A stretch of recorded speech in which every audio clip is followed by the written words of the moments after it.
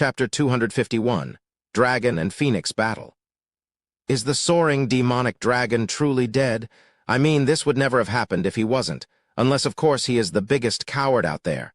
Giving others a mocking glance, he punctuated with a sneer. Luo Yunchang's heart trembled. He's after Zhuo Fan. The guy assumed Zhuo Fan was watching from the shadows around here somewhere and decided to stage this play to draw him out, when in fact the reality was much, much crueler. Zhuo Fan wasn't even here to begin with. The Luo clan wallowed in mourning, and Luo Yunchang snapped back in indignation. Since when did an outsider get the rights to butt into the affairs of our steward? Ha, looks like you hold Zhuo Fan in quite a high regard. Although, would it even make that much of a difference if he were here? A nobody who some no-name clans call soaring demonic dragon, one who can barely stand up to our level, the level of the 6 dragons and 1 phoenix, doesn't deserve my attention. With a spark of cruelty in his eyes, Lin Xuanfeng flashed right in front of Luo Yunchang's face. The group jerked back in fright. He's so fast, too fast.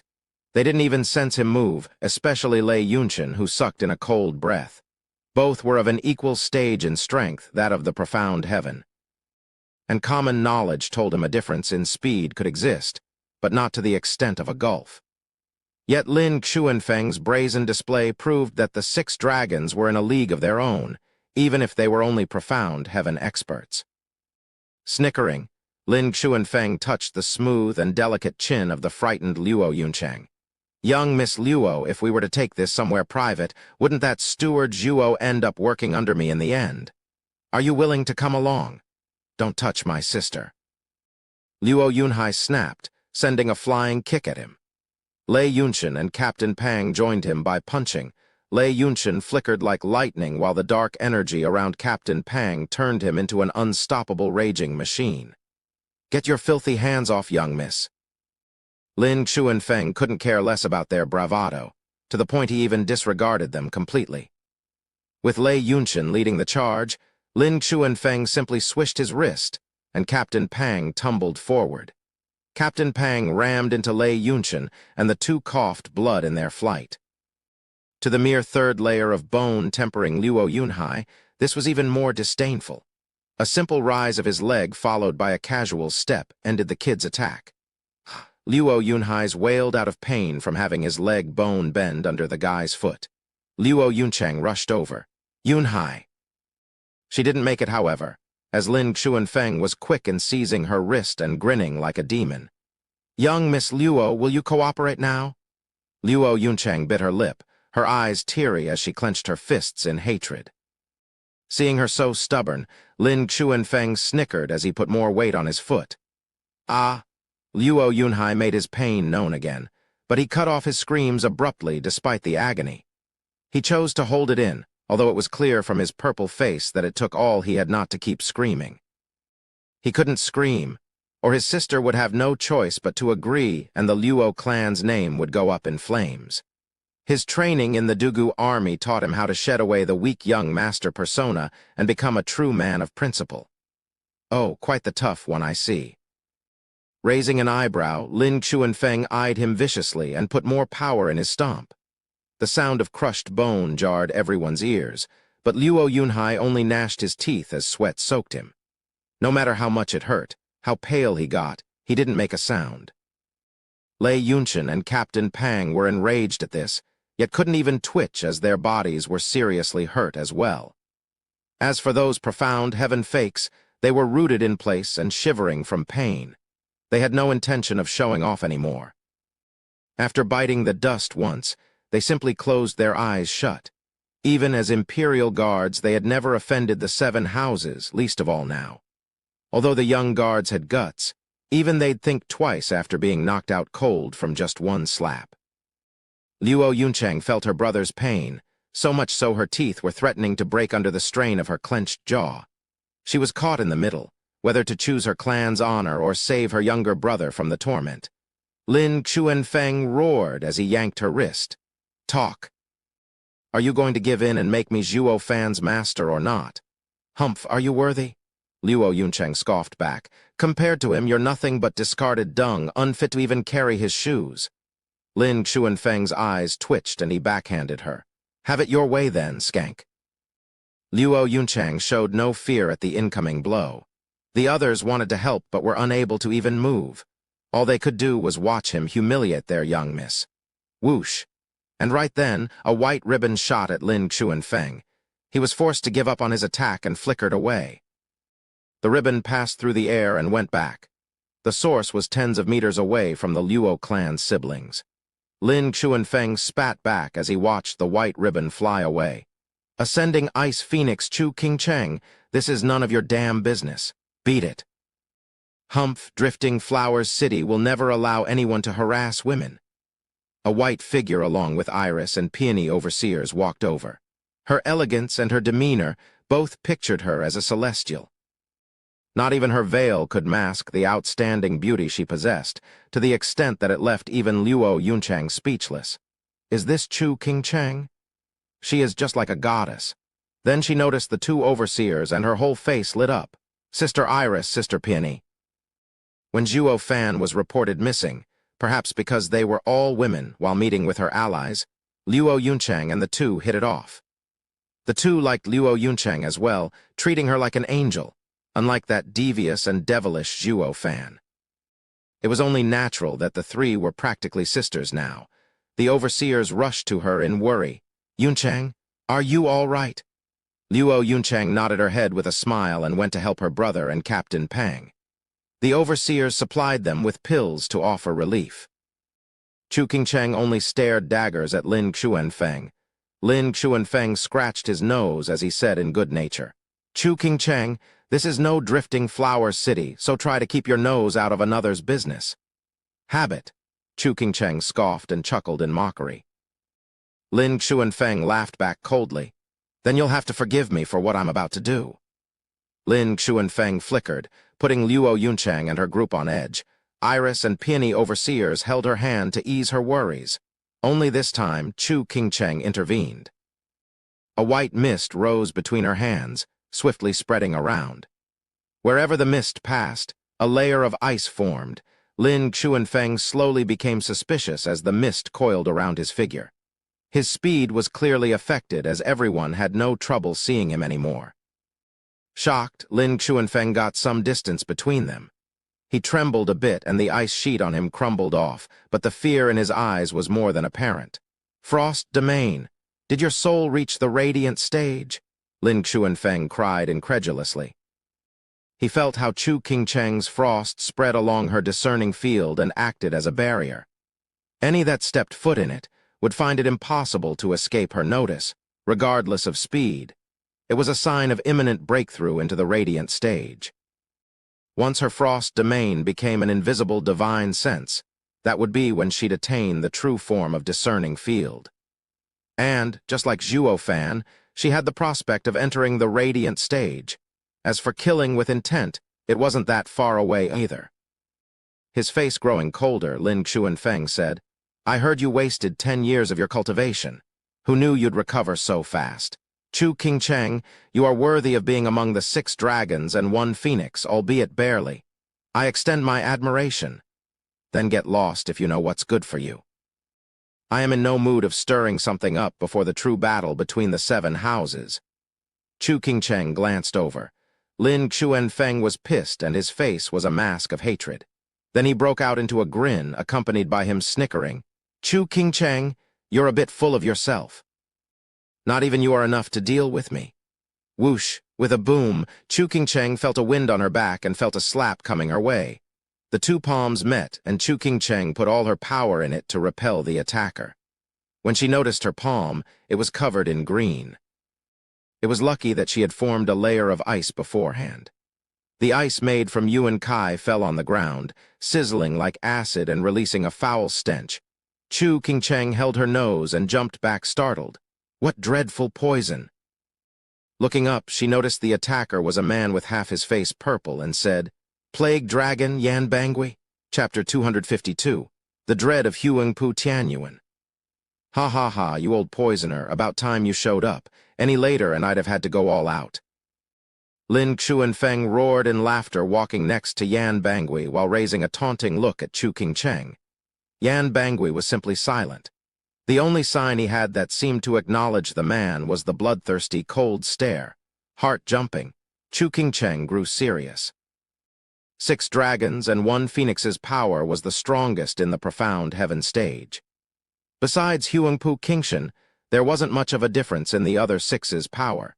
She could deal with Forest Fleeting Dragon, Lin Xuanfeng, but her hands were tied with Yan Bangui in the mix.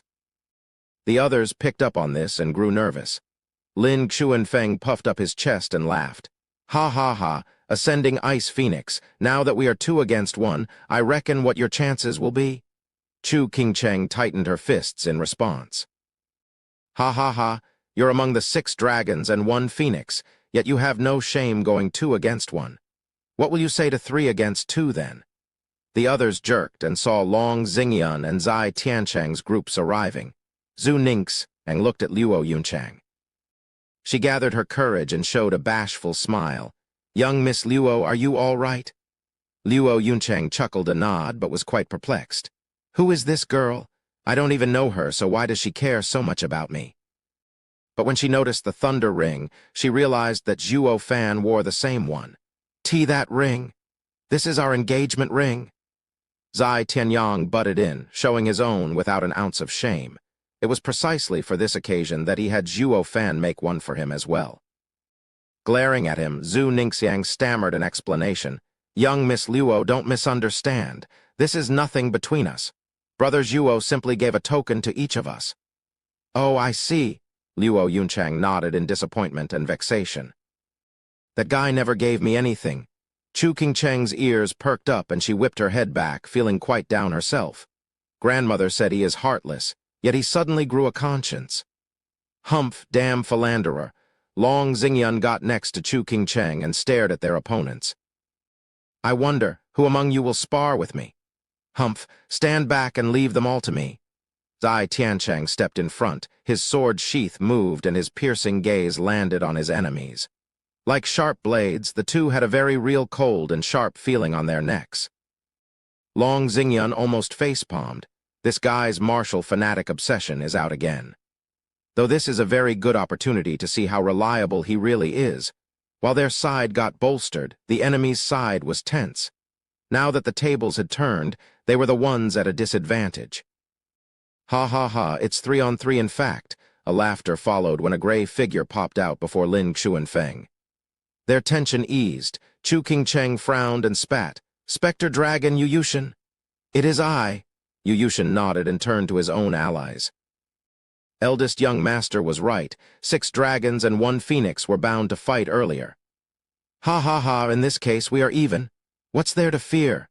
Lin Xuanfeng cackled, having recovered his cockiness. Chu Qingcheng's side waited solemnly. With a metallic sound, Zai Tiancheng's sword left its sheath. You two, pick someone else. These 3 are mine. Young Master Zai, can you take them on all by yourself? Chu Qingcheng frowned in worry, hardening his gaze. Zai Tiancheng made up his mind. How else can I challenge Huangpu Qingshan? Brother Zai, I don't care about the other 2, but leave Yuyushin to me. Long Xingyan stepped up with a hard face. Veiled Dragon Pavilion and Hell Valley's grudges can only be settled amongst ourselves. Ha ha ha, perfect. I was thinking the same thing. Let's see what Veiled Dragon Pavilion's Abyss Dragon is made of. I'll make sure whether Hell Valley has overestimated you or not. Yushin laughed, with sparks flying as their gazes met. The scene was close to a breaking point. It was missing but a spark to devolve in an all-out war. But then a shout came. Stop! Whoosh, 4 men appeared between the 2 sides, eliciting murmurs from the others. 4 tigers of Tianyu. Seniors, Marshal Dugu forbids any grudge fights in Dragon Cloud City. The 7 houses are no exception. Please comply. Dugu Feng cupped his hands at the 6, his tone very cold, and yet another shout came. Brother Yunhai? Dugu Huo noticed Luo Yunhai on the ground and knew at a glance that his leg was broken. His short temper was already burning as he raved. Who did this? Third brother, it was Lin Xuanfeng. Luo Yunchang spoke in a pleading voice. Please, elder brother, help us. Dugu Huo's face heated up as he roared like a beast. Anyone who harms our family is dead. Eldest brother. Quiet. Dugu Feng cut him off with a glare, then continued, I hope that we can all let this matter rest. If Marshall were to step in himself, it won't simply end with words. The rest stared at him fixedly, then nodded slowly. Dugu Zhanshan was the second of the 4 pillars. They had to show him some respect after all. Fine. It's such a pity, though, that I didn't get to show them my prowess. We'll just have to wait for the decisive battle of the houses, then. Lin Xuanfeng shrugged and mocked. They hadn't lost in this exchange anyway. The rest looked at each other and nodded as well. Dugu Feng eased his breath and walked to Luo Yunhai. Yunhai, please forgive me. No, I understand that the eldest brother had to dissolve the situation. Luo Yunhai's eyes were firm. Past 5 years in the Dugu army had him grown accustomed to the meaning of military. In order to reach an objective, sometimes personal honor had to be sacrificed. Taking a deep breath, Dugu Feng patted his shoulder, feeling his pain as well. His little brother was pushed around, and what did the eldest brother do? Nothing. All because of his orders. He was a soldier first and foremost, a Dugu army's general. The other tigers sighed as well, filled with just as much rage as him. Oh, isn't the situation over yet? A sudden voice came, lofty as an emperor's. Carrying might with every word, they all turned to see the most dreadful among the 6 dragons, heaven-shaking dragon lord Huangpu Qingshan. Eldest young master, this is what happened. Lin Xuanfeng looked like a dog as he explained in brief. Huangpu Qingshan nodded, yet his face was always calm. He stepped forward and said, Since Zhuo Fan is a no-show, hurry up and kill the Luo clan. If such a crucial event doesn't warrant his coming, he must be dead for sure. The others jerked in fright. Huangpu Qingshan was going to go against Dugu Zhanshan's orders and kill the Luo clan. Young Master Huangpu, Marshal is against any grudge fights. Are you? Dugu Feng blocked his path and shouted, but Huangpu Qingshan only had disdain for his attempt. Grudge fight, war, they all describe armed conflicts between 2 equally strong sides. But none of you are even worthy of a grudge fight, so erasing someone weak doesn't violate any order. Such crass. The people were shocked once again by this man's egotistical behavior. Whoosh! Suddenly, a sword light came down from above, straight for Huangpu Qingshan. Zai Tianchang was filled with fighting spirit as he shouted, Huangpu Qingshan, I've waited 10 years for this. Flowing spaces, 9 forms splitting heaven. 10 years. Then you waited for nothing. He walked just like before, and yet in the face of the upcoming sword attack, he only replied with a casual palm attack. Boom. The sword wave splintered, and an almighty power slammed into Zai Tianchang's chest and sent him flying while coughing blood. The way Huangpu Qingshan put away his hand was as if he flicked away a pest, a mosquito so casual, so dismissive. Not even his gait changed. SSS Tilde all watched in stunned silence how he dominated Zai Tianchang. Not even Zai Tianyang conceived it possible for his invincible brother to be so easily dealt with by heaven-shaking Dragon Lord. Everyone said Huangpu Qingshan was a monster, but how could there be such discrepancy from the rest of the 6 dragons and 1 phoenix? The others couldn't even put up any resistance. The hearts of everyone sank in despair. Huangpu Qingshan was an untamable mountain as he stepped towards them. Although slow, his step carried such power that it was as if he was stepping on everyone's hearts, crushing their spirit and will. Chapter 253. Demonic Dragon's Appearance. The heavy pressure pressed down on all, and they flinched back again and again. Yet Huangpu Qingshan was still strolling forward, like a king on a mission. The air was excruciatingly thick, hard to even breathe. The dread on everyone's face only increased with every sound of Huangpu Qingshan's steps. Monster, it was on everyone's mind, yet none dared say it. Lin Xuanfeng, Yan Bangui, and Yu Yushin observed coldly. The stronger Huangpu Qingshan was, the more at ease they were and respectful. Huangpu Qingshan, think this through, or you will suffer the consequences. Dugu Feng wiped his brow. Among his peers in Tianyu, heaven-shaking Dragon Lord was the first to scare this leader of tigers. Nodding, Huangpu Qingshan never missed a beat. Relax, I'm not after you, the 5 tigers' lives. I still have to show consideration for Marshal Dugu. As long as you come out unharmed, he will not charge into Regent Estate. So taking Luo clan's young Miss Head with me won't make that old geezer snap. The four tigers felt eerily afraid and worried. Huangpu Qingshan was not only high on his horse, but quite astute as well, a schemer and plotter. He grasped Dugu Zhanshan's bottom line and knew when to stop just shy from it, even if he was about to cause a massacre. Correct, Dugu Zhanshan cared most about his 5 godsons. He was tough on them, true, but he cherished them dearly as well. If anything were to happen to them, the old guy would flip and march his army regardless of consequences. Everyone had a bottom line, and the second of 4 pillars, Marshal of 3rd Army, was no exception. Even though Luo Yunchang was the dear sister of his 5th godson, not even for her would he go into action. She had nothing to do with him. Knowing this, Huangpu Qingshan acted unrestrained and unfeeling to others. "Young Miss Luo, run. Go find the marshal, you'll be safe there." "Go while we hold him off," Dugu Lin whispered. Luo Yunchang was worried for Luo Yunhai. Dugu Lin said, "Don't worry, Yunhai is our brother and godfather's godson. Huangpu Qingshan won't ever touch him. Go, we won't be able to hold him for long." Luo Yunchang took one last look at her brother and nodded. She was relieved but still hesitant. Just then, a soft hand grabbed her into a run. Looking back, it was actually Zhu Ningxiang. "Sister Luo, brother Zhuo always called me a burden. Let's see him say that again after I save his clan's young miss." Zhu Ningxiang stuck out her charming and cute nose as she smiled. Seeing this cutie, Luo Yunchang's worries drifted out of her. She didn't know how Zhuo Fan got to meet this girl, but the girl was like an angel, easing her worries. Lin Xuanfeng snickered from afar. "Running is it. Did you ask me first?" "Wait, don't sour the eldest young master's mood." Yu Yushin blocked him with a sneer. He now realized that without Huangpu Qingshan's explicit approval, none could do anything. When the man was on the prowl, only horror would have awaited him for meddling with his hunt. Lin Xuanfeng wiped his brow and nodded. Yu Yushin beamed in reply. "Thanks, dude. If not for you, I would have been a goner, no thanks necessary. I'm not doing it for you either. With Huangpu Qingshan's temper, I fear you'll take me down with you," Yu Yushin snickered. Back to Huangpu Qingshan, he didn't much care if the 2 girls broke into a run and shook his head. A hare always thinks it can outrun its hunter, only to find its efforts go in vain. Huangpu Qingshan punctuated with chasing after the 2. The 4 tigers rushed to intercept with 4 palms. Wind, forest, fire, mountain imperial army. Star reader.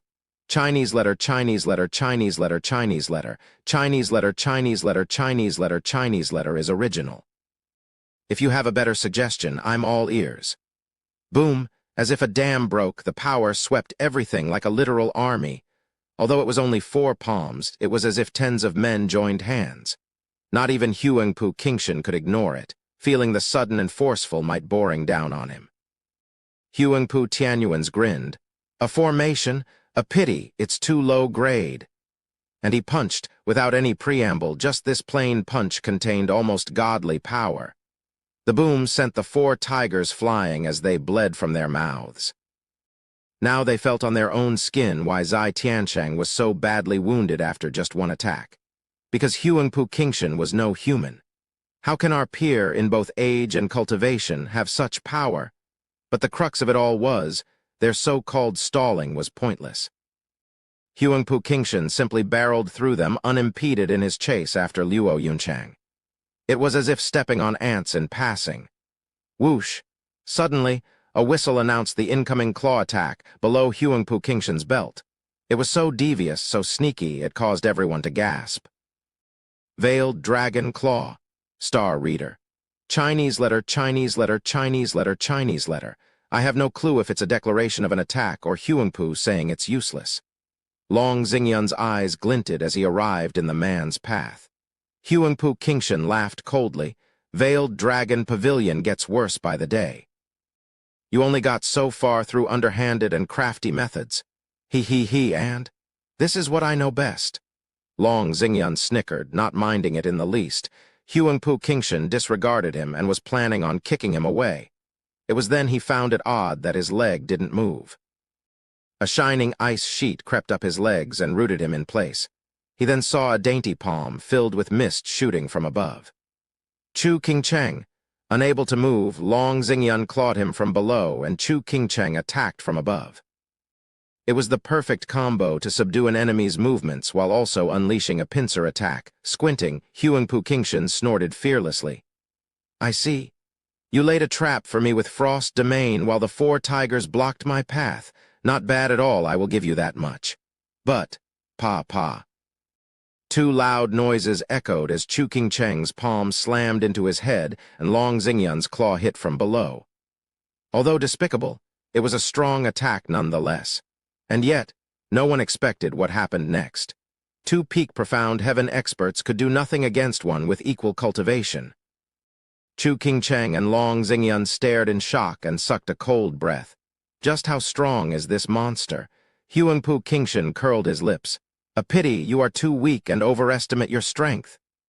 Despite his words, his eyes flashed. Then, with a boom, his body exploded in a golden light and roared like a dragon. A golden dragon rose from him, sending the pair flying and coughing blood. It then circled back into his body. What is that thing? Long Xingyun watched Huangpu Qingshan perturbed, as did the rest. It was as if his body held a guardian. Grinning, Huangpu Qingshan mocked. "It is the heritage of an emperor. You are not worthy to know." Huangpu Qingshan then chose to ignore him, leaving him sitting on the ground in shock and bleeding at the mouth. Whoosh tilde with no one left to block him, Huangpu Qingshan went after the girls. They looked back in shock to find Chu Qingcheng, Zai Tianshang, and Luo Yunchang, as well as the 4 tigers of Tianyu wounded on the ground and unable to even get up on their feet. Despite the intense fight, it only took a second. The gap was so insanely wide that all that effort didn't stall Huangpu Qingshan for even a fraction of a second. How is there such discrepancy between him and the other 5 dragons and 1 phoenix? The 2 were now panicking from fright. Huangpu Qingshan was like a relentless monster. No one seemed to be able to escape his clutches. "Ninger, watch out." Zai Tianyang roared as he and Long Jai with Long Kui jumped in front. But what could they do when 5 dragons and 1 phoenix could do nothing? The answer? Nothing. With a mere flick, Huangpu Qingshan sent them flying, landing heavily on the ground. Snickering, Huangpu Qingshan extended his hand. "Young Miss Luo, this palm of mine will splatter the both of you." If Zhuo Fan doesn't show even now, he is definitely dead, or maybe just a lily-livered good-for-nothing coward. "Rubbish. You're the real coward. Brother Zhuo is a hero." Ninger cursed. Luo Yunchang was giving her all to run, but still nodded at Ninger's words. Grinning, Huangpu Qingshan mocked. "I hope so too, but at this point he seems likelier dead than alive." Huangpu Qingshan struck with his palm. It looked casual, but the might behind it was that of a mountain. The girls were scared to even run, watching the incoming palm with fear. Everyone wanted to help them, somehow save them, but no one had the strength. "Sister," Luo Yunhai cried and crawled. "Ninger?" Zai Tianyang was doing the same with clenched teeth. Huangpu Qingshan looked on coldly as his attack approached the girls. "Ha ha ha, Zhuo Fan is really dead after all. A shame you all had to die for nothing. As he defied Regent Estate, I had no choice but to waste my time with this puny Luo clan. You only have Zhuo Fan to blame for your fates. It was he who cut your young lives short." Luo Yunchang and Ninger remained silent. Zai Tianyang punched the ground, reminded of how powerless he was back in Blue Expanse City, and cursed. "That bastard Zhuo Fan. Why does he always wash his hands off every offense he ever does? Now Ninger is giving her life away for nothing. Bastard, come out if you have any shred of conscience." Lin Chuanfeng's group found his cursing entertaining. "So Zhuo Fan really is dead, or this would never have happened." "No, Zhuo Fan is not dead," Luo Yunchang shouted back.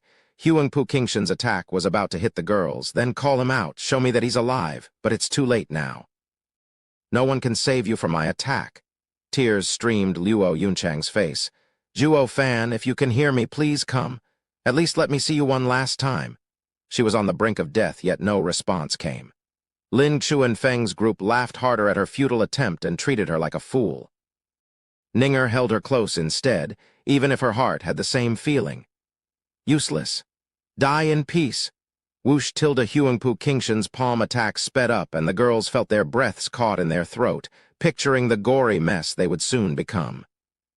Luo Yuncheng closed her teary eyes in pain and sorrow. Why couldn't I see Zhuo Fan one last time? Ninger was praying for a miracle, the same miracle that saved her in Blue Expanse City. Will anyone save us? Cracked Tilda suddenly. Zai Tianyang and Ninger's thunder ring flickered, and the two cried. Zhuo Fan? Big brother Zhuo? Boom, too little, too late. Huangpu Qingshan's palm struck down, destroying even the ground below them. Zai Tianyang watched the aftermath in a daze, slumping powerless as tears flowed from his eyes. It was now that a carefree voice entered their ears. Were you looking for me? Chapter 254. Another monster. A shiver ran through Huangpu Qingshan, and his knuckles turned white. He turned, like the rest, to where the voice came from, to see a figure in a billowing black cloak, wielding a sword of unmatched edge, yet sheathed for now. But that could not hide the dread and power it instilled in the hearts of all present, especially when he held two girls in his arms, the same ones Huangpu Qingshan was about to kill. How? The mangled bodies and the torn limbs were nowhere to be seen. How were they still in one piece? Did this man just do the impossible? Did he save them without even Huangpu Qingshan noticing? That's absurd. Who could ever pull such a feat, such as saving someone from right under heaven-shaking Dragon Lord's nose, and at the last second, too? Not even the feeding feet Lin Xuanfeng could pull it off. Who the hell is this guy? Eyes filled with shock and intrigue graced the black figure. Not even Huangpu Qingshan could stop his eye from twitching. It was a rare sight to see him lose his voice. Because it had never happened to him, ever. Once the haze passed, Luo Yuncheng was still trying to make sense of everything. 1 second she was staring death in the face, and the next she was in the arms of a robed man. Zhu Ningxiang didn't fare any better, but the familiar flickering forced her eyes on the man's hand, on the sparkling thunder ring. Big brother Zhuo, you're all right. Her words earned the gasp of the crowd. Easing them down, Zhuo Fan smiled and pulled back his cowl to reveal the same familiar face that some cherished, some hated, and some reviled. Yes, sir, he was the one and only soaring demonic dragon, who made sure to leave chaos in his wake wherever he went, Zhuo Fan. Smiling to Zhu Ningxiang, Zhuo Fan showed a rare calmness. Ninger, it's been a while. Zhu Ningxiang nodded a smile, lowering her bashful face. Zai Tianyang was still crawling and couldn't for the life of him decide which was better, life or death. He was thrilled that Zhu Ningxiang was safe and sound. But the deep gaze Zhu Ningxiang gave Zhuo Fan made him feel his life was over. Ninger, why have you never looked at me like that? Bam! Zhuo Fan stumbled forward and held his butt. He snapped back irate. Young miss, what's wrong? We haven't seen. His words soon stopped, though, because Luo Yuncheng was looking at him with teary eyes and a reproachful glare. You are asking me, what about you? Where the hell did you run off to for the past 5 years? I was worried sick. Luo Yuncheng raved, but she couldn't mask the joy bursting from her chest as she forgot where she was and jumped into his arms, her tears falling non-stop. She wanted to hold him close to her heart and never let him go. Zhuo Fan was caught unprepared, not knowing how to even respond, but ultimately deciding to hug her back. Zhu Ningxiang felt a stab of pain from deep within her heart. She should be happy to see Zhuo Fan again, so why the pain? But the sight of this young miss holding Zhuo Fan so close seemed to make her heart frantic. Chu Qingcheng was no different. Zhuo Fan was the husband she recognized back in Drifting Flower City, and here he was, spreading his love. However reasonable and perfectly natural her brain told her this reunion was, her heart was another matter entirely. The pain was far greater than any wound she had ever received. 2 women's love aside, the 4 tigers of Tianyu felt their hearts literally crack. Young Miss Luo pined for someone else. That makes the 5 years we carried a torch for her go down the drain. We even fought among each other over her. This blasted and rotten steward Zhuo is a clan thief in the truest sense. He even stole young Miss Hart, and yet worries soon gave way to joy. Watching such a touchy reunion, Zai Tianyang's mouth split into a wide grin. As long as Zhuo Fan has a woman, Ninger will be devastated. The perfect time to make my move. Whether it is Chu King Cheng or Luo Yunchang, who cares? Ha ha ha. Zai Tianyong was laughing his heart out. On the inside, totally forgetting the precarious and quite deadly situation they were in seconds ago. For even a fifth layer of bone-tempering woman to kick your ass, soaring demonic dragon's reputation is undeserving. A brash and cocky voice burst Luo Yunchang's bubble of happiness. She came crashing down to reality, reminded of the danger they were in. She jumped away from Zhuo Fan, wiped her tears, and like the perfect image of a little girl, dodged behind him. "Steward Zhuo, keep me safe." Her coy voice was enough to melt the four tigers' ice-cold hearts, which were now bursting out of their chest in rage and rancor directed at the newly arrived man, Zhuo Fan. What does young Miss Luo sees in that steward Zhuo? Isn't he beneath her? Glancing back, Zhuo Fan was puzzled, since when did this lass learn to throw a hissy fit? It's not a bad idea, though. Ha ha ha, eldest young master, this guy doesn't look like much. He's only in the 9th layer of bone-tempering stage. He couldn't even break through to the profound heavens stage. Fighting him will only harm your image, so allow me to do the honors. Lin Xuanfeng laughed. Huangpu Qingshan nodded. The brat is right. If this is all Zhuo Fan amounts to, there's no need for my intervention. But in case Zhuo Fan was pulling his punches, it might not be so bad to let this dumbass test the waters. Huangpu Qingshan smiled. Suit yourself. I'll allow it. Thank you, eldest young master. Lin Xuanfeng snickered at Zhuo Fan. Zhuo Fan raised an eyebrow and turned to Luo Yunchang. Who are these guys? Luo Yunchang gave a rushed explanation. Getting the memo on who was who here, Zhuo Fan realized how powerful Huangpu Qingshan was. He alone dealt with Zhuo Fan's 3 allies and the 4 tigers of Tianyu, yet was still so composed. Actually, he's dreadfully powerful, and Zhuo Fan would never have fought him in the past. As for now, Zhuo Fan grinned deviously, his brain already cooking the beginnings of a plan. Luo Yunchang brightened. Being so long in Zhuo Fan's presence, she knew his tells, and the confidence he showed now was more than a little reassuring. So without further ado, she singled Lin Xuanfeng out. Steward Zhuo, ignore the others and teach this prick a lesson he never forgets. Zhuo Fan asked, puzzled. What's so special about him? He had errant intentions about me. Luo Yunchang was wishy-washy, holding his sleeve and acting like a big child. It unleashed a cuteness overload attack on everyone's heart. Zhuo Fan blinked, giving her another look.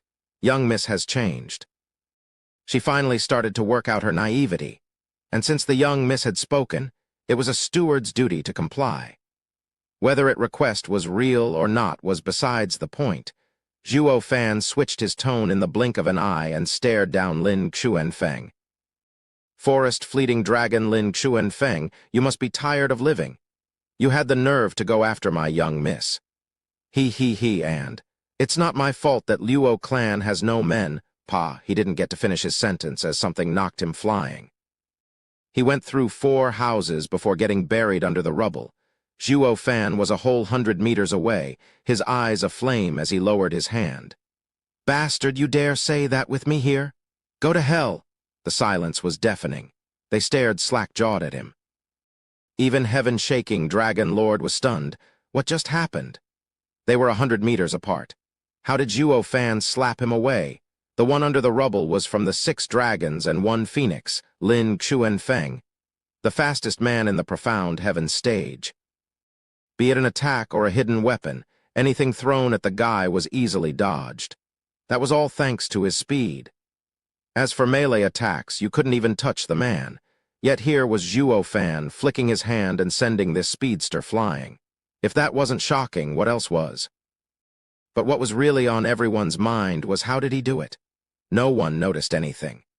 He moved so fast, it went beyond their perception, including heaven-shaking dragon lords. If a monster like him couldn't catch what happened, didn't that make Zhuo Fan a monster himself? Their eyes watching Zhuo Fan turned from shock to fearful. Zai Tiancheng muttered to himself before sighing. Soaring demonic dragon's reputation precedes him. What an oddity! Long Xingyun was dazed. I now know why father allied with the Luo clan. Why little Kui and little Jai were so driven to cultivate. This monster gives too great of a shock, but will only cultivation be enough to catch up to these two monsters? Long Xingyun shook his head. Chu Qingcheng watched the imposing figure with a deep gaze. But then recalling his ties with the other girls ruined her mood. Chapter 255. Almighty Ability. Rumble. Lin Xuanfeng rose from under the ruins with a bloody mouth and spat what seemed to be blood along with a tooth mixed in it. He looked towards Zhuo Fan, but this time he wasn't as carefree as before. Soaring demonic dragon is a mystery in and of himself. He didn't even get a chance to react and was sent flying. What's more, Zhuo Fan did it offhandedly. If he hadn't pulled his punches, would he even be alive right now? More importantly, the opponent's speed was creepier than his. The speed he prided himself with turned out to have no use whatsoever. Lin Xuanfeng's fear of Zhuo Fan only grew stronger. Yu Yushin and Yan Bangui rushed over, while looking at Zhuo Fan distraught. They had heard the rumors about the infamous Zhuo Fan, but seeing was believing of how demonically dreadful he was. No wonder this guy caused chaos among the 7 houses, yet was living nice and happy. His power is even weirder. With a dismissive wave, Zhuo Fan acted as if all was natural and turned to Luo Yuncheng. "Young miss, will you be content with such a punishment? Should I give him a kick as well?" Lin Xuanfeng's heart jumped and he shivered a step back. Having gone through that light slap, the forest-fleeting dragon of the 6 dragons and 1 phoenix was shaking in his boots. No one would ever believe it was possible, but the truth was undeniable. Huangpu Qingshan scared him into submission with diplomacy and might. Zhuo Fan, on the other hand, did it through brutality. They were at such a level, not even the 6 dragons and 1 phoenix could mess with any of them. Luo Yuncheng now picked up on Zhuo Fan's words. His display was so frightening that even she was dazed. No need. He only lacked manners when speaking with me. A slap is enough. Lin Xuanfeng eased a breath, grateful even. "Young Miss Luo, you're the best." But Luo Yuncheng's next words had him on the verge of wetting himself from fear. As for the matter regarding Yunhai, Luo Yuncheng pointed at her brother on the ground and then pleaded Zhuo Fan with big eyes. "Steward Zhuo, they harassed your young master. You can't let this matter stand." Zhuo Fan's face hardened. Noticing the half-grown-up Luo Yunhai had his leg broken and his bloodthirst spiked. "Who did this, young master?" Luo Yunhai shook his head helplessly. With Zhuo Fan missing God knows where, his sister had to take over clan matters. Her gentle and kind sister had gone through so many negotiations with her allies that it had changed her initially weak standpoint to the unbendable one of today. Having negotiated so much, patting down, faking and being stubborn came easy. She has turned as tough and as unreasonable as brother Zhuo, especially sharp in using her female attributes to look weak and have others do the work for her, or drive a wedge. Now that big bro Zhuo's back, she feels left out, yet still couldn't hide all the charm she gained from those years of handling the clan's negotiations. And Zhuo Fan? Everyone here knew Zhuo Fan never took things lying down. He was even more cunning and insidious than Luo Yuncheng. Looking at it in a different way, Luo Yuncheng's style was all thanks to Zhuo Fan's influence. Luo Yunhai, having lived in Dugu army, knew how to gauge a situation and when to stop. He waved. "It's nothing, brother Zhuo. I'm happy to know you're all right and that you came back." "What nothing?" "Yunhai, has the army messed with your head? Forget about enduring it like we did before. Brother Zhuo's back and we're not about to take this anymore." "Right." Luo Yuncheng turned to see a shocked Zhuo Fan looking back, as if he didn't recognize her. She blushed and went back to being a meek and cute kid. "Isn't that right?" "Young miss, have you lost it?" Blinking, Zhuo Fan broke out in sweat. When did the young miss become so shrewd? But that didn't mean he didn't like the change. In a world where strong prey on the weak, compassion would only get one killed. Regardless of the fact whether it was a good reason to fight back or not, he still had to do it to some extent. That was Zhuo Fan's creed and style. The world wasn't ruled by reason, but by might. Zhuo Fan's eyes flashed. Listen to your sister. When I was gone, I couldn't help even if I wanted to, but since I'm back, there will be no compromises or I'd be a steward for nothing." They all could sense the thick bloodthirst in his voice. Luo Yunhai was silent. All men shuddered inside, admiring Zhuo Fan's flair, while the girls swooned. Even the always ticked-off peony overseer had to admit he struck a reliable figure with unmatched charm. Never mind. Yunhai must be troubled as well. Luo Yunchang sighed and once again changed her style as she clung to Zhuo Fan's arm and grumbled. He did it. He broke Yunhai's leg. Him again. Raising an eyebrow, Zhuo Fan swiveled to Lin Xuanfeng. "It seems a slap was too light for you." Swallowing dryly, Lin Xuanfeng reeled 2 steps back, soaked to the bone in sweat. Yan Bangui and Yu Yushin were vigilant on either side of him. Of this generation, besides heaven-shaking Dragon Lord, only Zhuo Fan could instill such fear in them.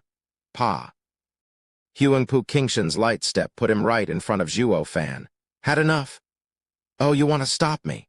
Raising an eyebrow, Zhuo Fan showed his trademark evil grin.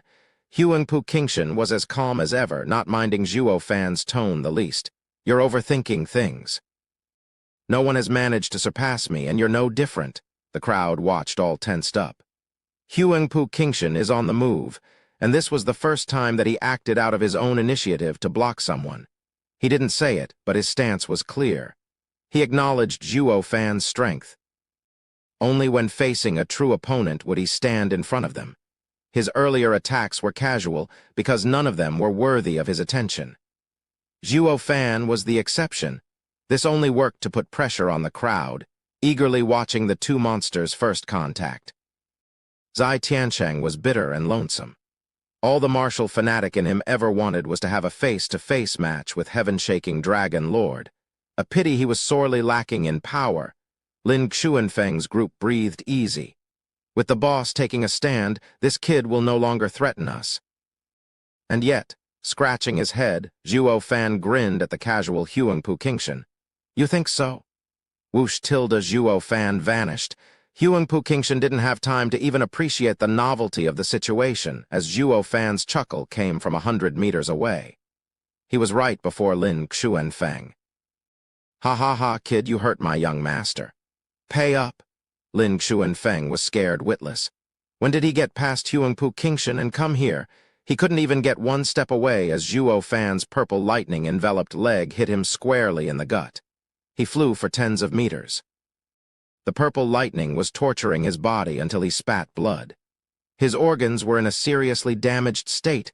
SSS tilde an all-around gasp was heard. His allies, Yan Bangui and Yu Yushin, stood rooted in fear at Zhuo's display.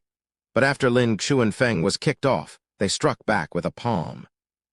Zhuo Fan vanished again, appearing next to the twirling Lin Xuanfeng in the sky and clutched his leg with a demonic smirk.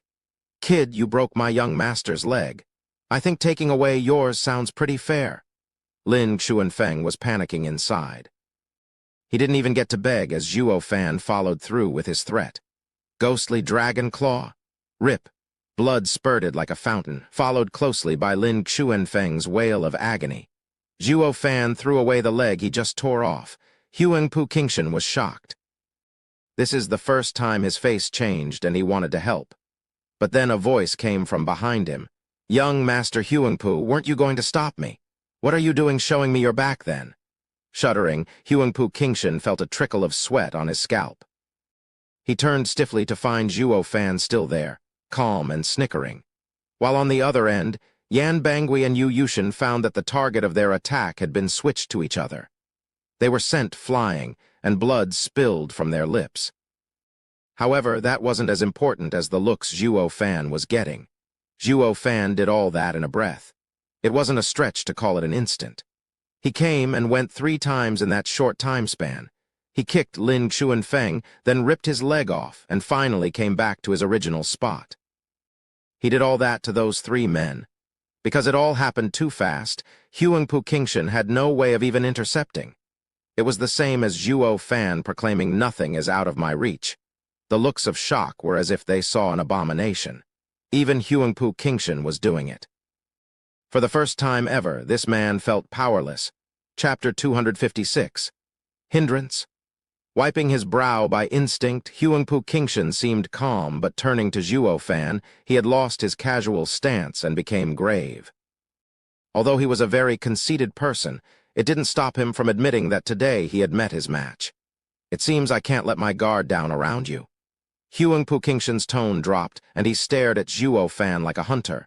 Grinning, Zhuo Fan said, "Oh, so that's what you've been missing so far. Are you ready now?" With another creepy grin, Zhuo Fan was gone. He popped before Yan Bangui and slapped him while cackling. "Then I'll go after your sidekick's head this time?" Yan Bangui panicked. He never thought Zhuo Fan would pick on him. He got flustered while defending and released his poison. Since when could a hastily made plan repel Zhuo Fan's long, ready palm strike? Moreover, his poison hardly worked on the likes of Zhuo Fan, who could just use demon transformation art to dispel it. But before his attack could land, Zhuo Fan squinted and was gone. Boom! Huangpu Qingshan was looking at rubble. It was where Zhuo Fan and the two girls had stood, but was now littered with dust. Zhuo Fan reappeared 100 meters away, holding the girls while giving heaven-shaking Dragon Lord the evil eye. Huangpu Qingshan snickered back. "Like I said, you can't get past me." Zhuo Fan clenched his jaw and his fists. Huangpu Qingshan was no muscle brain and quite cunning as well. Zhuo Fan wanted to relieve Yan Bangui of his cumbersome head as an affront to this man. But this guy knew he couldn't give chase and settled for targeting Luo Yunchang and Zhu Ningxiang. Forced to save them, regardless of how fast one was, he had to abandon his tricks. Yan Bangui was scared out of his mind as he watched them. He didn't want his fate to have such an untimely ending. The fright was so intense, he felt he had lost a decade of his lifespan. Yu Yushin was affected as well, seeing the two dragons on the brink of a war, and bolted. Only the crippled Lin Xuanfeng was left behind, wailing on the ground. Not that anyone had a mind to pay him any attention when they were focused on the two monsters. They all wanted to know who was going to be the champion in the esoteric debate. Anticlimactic as it were, finding the results so early, holding a girl in each arm, Zhuo Fan's eyes glared with anger at Huangpu Qingshan. If earlier he was just messing around, he was now focused. The girls caught onto the situation and ran far away to not disturb their battle. Huangpu Qingshan grinned in excitement, sensing the change in Zhuo Fan. Facing an opponent like Zhuo Fan couldn't be more thrilling. Wrapped in a golden light, his power surged and he was putting pressure even on Chu Qingcheng's group, despite how far they were. Huangpu Qingshan's power dominated the scene, just like how a king showed his presence. Zhuo Fan's stance paled somewhat, but the faint black energy rolling about, the flickers of purple in his eyes, spoke of a deep power laying hidden, waiting for the emperor to come close so he could wring his neck. It gave everyone a feeling of danger never sensed before. The onlookers felt their heart in their throats, yet they couldn't budge an inch. "Imperial tyrant body art?" Huangpu Qingshan shouted, and 9 golden dragons twisted around him before shooting for Zhuo Fan. Seen from afar, it was as if the sky was coming down to pulverize the earth. Such mighty power could be felt even by the audience. Is this how much of a freak he has become? Is this the level of Huangpu Qingshan's profound ranked martial art? All swallowed dryly in shock, waiting nervously for Zhuo Fan's reaction. Laughing, Zhuo Fan's eyes had a golden ring with purple lightning streaking in them, and charged as well. Roar. A draconic roar followed the image of a black dragon growing around Zhuo Fan. But the streaks of purple lightning around it caused the earth to rumble incessantly. It was as if the end of days was coming. While others cried in shock, Huangpu Qingshan's eye trembled. Because of the power Zhuo Fan displayed, this martial art was no weaker than his 9th stage of imperial tyrant body art. As far as the eyes could see, the two mighty powers created a stark and conflicting contrast. Huangpu Qingshan was bathed in golden glow, like an emperor gracing the world with his presence. Zhuo Fan, however, was in the form of a black dragon wrapped in purple lightning, threatening to tear the world asunder. If Huangpu Qingshan was a natural-born emperor, Zhuo Fan was his antithesis, a necrotic dragon ready to defy any ruling that was imposed on him. These two are fated enemies. Zai Tiansheng sighed. The others nodded. They were unclear, however, who was it that would come out on top.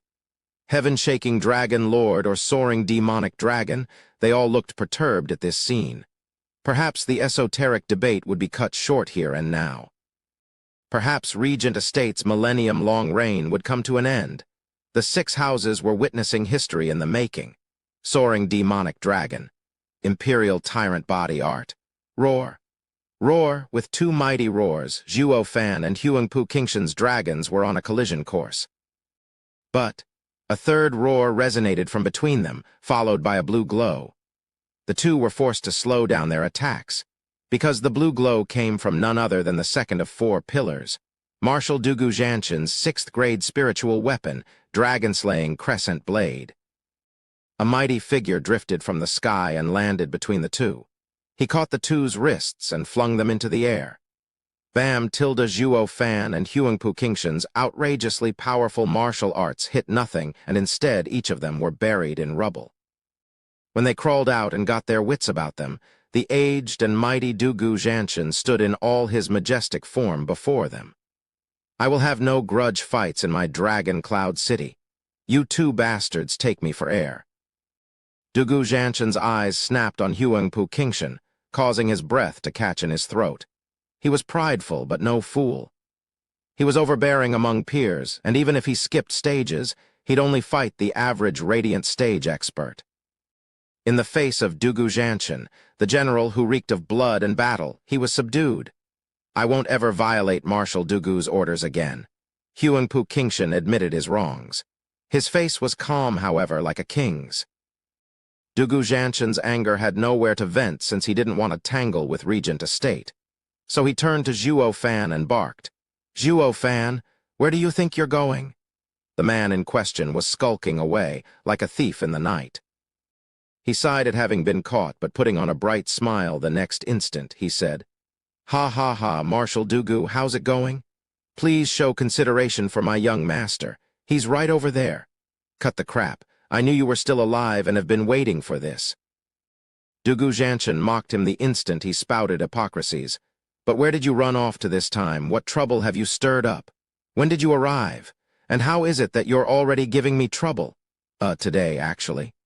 Zhuo Fan scratched his head shyly. But then he squinted and pointed at Luo Yunhai. "All Marshal, this is totally not my fault. Look at my young master, your godson. Someone broke his leg. I was only doing my duty as the Luo clan's steward." "Say what?" Dugu Zhanshan took in the sorry state this place was and found his 5 godsons on the ground, with Luo Yunhai feeble from the blood loss due to a broken leg. Dugu Zhanshan's eyes went bloodshot as he roared. "Who did this? I'll never let you go." "They did it, Marshal Dugu." "Please give our young master justice." Zhuo Fan pointed fingers instantly, at Huangpu Qingshan, of course. Zhuo Fan was the picture of a good servant having the backing of his faithful master. Luo Yunchang added her 2 cents in the form of a grieving sister. "Please, Godfather, please give my brother justice." Taking a deep breath, Dugu Zhanshan's eyes spat fire as he glared at Huangpu Qingshan. Chapter 257, Killing with Intent. "Huangpu Qingshan, why have you harmed my godsons?" Dugu Zhanshan barely contained the beast raging inside. Huangpu Qingshan was calm, because they were in my way. "And why were they in your way?" "They carried out Marshal's orders to prevent me from having a grudge fight." Tightening his fists, Dugu Zhanshan's eyes spat fire. "In other words, they aren't at fault here?" "No, they aren't." Dugu Zhanshan was about to blow a gasket. Huangpu Qingshan said coldly, "I also said that they are not fit to enter a grudge fight with me, not when they're so weak. Therefore it does not fall into defying Marshal's order. As for my fight with Steward Zhuo, that was indeed a grudge fight. But your 5 sons were already downed by that point, so it can be said that they weren't hurt from doing their duty." Huangpu Qingshan knew Marshal Dugu was a man of integrity, so he used sophistry. Saying that the 5 tigers had voluntarily, and of their own volition, stepped in his way and he thus inadvertently harmed them while running through them. Although pedantic, Dugu Zhanshan was no moron to not notice the way he shifted blame. His eyes only grew colder as his knuckles popped. What you're saying is that my godsons were wounded without your intention. Precisely so. They ran into me and wounded themselves. Huangpu Qingshan jutted his chin and spoke righteously. And what of my fifth godson? What happened to his leg? And don't go saying he broke his leg running into you. Dugu Zhanshan's eyes were bloodshot, his voice rumbling and thick with bloodthirst. Shaking his head, Huangpu Qingshan said, "That wasn't me, it was Lin Xuanfeng. Out of respect for you, Marshal, I was extremely lenient on your godsons." "Where's that Lin Xuanfeng, then?" "I have a score to settle with him." Dugu Zhanshan's eyes darted around. With a slow stretch of the hand, a finger pointed out the gasping Lin Xuanfeng. Huangpu Qingshan said, "Marshal, there's no need for that now." Steward Zhuo had, in front of everyone, taken matter into his own hands on behalf of his master. Is Marshal still going to continue? Ugh. Dugu Zhanshan spotted the pool of blood in which the pale face of the crippled Lin Xuanfeng lay. His anger washed away in an instant. The guy was on his last leg, quite literally, given the circumstances. And even if saved, he'd be left to waste. His fate was far worse than his godson's. He suddenly felt awkward, even in the wrong. As if he was the accuser in this case, especially when they were worse off than his side by a dozen times. Zhuo Fan, of course, didn't think so. Availing of Dugu Zhanshan's presence, he was giving his very best in blowing this sky high. All Marshal, don't listen to his lies. You have no idea of the cruelty and harassment he put us through. When I arrived, the four had ganged up on my young master, humiliating and trampling him.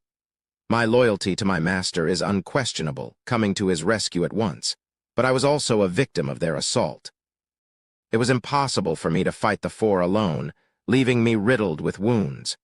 Out of carelessness and sheer coincidence, they made a mistake and lost a leg. But we are the victims here, we were the ones abused. Please give us justice, Marshal." Zhuo Fan's voice took a mournful and stuttering tone, filled with pain and agony. "They saw our clan small and weak and decided to harass us. They are low and despicable people." PFF, everyone there spurted blood. Even Huangpu Qingshan's face twitched. Even he, with his upbringing, was finding it hard not to flip out. What's with this guy? He twists everything. Although cunning, his speech was based on sophistry. Yet never had he seen someone of Zhuo Fan's ilk, running his mouth and spouting such outrageous lies. You rotten bastard. Look around you. Look at the witnesses. How can you be so despicable? Despite his perfectly reasonable thinking, Luo Yuncheng also picked this time to add oil to the fire.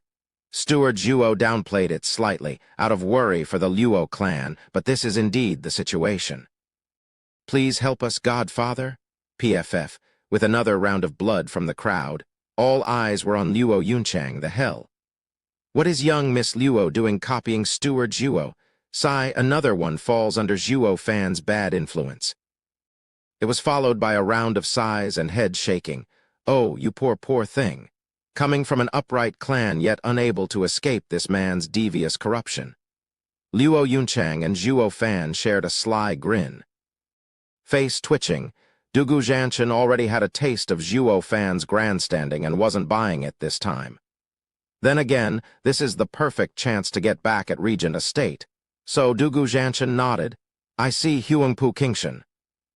I have banned grudge fights, and yet you all started harassing the weak with numbers.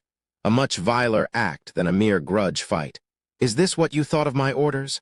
I will take this matter to each of your houses and get a thorough explanation from them." Marshal, you only heard his side. Huangpu Qingshan was flustered for the first time. Raising an eyebrow, Dugu Zhanshan's eyes gleamed. "Oh, one-sided. Ha ha ha, all right then, let's see what the witnesses say." Dugu Zhanshan turned to the ones on the ground and asked, "What Zhuo Fan said, is it true?" They looked at each other, clearly getting his drift. Since Dugu Zhanshan was siding with Zhuo Fan, of course they nodded, especially the 5 tigers of Tianyu. These guys were quite frank and upright, but not dumb. Of course they'd help their kin. Face twitching, Huangpu Qingshan was swept by anger. "They're clearly aiming for us. Marshal, I thought you were a righteous man, but now I see." Huangpu Qingshan clenched his fists and jaw. With a bright smile, Dugu Zhanshan mocked. "See what? You heard them. Is there anything you would like to add? Humph, they are clearly siding with Zhuo Fan, while on our side Lin Chuanfeng had his leg ripped out. Huangpu Qingshan was finding it hard to restrain his towering anger, evident from his loud voice. Dugu Zhanshan roared back, "You have one victim while they are all down." So whose side is the real victim here? Who was it that harassed others with their power? Are you so damn blind? Huangpu Qingshan's eyes twitched. He had never been so furious in his life. Most of all, never ever had he been taken advantage of. Yet here, against Zhuo Fan, he could do nothing as the man had spun a trap around him. Even Dugu Zhanshan was against him. He, who had always seen himself as a king, an emperor, was now reaching the limits of his patience. Soaring demonic dragon, your title sure is apt in going after me, heaven-shaking dragon lord. Humph, we'll just have to see how you will end. Huangpu Qingshan squinted then up and left. He knew arguing any longer would be a waste of time. Zhuo Fan raised an eyebrow and pointed at him. Marshal Dugu, you're just gonna let him go. He just threatened me. My poor little life is on the line here. Till a sudden ripple spread and Dugu Zhanshan jumped in front of Zhuo Fan, releasing a ripple of his own. A boom reverberated as the space warped visibly. Huangpu Qingshan snorted at Zhuo Fan in anger. Soaring demonic dragon, you're lucky this time. But when the esoteric debate starts, when the 7 houses battle, hope you'll have the same amount of luck then. And he took his 2 allies while dragging Lin Chuanfeng with them. Dugu Zhanshan looked at him in shock. This kid, he is a peak profound heaven expert, yet can use killing with intent that only a radiant stage expert can use. He truly is the #1 talent in Tianyu. His future is limitless. The others jerked in fright. Huangpu Qingshan had long surpassed them. He was on a whole different level. The next time they meet, they might not even come out alive. Against killing with intent, no amount of speed would help. Zhuo Fan only chuckled. A mere bluff. Dugu Zhanshan towered behind him and cuffed him. What damn bluff? That's power. Do you have any idea how dangerous that was? I know you're a body cultivator and perhaps can win in a brawl against him, but that was a soul attack, killing with intent. You'd never even realize when your life was taken from you. I see no way for you to win against that monster. Dugu Zhanshan eyed them and sighed. The others frowned and sighed as well. Zhuo Fan had given a thread of hope to all, but now it was all crushed to dust. No one beneath a radiant stage could survive an intent attack. Zhuo Fan had his freaky ability, but not even that would save him. Yet the man in question hardly cared. He had stopped caring for as long as 5 years ago. Chapter 258. Conscription. Dugu Zhanshan had some soldiers take the wounded to the marshal's residence for immediate treatment. Yet none of them noticed a spindly figure further away, watching them. Upon closer look, one would identify him as unwanted contriver Leng Wuchang, Regent Estate's steward. Leng Wuchang twirled his mustache as he kept watching, Zhuo Fan in particular. This kid is not as heartless as I thought. It had been 6 hours since they arrived at the marshal's temporary residence in Dragon Cloud City. Time in which the wounded were placed in a side wing and administered pills. Yuo Yunchang and Ninger, the only ones who came out unharmed from this ordeal, were the caretakers. As for Zhuo Fan, he was there as well, expressing his heartfelt thanks to his 3 paralyzed allies. Thank you all for such hard work. If it weren't for your help, our clan's line would have been severed. Zhuo Fan held each of their hands. Long Jai and Long Kui felt odd seeing the kind and gentle smile on his face. They had been arduous in cultivating these past 5 years, just so they could bridge the gap between them and this monster. And yet he just showed up, and instead of getting closer, they had only fallen farther behind. Even though this guy was still a shameless bone-tempering cultivator, how could his power be classified as one? As this was Long Xingyan's first time seeing this freak in the flesh and in action, he was quite moved. Brother Zhuo, now I see what my father was thinking. Only after seeing you have I realized how much time I've been wasting. Sigh, youth is wasted on the young, but even so you should live your life to the fullest and take some time off to enjoy it. Ha ha ha, don't take it to heart. Zhuo Fan patted his shoulder. But the more he paid attention, the more Long Xingyan felt it was fake. Is this your way of consoling me? Zai Tiancheng's eyes were filled with fighting spirit, wishing nothing more than to jump on his legs and have a go with the man. Zhuo Fan, once I'm healed, how about we have a match? Zhuo Fan blinked, completely not getting what he was going for. We just met and never have I gotten on your bad side, so why do you want to fight me? Ignore him. My elder brother is a martial fanatic. He wants to fight any expert that catches his eye. Zai Tianyang jabbed. Having known Zhuo Fan for so long, he had no qualms whatsoever. Zhuo Fan nodded. Ah, another one. I see. Just like Elder Lai, it's best that I keep my distance. He wasn't so idle as to waste time sparring with a martial fanatic every day. So Zhuo Fan gave him a wide berth, going over Zai Tianyang. Hey, wait, you didn't answer me. Zai Tiancheng watched Zhuo Fan with a fervent gaze. He was sorely wishing right now that he could just jump and exchange hundreds of moves with Zhuo Fan. But would Zhuo Fan listen? He treated martial fanatics as basket cases. Tangling with him would only net Zhuo Fan a huge waste of time. And so, Zai Tiancheng's grumblings were firmly and undoubtedly ignored. Zhuo Fan walked next to his little brother instead and knocked his head a few times. Brother Zai, you did a good job today. I must say you sure gave your all for Ninger. Zip it. My life belongs to Ninger. Rolling his eyes, Zai Tianyang was quite frank, making the nearby Zhu Ningxiang blush and glare back. She was clearly signaling not to spout such things around Zhuo Fan.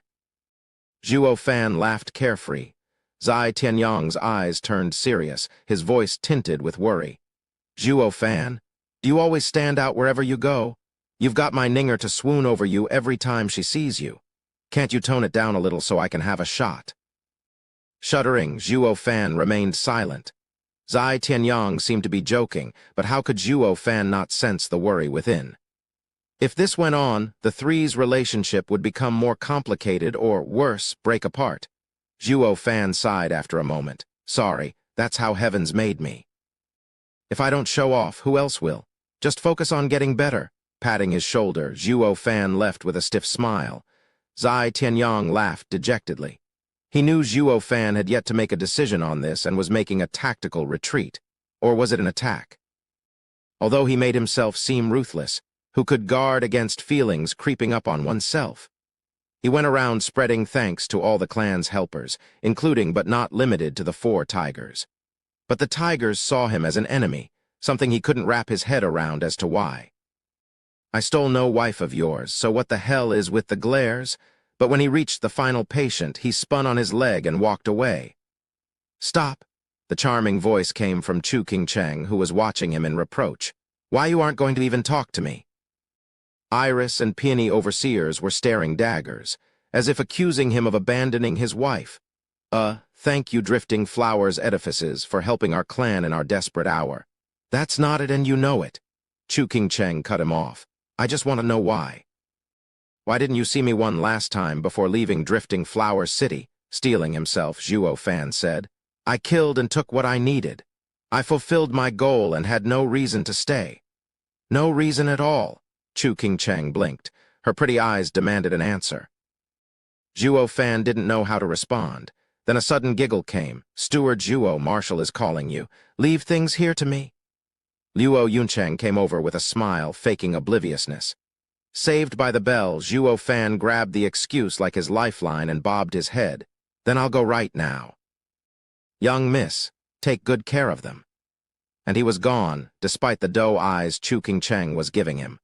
Luo Yuncheng turned a hard stare at Chu Qingcheng. Edifice Lord Chu, Steward Zhuo is a bore. If he has hurt you with his words or actions, please forgive him. I'll be taking care of you in his place.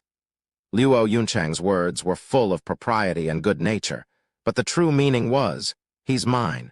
Chu Qingcheng had taken care of Drifting Flowers Edifices for so many years, since an even younger age than Luo Yuncheng. How could she not hear the veiled threat? She laughed coldly. You're far too kind. Zhuo Fan's transgressions are too grave to measure. How could I possibly ask clan head to take the blame? I will have Zhuo Fan supply me with the appropriate resolution. But thank you for your offer, young miss. This is between me and Zhuo Fan. You've got no business here, so scram. Sparks were flying off between them soon after. The others looked away from the cat fight and lamented. "Sigh, this is a woman's war. It's best we don't get caught in between." But Zhu Ningxiang looked on in distress, feeling somewhat excluded. Going back to the culprit behind all this, Zhuo Fan was speeding towards Marshall's house across from the wounded ward in jubilation. Perfect timing. He was truly caught in the trap back there. Who would have thought facing Chu Qingcheng was more exhausting than fighting Huangpu Qingshan? He'd rather go against 100 Huangpu Qingshans than see Chu Qingcheng again. But when he entered Marshall's home, the old guy laughed heartily, putting him on high alert. "Ha ha ha, you came, kid. Sit, I have something to tell you." Dugu Zhanshan laughed and gestured at the chair nearby. Zhuo Fan was on guard as he eased into the chair. Dugu Zhanshan's critical eye from his seat of honor had Zhuo Fan's hair stand on end. All Marshal, you wanted to see me." Zhuo Fan broke the silence. Dugu Zhanshan grinned. "It's nothing much, just your conscription." "Conscription?" Zhuo Fan shook his head vehemently. No, no, no, I'm not army material. Find someone else." Glaring, Dugu Zhanshan's beard trembled as he cursed. "Cut the crap. Who on earth is born a soldier? Even that brat Yunhai got trained into shape by me. With your talents, a year tops, and you'll be taking my job. If you're so confident, go find someone else. Why do you want me?" Zhuo Fan shook his head.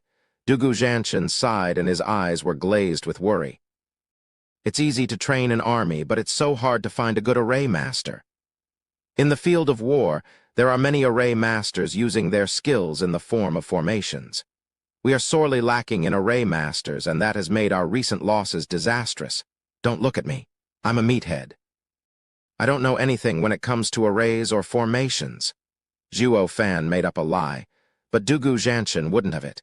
He had looked into the kid before calling him. Such a flimsy lie wouldn't fly with him. He, oh please, I already know everything. Your old clan head has long been dead, and you are the one running the show. Including the 4 5th-grade arrays? Dugu Zhanshan's eyes shined when he reached this point. He was sorely lacking an outstanding array master and wanted to have Zhuo Fan without fail. The latter felt trapped in the old guy's gaze and didn't know how to get away. He felt like crying. This was exactly why he wanted to slink through Dragon Cloud City and never cross paths with the Marshal. He already saw this coming and wanted to avoid it for as long as possible. Chapter 259, The God of War's Fright. "All Marshal, I truly cannot do this. Please find someone else." Zhuo Fan shook his head and rose to leave. Whoosh tilde in a flash of blue. The dragon-slaying crescent blade was nailed in front of him, followed by, "Why?" Zhuo Fan was in despair. Isn't it obvious? "I don't want to." Since he was asked for a reason, Zhuo Fan had to oblige, so he stuck out his neck and refused. "They say that a good man doesn't enlist." "Bullshit."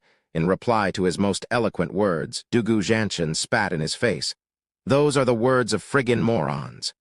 Zhuo Fan, you are a wise man, so how can you lower yourself to a commoner's thinking? Also, did you not take the helm of the Luo clan after the clan head's death, looking after the siblings? Why then? I only see loyalty. Kid, your actions speak for yourself of your loyalty and devotion. So what's the problem with being loyal to one's nation? Isn't that the same? It should be the same thing to you. Why do you insist on avoiding enlisting?" The walls were quite thin here, and the wounded next door heard Dugu Zhanshan's raving loud and clear. Dugu Zhanshan wants Zhuo Fan in the army, but can he reign in this soaring demonic dragon? Luo Yunchang and Chu Qingcheng thought this as well. Even though their glaring never faltered, their ears were idle to pick up on the Marshal's shouts. Taking a deep breath, Zhuo Fan gritted his teeth. This old guy just won't quit, and sighed, "Marshal Dugu, we are neither friends nor enemies. Please refrain from dragging me into this hell." "How is the army and fighting for your nation hell?" Dugu Zhanshan was stunned. Zhuo Fan squinted and roared. "As they say, after 3 years in the army, even an ugly broad would look like a courtesan. This will deal a devastating blow to my standards and ruin my prospects to raise a family." PFF, the girls in the wounded ward stifled their giggles. While Luo Yunchang and Chu Qingcheng sure had an active imagination, evident by their red cheeks. Then their eyes met, and jealousy reared its ugly head. Which one of us is that punk going to take to raise a family? The four tigers of Tianyu and Luo Yunhai were awkward, to say the least. They've been in the army for 5 years. Did that mean their standards were out of whack? But Dugu Zhanshan's shout came soon after to save their image. More crap. Where the hell did you hear that nonsense? How could 3 years lead to such a drastic change? The 5 in the ward nodded. Well said, Marshal. Dugu Zhanshan then followed with, that only happens after 5 years. My 4 godsons need 6 years, by the looks of them, to see any girl a babe. As for Yunhai, it's too soon to tell. The 5 wanted to crawl into a corner and die. The feel of the others' eyes on them only made it worse. Godfather, enlist him if you want to, but why in God's name are you dragging us into this? It was fine and all if these old army stories helped, but all you are doing is making yourself look bad. Us as well. What a rotten godfather. The 5 sighed and buried their heads in the pillows. Dugu Zhanshan was being serious now. None of that matters. Didn't I tell you? You'll be a soldier for 1 year, then be my staff officer. Those things don't apply to you? Why not make me one from the start? Zhuo Fan scratched his head. Dugu Zhanshan squinted and snapped. Impossible? In my army, one needs to do military service. One can only be promoted based on merits. How can I just make you one from the start? Everyone will object.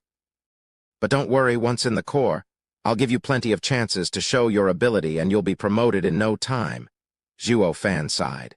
Seeing Dugu Zhanshan so stubborn, like a hustler, he left Zhuo Fan without a way to deal with him. Fine, but on one condition. Zhuo Fan nodded in the end. Dugu Zhanshan's eyes sparkled. Name it. I'll do my best to accommodate you. All Marshal, would you be so kind as to lend me your status for a short month? I could get used to being a marshal myself. You think the army is a game. Dugu Zhanshan shook his head, but then he eyed Zhuo Fan skeptically. What for? What else? To sweep the land and pacify the empire. Zhuo Fan roared his loyalty. Dugu Zhanshan said in a rush, stop messing around. This army can't move as you wish. It's fine. Won't I have the appropriate rank a year later?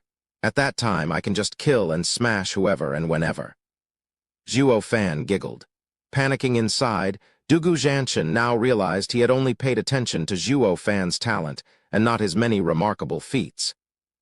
I can't take the same approach I took with Luo Yunhai when teaching him. Or when he gets the army at his beck and call, he'd leave the nation wide open for attack. His eyes were swiveling, unclear what choice was best here. No, I can't have him fly through the ranks. I'll have to stamp out his rebellious nature in the army. Zhuo Fan had a knowing grin. I know what you're planning. But no matter, I'm the best there is when it comes to roping someone to my side. It won't take me even a year to turn the 3 million Dugu army into the Zhuo army. At that point, being a general or not would hardly make a difference, you don't say. I am giving my all here, but who knows when we will have to face Regent Estate on the field of battle. But if you think you can wrest control of one of the 4 pillars, the Empire's army, then be my guest. Zhuo Fan laughed. I have never thought about it like that. But now, Marshal, you have to enlist me. Even if you have your whole army infected with gayness rather than some twisted broads, I'd still go for it. No, it seems someone had a change of heart. Dugu Zhanshan was frantically shaking his hands and sweating buckets. That was close. I almost welcomed the devil with open hands. Granted, he was talented, but if there was one thing he truly excelled at, it was blowing things out of proportion. In the off chance I can't tame him, the Dugu army will be under his thumb and will corrupt the Empire's greatest weapon. I better reconsider whether to let this guy in. Dugu Zhanshan said bashfully. Zhuo Fan, since you find enlisting to be such a pain, I won't force you. No, I think it'll be a blast, all Marshal. No, I've never forced anyone to do anything in my life. It's best you stay and look after the Luo clan. Oh right, the 3 house lords are here as well. I better go see them. What about my enlistment? Zhuo Fan shouted after the scampering Dugu Zhanshan. Zhuo Fan watched the mighty and awe-inspiring Dugu turn into a scaredy cat with a snicker. TCH. I get far more out of developing the Luo clan than stealing your 3 million army. Then again, Having Dugu army by my side is not bad either. Zhuo Fan mused, his eyes flashing. Dugu Zhanshan just left the room and turned to the wounded ward. It seemed that Sword Markwise Abode, Veiled Dragon Pavilion, and Drifting Flowers Edifice's leaders were also present. They all saluted Dugu Zhanshan. "Thank you, Marshal, for coming to their rescue."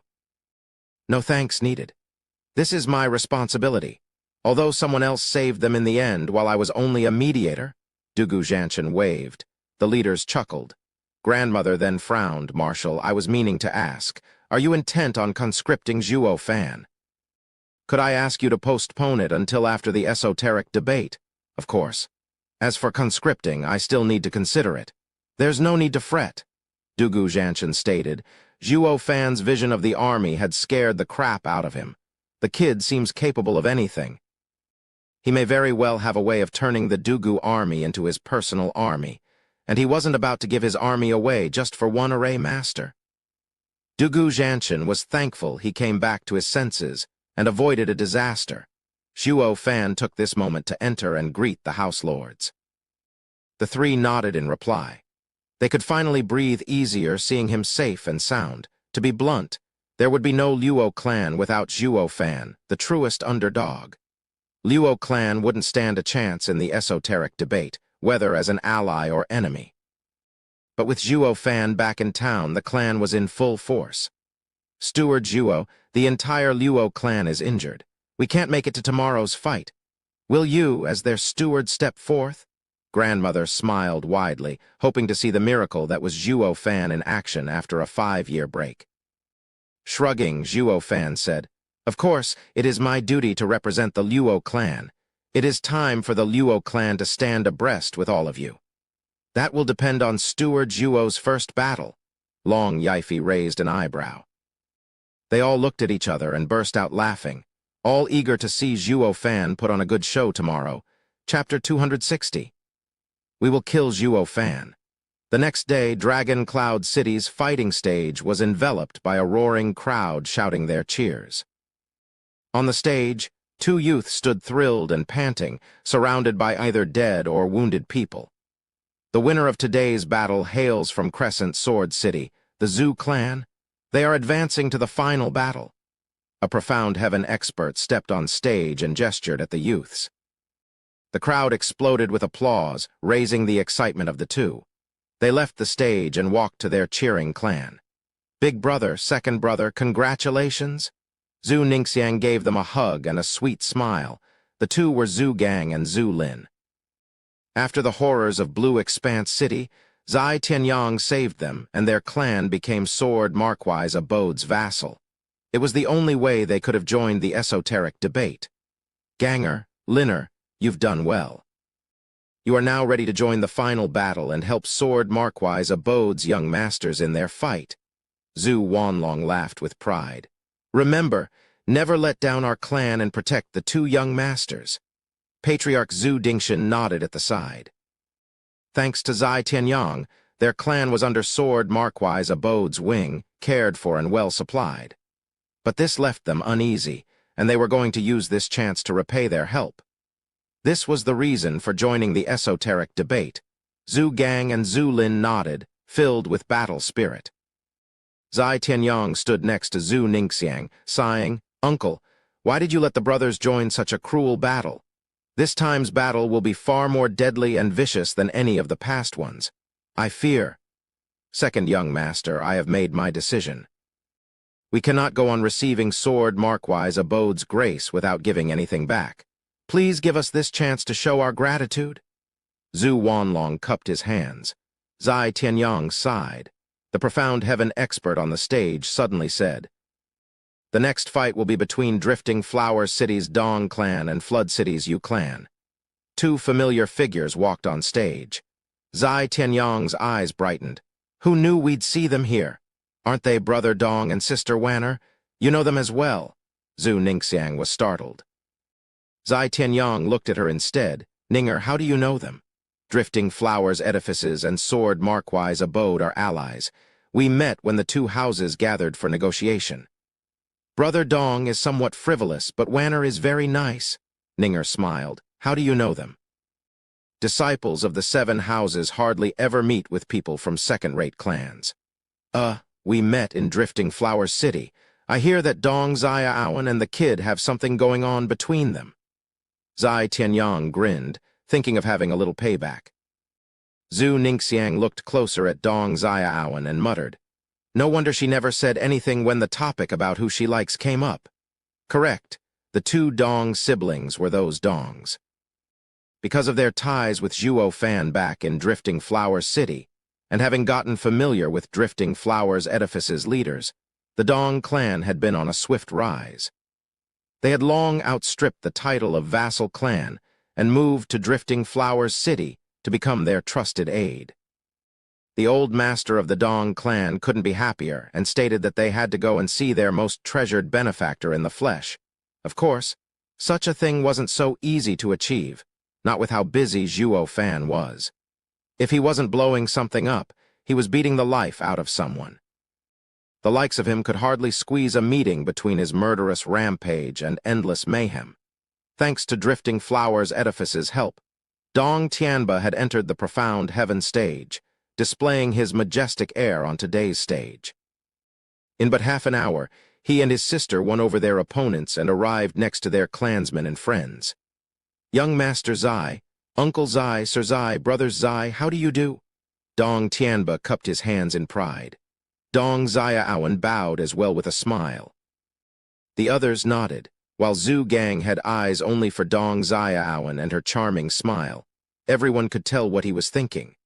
"Brother Zhu, how have you been? I never thought our clans would enter the final battle. We will be fighting alongside, it seems, ha ha ha."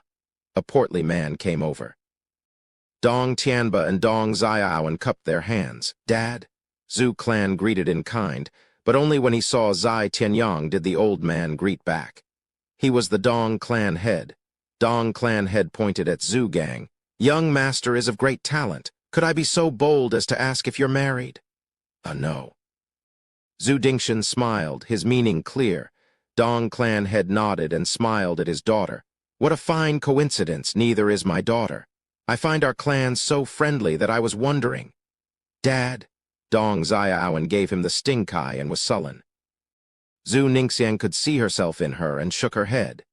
The 2 already had someone and were not going to just change their minds at the drop of the hat. Meanwhile, the profound heaven expert on the stage said, "The next fight is between Sun Spire City's Hong clan and Blue Expanse City's Sun clan." Shuddering, the Zhu clan turned to the stage. Blue Expanse City used to be their turf while being Hell Valley's vassal. Since betraying their patron, Blue Expanse City fell under another clan's jurisdiction. Bluntly put, the Sun clan was their replacement, Hell Valley's brand new lapdog. The Sun clan only sent a man and a woman to fight against 50 bone-tempering experts led by 2 profound heaven cultivators. Such power among second-rate clans made it a seeded clan, closely approaching the qualifications to be a first-rate clan. Against such strength, the Sun clan sent merely 2, a really odd pair.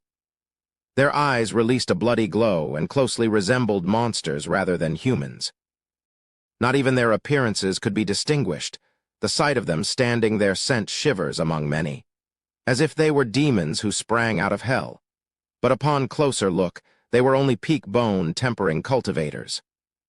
He, 2 peak bone tempering cultivators want to mess with 50 experts. The leading youth snickered. "From your demonic look, living must have been hard and you've come for the sweet release of death, right?" "Ha ha ha." The others laughed as well. That demonic man, however, was wrapped in black energy as it suddenly jumped from him with a roar. A veritable fountain of blood bloomed, while the Hong clan youth fell with a perplexed look. He was still wondering how a peak bone tempering cultivator killed him. SSS, tilde the others gasped. Hong clan's laughter died and watched the pair of enemies in shock. How could a fresh, profound heaven expert die in one blow? A sneak attack for sure. With a shout, the 50 men from Hong clan stormed the pair. The 2 only had a creepy grin as they turned into black mist and roamed among them. The slaughter began. Not of the pair, but of those 50 experts as the 2 crazed monsters were unleashed upon them. Wails, sobbing, and horror grated on the audience's ears. In just 15 minutes, they were the only ones standing, while the corpses around them had their throats ripped out. Blood soaked into the arena, and the dead stare of the bodies gave a glimpse into the cruelty they had just suffered. Zhu Ningxiang had long since covered her eyes. Zai Tianyong's brow was furrowed. What made these guys act with such brutality? The girl on stage suddenly snapped her head back and pointed at the Zhu clan with a nasty grin. "Traitor of Hell Valley, you will die in the final battle by our hands. None of you will live. We will cleanse the Hell Valley of its traitors. Your time will soon come, hi hi hi." The Zhu clan felt a shiver run down their very core. This pair was way too abnormal. Not just the sons, but even the father and patriarch felt their hair stand on end. Zai Tianyong stepped up and shielded Zhu Ningxiang as he roared. "Stop barking. I would like to see you try and touch the Zhu clan. Second young Master Zai, our house lord's son will deal with you and we will deal with the traitorous Zhu clan." Snickering, the girl threw her head back. The creepy way she talked and her posture only worked to deepen one's fear. The man next to her said, "Don't forget our main objective, the Luo clan. Zhu clan is just a side dish. You're after the Luo clan?" Zhu Ningxiang was worried. On the other hand, Zai Tianyong felt relief. A few days back, he would have been worried as well, but not now. Because the Luo clan had recovered their pillar, the demon Archon Zhuo fan. With him around, these weirdos looked like imps in comparison. Going after the Luo clan was a death sentence, but the man saw Zhu Ningxiang's distress and reveled in it. "Yes, we will find the Luo clan and slaughter them all, especially that Zhuo fan. We will tear him limb from limb." Zhu Ningxiang's pure heart was stuck in her throat, vexed over Zhuo fan's safety. "Brother Zhuo, 2 bad men are after you." While Zai Tianyong almost burst out laughing, "Dude, have you even seen Zhuo fan? Have you seen his power? What is your boasting based on, hot air? Not even a moron will believe such a lame joke." But then he saw Zhu Ningxiang sick with worry and amended his thoughts with a twitch of his cheek, Ninger excluded. She was no moron, just naive. Chapter 261, Limelight. "Look, Hell Valley's men are here." Someone from the crowd shouted, and everyone turned their heads to see Yu Wanchen and his elder detail. He stood on the highest point with a somber look, flanked by Yu Ming and the rest of their other disciples participating in the final battle. As this place was the fighting grounds for third- and second-rate clans, with how not even first-rate clans would come here to watch, least of all the 7 houses, there were no honorary seats for them. What stirred the biggest shock was the sudden appearance of Hell Valley, taking seat at the highest position. They could see the whole stage from there, but it was also a strategic position to emphasize the usual disdain the 7 houses had for these puny clans. But what was up with this sudden arrival? Who had caught their eye? Were they going to enjoy the show alongside them, or was there a new star on the rise no one knew about? If it was the latter, who was this person and what was he capable of to garner such ostentatious audience? The crowd grew restless with their speculations. Sun Clan's creepy guy noticed Yu Wanchen's imposing figure and showed a morbid smile. "See, Valley Lord, you came to personally watch us crush your clans. This is how much Hell Valley values us. Yeah, we're not like those Zhu traitors. Valley Lord finds us indispensable." Sun Clan's creepy girl showed a morbid smile herself. Zhu Clan only gave the duo a cursory glance, while being concerned about Hell Valley's real intentions. Hell Valley came to cheer for the Sun Clan. How is that even possible, when they have never shown such care for any vassal before? Zai Tianyong mocked. "Cocky brats, Yu Wanchen isn't so bored as to watch a couple of aberrations." "Say that again? What else would Valley Lord you be here for? There's only us around who is Hell Valley's vassal." The girl roared. Zai Tianyong shrugged. The 7 houses only ever cared about each other and never about some squirming ants trying to get some praise. You're disillusioned if you think he came here to cheer for you. And then another sudden cry of shock came, followed by another unexpected arrival. And while Hell Valley's men were emitting deadly auras, the newcomers were graceful women with thin veils, drifting flowers edifices. Grandmother was in the lead as Chu Qingcheng was still nursing her wound. Behind her were her entire overseer contingent, and the Drifting Flowers Edifice's disciples participating in the final battle. Even Zaya Dandan was among them, darting her eyes around and looking for her special someone. He, here comes another lovesick lass. That punk will be so annoyed, Zai Tianyang snickered. Dong clan head puffed up his chest and took on a prideful air. Ha, I didn't expect Drifting Flowers Edifice's overseers to come support us. Our Dong clan is so cherished. We may be Drifting Flowers Edifice's trusted aid, but to receive such care, ha. The guy was grinning from ear to ear and making the Zhu clan envious. His position seemed to be so high that even the edifice lord came in person. Only Zai Tianyang sighed. It seems narcissism is an inherent trait of these vassals. Not just aberrations are susceptible to it, but even normal people. What in the hell gave you the idea that the 7 houses came to see you specifically? Then came the third cry of the day. Zhu clansmen watched overwhelmed with joy. Why? Because Sword Markwise Abode's Zai Zio Feng was leading Zai Tiansheng and his elders over. Patriarch Zhu Dingshan was touched to the core as he showed off to the Dong clan head. Ha, clan head, Sword Markwise Abode values us quite a lot as well. Wait. He didn't get to finish his haughty words, as Zai Tianyang interrupted him. Everyone, I know fully well my words may sound crass, but could you cool off for a second and stop with the self-important attitude? Those house lords haven't even looked at you once, so how can you say they've come for you? The sudden wake-up call made them realize the wisdom in his words. If not for us, then who? This was a fighting stage for the 7 houses' vassals. Zai Tianyang shook his head.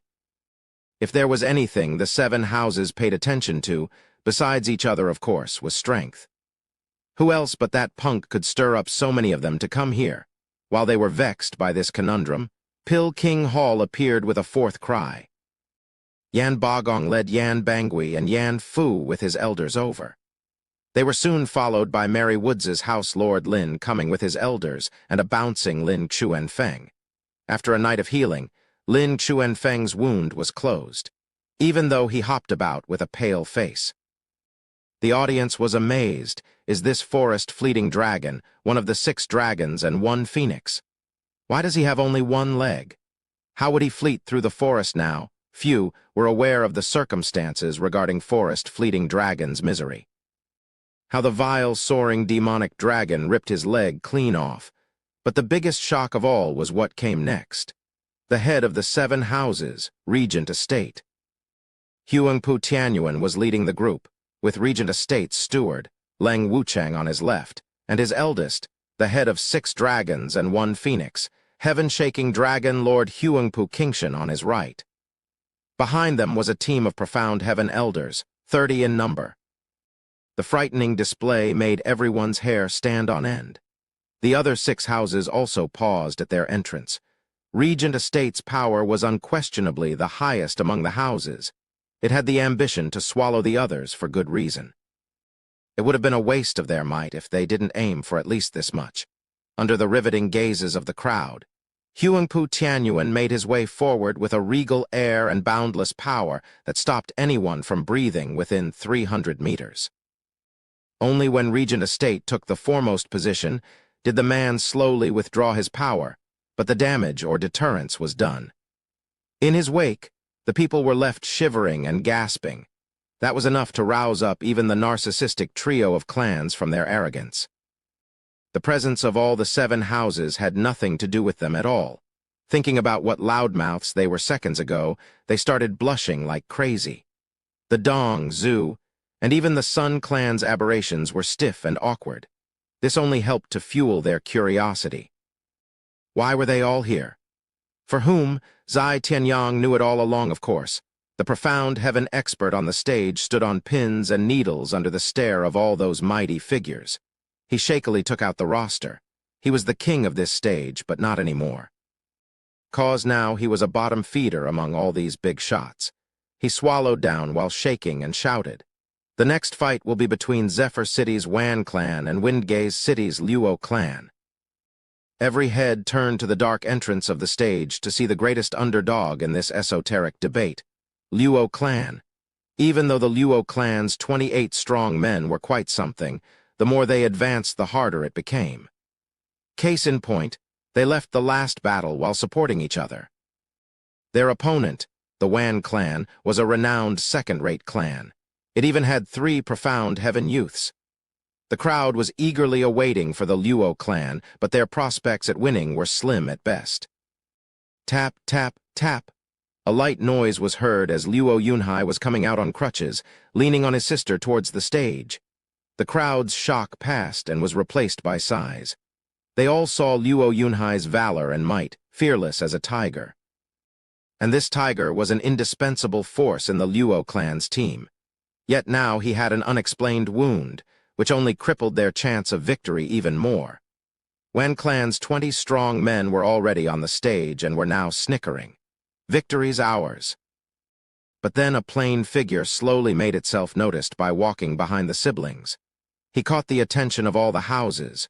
Regent Estate, Hell Valley, and their other 2 allies bore a deep hatred for Zhuo Fan. They suddenly released a deadly aura that made the audience shiver. It all makes sense now. The 7 houses came for him. Playing with his flickering thunder ring, Zhuo Fan walked without a care in the world. His deep gaze, his far-off look seemed to find everyone beneath him. This was how Zhuo Fan followed after Luo Yunchang with a charming and faint smile. The biggest shock was received by those who didn't know Zhuo Fan. Who is he? Why are the 7 houses here for him? Dong Tianba and Dong Xiaowen went slack-jawed.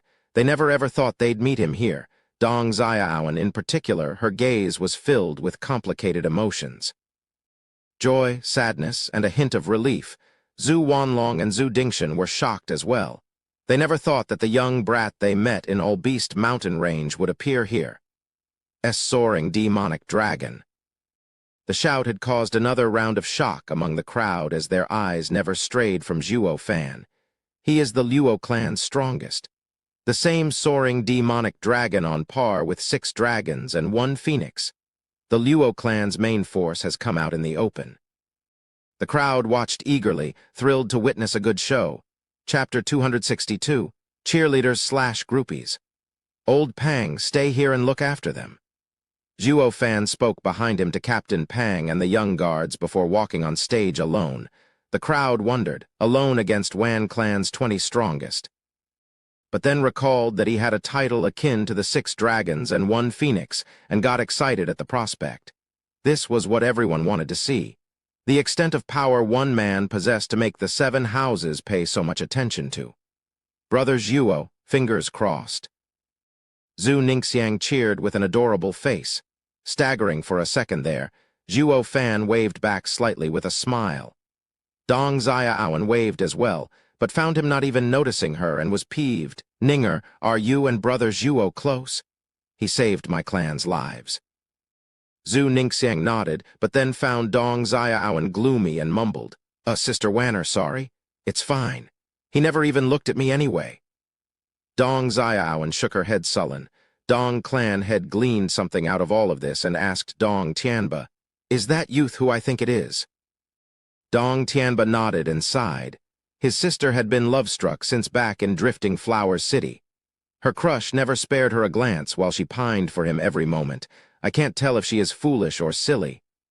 Darling, good luck, crush them all. A cute voice came from Drifting Flower's edifice's side and slammed into the ears of the audience. Xiao Dandan was practically jumping in her seat, gesticulating wildly to make sure he saw her. Zhuo Fan held his head.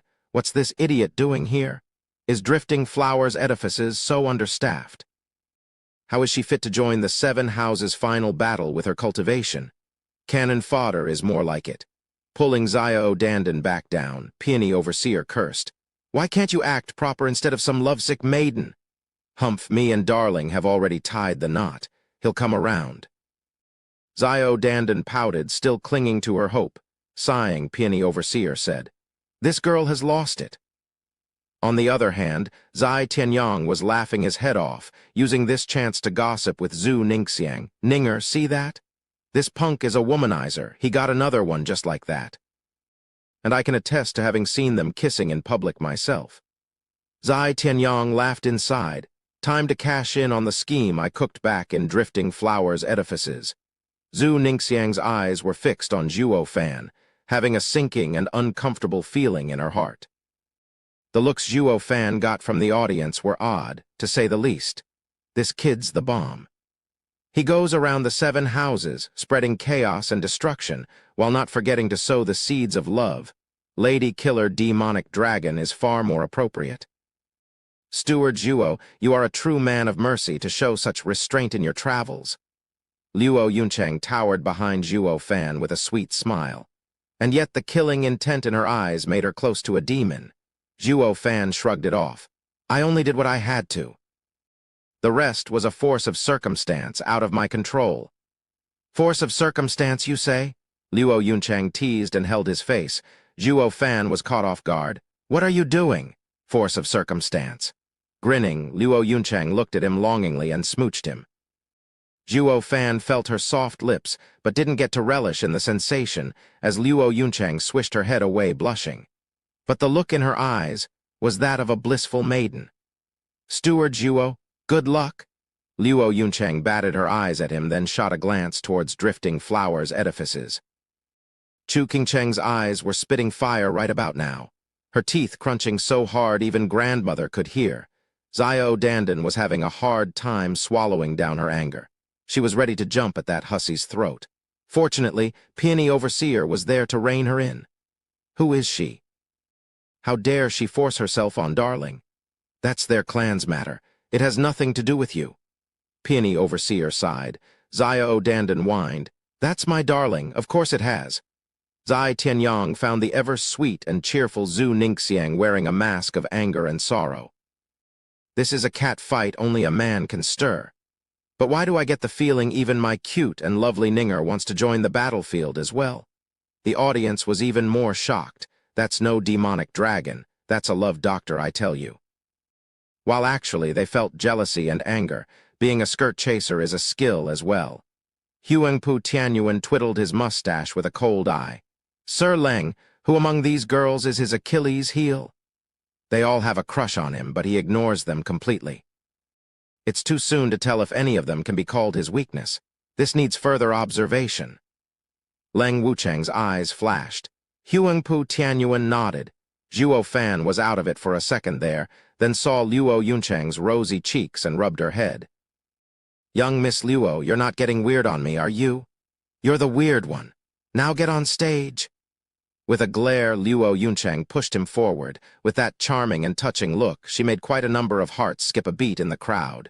Zhuo Fan shook his head and went on. Just then, 2 figures wrapped in black energy popped up in front of him. The Blue Expanse City's Sun Clan duo. Looking at the 2 creepy aberrations, Zhuo Fan was stunned. You need something? Hi, Zhuo Fan, you can't tell who we are. The man let out an eerie laughter, followed by the girl. Zhuo Fan shook his head. Sorry, I've sinned so much I don't keep track of how many I've wronged. If you're here for revenge, kindly wait your turn. I'll be with you in a second to send you to the afterlife. Hi, Zhuo Fan, you're as arrogant as ever, but we aren't the same as before. This time it's you who dies. The man's eyes flashed bloody red. Zhuo Fan nodded. I get it now. I've never seen such ugly freaks in my life. Going through such a nasty makeover, of course I couldn't recognize the current you. The crowd erupted in laughter. Even the girls who were glaring at each other giggled, breaking off their cat fight. Only the duo on stage was pissed. Zhuo Fan, that's enough. Another shout came, and 2 more figures wrapped in black smoke appeared as they landed in front of Zhuo Fan. They were old men in the 5th layer of Profound Heaven stage, but their faces were as creepy and disturbing as the duo's. Zhuo Fan, you've mocked and derided us ever since we met. It's because of you we look like this. Today we will take your head as revenge, one of the old men said savagely. Luo Yuncheng frowned. You came for revenge, but we do not even know how we've offended you. Humph, Yuncheng, have you forgotten destruction of our clan, being cast out? Are these not reasons enough? The old man spat. Luo Yuncheng was still puzzled, but Zhuo Fan caught onto something and mocked. Oh, so it's you. Who knew you ended up so pathetic and turned into freaks? Now that you've lost all reason to live, you've come to me for reincarnation. We came to kill you or die together." The old man's mind was set. Snickering, Zhuo Fan said, "Even if you came to kill me, you ought to get in line. After I deal with the ones on stage, I don't mind finishing off the lot of you as well." The four nodded.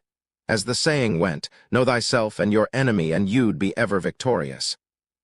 It paid to know what the other party was capable of, so the four cleared a path for Zhuo Fan to go on stage. By now, the 20 strong fighters on stage were grave. They had lost the mockery and disdain they had for the bone-tempering Zhuo Fan.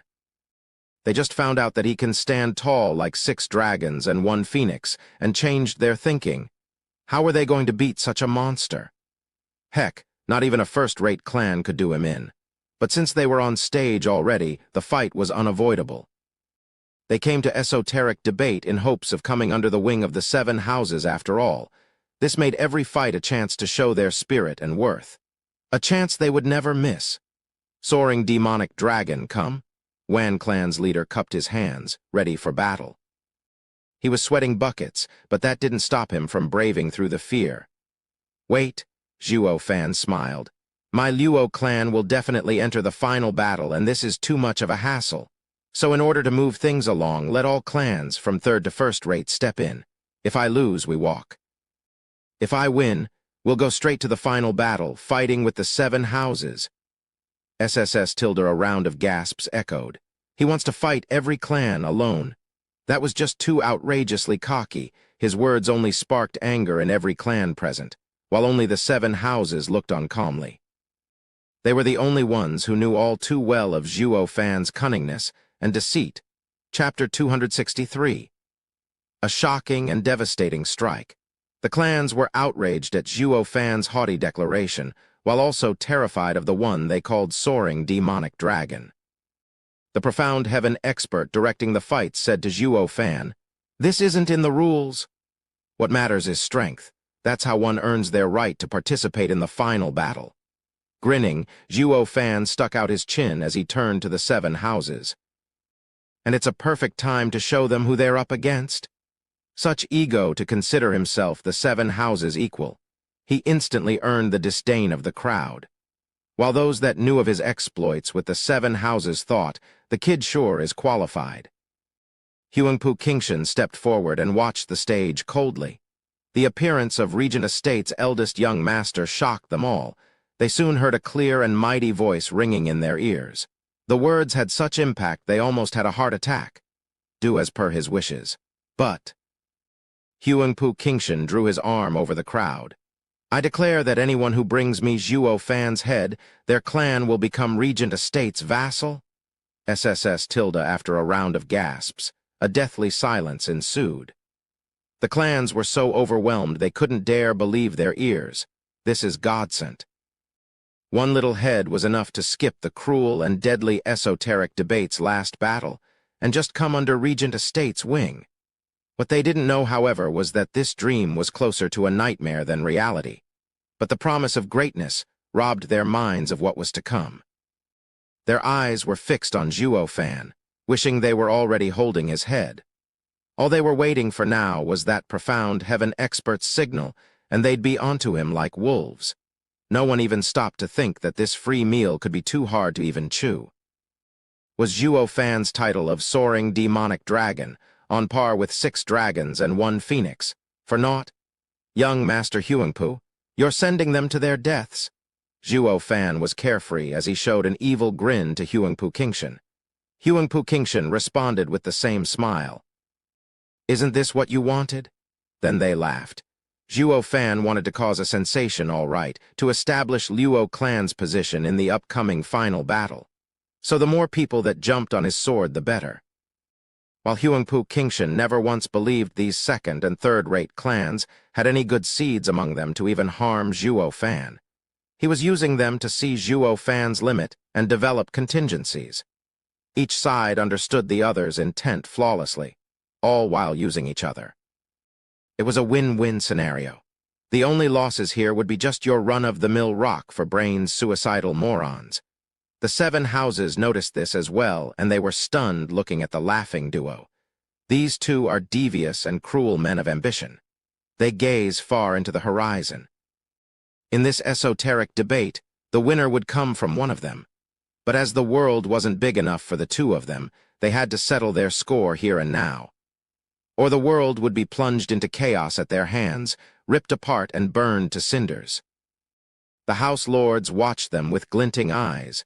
The esoteric debate was going to revolve around these two monsters, Huangpu Qingshan and Zhuo Fan, each leading his own faction of houses, something unheard of in the past esoteric debates. The battle for unification was underway, and nothing or anyone could stop it. All that was left was to see who had the last laugh. This was something privy to the 7 houses only. Those crickets downstairs only knew how to fight among each other for scraps. The presiding profound heaven expert got his nod of approval and flew up high, soon followed by his clear words. Luo clan's qualifying fight for the final battle begins. Roar. The clans flung themselves like mindless beasts at Zhuo Fan. They were all spectators turned opportunists. What used to be innocent bystanders were now fired up by the smell of blood and glory. They were all just one gory head away from becoming the foundation of their clan's endless fame. Who could fight the temptation? Perhaps they were lucky enough and would even get it, and the number who thought so was by no means small. As such, the referee's words were marked by a veritable flood of people storming the stage. It was close to 10,000 people, with plenty of bone tempering and profound heaven experts joining as well. The Wan clan already on stage was overwhelmed. Zhuo Fan was their opponent, but as things stood, did they even have a snowball's chance in hell to rob the guy's head from the masses? Luck was with them in that regard, being so close and all. Yet when they looked deep into Zhuo Fan's bottomless gaze, the 20 strong men found themselves frozen. The incoming tide behind them was oblivious, rushing onwards like clueless children swept by the promise of reward as they launched attacks on Zhuo Fan. The thousands of people swallowed Zhuo Fan until he was no longer visible. Zhu Ningxiang was worried. Will brother Zhuo be fine? Totally. With that punk's luck, not even the 7 houses can do anything to him, let alone these pests. Zai Tianyang comforted Ninger, but he was nonetheless frowning. But isn't thousands of people at once perhaps an overkill? The punk is amazing, sure, but there is also the danger of dying from exhaustion. Why is he waiting them out? Why isn't he thinning the crowd? Hi, no matter how strong, he is all alone against the tide. He is finished. A creepy laughter jarred his ear. The audience, or what was left of it, turned to the creepy man to hear him say, "A shame we are already under Hell Valley and cannot throw our lot with Regent Estate. We would have been in there cashing our luck otherwise." True, Dong Clan Head nodded. Wanner glared at him. Dong Clan Head shook his head as he looked at the sea of people on the stage. These are cruel words, but that is reality. Regent Estate's bait is too enticing for anyone to resist. Not even the kid would have thought his egotistical words would stir such a reaction. Even if he dies, he only has himself to blame. Dong Clan Head sighed, as did Zhu Wanlong and Zhu Dingshan. Zhu Ningxiang and Dong Xiaowen watched on, plagued with worry. Dong Tianba and the Zhu clan's youths were frowning. But only Zai Tianyang had a mocking smile. Egotistical, of course he is. But have you ever seen how cautious he is? How could a brash and obnoxious kid ever manage to toy with Yugiki? Zai Tianyang was not one bit worried for Zhuo Fan's fate. He knew Zhuo Fan showed cockiness on the outside, but never actually did something unless he had a plan set in motion. An invisible ripple spawned in the center of the stage, swallowing it whole. The force of it had Huangpu Tianyuan squinting. He watched as the tide of people on the stage had blank stares before collapsing. All the contestants dropped on the ground one at a time, with the crazed and thirsty greed frozen on their faces. Those outside the stage stopped in their charge, watching the stage tensely. Zhuo Fan touched the buffed guy in front with his finger and let him collapse. The ground around him was littered with bodies, not that he cared, stepping over them in his conquering march. Like a king, he was stepping on the bodies of his enemies as he took his throne. Zhu Ningxiang and Dong Xiaowen were overjoyed while Dong clan head, Zhu clan head were shell-shocked. What just happened? What's wrong with them? The shock on everyone's faces was palpable. Zhuo Fan was uncaring, looking over the leftovers, still standing and cocking his finger with a nasty grin. There's still 1,000 left. Come and take my head if you want it. Swallowing dryly, they were now faltering. Their previous high had passed, as did their courage. The sight of an evil and grinning Zhuo Fan in the middle of thousands of bodies tended to do that to a feeble mind. Killing with intent? Huangpu Qingshan's eyes trembled. His quiet voice spread everywhere among the deathly silence. In an instant, everyone looked at Zhuo Fan in shock. Isn't that a radiant stage expert's ability? Why is a bone-tempering cultivator wielding it? The fear in their eyes couldn't be more pronounced. This was why so many people dropped lifeless without even a chance to fight back. The one that killed them was on par with a radiant stage expert. Chapter 264. Tyrant. All the big shots from the 7 houses were overwhelmed at Zhuo Fan's power, having exceeded their expectations by a long shot. What was considered a freak body cultivator, harder than diamonds, had in a single step crossed over the profound heaven stage and went straight to using Radiant Stage's abilities, leaving these old fogies eating dust. Bluntly put, these 7 houses' big shots were so daft that not even one had touched upon the Radiant Stage, and that shame came crashing down, evident by their flushed faces. What is wrong with this generation? One freakier than the last. If these bags of bones were of Zhuo Fan's age, they'd be dancing in joy if they had the hope of even entering the profound heaven stage. But now it only brings us tears. Out with the old and in with the new, they always say. But the new has kicked us to the curb with this display.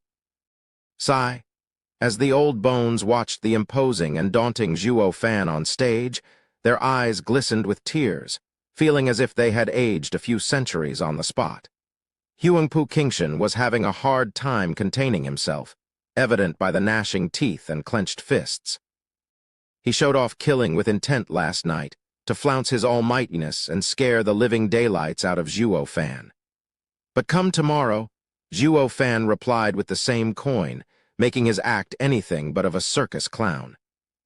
Such a display of power would leave anyone wallowing in their refuse from fright. As to what Zhuo Fan did after this display, not only bitch-slapped him, but threw him from the highest peak into the deepest abyss. The more he thought about it, the more he realized that his act yesterday was of foolishness. Zhuo Fan picked on his shame and did what he liked doing best, egging Huangpu Qingshan on with an exaggerated middle finger and a quirk of his eyebrows. Words were hardly necessarily at this stage in getting his point across. Dumbass. Huangpu Qingshan's eyes were spitting flames at this point, having long crossed the limits of his tolerance. But Lang Wucheng held his shoulder, stopping him from acting out. By getting rid of these third- and second-rate clans, Zhuo Fan spoke aplenty. By killing with intent taken as his weapon of choice, he spat on Huangpu Qingshan's bravado while also slapping him around for good measure. Could any living being take it? And yet he did. He knew this was neither time nor place for such an altercation. All poisoner, have you ever seen the eldest young master lose his cool? Yu Yushin walked over to Yan Bangui, shaking his head. Yan Bangui's face was grave, not even once. Same. But the punk sure knows how to push the eldest young master's buttons. He chuckled for a second before sighing. By the looks of it, the final battle revolving around 6 dragons and 1 phoenix for so many centuries has now turned into heaven-shaking Dragon Lord versus soaring demonic dragon. All we can do is stay back and cheer like mere squires. We were so useless yesterday as well. Yan Bangui recalled how Zhuo Fan had popped up in his face and shuddered from how powerless he felt. He didn't want to admit it, not with how he scrunched his teeth. Since when their prestige as 6 dragons and 1 phoenix was seen with mockery?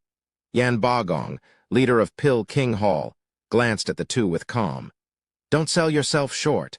You are very much needed in the plan to get ourselves rid of that little monster. Shuddering, the two recovered their fighting spirit. Yeah, we just need a good plan and together we will waste him for good. Yan Fu grinned with hatred.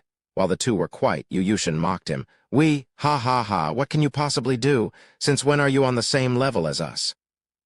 Yan Bangui couldn't help but smile, and Yan Bagong chuckled. Yan Fu was furious, but there was nothing he could do. Ever since his master, Yan Song, suffered an untimely demise, he lost all support in Pill King Hall. His alchemy was very much well regarded still, but his poison arts paled to the likes of Yan Bangui, so he was kicked to the curb.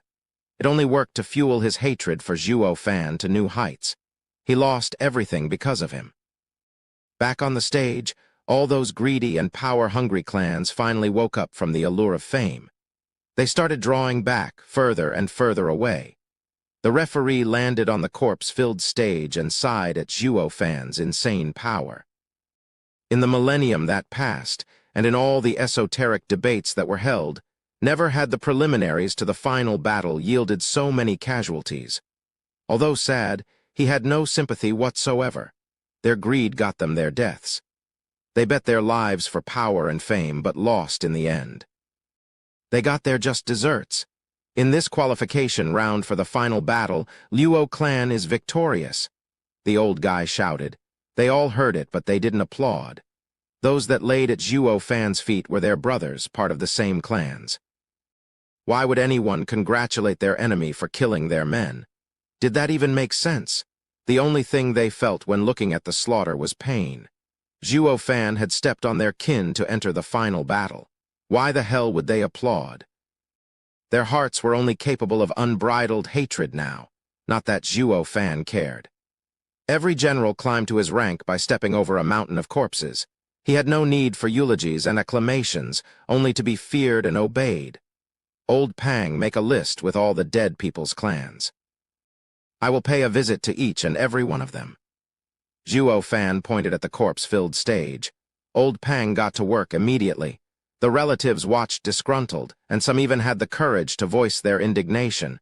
Zhuo Fan, we don't need your hypocrisy.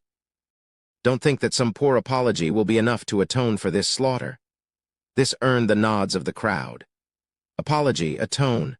Quirking an eyebrow, Zhuo Fan felt he had heard the biggest joke ever. Ha ha ha, are you stupid or what? Since when did I start having regrets from killing?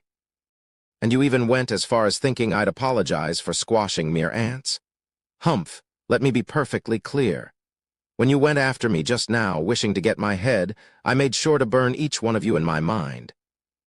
I only want the list so I can pay a social visit and send you off with the rest of your clan and avoid any meddlesome folks in the future.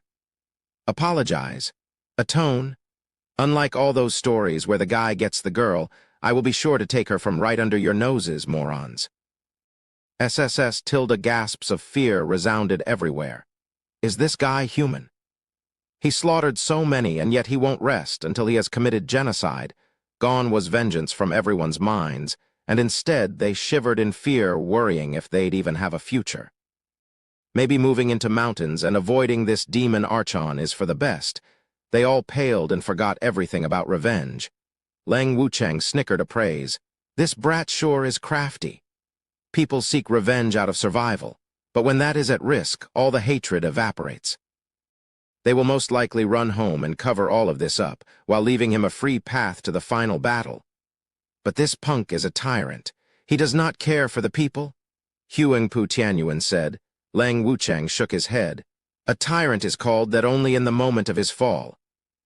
That is when others gather their nerves to call him that. If he keeps on winning, he will always be a righteous lord. His actions will have no impact whatsoever as well. As you can see from his choice today, he instilled a powerful image on all present here that getting on Luo clan's bad sides or on the 7 houses' bad side made no difference. They'll end up dead either way. So who then will go against the Luo clan besides us? Gasping, Huang Pu Tianyuan nodded. He is both ambitious and a ruler material. We need to nip him in the bud. Huang Pu Tianyuan stood up and left. Seeing Regent Estate following their estate lord, the other 6 houses glanced one more time at Zhuo Fan before leaving as well. Staying any longer wouldn't net them any new information anyway. They had been introduced already to Zhuo Fan's other grand ability. Zhuo Fan sighed watching them go and went to Zhu Ningxiang and Zai Tianyang. What a coincidence. You are also joining the esoteric debate. He failed to notice, however, Leng Wucheng pausing and looking back at him with a wide grin. Estate Lord, I may have found this brat's weakness. Leng Wucheng beamed at Huang Pu Tianyuan. Huang Pu Tianyuan raised an eyebrow. Sir Leng found out the cause behind his vanishing acts. No, but it is akin to a spatial array. We can only use another array to seal this ability. Leng Wucheng shook his head. If only Zhuo Fan was here to hear this, he'd have the shock of his life and praise Leng Wucheng's cunning eyes. The divine eye of the void's first stage's weakness was indeed a sealed space. But how do we trap him in an array? He is just too insidious to fall for it. Huang Pu Tianyuan frowned. Leng Wucheng showed a vague smile. He is trickier than a fox, proving to be a hard opponent even for me. But even smart people act like an average person sometimes. Ho, Sir Leng must have a plan ready then. Huang Pu Tianyuan's eyes flashed. Leng Wucheng nodded and smiled. Chapter 265, A Clan Dog's Burial. Big Brother Zhuo, congratulations on getting into the final battle. Zhu Ningxiang couldn't stop the sweet smile from gracing her face. Zhu Dingshan and Dong clan heads' hearts jumped from fear, despite knowing fully well that Zhuo Fan had always been on their side. It was all because his power was the biggest threat. The sight of Zhuo Fan slaughtering thousands of people with intent alone gave them the feeling of ants looking at a giant. He could kill them on a whim if he found them displeasing in any way. Who wouldn't shake in their boots? They had a stiff smile on their faces, but their backs were soaked. They were like deer in the headlights. The tiger had them in his sights, and even if his appetite was abated, their fear was very much real. Zhuo Fan was oblivious to the fear he evoked. He who had become a dreaded existence just minutes ago was now smiling and nodding. The others nodded stiffly with an awkward smile. He puffed up his chest as he looked at Zhu Ningxiang. That was going to happen in due time anyways.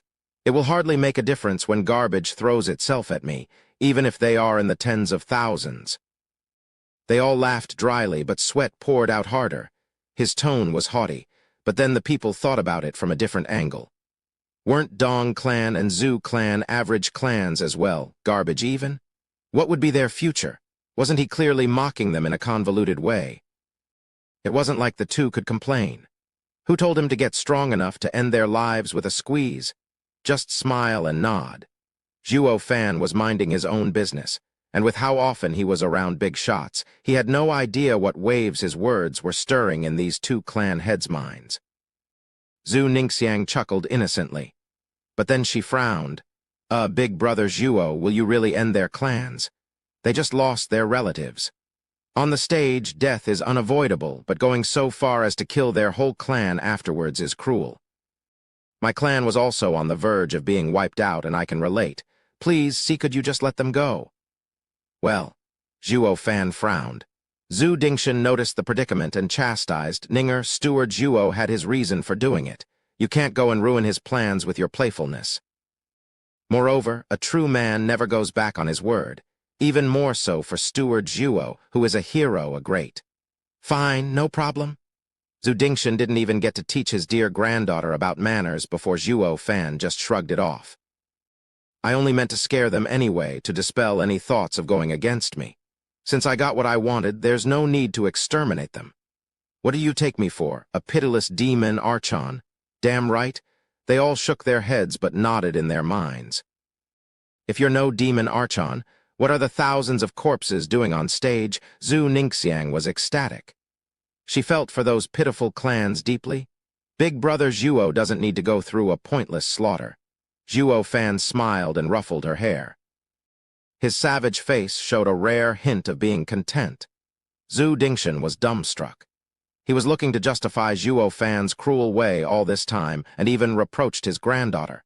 And yet, Zhuo Fan actually agreed with his granddaughter's pleading instead of giving credence to his reasoning.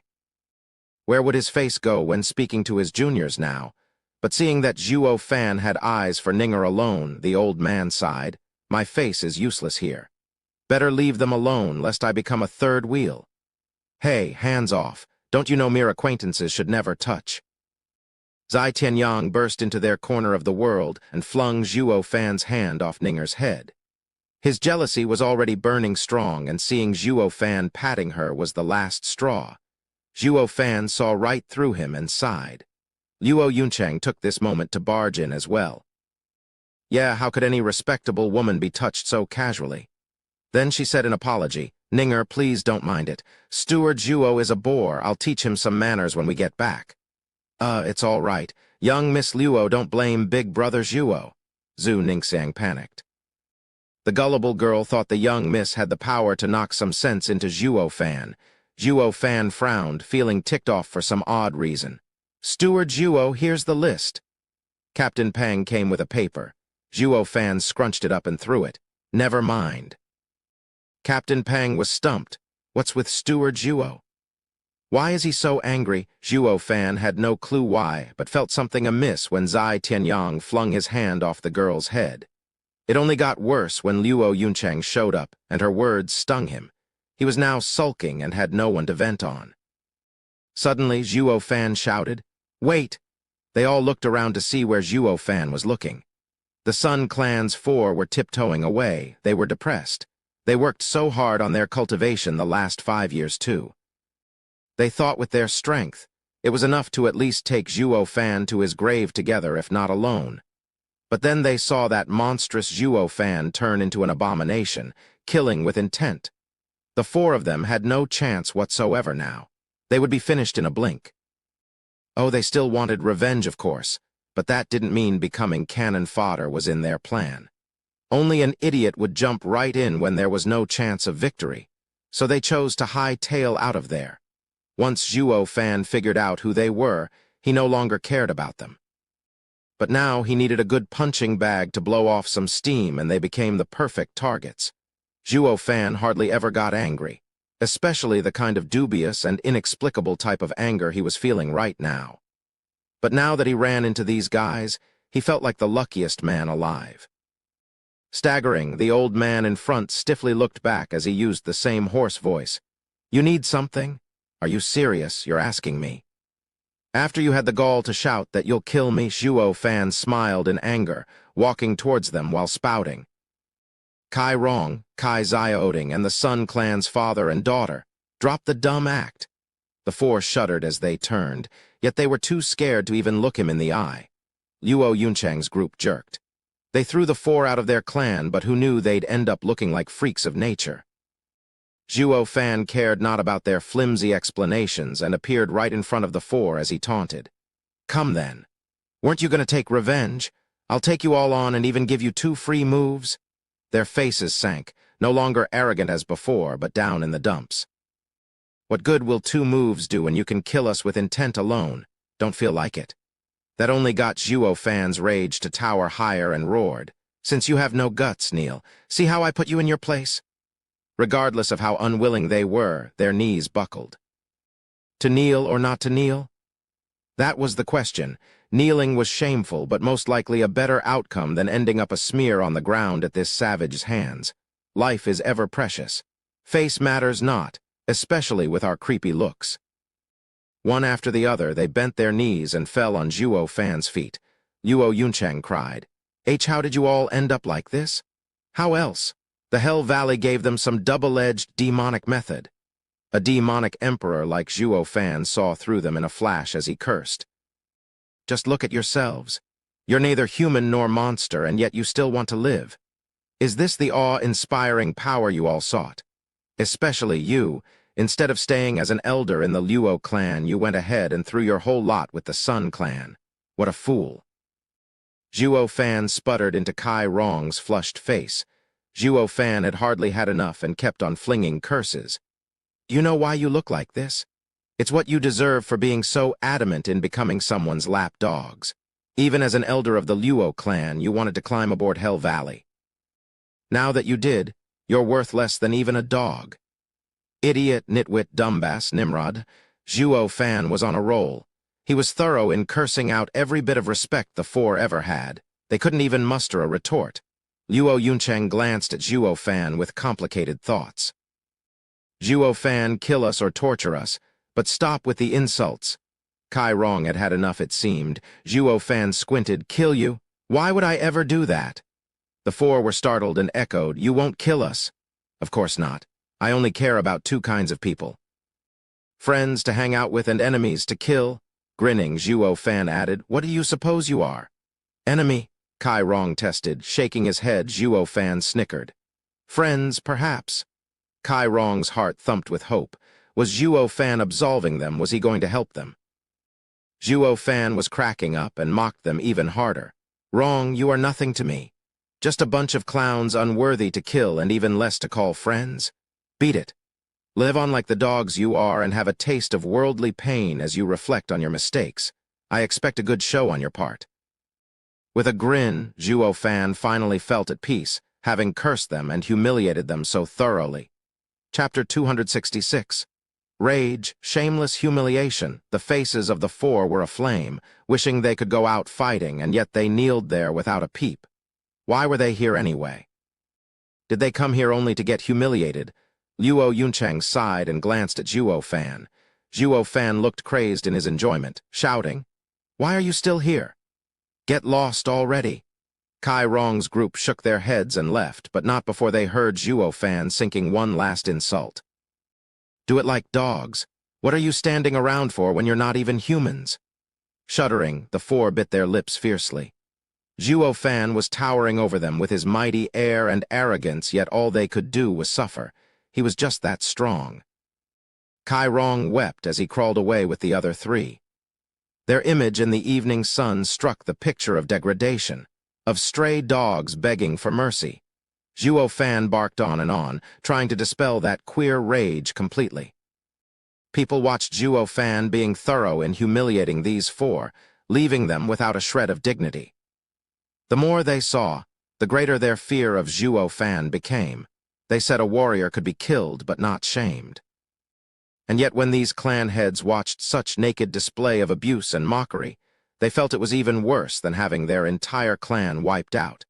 Because visiting the underworld may be cruel and sad, but all clansmen would meet again in the afterlife. While the shamed would have to live on with this disgrace, in this nightmare built by harsh and cruel words, a fate worse than death. While Zhuo Fan was raining curses, his every word stung Zhu and Dong clan like daggers. Are we dogs or warriors? The Luo clan had Zhuo Fan as their pillar that even the 7 houses regarded with importance, and thus they could maintain their integrity. While to the average clan in this word, not being dogs would end up becoming their destruction. How could one have integrity when his entire existence was threatened? Oftentimes, they never wished to rise above their station, simply to survive. That was why they had integrity on the surface, while acting like dogs through their actions. Just that these 2 clans were lucky enough to get a good master, drifting flowers edifices and sword markwise abode. Unlike how the cruel Hell Valley treated their vassals, so they may be dogs, but could venture in calling themselves dogs with pedigree. Taking deep breaths, Zhu clan head and Dong clan head glanced at each other, then shook their heads. Zhuo Fan and Luo clan were worlds apart from them. Steward Zhuo, calm down. Why are you so angry? It's not worth stressing yourself over this. Captain Pang came to Zhuo Fan with a smile. Zhuo Fan shrugged, his face calm. I'm fine. I'm not one to get angry over the likes of them. They are not worth it. I only abused them since it worked to show off my pretentious style. Captain Pang reeled and laughed dryly. What a reason to curse someone, how freakish. Only Luo Yuncheng bit her lip watching Zhuo Fan. Oh, sorry everyone. There are matters that I need to deal with. I shall take my leave. Zhuo Fan cupped his hands and left with Luo Yuncheng and company. The others replied in kind. Only Dong Xiaowen watched him grumbling. He never even looked at me. Dong clan head patted her shoulder and shook his head. Wanner, you and him are of different worlds. It's impossible. Dong Xiaowen closed her teary eyes in Luo clan's residence. The ever-quiet Luo Yuncheng spoke up. Zhuo Fan, Miss Ninger and you? What's wrong? Zhuo Fan asked, puzzled. Luo Yuncheng looked at him long, then shook her head. Nothing. Zhuo Fan blinked obliviously. Luo clan stayed in a small courtyard in Dragon Cloud City. After coming here, Zhuo Fan called for Lei Yunchen and the 20 profound heaven fakes. With Steward Zhuo as our bulwark, we will always achieve absolute victory. Lei Yunchen cupped his hands and laughed. Zhuo Fan merely barked at the fakers. Elder Lei, cane these things 100 times each, personally? Lei Yunchen was startled. Why is Steward Zhuo angry? Did he lose? No way. Whenever Zhuo Fan entered the fray, he only came out winning, not to mention this was an easy matter. The 20 fakers were stumped as well. What did we do? They've been well behaved as of late. We never showed off either. Zhuo Fan snorted. You think I forgot about you since I didn't pay you any attention last couple of days? Luo clan was attacked yesterday, and even our allies and outsiders came out with heavy wounds trying to protect our masters, while you just picked a corner to let this play out. You think you'll get out of this so easily? But they were 6 dragons and 1 phoenix. We have no hope of defeating them, would have only died for nothing. One of the 20 said with fear. Squinting, Zhuo Fan's flick sent him flying as he roared. You call that a reason? When you were Imperial Guards, did you run away as well? You are now the Luo clan's guards, and the least you could do is be our shields. We are never to die before all of you. Didn't Elder Lei and Captain Pang act just the same? You don't have the Luo clan's well-being as your priority and must be punished. Lei Yunchen nodded after a pause. He was right, and these guys had to be put in their place. Elder Lei, what are you standing around for? Do it! Zhuo Fan barked. The 20 fakers jolted in fear. Lei Yunchen was about to execute the order when he froze. Wait, 100 canes per faker. Won't my old body give out after 2,000 hits? Steward Zhuo, are you punishing them or taking it out on me? But then again, only he was the best person suited for the job, since if anyone else did it, it wouldn't count as punishment. But 2,000 canes. Lei Yunchen looked at Luo Yunchang bitter. Yunchang, what happened today? Why is Steward Zhuo so irritated? Luo Yunchang shook her head. Never mind, Uncle Lei. Just give them 20 canes each, but a bit harder. They all eased a breath in relief. The fakers rejoiced, as did Lei Yunchen. They were blessed to have this young miss above Demon Archon Zhuo. 2,000 canes turning into 400 was far more manageable. Back in his room, Zhuo Fan sat down and emptied the teacup at the side in one gulp and sighed. He was finally calm. Luo Yunchang and Captain Pang entered, to which Zhuo Fan said, How is Elder Lai and the others? They should be close. For Dragon Cloud City to keep the peace, no house was allowed to bring in radiant stage experts. So Zhuo Fan guessed Lai Jingshan's group had to be waiting on the outskirts of town. Captain Pang shook his head. Young Miss Lei and Elder Yan hadn't come since you had plans for them. Correct. I indeed told them to move around this time. And the others? Zhuo Fan nodded. Captain Pang muttered, the others didn't as well. Why? Zhuo Fan finally had the time to mind Luo clan's situation and was stunned by what he heard. It was my idea. Luo Yunchang said, Dragon Cloud City doesn't allow radiant stage experts in, and you said not to expose our cards too soon. So Fool! Zhuo Fan snapped, enraged again. The 7 houses didn't bring radiant stage experts because of their power, while you have none.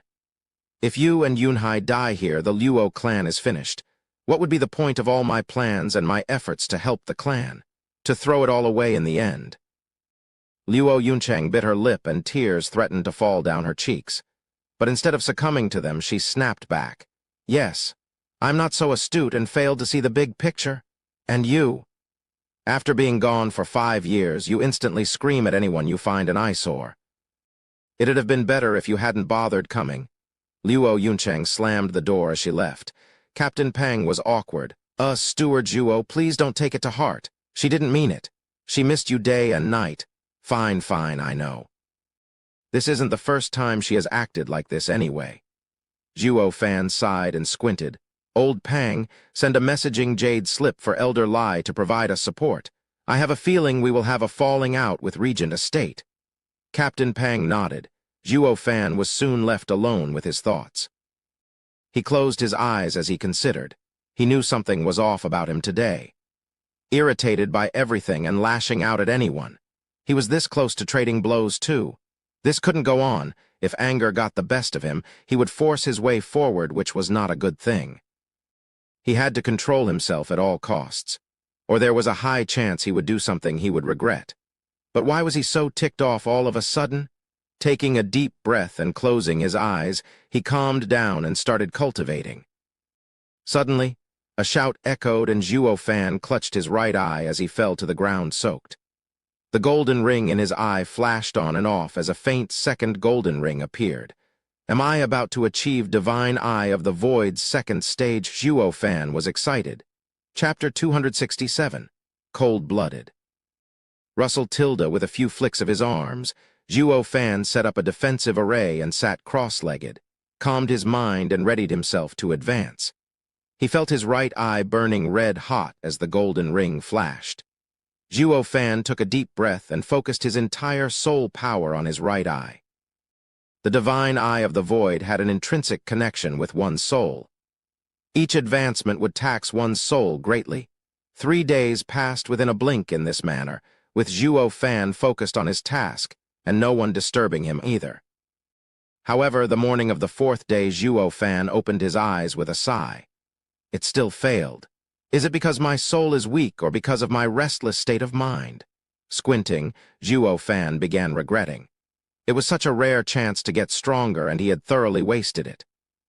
Recalling his impatience 4 days ago, Zhuo Fan shook his head. Why couldn't I be calm? I need to temper my heart and remove all distractions. Zhuo Fan took a deep breath and closed his eyes. The next time he opened them, they were crystal clear with no ripples across them. Zhuo Fan stood up, undid the array, and walked out. He was met with Luo Yunchang and company. One look was enough to tell him something was up.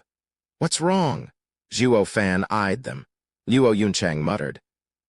Pavilion Lord Long has sent word that they want to discuss the final battle among the 7 houses with you, but you were cultivating these past days, and— All right, I got it. Zhuo Fan interrupted her and walked away without even looking at them, like a lone wolf. Luo Yunchang looked at his back for a long while and then said, Captain Pang, did you also notice that he has changed? Captain Pang swallowed. Steward Zhuo didn't change. He has only returned to how he was 8 years ago. He looks the same as back then in Misty Forest. Luo Yunchang watched the prideful figure with an aching heart. Is he leaving again? A demonic cultivator only ever cared about themselves. With Zhuo Fan having met so many people over the years, each encounter had a faint influence, each tainting his heart and ultimately rattling his usually peaceful state of mind. He was of the belief that this was the sole reason for his failure to advance Divine Eye of the Void to the 2nd stage. After careful consideration, he had cast out every influence, along with the ever-growing emotions. The strong had no need for dead weights. Surveying the white clouds floating about the blue sky, Zhuo Fan's eyes were crystal clear. So much so that they looked dead, so much better. Sighing, Zhuo Fan walked with purpose to a courtyard 10 times larger than the Luo clans. This place had high-ranking people watching the gate. Brother, the killing with intent you used has opened my eyes. Long Jiu laughed. Zhuo Fan nodded unaffected. Long time no see, Brother Jiu. Long Jiu paused for a second. Why is brother so cold today? Darling, you were so cool. Xiao Dandan skipped over at some point with a rosy face. Peony Overseer held her face and sighed. Zhuo Fan glanced at her and said, Lass, do that again and I'll make sure it will be your last. Reeling, Xiao Dandan watched him like he was some stranger. She had gotten used to Zhuo Fan talking like that, but this time she could see the bloodthirst glinting in his eyes. She was certain that if she opened her mouth at this instant, Zhuo Fan would rip it off. Peony Overseer saw her disciple being picked on and glared. But before she could spring in defense, Zhuo Fan's cold, emotionless eyes snapped at her. And you deal with your disciple before she meets with misfortune. When that time comes, you'll only have yourself to blame for not educating her properly. Zhuo Fan then walked inside without sparing the women a look. Zhuo Fan had long lost his joking mood and was ready to follow up on his threats. What's wrong with this kid? He's like another person. While those familiar with Zhuo Fan were stifled, the rest were even more afraid of earning his ire. Zhuo Fan was surrounded by a constant air of savagery, as if he was standing above all. No one dared to stand closer than 3 meters around this mighty lord. His far-away look and his power let them know that the best he ever felt was when he was alone. This Zhuo Fan left them all cold and shaken inside. Rumble! Zhuo Fan walked in through the heavy door, where the three clans sat around a round table. They all smiled at his coming, Chu Qingcheng especially. He nodded and smiled in reply, but ignored Chu Qingcheng as he took a chair. Steward Zhuo, the qualification round has concluded. Because of your involvement, a large number of clans were eliminated. This makes the final battle planned a month later be moved 2 days from now. Long Yifi explained. Zhuo Fan nodded. So the reason you wanted to see me is, seeing how the Luo clan has never participated in the final battle of the 7 houses before, there are some things you have yet to learn. Long Yifi smiled. Actually, the final battle is held in a different area each time and rules change accordingly. What remains the same is how cruel and brutal it is. So it isn't held in Dragon Cloud City? Hasn't it been a tradition for esoteric debate to be held here for the past 1,000 years? Zhuo Fan raised an eyebrow. Long Yifi shook his head. This is the imperial family's scheme. Only by constantly changing the environment could they see the true power of the 7 houses. And with how powerful the disciples from the 7 houses are, so too will the terrain become of a much greater difficulty. This time it is expected to be the worst so far. Zhuo Fan squinted, still out of the loop. Grandmother giggled. Steward Zhuo needn't be baffled. The Dragon Cloud City has a large 8th-grade teleportation array to send us anywhere within the Tianyu Empire, and that is where the final battle will be held. This is also to prevent anyone from setting an ambush. Zhuo Fan nodded. Imperial family thought of everything. But using such a large teleportation array only for esoteric debate is such a waste. Zhuo Fan shook his head in the end. If the imperial family wanted to waste their coffers, how was that his problem? He was better off focusing on the final battle. That was the whole reason why they were gathered here. Zai Ziao Feng smiled. Steward Zhuo, your skills have opened our eyes. But we still wish to ask, how confident are you in facing Huangpu Qingshan? Squinting, Zhuo Fan snickered. None whatsoever. But you can rest easy knowing that I can hold him down. With how one of the other 3 is a cripple, can you handle the remaining 2? With Steward Zhuo holding off that monster, the other 2.5 men will be easily taken care of. The 7 houses ranking will be an upheaval. Zai Ziao Feng anticipated with joy. The others laughed with him. They discussed further details, then adjourned. Zhuo Fan walked to the door when a graceful figure blocked his view. Zhuo Fan eyed Chu Qingcheng. You need something? Zhuo Fan said flatly. Chu Qingcheng watched the impassive Zhuo Fan in anger. Zhuo Fan, I want an answer. Did you have no reason to stay in Drifting Flower City longer? None. Zhuo Fan was resolute. I told you I only did it out of self-interest. Since I had achieved my goal and got what I came for, I had no reason to stay. Chu Qingcheng gnashed her teeth and clenched her fists. What about the days spent in that shack? You call playing house being real? Mocking, Zhuo Fan sneered. Without sacrificing a few days of my youth, you would have never given up Bodhi Jade Sap so willingly. Pa, Chu Qingcheng slapped him before he could finish. Grinning, Zhuo Fan giggled despite her raging eyes. Silly girl, you're so easily duped that I worry how Drifting Flowers edifices will survive after grandmother's gone. Why not give it to me? Bastard, you are dead inside. Chu Qingcheng glared, her fingers dug into her palm drawing blood, trailing her flawless skin. Smirking, Zhuo Fan no longer looked at her as he left, but his mockery stung nonetheless. Ha ha ha, I am and always will be a demonic cultivator. Even if that time made me feel anything, so what? You think you can hook me in? PFF. With heart-wrenching pain, Chu Qingcheng watched him leave with a face filled with tears. Zhuo Fan paused but never turned around. His face forever cold as he walked away alone. Peony Overseer and the rest rushed over, seeing Chu Qingcheng's state and starting cursing Zhuo Fan.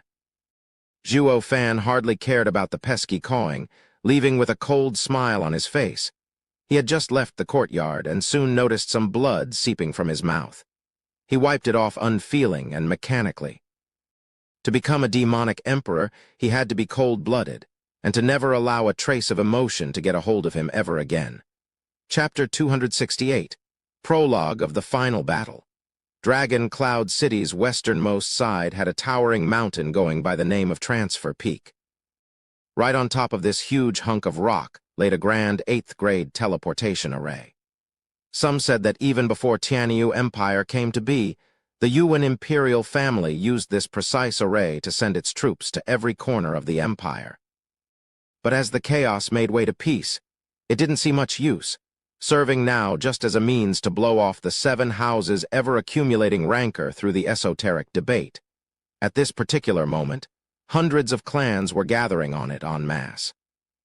They all looked at the array with nervousness, excitement, and awe.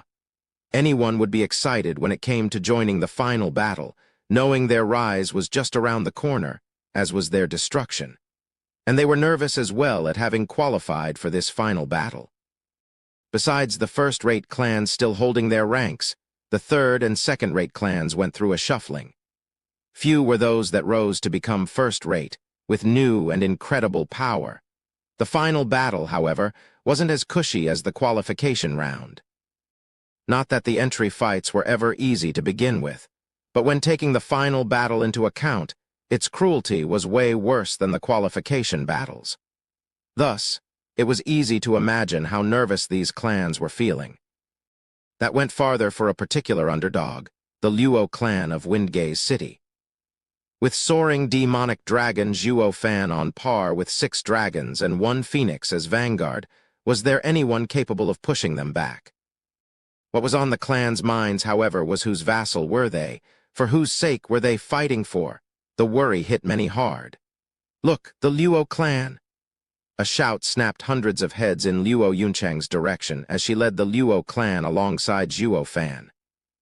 Finally healed, Luo Yunhai could now show his heroic aura and thirst for battle. A youth still, yet the 5th tiger of Tianyu would never just be another face in the crowd. Their proceedings instilled a certain heavy air around the onlookers.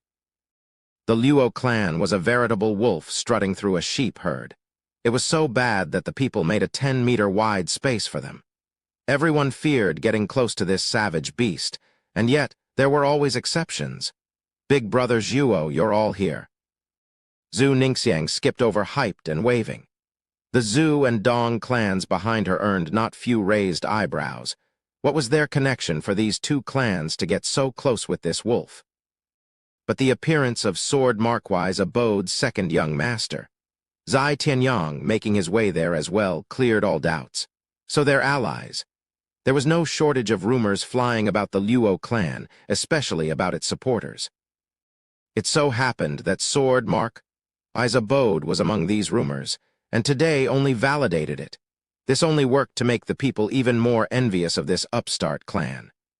So this is why the Luo clan jumped from 3rd to 1st rate and had a free path to the final battle. They have a house behind them. What kind of sheer dumb and rotten luck had they stumbled upon to have a house treat them so? Thinking of how mountains of wealth were literally flung at this 3rd-rate clan to reach such a position, if it were us in their stead, we'd have reached the moon by now, TCH. People always looked at the surface of things, unaware that the Luo clan of today wasn't because of the support of some houses. And it was what they were today that had caught the 7 houses' attention. It was painfully obvious to see who here was a dog or a man.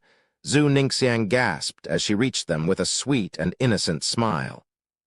Zhuo Fan's mouth quirked and he ruffled her hair. "What are you doing here? Haven't you always hated watching people die?" Luo Yunchang retorted as she watched him longingly. It was her first time in days that she caught Zhuo Fan show a carefree smile.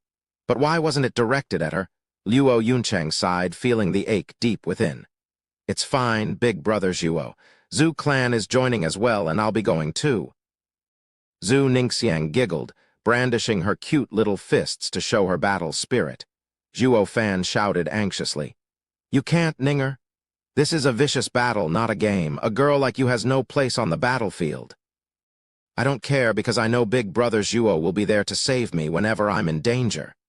Zhu Ningxiang blinked her bright eyes, watching Zhuo Fan eagerly. She then looked at the thunder ring. Whenever I'm in peril, the thunder ring will flicker and you'll appear. Isn't that right? Zhuo Fan squinted, then nodded in defeat. Fine, I'll look after you. You don't have to worry about that. You have Huangpu Qingshan to deal with. Ninger will be in my care. Zai Tianyang stormed next to Zhu Ningxiang and held her shoulder, making a claim on her. Zhu Dingshan only now arrived and smiled awkwardly. I can't stop her. This girl is too stubborn, but don't worry, she will be in her brother's and young Master Zai's care, so she won't be in any trouble. On cue, Zhu Lin and Zhu Gang cupped their hands. Startled, Zhuo Fan gave them a once-over and nodded, despite the sense of loss taking hold on his heart. He felt that he and Ninger were only growing apart. With mountains rising between them, they could never return to the blissful times they shared in Albeast mountain range. This is for the best. He wanted to numb his heart, and severing those memories of their past encounters was for the best. With a deep breath, Zhuo Fan regained inner peace like a stone-cold killer. He said to Zai Tianyang, "Take good care of her and make sure nothing happens." It goes without saying. Zai Tianyang nodded. Zhuo Fan, I'm coming as well. Luo Yuncheng spoke up. Zhuo Fan raised an eyebrow. Why didn't I say I and Yunhai and 10 guards are enough? Why do you want to come all of a sudden? How? No reason, you'll protect me so it'll be fine. Luo Yuncheng batted her eyes. Shaking his head, Zhuo Fan said, No, too dangerous. Are you worried about me? That's not it. Zhuo Fan scratched his nose. I'll be in danger if I have to constantly look after you. The others chuckled. Luo Yuncheng glared as she kicked his shin. You make me a dead weight while you said you'd protect Ninger? What am I then? Zhuo Fan let her vent on his leg, stiffened for a second as his face went cold. Luo Yuncheng kicked him once, but the second kick didn't come, for her heart grew forlorn the more she looked at Zhuo Fan. Zhuo Fan had closed off his heart under lock and key. He was like a prideful hero, wishing to bear everything alone. The 7 houses are here. The shout got everyone's attention. With Regent Estate in the lead, the 7 houses strutted forth. Chu Qingcheng was there as well. She glanced at Zhuo Fan only to see his face ever cold and impassive, which made her clench her fists. Grandmother was right. He is dead inside, not worth any woman's attention. Scoffing, she ignored him and walked behind grandmother with a frosty gaze. Marshal Dugu has arrived. Dugu Zhanshan brought 10,000 soldiers to surround this area. He did it as a safety measure to instill order. But the thick scent of blood and steel shuddered the nerves of every disciple here, they who had only known life in the clan. Laughing, Dugu Zhanshan stopped before Zhuo Fan and patted his shoulder. Ha ha ha, kid, I was ready to come out and save you that day, but you have radiant stage abilities already. You hid them so well that you even had me worried. Marshal was there as well. Zhuo Fan raised an eyebrow. Dugu Zhanshan nodded with a smile. How could I not? Just the day before Huangpu Qingshan showed off his intent, I had to watch over you. Who knew, who friggin' knew, you are both made of the same cloth, monsters the lot of you. I was worried for nothing, ha ha ha. Laughing on, Dugu Zhanshan turned to Luo Yunhai and gave him some warnings before leaving. The 4 tigers of Tianyu offered their encouragement as they left as well. Reaching the forefront, Dugu Zhanshan surveyed the crowd of clans. Please step before the array. The esoteric debate's final battle will begin shortly. Starting with Regent Estate, the 7 houses took the first line in order of the previous esoteric debate's ranking. Next were the clans, never even entertaining the thought of cutting ahead. The clans either stood behind their master or the house they wished to become a vassal of. Obviously, Regent Estate had the numerical advantage, but typical of Regent Estate, that didn't mean these clans were going to be accepted. While other clans with modicum of strength settled for standing behind other houses they wished to follow. Dong clan went behind Drifting Flowers edifices, and Zhu clan behind Sword Markwise abode. Zhuo Fan glanced at Luo Yunhai and nodded. Luo Yunhai strutted under the shocked gaze of the people right abreast the 7 houses, next to Drifting Flowers edifices. The rest of the clan's members puffed up their chests right behind him. The shock was understandable. The crowd now realized that the Luo clan was no one's dog but stood on their own. But this was a direct challenge to the Seven Houses' authority. Would they be able to handle it? Chapter 269, The Most Enticing Reward. The Seven Houses turned their heads, but the calm look on their faces said it all. They were expecting this. That only fueled the crowd's uproar. The Seven Houses are accepting the Luo clan's rise, but how could they allow anyone to stand at their level? The Luo clan did have soaring demonic dragon Zhuo Fan, that insane monster. But the rest of the clan was a whole another matter entirely. Huangpu Tianyuan snickered at the narrow-minded clans around him. Were they so blind to see it coming ever since Zhuo Fan started having a field day with the Seven Houses' elders? So even though Luo clan was overstepping its bounds, per usual, none of the houses found it worthy of a reaction. Oh, your ambition for power and status sure is commendable. Ha ha ha, in the end you still abided by his wishes and showed up. An aged voice echoed. The crowd turned around in shock. They found three old men coming over. The leader being the head of four pillars, Prime Minister Zhu Changfeng, flanked by his yin-yang elders. Even from afar, the people could sense the hidden and thick power they exuded, enough to crush this entire area. Why is this geezer here? Dugu Zhanshan held his beard with a stern face. Huangpu Tianyuan's side was put off by the presence of Tianyu's number one mind. This old bean had extended Yuanshan and company a hand in wrestling out of the emperor's grip one time, but it was a known fact that no one could truly unravel the real reason behind his kindness. His mind was unreadable. Yesterday's friend could very well turn into today's enemy. But the worse was the constant anxiety one was in not knowing when that would happen. Lang Wuchang eyed the hunched figure, then shook his head and sighed. Not even he could read the old man.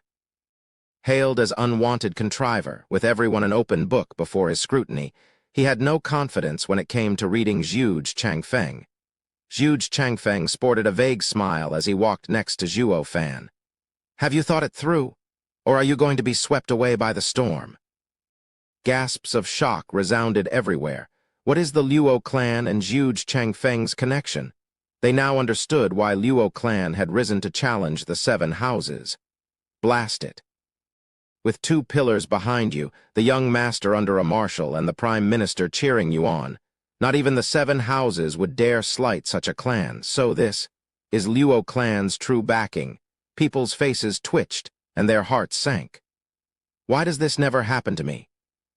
Just what tricks did this Luo clan pull to grab hold of two pillars? Huangpu Tianyuan's side was also stunned. They never saw it coming. Zhu Changfeng came for Zhuo Fan. With even Zhu Changfeng helping them, they had no chance to finish off the Luo clan. Ever. Huangpu Tianyuan's face sank as his knuckles went white. Lang Wuchang dismissed his worries. A state lord, Zhu Changfeng is different from Dugu Zhanshan, a pragmatic. Even if he intended to get close to Luo clan, it will only be because of Zhuo Fan's skills. Once Zhuo Fan is out of the picture, they will fall like a ton of bricks. It only makes this time's esoteric debate of paramount importance, to stomp that punk dead. Huangpu Tianyuan's eyes flashed with bloodthirst. Lang Wuchang nodded, turning to the only one who could achieve this feat, heaven-shaking Dragon Lord Huangpu Qingshan. Yet the man in question was oblivious to their conversation. His eyes showed he was raring to go turn the entire battlefield upside down. Perfect. Lang Wuchang chuckled, finding everyone dancing his tune. Going back to Zhuo Fan, the man smiled. Prime Minister, how do you know if the Luo clan isn't in the eye of the storm already? Zhu Changfeng raised an eyebrow. I trust your judgment.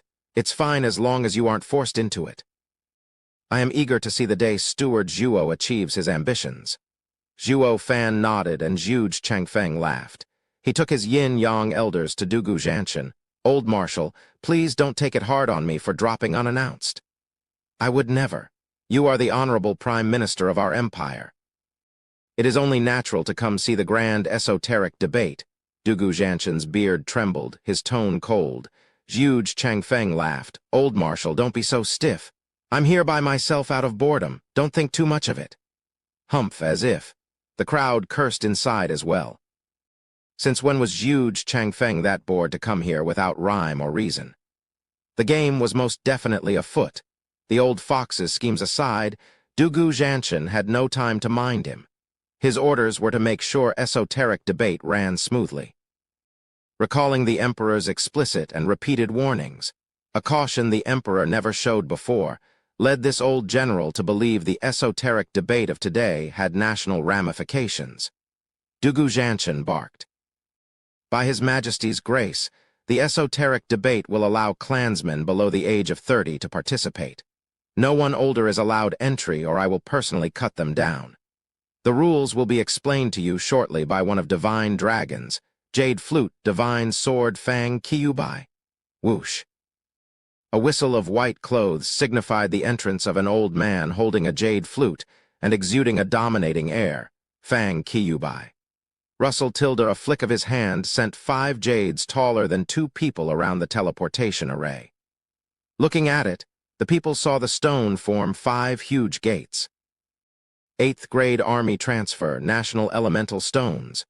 Looking at the red, yellow, green, blue, and brown stones, Zhuge Changfeng and the 7 houses took a step back in shock. Fang Kyubai nodded. Correct, this is indeed the array passed down by imperial ancestors. Fang Kyubai then made a sign, and the stones shone, each reflecting a beautiful scenery of beasts and birds. A 3rd-level spiritual beast soon passed by and watched the crowd curiously. Then came a 4th-level spiritual beast and howled, but was left to claw away at an invisible barrier, unable to reach them. Fang Kyubai's voice roused them from the shock. I will now present you all with the rules for this esoteric debate. As you have seen for yourselves, the center and the stone arrays are both unidirectional. You will shortly stand in the center array, and I will then send you to the location of the final battle. But to return, the only way is through the national elemental stones. The crowd looked puzzled. Fang Kyubai continued. The 5 national elemental stones are a one-way door, but from the final battle location to here. To activate it, you will need to find not only these stones, but also their key. However, each array has a yin and yang key that must be joined to return. And the order of your arrival will mark your ranking. Simple enough. Huangpu Qingshan smiled. The others nodded, finding it pretty straightforward. It all came down to finding some keys and the way back. The greatest danger was merely deadly battles between clans, nothing of importance. Fang Kyubai raised an eyebrow and snickered. Simple is it? You won't be saying that after you find out the location. The clan stared at him distraught. Beast King Mountain? Fang Kyubai mocked. SSS tilde gasps echoed around, and some even felt their knees shaking. Beast King Mountain wasn't as deadly as all Beast Mountain range, but high-level spiritual beasts were nevertheless present. There were many 5th and 6th-level spiritual beast kings roaming, hence the name Beast King Mountain. Even profound heaven and radiant stage experts would have a hard time scouring that place for anything, not to mention the plenty of bone-tempering cultivators among the clans. There was no need to even fight when the spiritual beasts would kill them off before they could even meet. The hearts of everyone sank in despair. Why was this time's battle so cruel and deadly? Only 6 dragons, 1 phoenix and Zhuo Fan were the picture of calmness. Glancing at these monsters left them stomping in indignation. Was this place chosen with these freaks in mind? If you take away the 8 monsters, you'd only have average people. This is ridiculous. Fang Kyubai grinned at their silent protest, but of course, no danger comes unwarranted. It is slightly dangerous this time around, but the reward is up to the risk. These are 5 8th-grade pills, brimming sacred pill. It will be up to each one of you to earn it. Say what? Zhuo Fan and Huangpu Qingshan were both affected. The brimming sacred pill was of most value to a radiant stage expert or those on the brink. Across the whole of Tianyu, this pill was the rarest of all. Not even the 7 houses had one.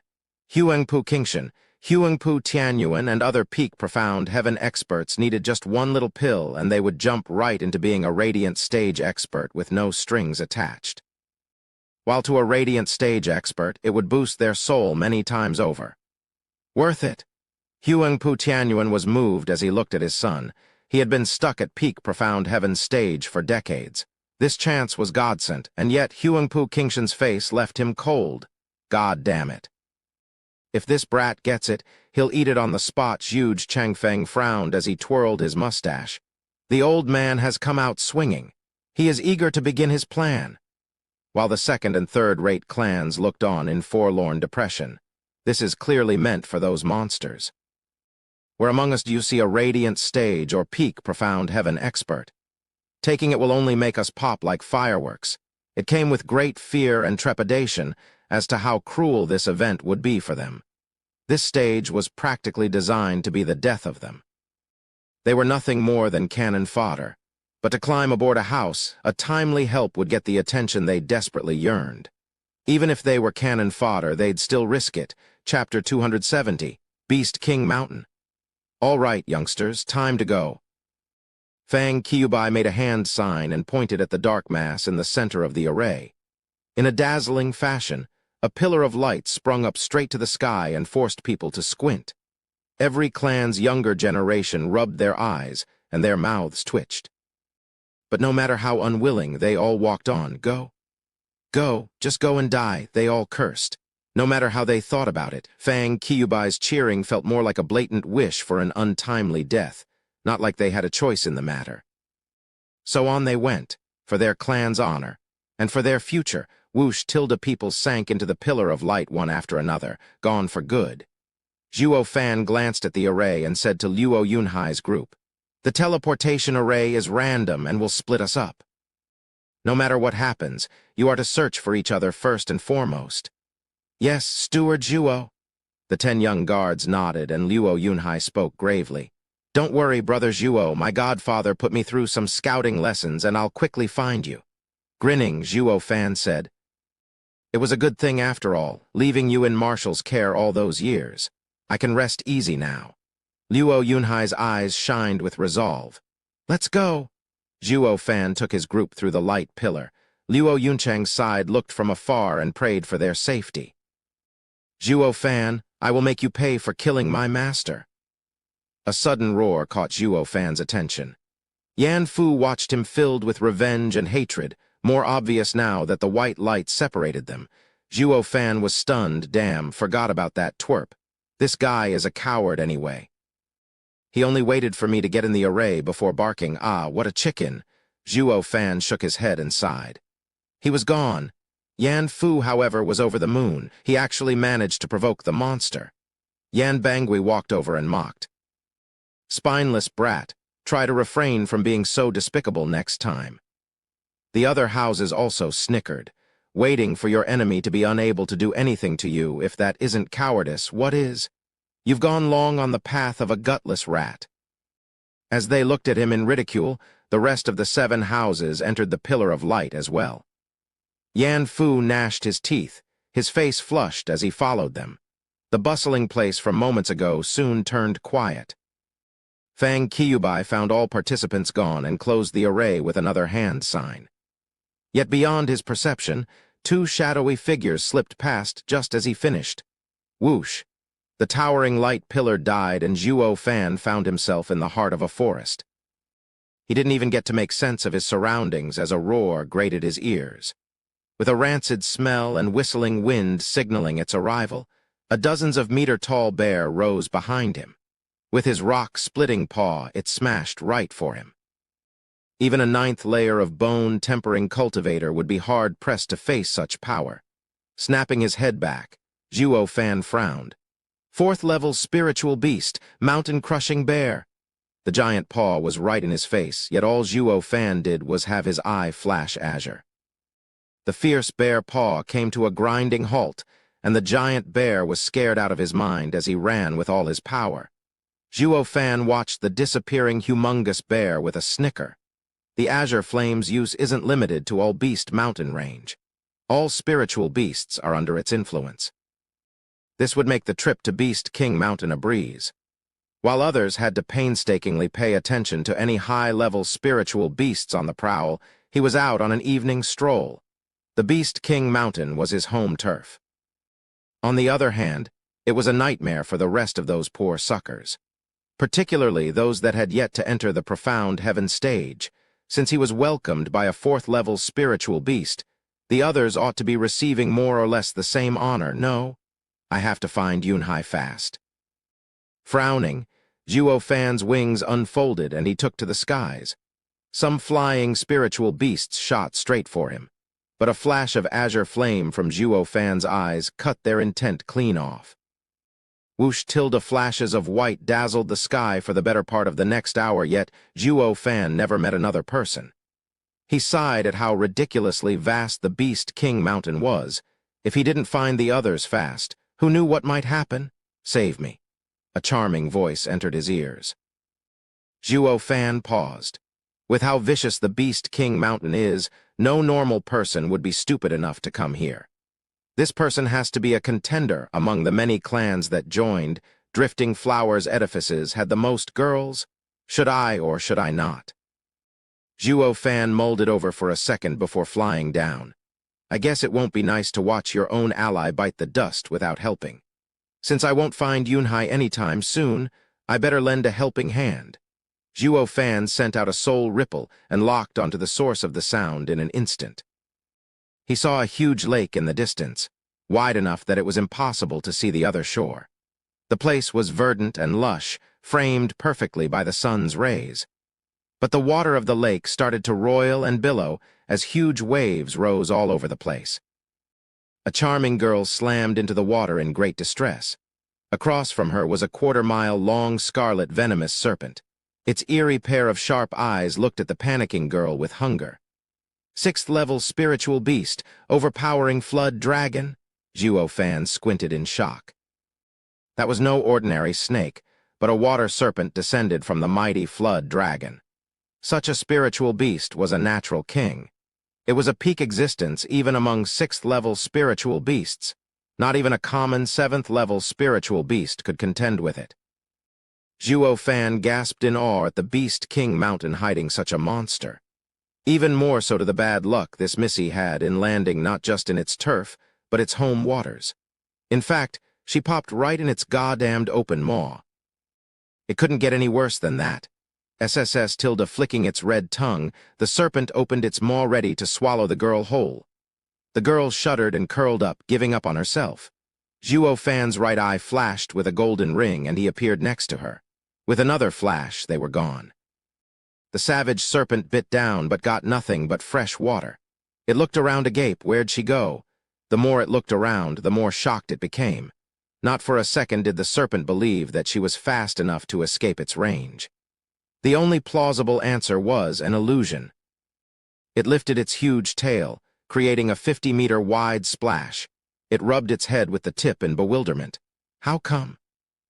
Am I growing senile and have started seeing things in another area? The girl closed her eyes and shivered in Zhuo Fan's embrace, waiting for the jaws of death to rob her life. She waited, yet nothing came, not even pain. She only felt a bit chilly as the breeze traced her curves. The girl cracked her eyes open to see a broad chest and the blue sky. Zhuo Fan was paying attention to where he flew with a cold stare. But when he felt her squirming, he said, "You're all right?" "Ah." Zhuo Fan's voice was stuck in his throat and his scalp went numb watching the nubile figure. The girl's naked. The girl looked at him and then at her silky smooth and uncovered skin before blushing and wailing. "Ah, tilde, you rogue, don't look. Close your eyes." "You're the damn rogue. What are you doing coming here without clothes? Since when is Drifting Flowers Edifices so deviant?" "What Drifting Flowers Edifices? I know no Drifting Flowers Edifices. I thought I told you to shut your eyes. Don't you dare look." "Zip it." "It's perfectly normal for a man to look, especially now. Go and wear something if you don't like it." "You," she glared at him and huffed. Her eyes sparkled on the verge of tears and her face was growing flushed by the second. Chapter 271, Beast Mistress. Ding tilde in the thick forest, Zhuo Fan was facing away from the bush behind him in silence and focus.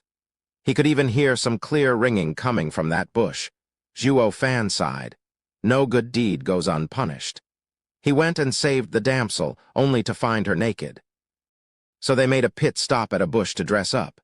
But this chick was taking her sweet time doing it. Can't you just put on a coat or a robe and be done with it? Look at me, rustled Tilda. The grass crunched behind him, and Zhuo Fan turned. He was in for the shock of his life. He hadn't gotten a good look at this damsel, with the rescuing and all, but now that he had, she was quite the looker. She had a cute button nose, more than generous curves, and big eyes to reflect complex emotions. Considering her clothes, it was a striking difference from the refined and graceful silken robes. They were made with ease of movements in mind. The constant ringing finally drew his attention to her bracelet having a bell attached, completing her wild look. She's a foreigner. Zhuo Fan watched on speechless. Never had it crossed his mind that in a place filled with his clan's disciples, he would find a girl not native of Tianyu. Noticing the obvious look she was getting, the girl blushed. She was squirming with shyness, but still had the guts to give him a sharp glare. "What are you looking at? See how I'll poke your eyes out." "TCH, not that there's anything to see." "Why are you so feisty?" Zhuo Fan jabbed. The girl blushed harder and felt disgruntled. She was a pure and single girl, and then she stumbled upon this stranger who had got more than an eyeful. How could she face the world now? She was mortified, wishing to bury her head in her chest. Go die, all this while Zhuo Fan was walking away cursing. "God friggin' damn it! I saved the wrong damsel and wasted all this time too." Glaring, the girl spat. "What's the meaning of this?" "You regret saving me." She skipped in front of him and fixed her piercing eyes on him. Zhuo Fan's words struck a nerve, and she got over her shyness in a jiffy. "I'm an exotic beauty, a man's dream. It was your greatest fortune getting to save me and even getting an eyeful." "What's with that tone, as if you were the one found naked?" "I am the one hurting here. You ruined me." "Humph, greedy pig." The girl's eyes were staring a hole into Zhuo Fan, wishing to tear him a new one, and Zhuo Fan's response, pushing her aside in mid-stride. "Move, I've wasted enough pointless time on you as it is." The girl eyed the proud Zhuo Fan walking away and blinked. "And you call yourself a man?" This was a first. All the men she had met so far were quite taken with her, not cold as ice like this one. Then she recalled the desire in his eyes when he got an eyeful in the sky, and it was clear that this guy was a man from head to toe. So why? Then it hit her. What was she doing looking hopeful instead of getting her due for staining a girl's reputation? Ah, how mortifying. She cupped her blushing cheeks, her mind drawing all kinds of untoward conclusions. Not that Zhuo Fan had a mind to care. He ignored this fated encounter and was this close to forgetting her as well. What was the point in remembering every bystander roar? A sudden gust signaled the appearance of a golden panther as it jumped down from a tree up above. It stared savagely at Zhuo Fan, bearing its reeking fangs as well. "Fourth-level spiritual beast, mountain-crossing golden panther." The girl cried in fear. Zhuo Fan only frowned with slight worry. With fourth-level spiritual beasts being the order of the day on Beast King Mountain, he was plagued by what might happen to Yunhai. The girl figured Zhuo Fan was rooted to his spot from sheer terror and rushed to his rescue. The spiritual beast started laughing at Zhuo Fan's outlandish reaction. He, I scared the kid witless with my entrance. Per effect, it has been days since my last feast roar. The kitty pounced, its maw ready to swallow Zhuo Fan whole. Zhuo Fan smiled as his eyes were about to flash the danger away, just as a graceful figure jumped in front and blocked the savage beast. Ding Tilda, the girl's bracelet rang melodiously as she faced that savage pair of eyes with her charm. The girl then started moving her waist to the ringing, just like a dance. All the beast could do was gawk in a trance at the dancing girl. Zhuo Fan was stunned.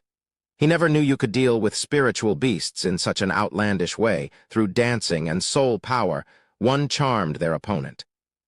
Humans were hardly affected, but spiritual beasts with their tiny minds gobbled it up on the spot. As the girl went along her dancing routine, the spiritual beast's head was lolling about and its eyes glazed. Then the girl clapped. The savage beast's head cocked and slumped. The fear and dizziness in its eyes made a stark contrast with the contentment on its face. Left gasping, the girl wiped her brow. Zhuo Fan smiled. "Ha ha ha, you're really something. This world sure is wide and there are many approaches to the same problem." Hey, don't just stand there and comment on my skill from your high horse. Snapping her glare on him, the girl said after a pause, "Looking at you, you're just a ninth-layer bone tempering cultivator. No wonder this fourth-level spiritual beast scared you silly." Right back at you. Who was it, I wonder, that had her bare ass saved from that lake? Zhuo Fan snickered. The girl now had his full attention. Blushing, the girl stuck out her head. "How is that the same? That thing in the water was a sixth-level spiritual beast. Wait. How are you able to fly as a bone-tempering cultivator? How did you save me? I am in the second layer of the profound heavens stage myself, but not even I could escape that monster." Finally, getting her wits about her, she realized the sheer ridiculousness of it all. How was she spared from ending up a sixth-level spiritual beast's lunch? Zhuo Fan wasn't about to blurt all his secrets to a total stranger, and only showed off his lightning wings with a smile. "These things are quite fast, enough to outrun a water serpent." The girl blinked for a second and nodded. "I see, a sixth-grade flying spiritual weapon." The sight of those lightning-streaked wings had the girl musing. Then she said in all seriousness, "Oi, kid, since you saved me and I saved you, we're even." Zhuo Fan nodded, though technically he could have easily dealt with the kitty. But the girl flushed again for some odd reason and was plagued by indecision. Her voice grew fainter to such a degree, even Zhuo Fan would have had a hard time hearing if not for his cultivation. "You still owe me for seeing me naked." "Oh, that makes sense." Zhuo Fan nodded and chuckled. "I totally understand you. Don't worry, I am not one to leave a debt unsettled." One moment. Zhuo Fan then removed his sash. The girl became bug-eyed and turned away in embarrassment. "What are you doing, rogue? You said I took advantage of your plight, so I'm only returning the favor. This should make us even." He, rest easy, lady. I will definitely won't ask anything in return, including integrity." Zhuo Fan snickered, sizing the shivering lady with a curious eye. The girl was fuming now. "Damn pervert. That's not what I meant." "What else is there? You mean you want more?" Zhuo Fan grinned. "Fine, my magnanimous self will never be so petty as a certain girl. Go ahead, feel me up as much as you want. Ha ha ha, do as you wish with me, I won't complain. Really, not one peep." "Ah, Tilda, rotten pervert, I've had it with you." The girl was stomping and pouting. "I only want you to help me get some shaping spring. I don't need to see your shaping spring." Zhuo Fan's playful mood was gone, replaced by dead seriousness. "This matter is starting to become interesting." Chapter 272. Shaping Spring. Shaping Spring was an underground river flowing for millions of years. Subjected to constant heat from the core, it was formed of Earth's essence, and it was priceless. While Ice Heart Moon Soul of Zhu Qingjian was a peak water treasure of Yin, the Shaping Spring was a Yang water essence. Just like diamond sand, the Shaping Spring was among the best ingredients, if not the best itself. They said diamond sand was the blood of the earth, while Shaping Spring was Earth's blood's blood. Diamond sand was a hard ingredient and Shaping Spring a soft one. Diamond sand made strong spiritual weapons, while Shaping Spring allowed a spiritual weapon to go through endless changes. Water had no form, shape, or size, and with just a drop of Shaping Spring placed in a spiritual weapon, it would turn into a sacred item, free to change its size at will. Big and unstoppable as a hammer of 1,000 pounds, or small and sublime like an invisible needle. There was one more incredible property the Shaping Spring had the others didn't know about. It matched with a body-refining array. Zhuo Fan grinned as his mind drifted to the tall pillar in his thunder ring. It not once crossed his mind to take this direction, since he never could. But now he had a chance at getting the Shaping Spring, and with it, he could complete that art written in the 9 Serenities' secret records. He may very well gain the same freakish power Gu Santong exhibited. Zhuo Fan was very excited to try. If he could get his hands on the same power that made Gu Santong invincible in Tianyu, then the father and son pair. But not even his imagination could fully grasp the extent of such power. The danger of achieving such a godly refinement was thousands of times greater than when he refined his body with diamond sand. Hesitation had him for a second, but he shook his head clear. "There's no time to delay. That thought comes after I can get it." Then his trademark evil smile graced his face once again. "Miss, what would you have me do?" The girl eyed him skeptically. "Why is this punk so warm all of a sudden?" Odd, but taking a look at Zhuo Fan's cultivation in the bone-tempering stage, her worries were put to rest. What could a 9th layer of bone-tempering stage possibly do when he only had a 6th-grade spiritual weapon built for speed? The girl smiled in kind. "Come with me. Help me get the shaping spring and what you did to me. It'll make us square." The girl blushed. Zhuo Fan nodded with the same hypocritical smile as always. He felt like sighing. "Oh, so many people judge me by my cultivation, only to be swallowed whole by me. This girlie is no different." He followed close behind her with a cold smile.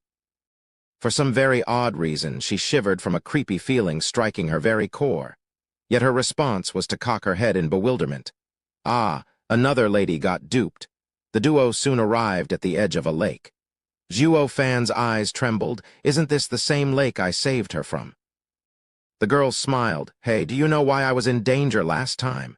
Do you even need to ask? Bathing in some else's home is the same as taking a leak in it. If I was that water serpent, I'd swallow you in one gulp too." Zhuo Fan said sagely. Blushing, she seethed. What bathing? Who would do that in such a dangerous place? Where do you come up with all these dumb conclusions? What else is there? Weren't you going all natural when I got you out?" Zhuo Fan scratched his nose. Yet for some reason, despite his unfazed face, his body was quite honest. 2 trails of blood flowed down his nose. Zhuo Fan was stunned. Why am I bleeding?" The girl was flushed and smacked his head in resentfulness. "Stop having errant thoughts or I what? Make me bathe naked for you to look?" Zhuo Fan snorted. The girl was stomping in anger, red as a tomato. Why was she so unlucky to meet this creep? Then again, only by working together with this creep could she get the shaping spring, and she sighed. She reined in her indignation and turned grave. "Do you see that cave across the lake?" Zhuo Fan followed her fingers to see endless fog surrounding a mountain. There was also a faint image of a man-sized cave entrance at its foot, half of it submerged in water. Zhuo Fan nodded. "What of it?" "That is the serpent's cave," the girl said. Zhuo Fan asked. "How that thing was 500 meters long." "The cave is too small for—" Zhuo Fan's eyes jumped. The girl giggled and made good use of this rare chance to mock him. He, you're not as dumb as you look. Yes, that serpent is definitely eating the shaping spring. It allows it to change its size and enter that cave. What makes you so sure shaping spring is in there? Perhaps the venomous serpent ate it somewhere else, or maybe it's in the middle of eating." Zhuo Fan frowned. Whoosh tilde with a flash of light. A golden-tailed carp jumped in front of him, splashing his face with icy cold water. PFF, the girl giggled, reveling in his misery, content she finally managed to get some retribution. Zhuo Fan wiped his face, uncaring that she did it on purpose. "I see. You have a first-level water-type pet you used to scout the poisonous serpent's cave while it was away. Clever boy." The girl winked and smiled. "I've been staking out the strange 6th-level spiritual beast since I found it a month ago. Until 3 days ago, it only kept to the cave. So I used my first-level spiritual beast, golden fin fish, to find that it really contained shaping spring. But that poisonous serpent was truly vicious, coming back just an hour later. So I waited the past 3 days for it to come out. But since it didn't, I had no choice but to go in and confront it." Seeing the girl's charming smile like she had hit the jackpot, Zhuo Fan jabbed. "So you got naked and tried working your wiles on it? Wait, that ain't right, you're different species. Even if you forced yourself on that hunk, it would only see you as lunch. What nonsense are you babbling? Who would ever seduce that beast?" Blushing, the girl gnashed her teeth in anger. I only intended to use my beast-controlling art to tame it. There is nothing obscene about it." "Beast taming? What does that have to do with you running around in all your glory?" Zhuo Fan raised an eyebrow. The girl's glare sharpened a notch. "Oi, could you stop with the vulgarities? My clan's beast-controlling art pays special attention to being one with nature. The more in tune one is, the stronger the art. Since I can only tame a 4th-level spiritual beast at most, I had to give my body and soul in joining with nature this time around. But I failed anyway because its soul is stronger than average and almost lost my life at its jaws of death. Zhuo Fan nodded. The venomous serpent was related to the flood dragon. Dragon blood flowed through its veins. How could it be just a mere sixth-level spiritual beast? The girl was in over her head trying to charm the beastie with her skill. Oi, brat, weren't you quick at flying? Draw the venomous serpent out and let me fetch the shaping spring. Do that, and I will cross out the crass attitude and disrespect you showed me. The girl showed a bewitching smile and batted her big puppy eyes. That might have worked on your average hormone-riddled male to fire him up in braving any dangers, but Zhuo Fan, however, was a stone-cold killer. My thoughts exactly. Zhuo Fan showed his trademark evil smirk. The girl's eyes shined with glee, but Zhuo Fan could easily see a spark of contempt hidden there. One that said, all men are the same. Humph, ignorant bint, now that I know where shaping spring is, you've outlived your usefulness. Snickering to himself, Zhuo Fan flew to the cave.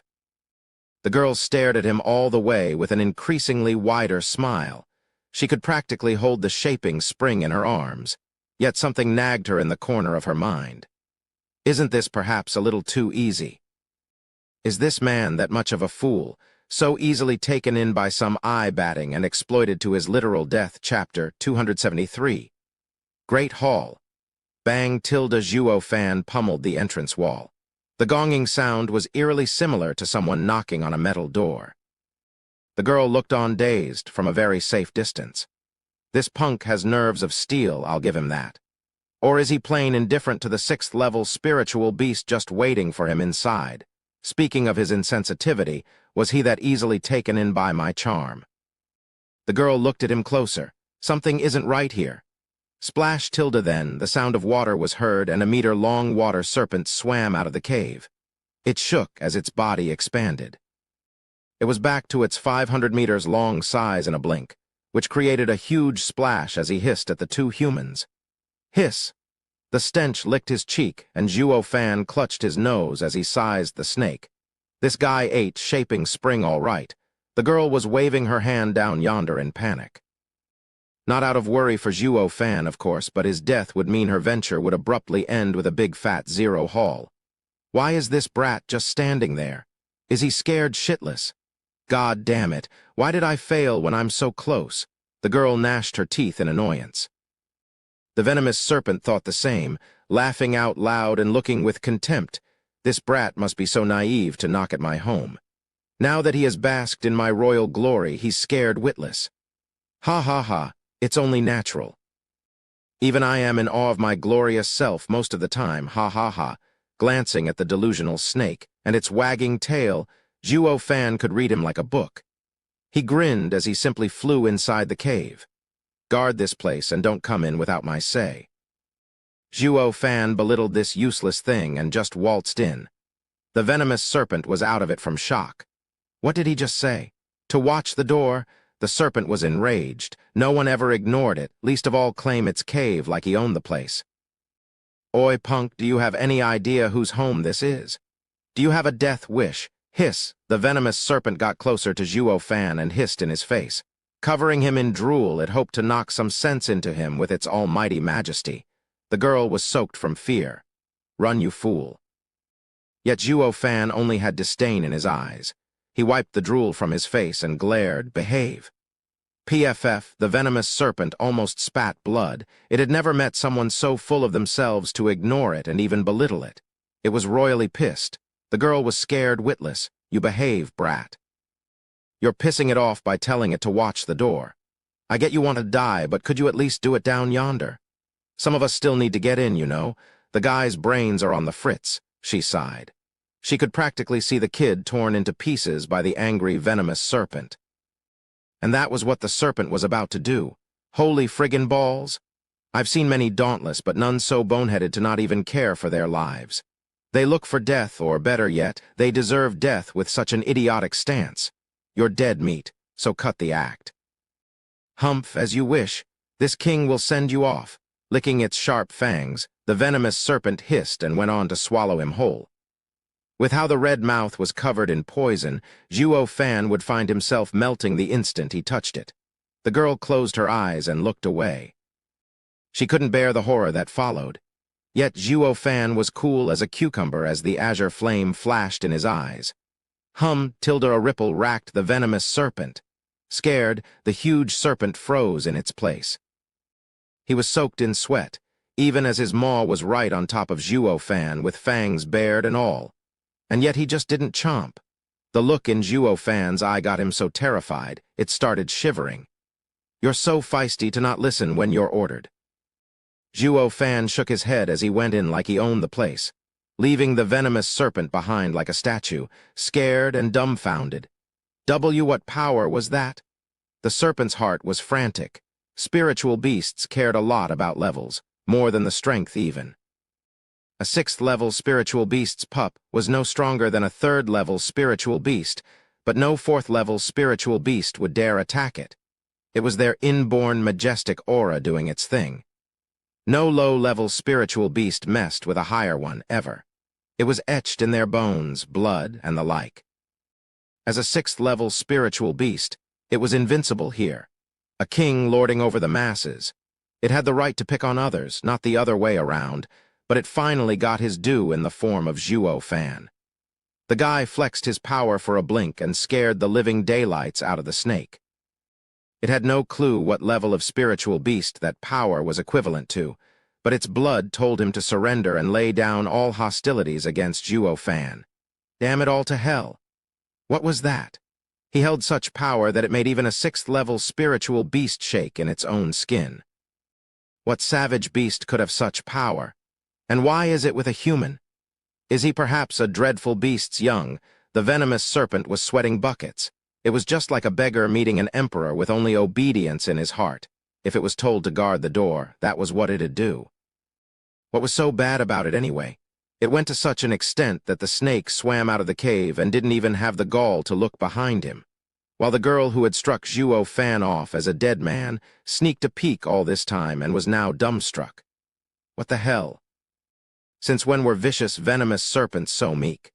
It's not only not entering the cave, but was even posing as a damn watchdog. How in bloody hell did a bone-tempering cultivator do this? Does he also have a secret beast-taming art? The girl cocked her head, glancing at Zhuo Fan going further in with amazement and more than a little curiosity. This brat isn't as dumb as he looks. He may very well not have needed my help with the 4th-level spiritual beast as well. Wait, if he's so strong and all, why is he hiding it? Is he planning to take it all for himself? The girl panicked and stomped in anger. Her wish to go in there herself was curbed by the venomous serpent guard at the door. This time she was close to blowing a gasket. She had wasted a month staking out this place, only to let another person reap the reward. I was hustled. She then pouted and slumped on the ground, sulking. Back to Zhuo Fan, the man in question soon arrived at the end of the cave. The view here shocked him senseless.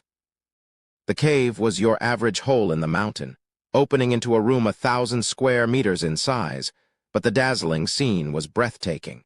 He came here for shaping spring and actually found so many high-grade herbs. There were 108th grade and at least 1,000 7th-grade herbs. Such haul could contest with the 7 houses stores, if not even imperial families. Holy Mother of God. True wealth truly comes from nature. He assumed these were all gathered by the snaky, but why didn't he eat them? To last him through the winter, more for me, I guess. He. Without further ado, and not caring for the beast outside, he pocketed all herbs with a wave. He even went to every corner and made sure he didn't miss anything. Zhuo Fan cackled like mad for such a great haul. It echoed along the cave walls and traveled outside. Venomous Serpent's heart sank and tears fell from his eyes. The girl heard the cackle as well and almost sank into depression. Those were supposed to be mine. Having already scouted the cave with her pet fish, she knew what a jackpot that cave held. She didn't tell Zhuo Fan about it in fear he'd want a bite as well. And now? He didn't just take a bite but swallowed it whole.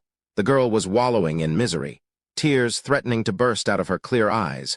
Chapter 274, Divine Eye of the Void's second stage. Whoosh tilde Zhuo Fan drifted around in the cave, waving his ring in every direction. He could feel joy bubbling out of him with every precious ingredient being tucked away in the safe confines of his ring. He just came to Beast King Mountain and had already made a killing. This is the best goddamn omen of all.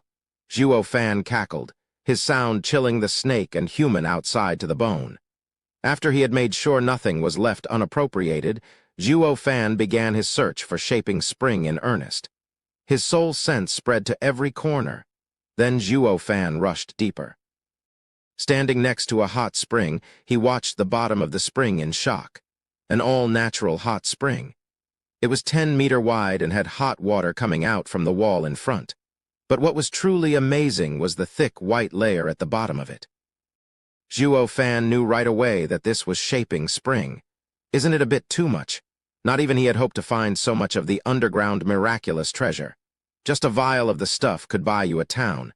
He'd be happy with just a bowl. But he didn't just get a bowl, he instead got a whole tub. He could literally bathe in it. Zhuo Fan shuddered from excitement. Thinking back on this mountain, he realized that only after billions of years of accumulation could have gathered so much of Shaping Spring. There would have been even more of it if not for a certain snake sampling it. This is enough as it is. Anyways, one shouldn't be too greedy. It's bad for health. Zhuo Fan chuckled at his egotistical thinking. Any who heard him would have spat blood. If you're not greedy, then the people in this world are all altruists. Humph, greedy pig. Plop. With a laugh, Zhuo Fan jumped right in. He sank until the Shaping Spring reached his waist. Zhuo Fan quirked his eyebrows in glee. So deep. There was even more of the Shaping Spring than he thought was possible. Zhuo Fan went right down to business, taking out bottles and filling them with the stuff before throwing them into his ring. Zhuo Fan's face always sported that dumb grin throughout this ordeal, smiling from ear to ear. I hit pay dirt coming to this Beast King Mountain. It's totally worth it even if I don't get that brimming sacred pill. Ha ha ha, Zhuo Fan's laughter echoed throughout the cave. Bam! While he was hauling his booty, he touched upon something. It didn't sound like a rock, but something hollow. He groped around blindly before taking out a blue vial. Zhuo Fan looked at it curiously. Why is there a vial here? Is collecting baubles another one of the serpent's hobbies? But the writing on it left him stupefied. My luck can't be that good, right? Did I actually stumble upon a brimming sacred pill? Yes, sir, the vial had those exact words on it. The cap even had a seal on it to not leak its fragrance and attract spiritual beasts. Zhuo Fan started flipping it. Fang Qiubai threw 5 such pills into Beast King Mountain at the start. This one must have flown through an underground river and chanced upon this place, with the snake totally oblivious of it. Zhuo Fan sighed. I'm so lucky even I'm scared. The odds of finding a brimming sacred pill among Shaping Spring was a true close to 0 chance. But was he one to waste such an opportunity? Hell no. He threw it in his ring and resumed hauling his loot. It took him half a day of grueling work to capture it all, down to the last drop. The venomous serpent outside was swimming around, peeved. Just what are you doing in my home? Couldn't you at least leave some for me? Wah tilde uncaring and unfeeling for the heartbroken snake outside, Zhuo Fan had no idea about the meaning of restraint. He took one last look at the spotless walls and nodded in satisfaction that he didn't miss anything. Woe was the poor snake. It was now a millionaire-turned-pauper, wrung dry by Zhuo Fan. If it had only seen this spotless place, it'd be crying his lungs out. Not that the greedy Zhuo Fan ever cared, mind you. Zhuo Fan now took his time to inspect the brimming sacred pill. He uncapped it and swallowed it. With enemies coming out at every turn in the esoteric debate, he was hard-pressed to find such leisure again, giving him enough time to refine the pill. It'd be best to stay in here, under the snake's watch, and grow stronger. Boom! An explosion of soul power happened the instant he swallowed it. As if a sea was unleashed in his head, his mind threatened to burst.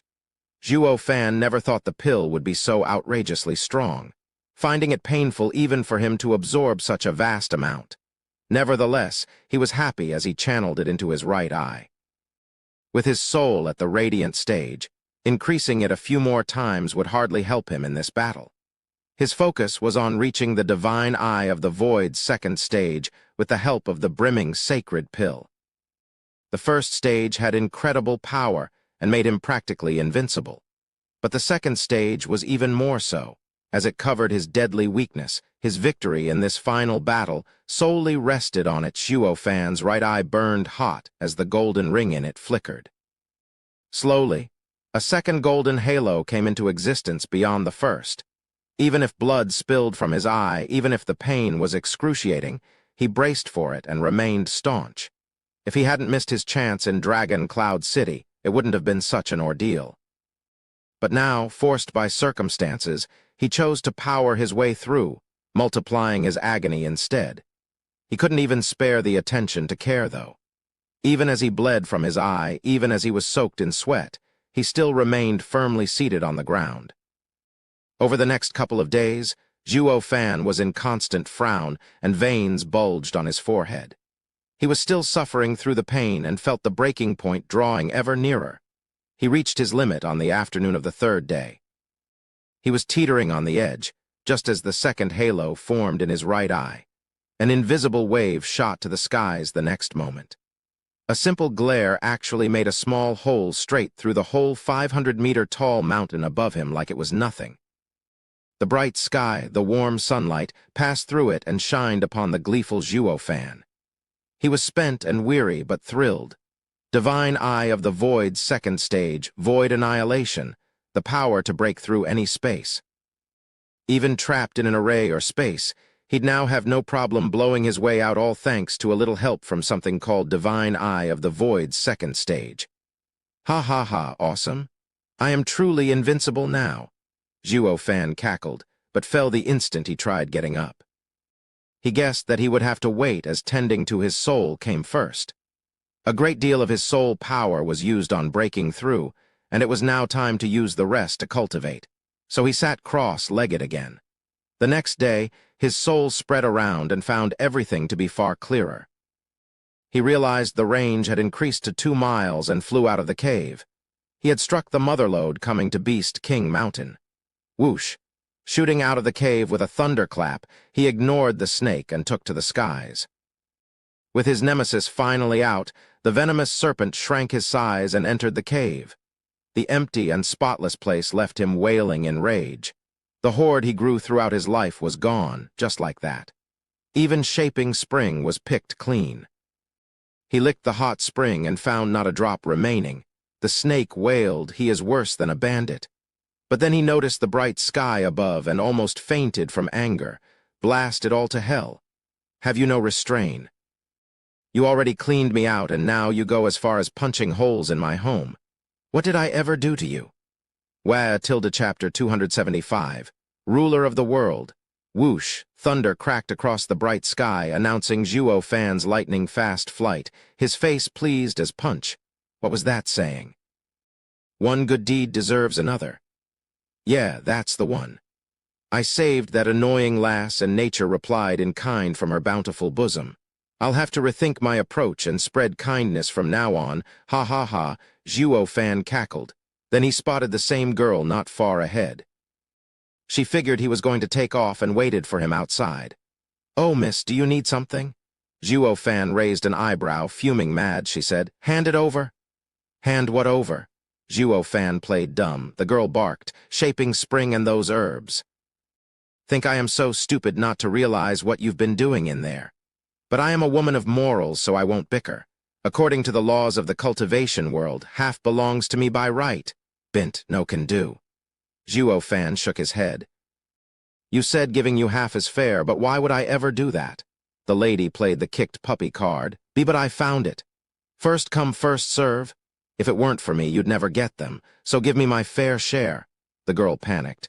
Zhuo Fan smiled. Did you forget I saved you? To repay me, you showed me the treasury. Now we're even, bye-bye. Zhuo Fan left laughing, but the lady blocked him again with a snarl. You damn bastard. Out of respect for saving me, I wasn't going to argue with you and split the haul evenly, but you just don't know when to quit. Her second layer of profound heaven cultivation exploded, glaring at Zhuo Fan with the clear intent to fight him over it. Zhuo Fan yawned. Missy, Power isn't always limited by cultivation stages. Once we fight, your hopes are dashed. Humph, damn egomaniac, enough bluffing. You may have subdued the 6th-level spiritual beast, but I'm no spiritual beast. I also know taming arts, and they only work on spiritual beasts. Stop trying to scare me. It ain't going to work. She then punched straight for Zhuo Fan's face. The fierce power of the fist came barreling down towards him, backed by her second layer of profound heaven cultivation. It had no effect on Zhuo Fan, however, still calm and uncaring as he vanished. The girl was left speechless. The next second she found her wrist yanked behind her back. Ah! She then started crying from pain. Why, you're breaking my arm. Let go. Zhuo Fan shook his head and let go. She jumped 10 meters away and looked at him perplexed. How did he do that? He was clearly in the 9th layer of bone tempering stage, yet overpowered a 2nd layer of profound heaven cultivator in both power and speed. She felt like a mouse in the claws of a hawk. This doesn't make sense. It's too damn freaky. Only now did she recall Zhuo Fan's words. This guy is a bloody monster. The girl gnashed her teeth, and a flick of the hand revealed 3 roaring 4th-level spiritual beasts ready to pounce at Zhuo Fan. Zhuo Fan raised an eyebrow curiously. You're not half bad, I'll give you that. You don't see that every day, a lady having 3 4th-level spirit animals. He, scared? She stuck her chin out in her boasting. Let me tell you, I have a dozen spirit animals, but these 3 are my most cherished ones, and they even know how to fly. I would have drowned you in my spirit animals if we were on the ground instead. Zhuo Fan looked at her oddly. Most people in Tianyu focused on personal power, with hardly any interest in rearing beasts. That made spirit animals a rarity. You were hard-pressed to find even high-stage experts having one. But this girl here was quite average in cultivation, yet had over 10 spirit animals. It was Zhuo Fan's first time meeting someone who specialized in rearing beasts. His odd looks, however, were taken as fear by the lass, who cackled. It's too late to be scared now. But if your apology is heartfelt enough and you give me those items, I may be inclined to spare your miserable life. I will even forgive your earlier transgression. Whatever gave you the idea that I'm scared? Did you forget how that 6th-level spiritual beast acted in front of me? Just like a kitty. And you think some 4th-level spiritual beasts will do? Ha ha ha. Zhuo Fan sneered. The girl snapped. See, cut your boasting. Who knows what you really did to that serpent? But it can only be something similar to my own taming art, a soul attack. But these 3 pets of mine are linked with my soul. Their master's orders are paramount. It will be impossible for you to tame them. Oh, shall I give it a shot? Zhuo Fan snickered. The naked contempt he showed only earned her ire. Attack! Show him your power! Roar! The 3 beasts were extremely loyal, jumping on Zhuo Fan the moment they were given the go signal. Yet nothing could unnerve Zhuo Fan. The 3 were right on top of him, ready to tear him to pieces when his eyes flashed azure. And just like the 6th-level spiritual beast before, the 3 pets froze and started sweating like pigs. Mommy, who the hell is this big shot? Why is he so scary? Without further ado, the scared, witless beasts bolted with tail between their legs, swift as the wind. It took a long time for the truth to worm itself into the girl's mind, sheer absurdity of it all. She then shouted for her pets to come back. But would they listen? What master's orders were paramount. Life was infinitely more precious. Blast it, is the master's brain on the fritz? Why would we ever face such horror? To die, the girl shouted herself hoarse, but her pets were long gone, infuriating her. Then she sobered up and shuddered from fear. Zhuo Fan drifted towards her with his mocking smile. It seems being linked with your pets ain't all sunshine and rainbows. With the 3 of them horrified, their master is ought to feel some of that fear herself. Who the hell are you? The girl froze, watching him in horror. Now she knew why the 6th-level spiritual beast held this man in such fear. And her pets were no different. Because this man didn't use something as trifling as his soul to subdue them, but instilled a sense of utter dread in their very being, that even robbed them of the thought of fighting back. But how? Why would vicious beasts show such fear towards one simple man? Such a ludicrous story was never heard anywhere in the world, But this guy did it with ease. Just who is he? Zhuo Fan smiled and answered her doubts. I will one day rule this world. With a laugh and flap of his wings, he was gone. He left the girl shivering and staring dumbly in shock. This mystery man had tangled with her so many times and left her with a bone-deep impression. Those final words were etched in her mind. She would scoff if it was anyone else saying them, but for some reason, hearing them from Zhuo Fan made her believe he could do it. How could Tianyu have such a dreadful man? The girl was filled with trepidation. Whoosh, two black-robed men flashed in front of her. Lionel, is something wrong? One asked, while the other followed with, Young miss, are you all right? She only looked at them with fear in her eyes. Brother, Tianyu isn't something we can just attack. It's best that we fall back. Then her vision blurred and she fell unconscious. The two held her in worry, calling out to her. What did she mean? Chapter 276, Plight. Young chief, young miss is only shaken up. You don't need to worry. The night sky was brightened by the moon's glow and dazzling stars. In a dusky cave crackled a bonfire, shining its light onto the 100 black-robed figures, all with heads down and in solemn silence. A white-mustached old man glanced at the girl resting near the fire with a youth at her side. The youth asked, She is in extreme shock, but why? I've known my sister for all my life. She grew among spiritual beasts and is very brash, just what could have scared her so much. Well, the old man frowned, then sighed. It is different for everyone. I am sorry this old man can't be of any help. The youth sighed and waved the old man away. It was now that the resting girl's eyes fluttered and she said weakly, Be brother. Lionel, you're awake. The youth grabbed her wrist in happiness. The other black-robed men rejoiced but did not disturb them. Lionel, what happened to you? You are strong enough to wander the Beast King Mountain for months, so why did you suddenly black out? That was dangerous. The youth looked at her in concern. Lionel nodded, her eyes glistening as she said anxiously, Brother, don't attack Tianyu. It holds our natural enemy, and if we attack rashly, we will suffer greatly. Our clan will be ruined. The youth looked at her puzzled. So she propped her weak body up and began retelling her encounter with Zhuo Fan from start to finish. The youth was shocked. What, Tianyu has such a mystical power to cower spiritual beasts? The faces of everyone around them fell. This news was a nightmare. Tianyu is a true dragon among men. We can't underestimate it. Taking a deep breath, the youth stood and paced around with a frown. We, the Quanrong, are experts in rearing beasts, able to sweep the lands with our beast army. Not even that god of war, Dugu Zhanshan, dares face us. Only with the help of his arrays and formations can he stand on equal ground to us. But if Tianyu has someone capable of instilling fear into beasts, to the point they'd go against their master's orders, our beast army will collapse in a heartbeat. The others nodded, having reached the same dreadful conclusion. This news broke Quanrong's strongest advantage, robbing them of any means to attack. Young chief, allow this general to purge this danger from the world. A strapping, middle-aged man cupped his hands. From the powerful waves he released, this man was clearly a radiant stage expert. Mulling it over, the youth shook his head in the end. No, Tianyu is in the middle of its esoteric debate. We need to use this chance and inspect the teleportation array from the shadows. The slightest mistake on our part will endanger our entire operation. Brother, you still want to do it. But that guy, Lionel spoke in worry. The youth came to a decision, all the more reason.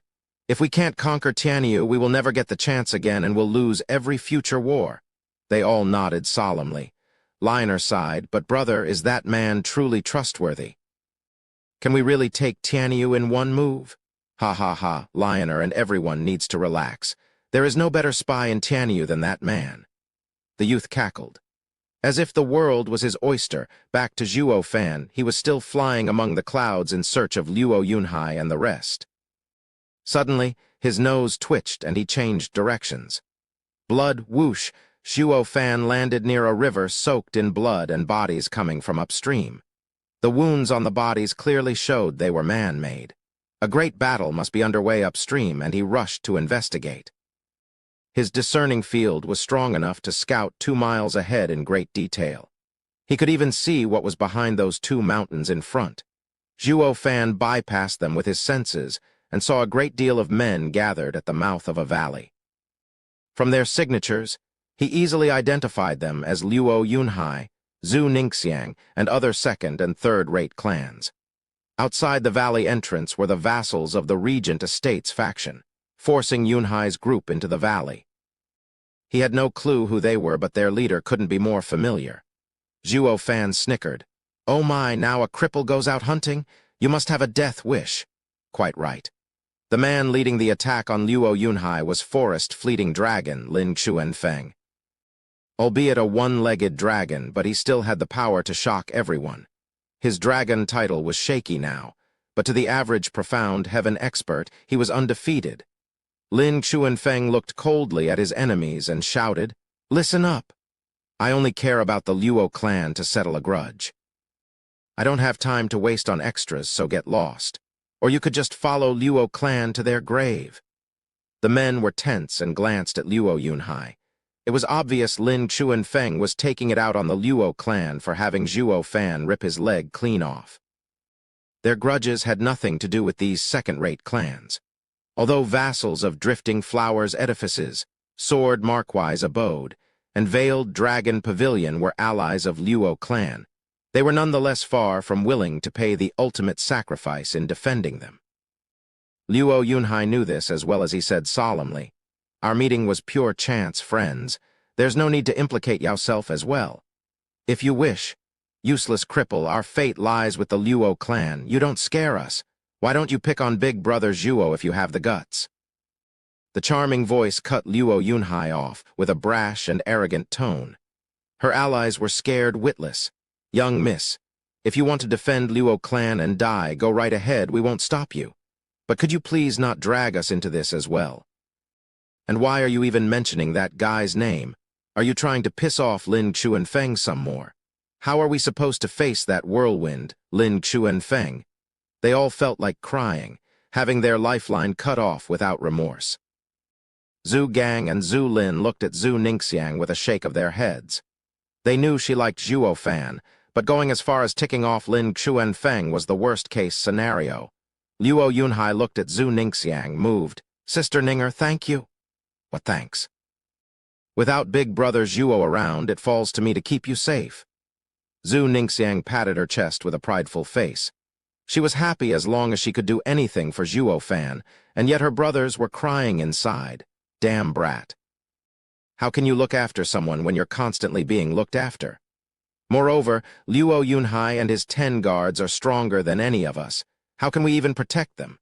Luo Yunhai scratched his nose. I am grateful for Sister Ninger's good intentions. But it's best if I take big brother Zhuo's place and look after you." Ninger patted Luo Yunhai's head and smiled. "Never mind protecting me, since big brother Zhuo is surely just around a corner, ready to jump in and save me." Luo Yunhai was puzzled. Ninger showed her thunder ring with a smile. "Each time I'm in danger, the thunder ring flashes, and that means big brother Zhuo is here?" Luo Yunhai sighed at how innocent and naive she was, even delusional, some might say. It would be best if big brother Zhuo comes in the nick of time. "But if you think he's going to show up each time you're in danger, won't you treat your life as a joke?" Her brothers knew this as well and tried reasoning with her, but Zhu Ningxiang turned a deaf ear. A girl's fairy tale was impossible to dispel. Zhu Ningxiang's choice of words sure got the obvious reaction out of Lin Xuanfeng. He was pissed and filled with bloodthirst. "Young Master Lin, we?" His men glanced at him. Lin Xuanfeng's eyes were bloodshot as he barked, "Ignorant brat! Just kill them all and be done with them." His roar resounded in Luo Yunhai's group's ears, scaring them. Only Zhu Ningxiang was closely watching Thunder Ring for any signs, waiting for that spark of hope. Chapter 277, Breakout. "Kill!" The war cry signaled the enemy's charge into the valley entrance. The thick bloodthirst in the air was that from a stampede of enraged bulls. The pressure was too great even for a profound heaven expert to hold on, making it harder to breathe. They all turned pale as paper. Not only was the enemy outnumbering them many times over, but they even had the strength advantage. How were they going to come out of this one? Even Luo Yunhai, who alongside the four tigers saw charging armies on an almost daily basis, was affected. Their side was at a gross disadvantage. Be it in terrain or numbers, none of it worked in their favor. In war tactics, this situation could only be overcome by forcing one's way through if one wanted to get out alive.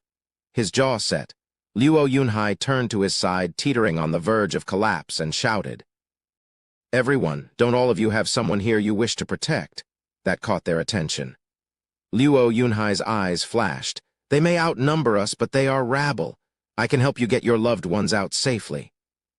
They will be in the center while we form a circle around them as we break out of the enemy attack. We will likely lose our lives, but our loved ones will have the highest chance at survival." The dead eyes of his group finally sparked with a glimmer of hope. "Brother, go in the middle, I'll protect you." "Foolish child, I'm the big brother. How can I let you give your life for me? It is my duty to keep you alive."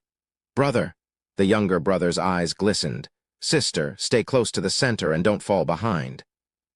Another brother patted his younger sister's shoulder. "Brother-in-law, go in the middle. I'll get you out for sure." "Silly boy, how can I live if you died? How will I face your sister?" the man said to his wife's younger brother. They soon shed the fear instilled by the enemy's war cry, and their hearts held a deep feeling of warmth, spurring on their will to fight to the death. Luo Yunhai nodded, grateful that his plan worked. Next up was the fight. Looking back at the savage enemy marching over, Luo Yunhai took a deep breath and, like a true marshal, he took in the entire battlefield to make use of. Zhuo Fan would be so proud if he could see this boy having grown up. Because Luo Yunhai's words were the right tactic for a marshal to use in this critical situation. He had to kindle the will to fight in his men. If he said something along the lines of "fight alongside me to survive," the effect would hardly be noticeable. Everyone considered their lives as the #1 priority, and they made sure to treasure it. But how could they overcome their fears in the face of that relentless tide marching towards them? Even if he could make them fight for their own sake, it was a flimsy reason bound to crumble at first contact. Death would follow all the same at this point. But Luo Yunhai was sharp in figuring out these people had loved ones mixed in this group. He appealed to their humanity, their conscience, their responsibility, and drove them to war. Although this meant cutting their effective fighting force in half, the ones doing the protecting would give their absolute best and more to make sure their loved ones lived to see tomorrow. To instantly turn these random groups of people into a cohesive unit bent on fighting to the death was the sign of a great general Luo Yunhai had the hopes of becoming. "Yunhai, stay behind me. Sister will protect you." Zhu Ningxiang's beaming face graced his eyes. She even flexed to back up her claim. Luo Yunhai let out an awkward chuckle. "Ha ha ha, I am grateful for your kindness, but I am the one commanding this charge. It's more important that I stay in front as well." Zhu Gang and Zhu Lin hoisted the overconfident and delusional Zhu Ningxiang behind. "Ninger, don't be willful. He's stronger than you. Listen to your brother and stay in the middle. Let your brothers get you to safety." Zhu Ningxiang pouted, then her eyes sparked. "Then I'll stay behind Yunhai. That way I can protect him when he needs help." Helpless, they had no choice but to agree. Behind Luo Yunhai could also be said to belong to the center of the group, somewhat, but Zhu Gang and Zhu Lin were not leaving her sides. Anything could happen in the spur of the moment, especially on the battlefield. They had to protect her. Similar scenes happened all around them as the people were determined to get their loved ones out alive. Luo Yunhai formed them into ranks, and as he stood in front of them, an old man stepped forward. "Young Master Luo, I'll be at your side to protect you. If I am to fall, please send my words to Grandmaster Zhuo. My greatest regret is that I wasn't good enough to have him as my master." The old man shook his head. Zhuo Fan would have a nice dumbstruck face if he was here. Wasn't this old guy the same Liu Yizhen, who competed alongside Yan Song in the 100-pill meeting? He wanted to be Zhuo Fan's disciple, but Zhuo Fan wouldn't hear it. But how did he end up here then? Luo Yunhai sighed. "Grandmaster Liu is so determined. If not for Sir's guards, we'd have long been mere corpses on the ground. As long as we get out alive, I will think of a way to make Big Brother Zhuo receive you." "Thank you, young Master Luo." Grandmaster Liu nodded sadly. Let's talk about this after we survive. Either way, being able to show my respect to Grandmaster Zhuo by helping him is gratification enough. Luo Yunhai nodded. Grandmaster Liu is so honest and righteous. Kill Tilda? The howls of war drew nearer. Luo Yunhai faced the enemy as the leader of his men, waiting. When the enemy was at the 100-meter mark, he led his own charge. For our loved ones, charge! Roar thunderous shouts echoed his own battle spirit, and they rushed on like a tide. The enemy was baffled at the sudden development, even as the sides clashed. Boom! Their morale sank to half in a blink. As if a spear pierced the great skies and left a massive hole, so did the force go through them like butter. The enemy looked dumbstruck, even the enraged Lin Xuanfeng. He was watching speechless as the wedge formation went through his group. They're 100 against my 1,000. How can we not even block their charge? The wails and miserable cries rang in his ears. He looked in time to see his men flailing their bleeding arms and leg stumps in agony. The enemy was reaping through his men like a dragon. His men couldn't put up even a token of resistance, and it only drove him madder. For goddamn sake, what use do I have for any of you if you can't even do this much? A bunch of damn wastes is what you all are. The man next to him stammered. Young Master Lin, this isn't our fault. They suddenly used military formations. They are only 100, but we can't even get close to them. Each time we approach, it's like we're facing 4 or 5 of them. It's baffling. Humph, what's baffling? It's just some army tactic. Lin Xuanfeng's eyes flashed eerily. Now that I think about it, that Luo clan's brat followed Dugu Zhanshan for 5 years. It'd be odd if he didn't know at least this much.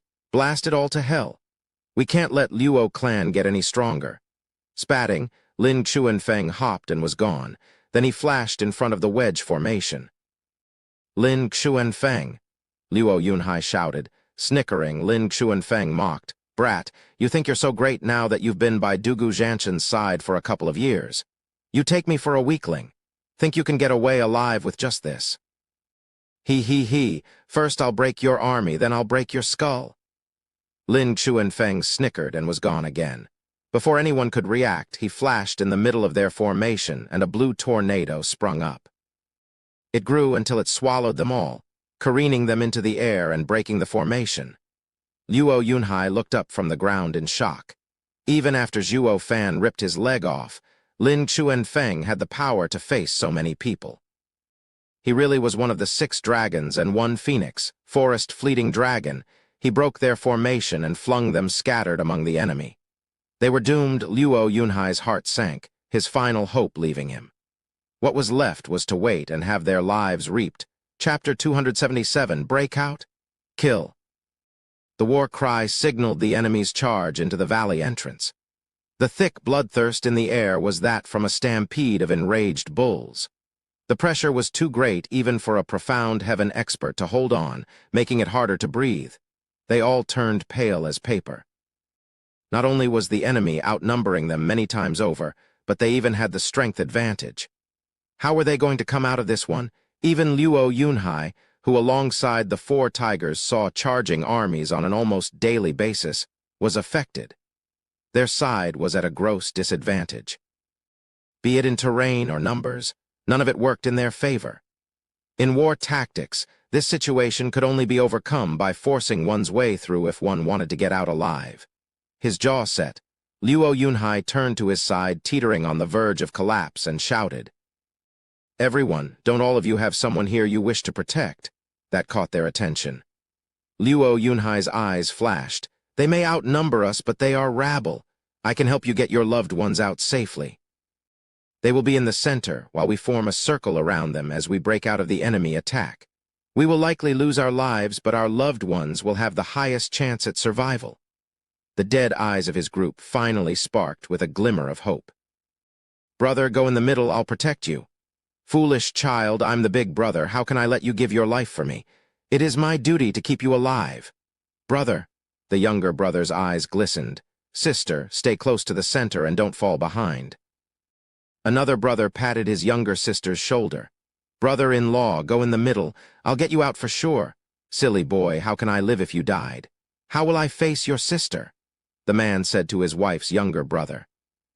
They soon shed the fear instilled by the enemy's war cry, and their hearts held a deep feeling of warmth, spurring on their will to fight to the death. Luo Yunhai nodded, grateful that his plan worked. Next up was the fight. Looking back at the savage enemy marching over, Luo Yunhai took a deep breath and, like a true marshal, he took in the entire battlefield to make use of. Zhuo Fan would be so proud if he could see this boy having grown up. Because Luo Yunhai's words were the right tactic for a marshal to use in this critical situation. He had to kindle the will to fight in his men. If he said something along the lines of "fight alongside me to survive," the effect would hardly be noticeable. Everyone considered their lives as the #1 priority, and they made sure to treasure it.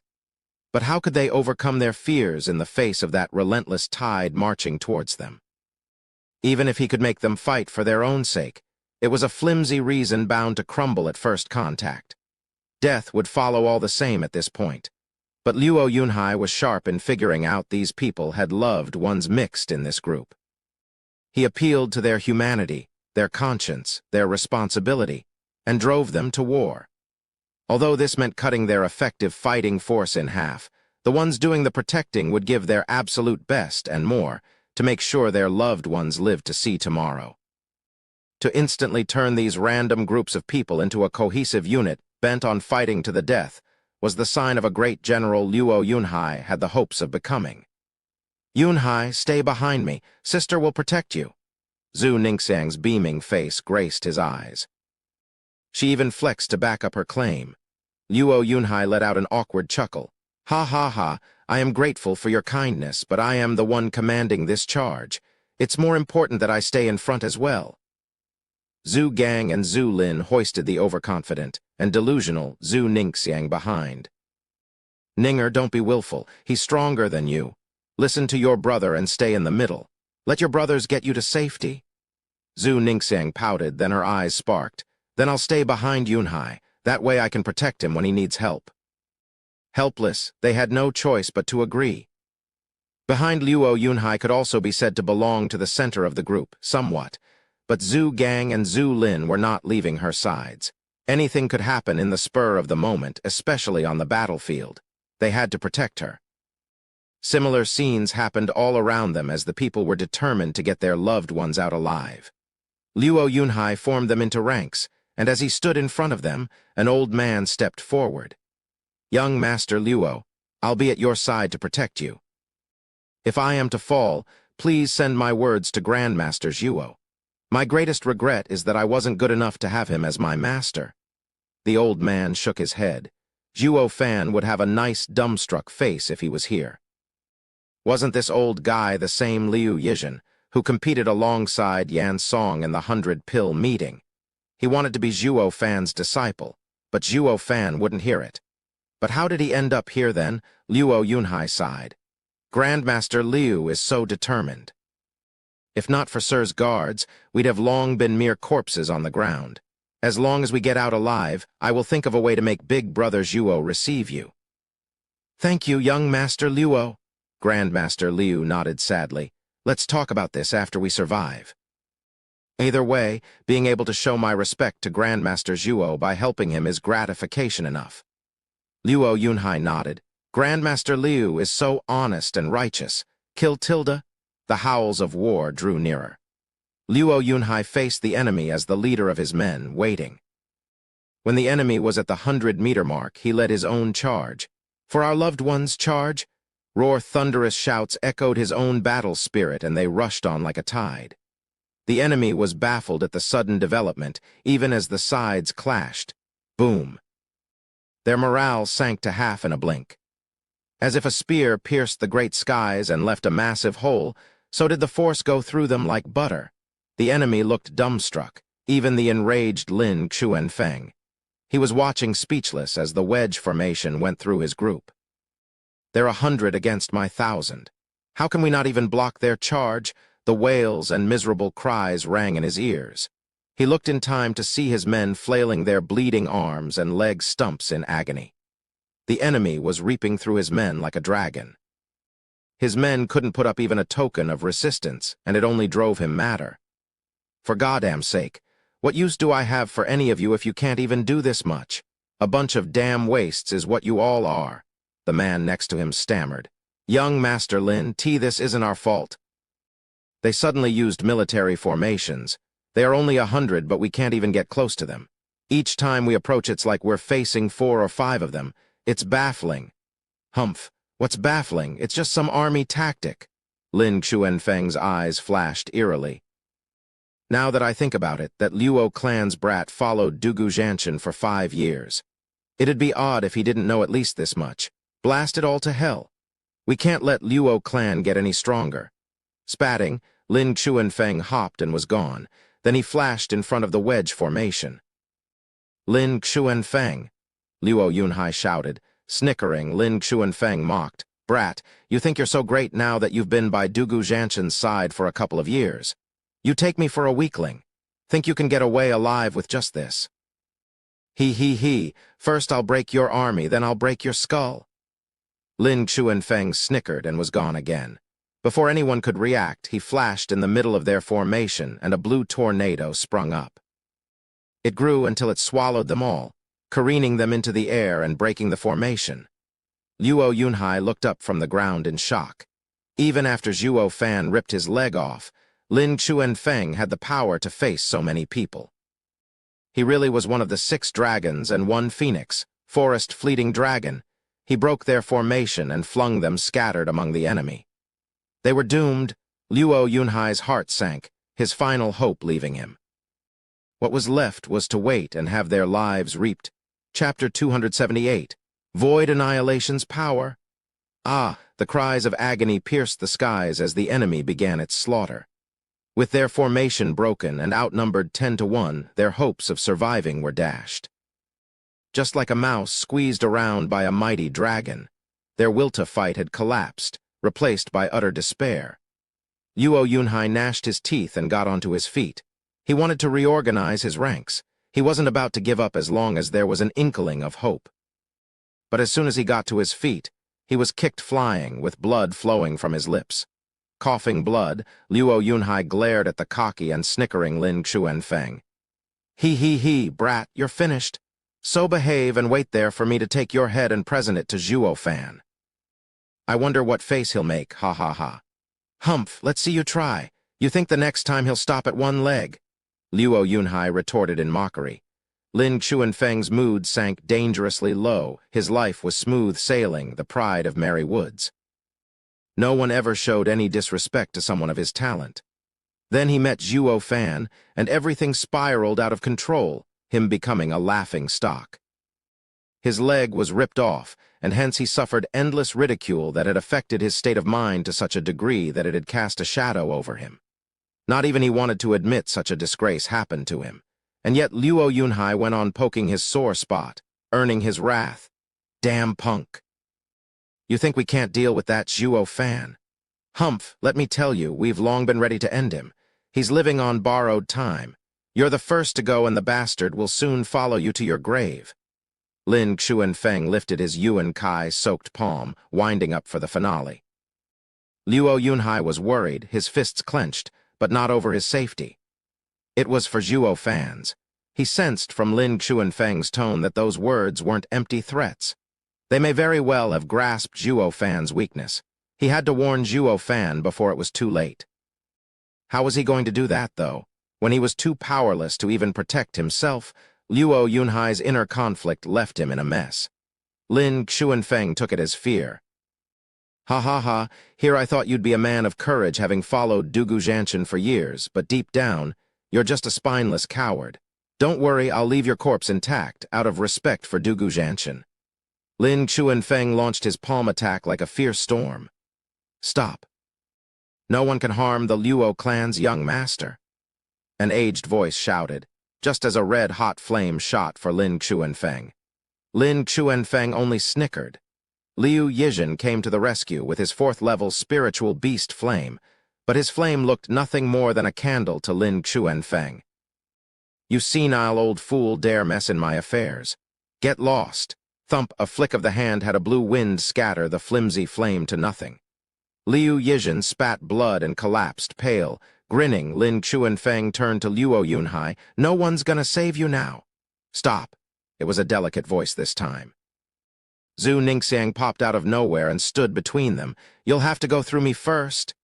"You again?" Squinting, he clearly recalled Zhu Ningxiang shouting cripple left and right. "Humph, don't you worry. Once I'm through with him, you're next." Ninger. Zhu Gang and Zhu Lin rushed over, but Lin Chuanfeng's flick of the hand left them sprawling and heavily wounded. With a twisted smile, a promise of cruelty that was to come, Lin Chuanfeng's Yuan Kai exploded. "And stay down." "Humph, we won't die. Big Brother Zhuo will save us." Zhu Ningxiang faced him without an ounce of fear. Lin Chuanfeng jerked, looking around frantic. "Zhuo Fan, where? Is he close?" Zhu Ningxiang laughed. "Ha ha ha, how the mighty have fallen. I knew you're scared of Big Brother Zhuo." Luo Yunhai shook his head. Apparently, Zhuo Fan did more than simply pull a leg. He had also scarred the guy mentally. "You damn brat dare to lie to me. Zhuo Fan would never stand still in this situation if he was here." Lin Chuanfeng's anger flared. Two brats got the best of the grand and mighty forest fleeting dragon. They had scared him just by mentioning Zhuo Fan. He would never hear the end of it if word got out. Lin Chuanfeng's eyes looked at Zhu Ningxiang with bloodthirst, wishing nothing more than to wring her pretty neck. "Blasted bint. You two have been a pain in my rear from the moment we met." Lin Chuanfeng's hand was wrapped in a blue wind and slapped at Zhu Ningxiang's chest. Luo Yunhai was too hurt to try and stop him.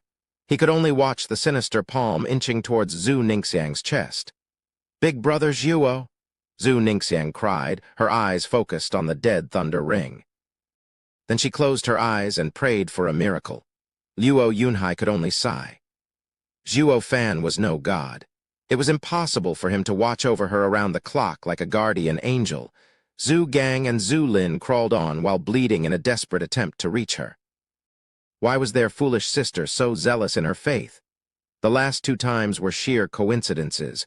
Zhuo Fan won't always watch over you when you need him the most. "So why are you so stubborn?" Lin Chuanfeng laughed. "Zhuo Fan won't come brat. Die, ha ha ha." Though clueless, their entire drama was laid before Zhuo Fan's eyes 2 miles out thanks to his soul sense. He saw how Zhu Ningxiang and Luo Yunhai were together, and he also saw Lin Chuanfeng's strike closing in on them. Zhuo Fan's right eye flashed with 2 golden halos and an invisible beam shot out, passing through any and all obstacles, straight for its target. Divine Eye of the Void's second stage, Void Annihilation. Whoosh, it shot fast as light, passing through everything like they were nothing. In the middle of the slaughter, a hum became apparent as a sudden hole appeared on the men in its path without any warning. Blood flowed even as the men were oblivious to their doom. It was just too fast, too sudden. Lin Chuanfeng's hand was inches from Zhu Ningxiang when the hum passed, robbing him of his hand. It left behind a bleeding stump. Lin Chuanfeng was too dumbstruck to even react. What was that? Why is my hand gone? He didn't even feel a thing. One moment it was there, and poof, gone the next. It was faster than getting it chopped off. Zhu Ningxiang and Luo Yunhai were equally baffled. Lin Chuanfeng stiffly looked around to see a line of men with oddly missing parts of their bodies, bleeding out. Looking further, he saw a hole in the valley's side, black as night. Zhuo Fan used Void Annihilation from 2 miles away to rob his hand, and anything in its path. It was an all-powerful ability able to target anyone regardless of distance. Zhuo Fan's enemies would never know rest if they knew he possessed such divine might. Or the moment they dropped their guard, their chest would sport a sudden extra-large hole. Not that Lin Chuanfeng knew that. He only looked at the black hole in dread. This is too freaky. What the hell was that? Who could possibly kill so many men in a blink? It even exceeded Forest Fleeting Dragon's reaction and robbed him off his hand. What kind of godly skill was that? In the middle of their shock and despair, Zhuo Fan used his Yuan Kai to shout, "God damn it, Lin Chuanfeng! You dare touch my people, you bastard! Don't move a muscle. I'll be right there to rip your head off myself." His yell passed through the black hole and into the valley, so loud it even quaked mountains. It was as if the 2 mountains spoke. Such awe-inspiring power scared everyone present into freezing and paling. Are the mountains threatening us, Balls? Did our battle wake up a local god? Only Lin Xuanfeng recognized the voice. He shook like a leaf. He would never forget the owner of that voice in his life, the same soaring demonic dragon who ripped off his leg. Chapter 279, Godlike. The silence was deafening. The unanimous reaction to this ludicrous situation was one of utter shock and amazement. Then they all started shivering, Lin Xuanfeng included. Their eyes turned to the shaking mountains, words stuck in their throat. Only Luo Yunhai and Zhu Ningxiang were happy. Ever since the shout came, they knew with utmost certainty that Zhuo Fan had come through for them. Young Master Lin. The man next to Lin Xuanfeng began speaking, wanting to ask for suggestion as to their next course of action, only to notice that the dude had bolted. Rotten, useless Lin Xuanfeng. Who was it that shouted the loudest while charging? Who was it that cursed us as good for nothing? And yet, when it came to running, no one was faster. I spit on you. How can such a yellow-bellied, lily-livered rat be in the 6 dragons and 1 phoenix? The man looked around to find everyone losing their will to fight. It was only natural when one stopped and thought about the monster coming to Luo clan's rescue, the same freak who scared Lin Xuanfeng away. So why should we stay here, to die? Without further ado, he shouted, "Retreat!" Roused up, the men followed behind Lin Xuanfeng without any complaint. The winning side from a moment ago was now running away miserably. They even forewent their wounded, selfishly holding their lives as the #1 priority. Luo Yunhai sighed. Big Brother Zhuo is amazing to the extreme. One shout is enough to scare them away. It's even more effective than our wedge formation. Zhu Ningxiang nodded cutely, her eyes blazing. She hadn't even seen his figure, yet Zhuo Fan's valor and might thoroughly turned her into his #1 fan. Zhu Gang and Zhu Lin shook their heads. Zhuo Fan's timely save was more than welcome, but that sister of theirs sank even deeper into her unhealthy obsession of him. No doubt about it, Zhu Ningxiang's belief that Zhuo Fan would be there to save her every single time was now firmly engraved into the very core of her being. This delusion was far from healthy. Her brothers shook their helpless heads. Ninger hadn't once listened to their advice so far, and the repeated near saves, courtesy of Zhuo Fan, only worked to make her go against them even more. Ha-tilde the 2 sighed. Then they followed up with the usual glee of finding their lease on life extended and looked after the wounded. 15 minutes later, a thunderclap signaled the landing of a black figure. They were greeted by none other than soaring demonic dragon, Zhuo Fan. Surveying the battlefield, Zhuo Fan cursed. That blasted Lin Xuanfeng ran again. The next time he won't be so lucky. I'll make sure to pull his other leg and get him to crawl like a beggar. The people were scared, but the reverence was obvious from their expressions. Of Tianyu's youngest generation, only soaring demonic dragon dared challenge 6 dragons and 1 phoenix. If it were them, not in a million years would they even conceive such a radical and preposterous idea, not to mention suicidal. It only made them see Zhuo Fan in a new light, holding him in complete admiration. This was a truly fearless man, a man of courage and endless valor. Ignoring these peasants, Zhuo Fan's eyes snapped to Zhu Ningxiang and Luo Yunhai in glee. Are you all right? Zhu Ningxiang shook her head, bashful. Don't worry, big brother Zhuo, I'm fine. I knew you'd come and save me. She then touched her thunder ring. Zhuo Fan chuckled and waved as the thunder ring on his own hand glinted. Big brother Zhuo, Grandmaster Liu already gave me a healing pill. I'll soon be back to full health. Luo Yunhai smiled with a pale face. Raising an eyebrow, Zhuo Fan turned to the old man. Grandmaster Liu. Ha ha ha, Grandmaster Zhuo, it's been a long time. Liu Yizhen bowed. Zhuo Fan was puzzled. What are you doing here? Didn't esoteric debate have the 30 years age ban? Grandmaster Liu, how old are you really? Grandmaster Zhuo, I am not a participant, nor did I know Beast King Mountain was to be the location for the esoteric debate's final battle. It was pure coincidence? Liu Yizhen explained. Sizing him up, Zhuo Fan was very much doubtful still. Really now? Honest to God. It must be fate for me and Grandmaster Zhuo to meet again. Liu Yizhen's genial response came. Zhuo Fan snickered. Oh, please, cut the act. What fate could possibly be tying us? Liu Yizhen hanged his head. Luo Yunhai interjected. Big brother Zhuo, we were lucky to have Grandmaster Liu here, or many more would have perished. He is Luo clan's benefactor. I heard he is very eager to take you as his master. What if? Liu Yizhen, it's been so long yet you're still dead set on this idea. Zhuo Fan cut him off with a stare on Liu Yizhen.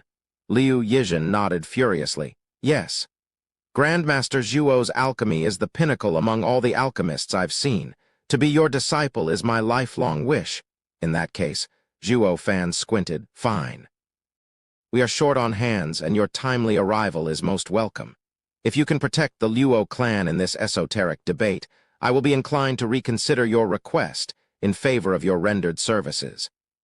I will do my very best and live up to Grandmaster Zhuo's expectations. Liu Yizhen bowed. Zhuo Fan nodded. Luo Yunhai was thrilled and cupped his hand to Liu Yizhen, while also gleeful that he managed to sway Zhuo Fan. Liu Yizhen replied in kind, grateful to him for making the cold Zhuo Fan as 7 years ago give him some attention. In this manner, Liu Yizhen joined the Luo clan, looking after the wounded. Since Zhuo Fan had nothing to do, he stood guard at the valley entrance. It was because of this man that the men could heal in peace. Soaring demonic dragon was on par with the 6 dragons and 1 phoenix.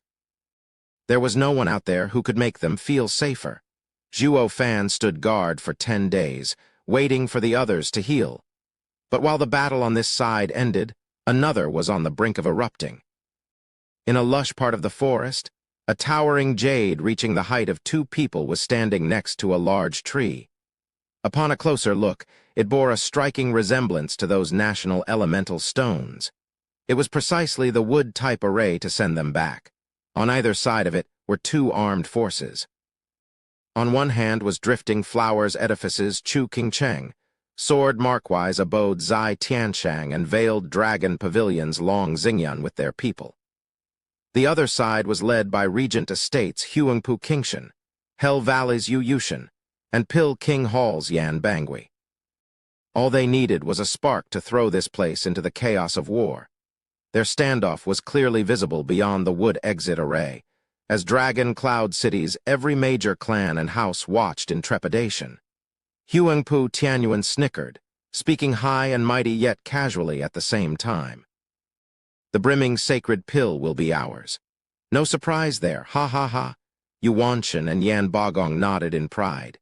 It feels so good, so overbearing to stand by Regent Estate, Drifting Flowers Edifices, Veiled Dragon Pavilion, and Sword Markwise Abode's house leader looked like they were on pensive. They had no choice but to admit the battle was going to be completely one-sided. Huangpu Qingshan's presence alone turned the tide of this battle out of their favor. The brimming sacred pill was before the wood exit, and it was Chu Qingcheng's group who found it first. Yet none realized Huangpu Qingshan's faction tailing them. The fight over the brimming sacred pill was on the brink of igniting, but their faction had no hope of overcoming the other, not with heaven-shaking Dragon Lord in the mix.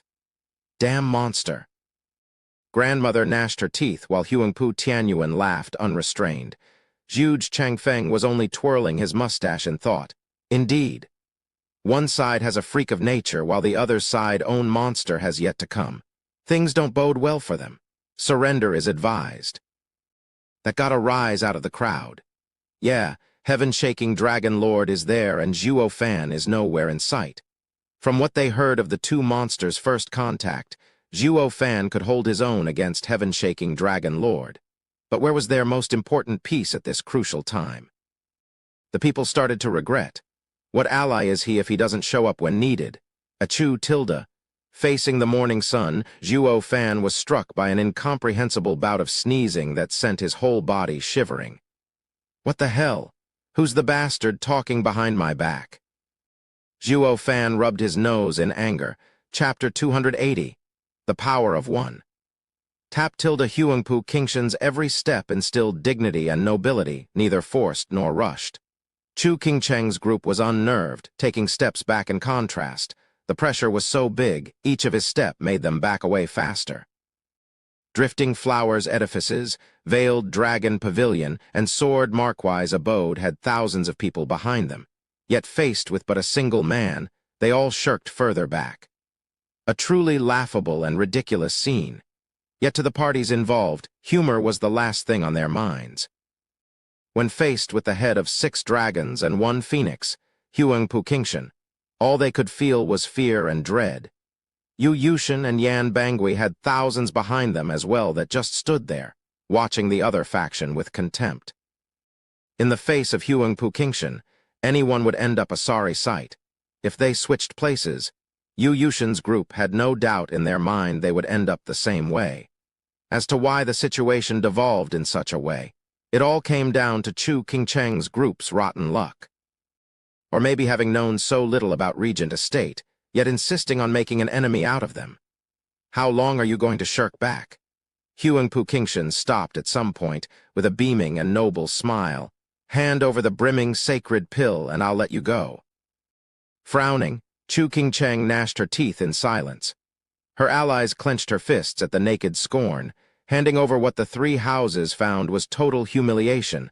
Long Xingyun muled, "It's best we're flexible," and smiled. Young Master Huangpu, is this how Regent Estate's eldest young master carries himself? You're no different from a shameless bandit at this point. There are 4 brimming sacred pill out there, so why are you after ours in particular? Ha ha ha, Long Xingyun, I knew you're a smooth talker preaching sophistry. True, Regent Estate isn't too keen on robbing you, but did you forget? This here is the esoteric debate where might makes right. Everything belongs to the strongest. With a snicker, Huang Puqingshan's eyes flashed with greed and snatched at the air. That is why all of them will be mine. You better hand it over now or what, fight? Zai Tiancheng snapped as he shot in the air, drawing his sword and releasing such shocking energy it reached the skies. The sword energy shuddered all who looked at it, feeling as if 10,000 swords were about to pierce them. Even Yan Bangui and Yu Yushin turned serious, eyeing him with a sigh. Zai Tiancheng is a true sword talent. It was their first time seeing sword energy reaching such a level. Thinking about it, they were no match for him in a straight-out fight. Long Xingyun looked at the hovering figure stunned. It had been what, a few days? How did he get so strong? And yet, Huang Puqingshan's calm demeanor left Long Xingyun sighing. Compared to this monster, Zai Tiancheng had a long way to go. But even so, they had to fight regardless. Long Xingyun shot his hands forward. Energy hummed off his hands and released a powerful attack. There was a dragon roar echo, and when the energy was upon Huang Puqingshan, it shot for the ground. The earth beneath Huang Puqingshan exploded as a dragon opened its maw to swallow him. Profound ranked martial art, see upturning dragon palm? Long Xingyun roared. He didn't finish as a loud boom splintered the huge dragon into nothingness. Huang Puqingshan shined golden as he walked out of the attack, looking down on all creation. PFF. Long Xingyun coughed blood, having just been injured internally. Zai Tiancheng clutched his sword and shot for Huang Puqingshan. The piercing light of his sword tip was as dazzling as the night stars. It pulverized anything it touched and left only this outstanding light. This was Sword Marquise Abode's profound ranked martial art flowing space's 9 forms strongest attack, Extinction. When this sword flew, everything was erased. Abode Lord Zai Zio Feng watched in awe and pride, his house's strongest move being unleashed just beyond the wood national elemental stone. The son had surpassed the father. With how much stronger the move was than his own, he was certain his son would become an even more remarkable Abode Lord than himself. Huang Puqingshan mocked, "Abode Lord Zai, to be so prideful of your son's meager achievements. Aren't you perhaps thinking so little of him?" Zai Zio Feng snorted. "I know of Regent Estate's eldest young master's godlike talent, but I'll have to say that not even he can take this attack without consequence." "Oh, we shall see," grinned Huang Puqingshan, and his elders joined him in mocking the man. Zai Zio Feng's heart seized in fright, turning to see the shocking scene beyond the woodstone. As the glaring sword attack came closer, Huangpu Qingshan merely pointed at the dazzling dot of light. Boom! The space cracked and seemed to have been torn open. A bright golden light met with the sword attack, swallowing it whole. The almighty sword attack crumbled under the finger's power and forced Zai Tiancheng into a bout of spitting blood. He was on his knees, even if having received but a light wound. "How?" Zai Ziaofeng cried. Huangpu Tianyuan laughed. "Abode Lord Zai, I told you, my son's talent is in a league of its own. Speaking of power, he has surpassed his father since 5 years ago. Say what?" They were still trying to process this development, yet now they found Huangpu Qingshan had long since surpassed the current estate lord. It was a known fact that Regent Estate had the best talents in Tianyu, capable of holding their own if it ever came to face the other 6 houses. Huangpu Tianyuan was of an even greater talent, and a peak profound heaven cultivator as well. That made him the strongest profound heaven cultivator in Tianyu. Yet here he was stating Huangpu Qingshan surpassed him since 5 years ago. Even more so when that Huangpu Qingshan wasn't even at peak profound heaven stage. Now that he was at peak profound heaven stage and mastered killing with intent, did that mean he could face a radiant stage expert? How on earth can one beat that? The faces of others sank as they cursed this rotten monster. Huangpu Tianyuan looked awfully proud standing there, but his heart was bleeding, cursing his monster of a son as well. It was this monstrous talent that threatened his estate lord position. It may very well come to be that once the esoteric debate was over, his son would be entitled in his demand for him to hand over his throne. That was one outcome he never hoped to see. It went so far that he even hoped his son would die at Zhuo Fan's hands. Of course, there was no way he'd be so open as to share his thoughts.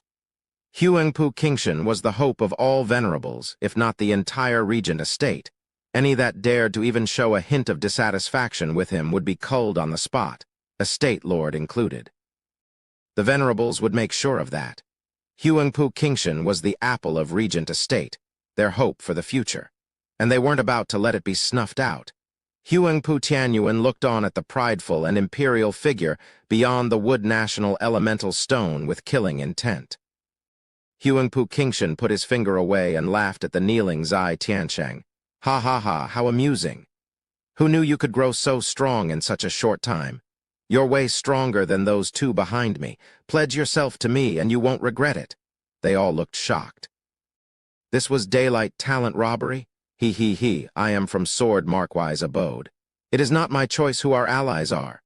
Zai Tiancheng laughed. Happy Huangpu Qingshan was finally giving him some time of day. Huangpu Qingshan shook his head. "Stubborn fool. Whether the 7 houses or the whole world, it will be ours. Those old geezers will soon find themselves between 4 walls and 6 feet under. Why would you care about their decisions? Just agree, and the entire Sword Markwise Abode will agree as well." Huangpu Qingshan turned to Chu Qingcheng and Long Xingyan. "You too as well. Swear yourself to me and the esoteric debate will end here and now. The 7 houses will be eternally one." Not just Chu Qingcheng's group was shocked, but even Dragon Cloud City's side's clan elders watched Huangpu Qingshan incredulous. It was the leader of a clan that made decisions, not their top disciple. Yet this Huangpu Qingshan not only circumvented his estate lord, but even spat in the face of the rest of those geezers. This was a gross lack of respect, a power play and disregard for the others above his station. This was something no one, not even young masters of other houses, would dare to utter. Yet Huangpu Qingshan did this out in the open. He didn't even care that he was stealing his father's position. They all turned to see Huangpu Tianyuan's face ashen from anger, while the elders couldn't care less. They even nodded. At that point, people realized that this was perhaps the true power of a monarch. Chapter 281. Blizzard Dragon Slash. In front of the national elemental stone, the people stared shockingly at Huangpu Qingshan, especially Luo Yunchang. She was sweating and plagued with worry. If the 3 houses' disciples fell to Huangpu Qingshan's wild and overreaching ambition, it would be tantamount to throwing Zhuo Fan to the wolves. No matter how strong Zhuo Fan was, He couldn't face all 7 houses' experts by himself. It didn't take long for Chu Qingcheng, Zai Tianshang, and Long Xingyun to reach a conclusion. They unanimously shook their heads, their minds made. Raising an eyebrow, Huangpu Qingshan had seen it coming, but was still somewhat in disbelief. Why make such an unwise and detrimental decision? Humph, if you can scare me with some pretty words, I will never be able to hold my head up high. I will be blaming myself more than anyone else would. That is one future I don't want to see. Long Xingyun snickered, speaking from the bottom of his heart. Huangpu Qingshan shook his head in contempt. What value could dignity and self-respect have in the face of true power? This is your only chance. Take it or become my enemies. The 3 saw the determination in each other's eyes and were resolved to fight alongside each other. Huangpu Qingshan snorted, "You asked for it. Don't come crying later when you're starting to regret." Huangpu Qingshan disappeared with a light step. The next thing they knew was his sudden appearance before the trio, so fast, the 3 jerked. They knew Huangpu Qingshan was the strongest, but had heard nothing of his speed, which was obviously even higher than Lin Xuanfeng. They couldn't even react as they were already on the ground. How did his cultivation reach such perfection, having both unbridled power and unmatched speed? Damn monster!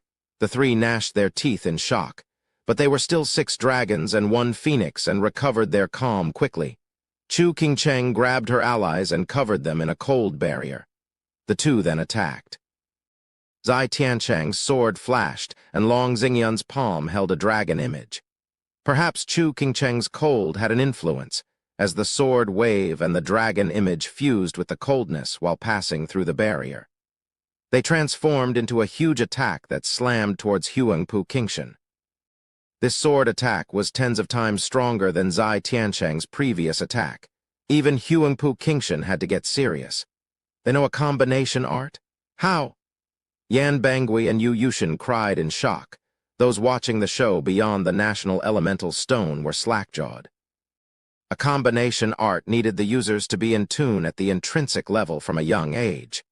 But for 3 of them to achieve it, not to mention being no more than strangers before the esoteric debate, it boggled the minds of all those witnessing such a miracle. Only grandmother knew why. This was made possible by Chu Qingcheng. Speaking of monsters, Chu Qingcheng didn't lack in that department, just that her monstrous talent went in a different direction. Blizzard Dragon Slash, the 3 shouted, and the sword image howled.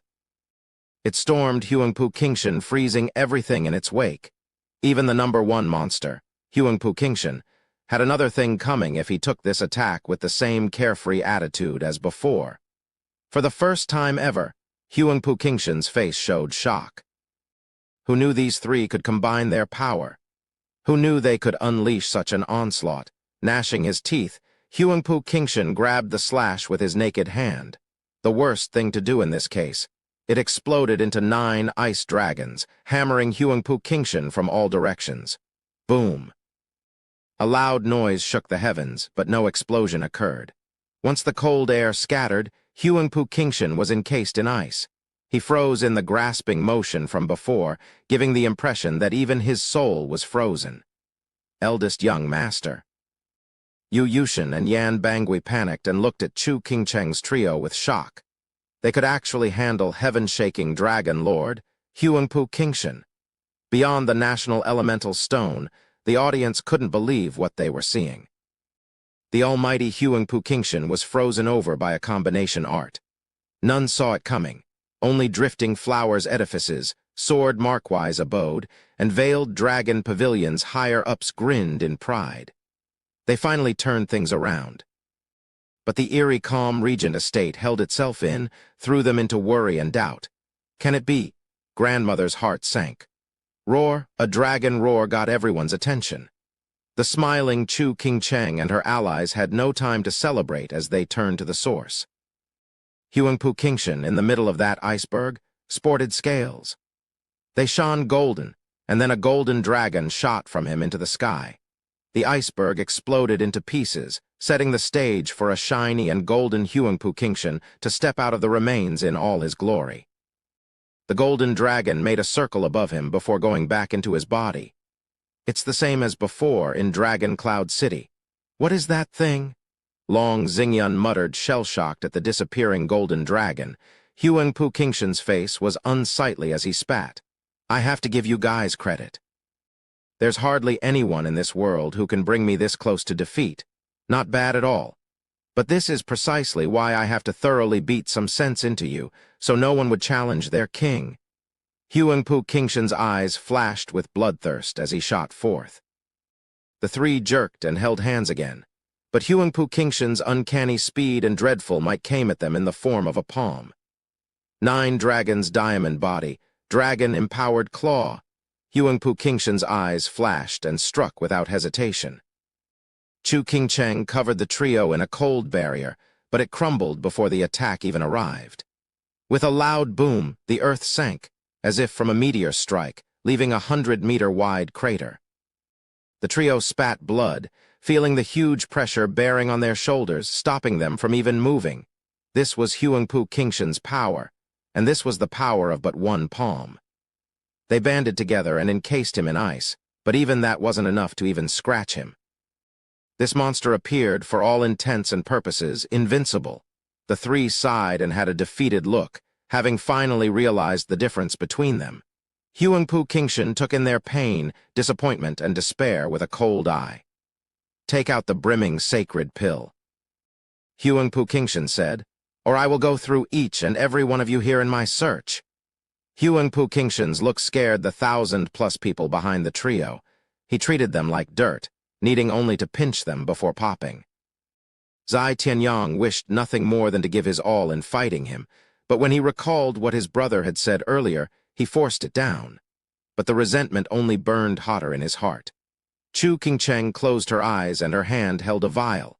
She held her shaking hand and said, just take it and go. Humph. Why go through all this trouble when you could have spared yourself the suffering by taking it out from the start? Huangpu Qingshan sneered as he left with the vial in hand. He was far from done mocking them, though.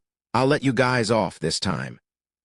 But in the off chance you find another brimming sacred pill, do think of me and fetch it over. As you very well know, only the strong are entitled to wealth. You guys are sorely lacking, ha ha ha. The endless humiliation struck the trio hard, but not even their best could harm Huangpu Qingshan. The audience beyond the national elemental stone sighed. Huangpu Qingshan was of such insane power that not even a combination art between 3 geniuses could do anything to him. As they all had gotten so engrossed in the show, they had failed to notice 2 shadows hiding in the bushes. One of them snickered at Huangpu Qingshan leaving. He, this kid ain't half bad. He's just as they say and the one we need. At least we didn't come to Tianyu for nothing. The other shadow looked in another direction, however. The first one noticed and found him eyeing Chu Qingcheng.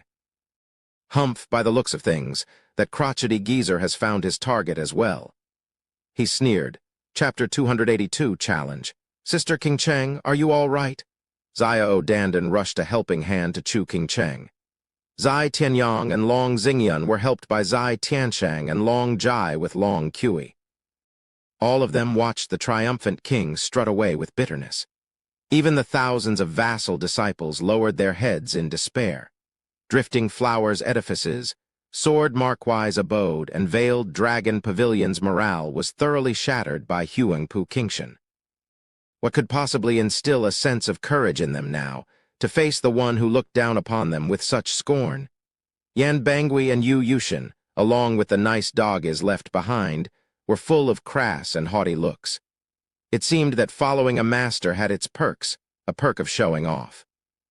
By no means did they want to let this slide, but what could they do besides take the humiliation with lowered heads, trying to at least avoid the cocky faces of their oppressors? Chu Qingcheng bit her lip until she drew blood. The sigh she gave felt like it sapped all her strength. We need to find the key to the array now. Let's go. The others turned to her with a sigh and a shake of their heads. What was originally a search for the array key to become first and crowned champion in Dragon Cloud City had now become an excuse for running away. The winner wasn't the first to return, but the one who snatched all brimming sacred pills. Like Huangpu Qingshan said, only the strong could hold on to all of the riches, and they didn't fit the bill. At her words, Huangpu Qingshan's step faltered for a second, but now he sported an even wider smirk of disdain. His lackeys were even more obvious in their mockery, laughing it up.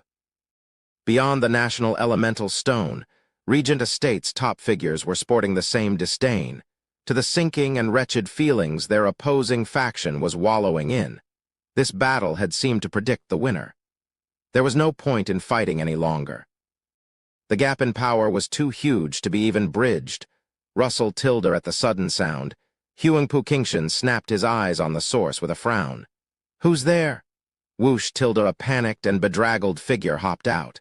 He found Huangpu Qingshan and burst in tears of joy. "Eldest young master, I finally found you. Save me." "Oh, it's you." Huangpu Qingshan squinted. "Lin Xuanfeng, you look like you've seen a ghost." How the mighty had fallen. Lin Xuanfeng, of 6 dragons and 1 phoenix, used to be a man of culture, of dignity. Now look at him. He was nothing but a bum scared of his own shadow. Although not undeserving, since he was also sporting a missing hand. Not just Huangpu Qingshan's team, but Chu Qingcheng's side as well jerked. The one-legged man may be half-crippled, but he still had some fight left in him. He would never look so jittery even if he met some serious danger. And yet, look at him now. He was like a rabbit scared of his own shadow. What could have driven such fear into a man such as him? And you call yourself Forest Fleeting Dragon? Uncaring and ignorant of the looks he got, Lin Xuanfeng dashed behind Huangpu Qingshan, shivering and pointing at the trees. "Eldest young master, save me. That freak is coming." "Who's coming? You mean?" Then it hit Huangpu Qingshan, and his mood turned heavy. Yet all he could sense were some spiritual beasts.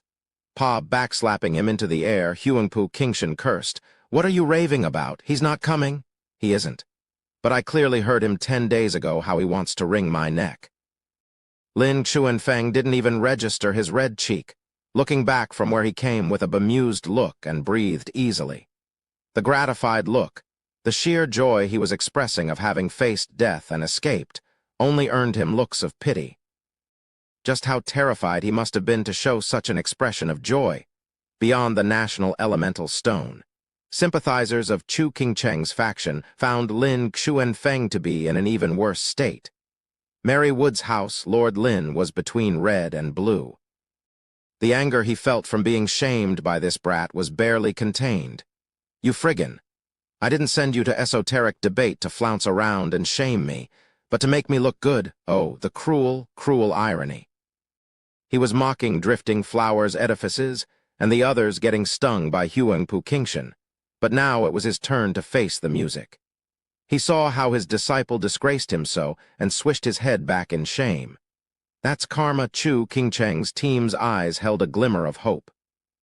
Huangpu Qingshan glared at Lin Xuanfeng with a cold face. "You're saying you saw him 10 days ago, but how did you get out alive? He could have easily killed you if he wanted to." I never actually saw him."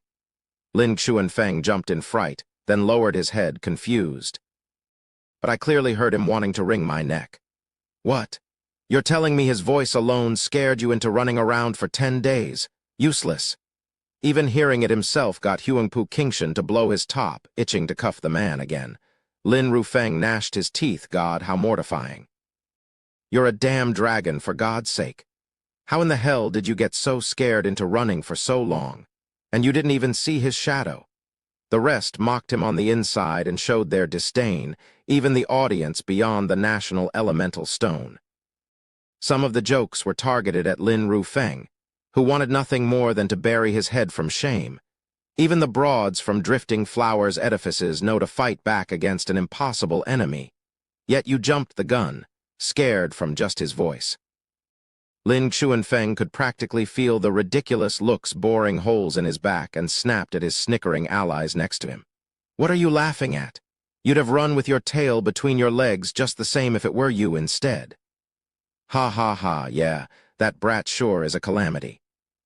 We admit we'd never face him alone, but even so, none of us would be so quick to lose their heads just from his voice. At the very least, we'd wait to see him, you know. Ha ha ha." Yan Bangui and Yu Yushin laughed it up. This only worked to launch the ones behind those 2 houses into a full-blown laughter. though they did have the modesty to shut up quite fast, in fear of what Mary Woods might do. One couldn't tell what was worse: stifling their obvious laughter, evident from their red faces, or letting it out. Lin Xuanfeng went purple now and barked. "You know nothing of how deadly that situation was. The guy didn't show himself, but he took my hand from 1,000 miles.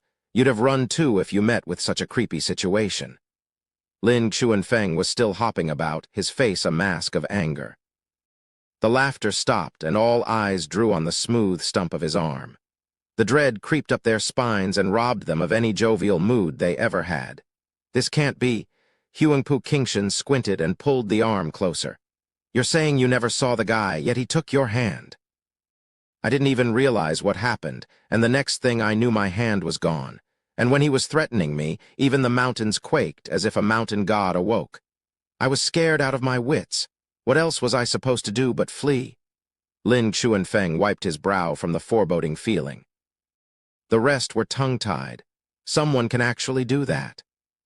Take Lin Xuanfeng's hand without his knowledge from 1,000 miles away, everyone, even the audience back in Dragon Cloud City, was horrified. Such creepy ability was beyond the grasp of even a radiant stage expert. Huangpu Qingshan squinted and shouted at Chu Qingcheng, "Tell that brat that we will be 10 miles east of here. If you want the brimming sacred pill back, tell him to look for me. I'd like to see him try taking it from 1,000 miles away." Huangpu Qingshan flicked his hand and left filled with battle spirit. The only one capable of stirring his will to fight may very well be Zhuo Fan in the whole of Tianyu. Chu Qingcheng's gang was stunned, a challenge. One handed out personally by the glorious heaven-shaking dragon lord, Huangpu Qingshan. This was the greatest respect any martial fanatic could dream of. Zai Tianchang was practically green with envy. If Huangpu Qingshan had given a challenge to him instead, he'd be bouncing and skipping in joy all year long. Taking a deep breath, Chu Qingcheng said, "The brat is cold and ruthless, but he is our only chance at winning this. Everyone is going to go and find Zhuo Fan?" Yes. Zhuo Fan was their only and last hope. Chapter 283, Reversal. 100-man team was strolling through a dark and gloomy forest. They talked and laughed as if the deadly beast King Mountain was a mere sideshow.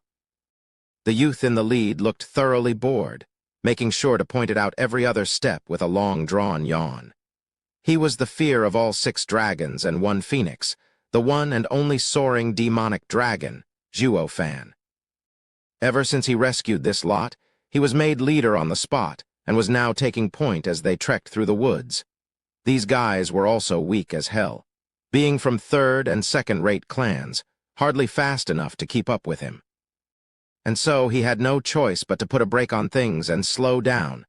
The start of the trek was filled with a somber mood, in fear of what was to come. But after a few encounters with 4th to 5th level spiritual beasts, each punctuated by Zhuo Fan's dirty look, it all changed. They were enraptured by Zhuo Fan's power, bringing not just a little sense of security in this hellhole. It got so bad they were treating the final battle as a sightseeing trip. As long as Zhuo Fan was around, their safety was guaranteed. Relaxation was given at this point. Zhuo Fan wished nothing more than to dump their sorry asses, but with Luo Yunhai having received Dugu Zhanshan's righteous education, he was forced to bear with these dead weights in their painfully slow search for keys and exits. Honestly, Zhuo Fan wasn't looking for brimming sacred pills, but for a way out. His dearest wish right now was for an exit and keys to get rid of those pests behind him and be home free. Bummer he was still stuck in this forest and wasting 5 days on top of that. Not only he didn't find a single key, the exits as well seemed bent on eluding him. Zhuo Fan sighed for the umpteenth time, twisted his head back at the laughing bunch and snapped, "Cut the chatter. We're not on a tour here. Be more serious and keep a close eye out for any exits or keys. Leave no bush unturned. The faster we find them, the faster we leave this place. You'll be safe then and I'll be free, got it?" "Yes." A shivering response welcomed Zhuo Fan's prestigious order, but gone 3 minutes and they were at it again. Without danger breathing down their necks every minute of the hour, anyone would chill out and relax knowing their lives were in safe hands. Zhuo Fan's mood sank even lower, wishing nothing more than to throw these useless guys to the wolves, or any spiritual beasts for that matter. He couldn't, though, not with the genial and kind Zhu Ningxiang around. Mercy me, since when was I such a softy? Zhuo Fan's anger was flaring again. Zhu Ningxiang's charming and sweet smile came just in time, and she placed a bright flowery wreath on him. Big brother Zhuo, for you. Please don't be angry. How could I possibly be angry? Forcing a smile, Zhuo Fan felt like crying. Luo Yunhai almost laughed. He was glad Ninger was here to curb big brother Zhuo's mean streak, or the man be sorting this chilled and disorganized rabble into shape by now. And if one took his cruel methods into account, any shape these guys got into, well, that would have been closer to hell than anything. But the real question was, how many would have gotten out with their lives? Luo Yunhai felt a shiver the moment he recalled the survival rate of Luo clan's guards' training regime. His 10 guards were nothing short of freaks, but they all escaped death by the skin of their teeth. At one point in Zhuo Fan's classic disappearing act, Captain Pang divulged the secret of this cruel and inhumane training, when 1 out of 100 elite youths to survive was a genuine cause for celebration. He was scared witless back then. They weren't shaping up guards, but killing machines at Luo clan's beck and call. He was in Dugu Zhanshan's army for 3 years by then. Although these young guards had uncanny powers now, stauncher than even a general with decades of wars behind him, the cruelty of their training left him devastated. After careful deliberations with his sister, they put a stop to it. Luo clan was no longer welcoming youths to train. He hadn't met with a good opportunity to break this news to Zhuo Fan either. More like he didn't have it in him. He was scared for his life that Zhuo Fan would flip out and would start cursing him to high heaven. It got so bad that he decided there and then to keep this buried for all eternity. Rustle tilde the sudden movement from a bush earned Zhuo Fan's interest. Who's there? Come out now or stay dead forever. Big brother Zhuo, I tease me. A shy voice followed the appearance of Dong Xiaowen's red face, followed by a sighing Dong Tianba. Every single time his sister saw Zhuo Fan, she'd swoon and turn bashful, despite the guy never giving her second looks. And sure enough, Zhuo Fan turned to Dong Tianba. It was only Zhu Ningxiang who rushed over and grabbed the girl's hands in joy. Sister Wanner, you're all right? Dong Xiaowen smiled and sneaked a peek at Zhuo Fan. What's wrong? Did you not find any other allies? Then join us, the weak, women, and the children team. Zhuo Fan pointed back at the casual rabble. PFF, Zhu Ningxiang, and Dong Xiaowen giggled. Zhu Ningxiang rolled her eyes. Big brother Zhuo, where are we weak? We 100 even fought back Lin Xuanfeng's 1,000, though we were routed in the end and suffered a miserable defeat. Zhu Ningxiang stuck out her chin, while the said 100 nodded with red faces. In a dark, brooding mood, Zhuo Fan glared back. You dare admit it when you're now just a lousy and lazy bunch? Isn't it your fault? Zhu Ningxiang smiled. Her words were quite sharp. It's your fault for being so strong. With you being our bastion of safety, we have no reason to even think about fighting. Zhuo Fan felt like crying. How is that sound logic? But thanks to Zhu Ningxiang intervening, Zhuo Fan readily accepted those words. If it were anyone else, he'd kick him to the moon. Dong Xiaowen looked at Zhu Ningxiang in admiration for being able to poke fun at big brother Zhuo so casually. Dong Tianba shook his head at his sister's infatuation and said in all seriousness, Brother Zhuo, I'll be honest. I have been looking for you by the order of Edifice Lord Chu. Chu Qingchang? Zhuo Fan felt uneasy. Shouldn't she be out there looking for keys, exits, and brimming sacred pills? What's she doing going after me for? Dong Tianba said. It's not quite correct to say it's Edifice Lord Chu, but Huangpu Qingshan issuing you a challenge. He has a brimming sacred pill with him and heard of you taking Lin Xuanfeng's hand without even showing yourself. He thus challenged you to try and take the pill from him. So he picked a spot to defend, waiting for me to answer his challenge. Zhuo Fan raised an eyebrow. Dong Tianba nodded. Yes. Then let the sucker wait. I'll just go get the other 3 brimming sacred pills, the keys, and find the exits. Only then I'll get the last pill from him and I'll be the true winner." Zhuo Fan grinned. "Ha ha ha, we now have time in spades and you guys need not worry about meeting Regent Estate. So split up and search, particularly for the brimming sacred pill, and you'll be rewarded." Utilda. They cheered, infected by Zhuo Fan's enthusiasm. Dong Tianba was stunned. "Wait, Brother Zhuo, won't honoring the challenge make the people call you coward? You're our ally. Don't you care about our reputation? We will never be able to lift our heads in their presence, a laughing stock to the world. We are all waiting for you to bring about a reversal. Fool, just say you didn't find me. It'll work just as well. Plus, what does some lame thing like honor help me anyway? Once I get everything, I'll go bitch slap him good. That's the best way to earn the ultimate victory. So what's all the need to fuss about reversals and what not?" Zhuo Fan grinned, finally in a perky mood. "I never ever cared about such empty things in my life. What I can feel and use is what truly matters, ha ha ha." The rest laughed as well. Soaring demonic dragon was unorthodox, that was for sure. Now they saw why he was Regent Estate's headache over the last decade. You think some measly challenge is enough to force one into showing up? For what? Something as ephemeral as honor. While he in fact spits on anything remotely resembling it. He has none to begin with too, so what are you going to do now, huh? Soaring demonic dragon is not your average cultivator. He is the quintessence of demonic cultivation. None saw Zhuo Fan for a coward, despite how it looked. Instead of thinking he was a disgraceful and honorless bastard, they thought of him as a man of courage and deep cunning. He played his enemies like a fiddle. That was how a true leader should act. Following him, my future is limitless. Dong Tianba knew Zhuo Fan's character and sighed. "I have no choice but to report back to Edifice Lord Chu about your response. But Edifice Lord Chu won't just stand the humiliation and will one day." "Hold up, Huangpu Qingshan is challenging me.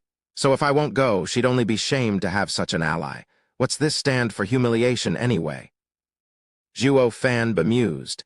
Dong Tianba sighed, recounting what happened to the somber Zhuo Fan. Dong Tianba finished with, "In despair, Edifice Lord Chu told us to look for keys and go home. But Huangpu Qingshan's challenge brought about a glimmer of hope. And since you refuse to honor it." Fine, I get it." Zhuo Fan dismissed him.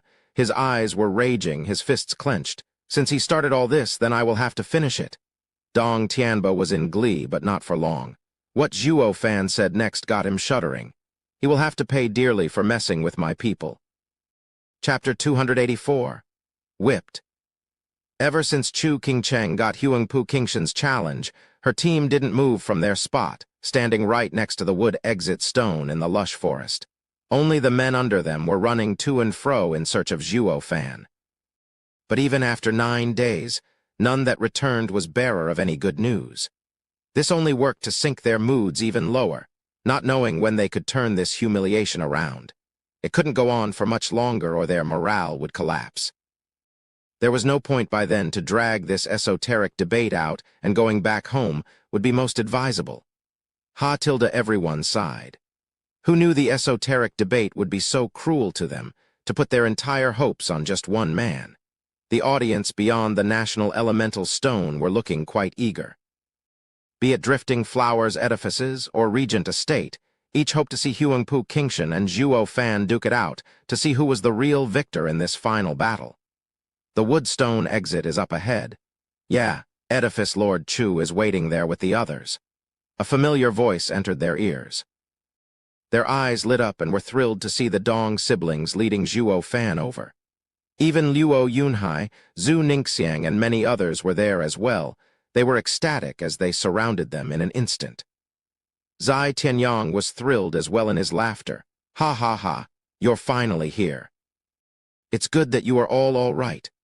Ha ha ha, that's how brothers that went through hell acts, happy to see each other. I am so happy I didn't cross thousands of miles in vain. Have no fear. Now that I'm here, I'll make it all better. See how your brother will show you his power and swag." Zhuo Fan smiled and opened his arms as he walked to Zai Tianyang, only to have his hand flicked away as the guy made a beeline for Zhu Ningxiang and her brothers.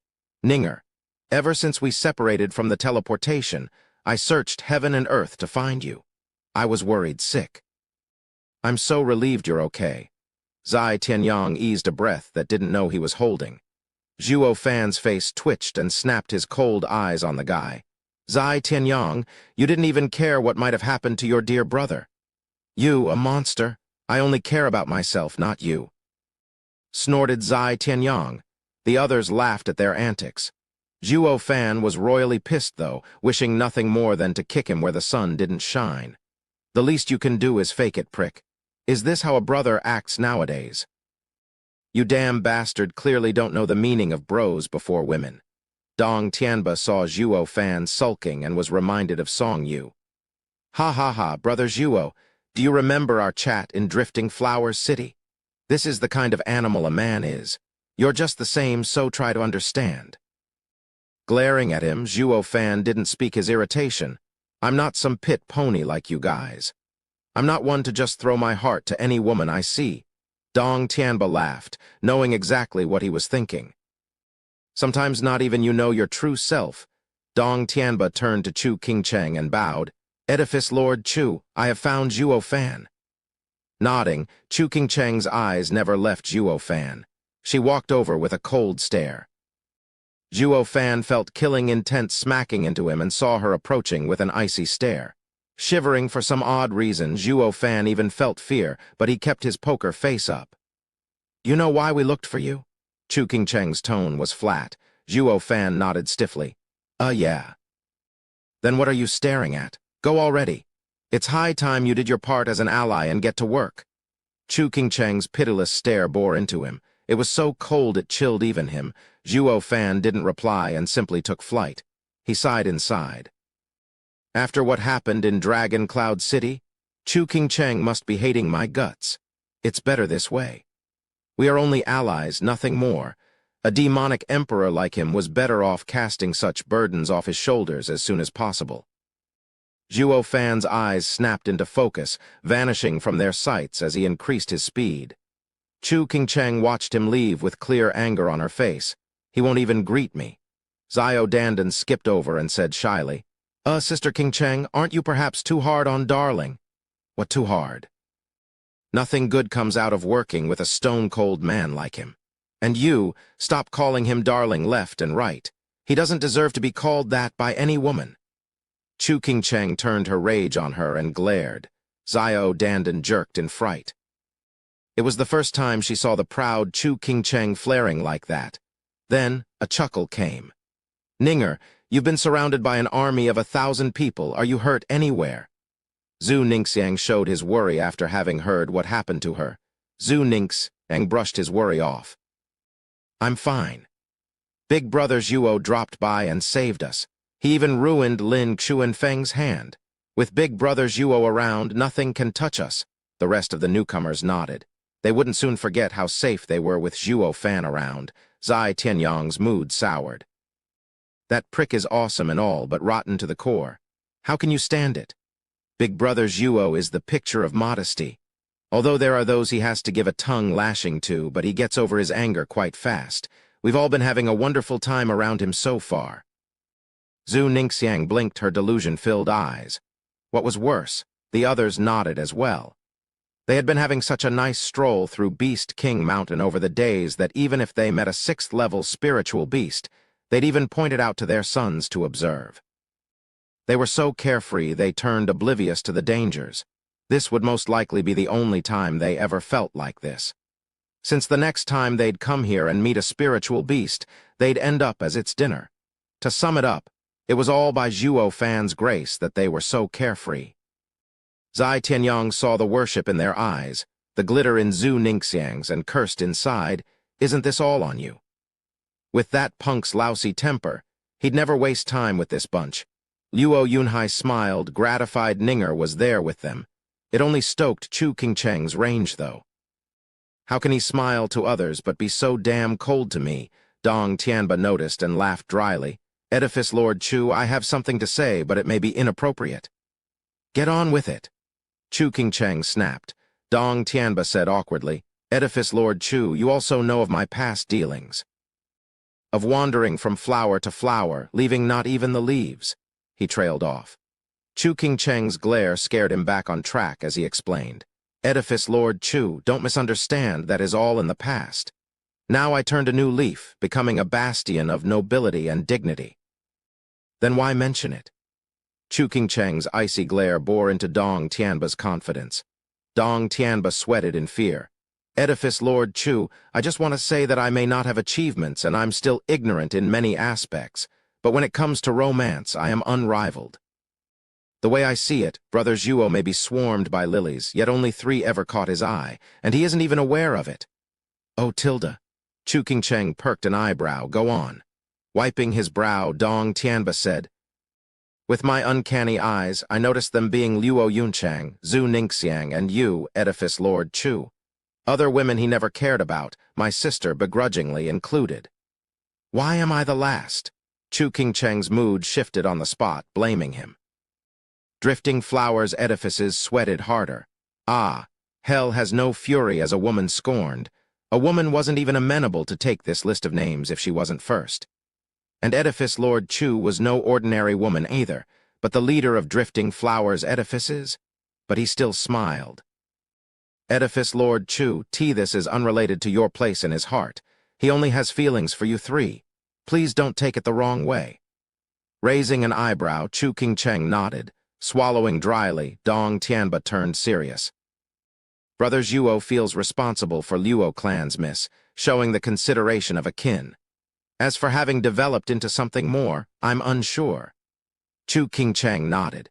Zhuo Fan always carried himself with a cold and indifferent air, but he was always good to the Luo clan. He was indeed taking it upon himself when it came to the clan's future. Dong Tianba then glanced at the cheerful Zhu Ningxiang. As for young Miss Zhu, she is innocent and naive, a rarity in this world. Brother Zhuo sees her as his little sister, although hard to say if there's anything more between them. Chu Qingcheng looked with a lost gaze as a smile crept her lips.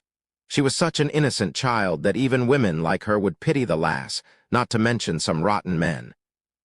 Dong Tianba then came to the crux of it all and said fearfully, while Edifice Lord Chu is a woman of character, lofty and refined, deserving of the title Ascending Ice Phoenix. But Brother Zhuo thinks of you as... What? Chu Qingcheng asked impatiently. Dong Tianba gnashed his teeth. Henpecking him, Chu Qingcheng blushed and a sweet and gooey/sappy happiness infected her heart. Only isn't that being whipped under the wife's thumb that makes me the closest among the 3 in his heart. Chapter 285. Demonic Dragon's Advent, Achu Tilda, Achu Tilda, Achu Tilda. 3 outbursts disturbed Zhuo Fan's smooth sailing. It got so bad that he almost took an unscheduled dive. This had gone beyond mere cursing, they wanted to skin him alive. Who the hell hates me so much? Is it Chu Qingcheng? Has her fury outmatched hell's? Shuddering to his very core, Zhuo Fan shook the thought away. He was oblivious that it was totally unrelated to Chu Qingcheng, but instead the person responsible was his buddy-buddy brother. In fact, his intention was no different than flaying Zhuo Fan. Thank God he had no clue what Dong Tianba said, or he'd panic. This guy barely has any talent, yet makes for quite a love doctor. How is it that you know who my heart longs for before even I do? Though he had to admire him for such skill, even when Dong Tianba only skirted the waters and never actually dipped, Zhuo Fan kept on flying in confusion. He soon arrived at his destination and released his discerning field. Zhuo Fan's eyes lit up in joy. Huangpu Qingshan, the biggest headache, wasn't there. It couldn't be better. He'd go in there and remove the pests first, since if they laid a trap, they would harass him to no end. That wouldn't do at all. He now recalled Luo Yunhai's warning. Huangpu Qingshan and company had something special in mind just for him. Lin Xuanfeng let it slip when he lost his cool, and Zhuo Fan doubted he was so smart as to make it intentionally misleading. Zhuo Fan took it to heart as well. He may have divine eye of the void as his ace in getting out of almost any situation, but he wasn't about to take unnecessary risks. Triumphant pride precipitates a dizzying fall. Zhuo Fan made sure to never make such an elementary mistake as letting power get to his head. Zhuo Fan's figure flashed and thunder struck the earth the next second, picking up dust. People turned to look in fright. With only weak third- and second-rate clan members around, this loud and out-of-the-blue noise had them on edge. But when the dust settled, they gasped. Soaring demonic dragon, Zhuo Fan. With a twisted grin, Zhuo Fan's eyes glanced over his future victims. I have come, as requested, for the brimming sacred pill. Where is Huangpu Qingshan? Eldest young master waited for days, so he took young master Yu and young master Yan in search of the other four. Sir, why not wait for them? An honest-to-God man, naive perhaps, spoke up fearlessly. This set Zhuo Fan's worries at ease. His grin grew wider.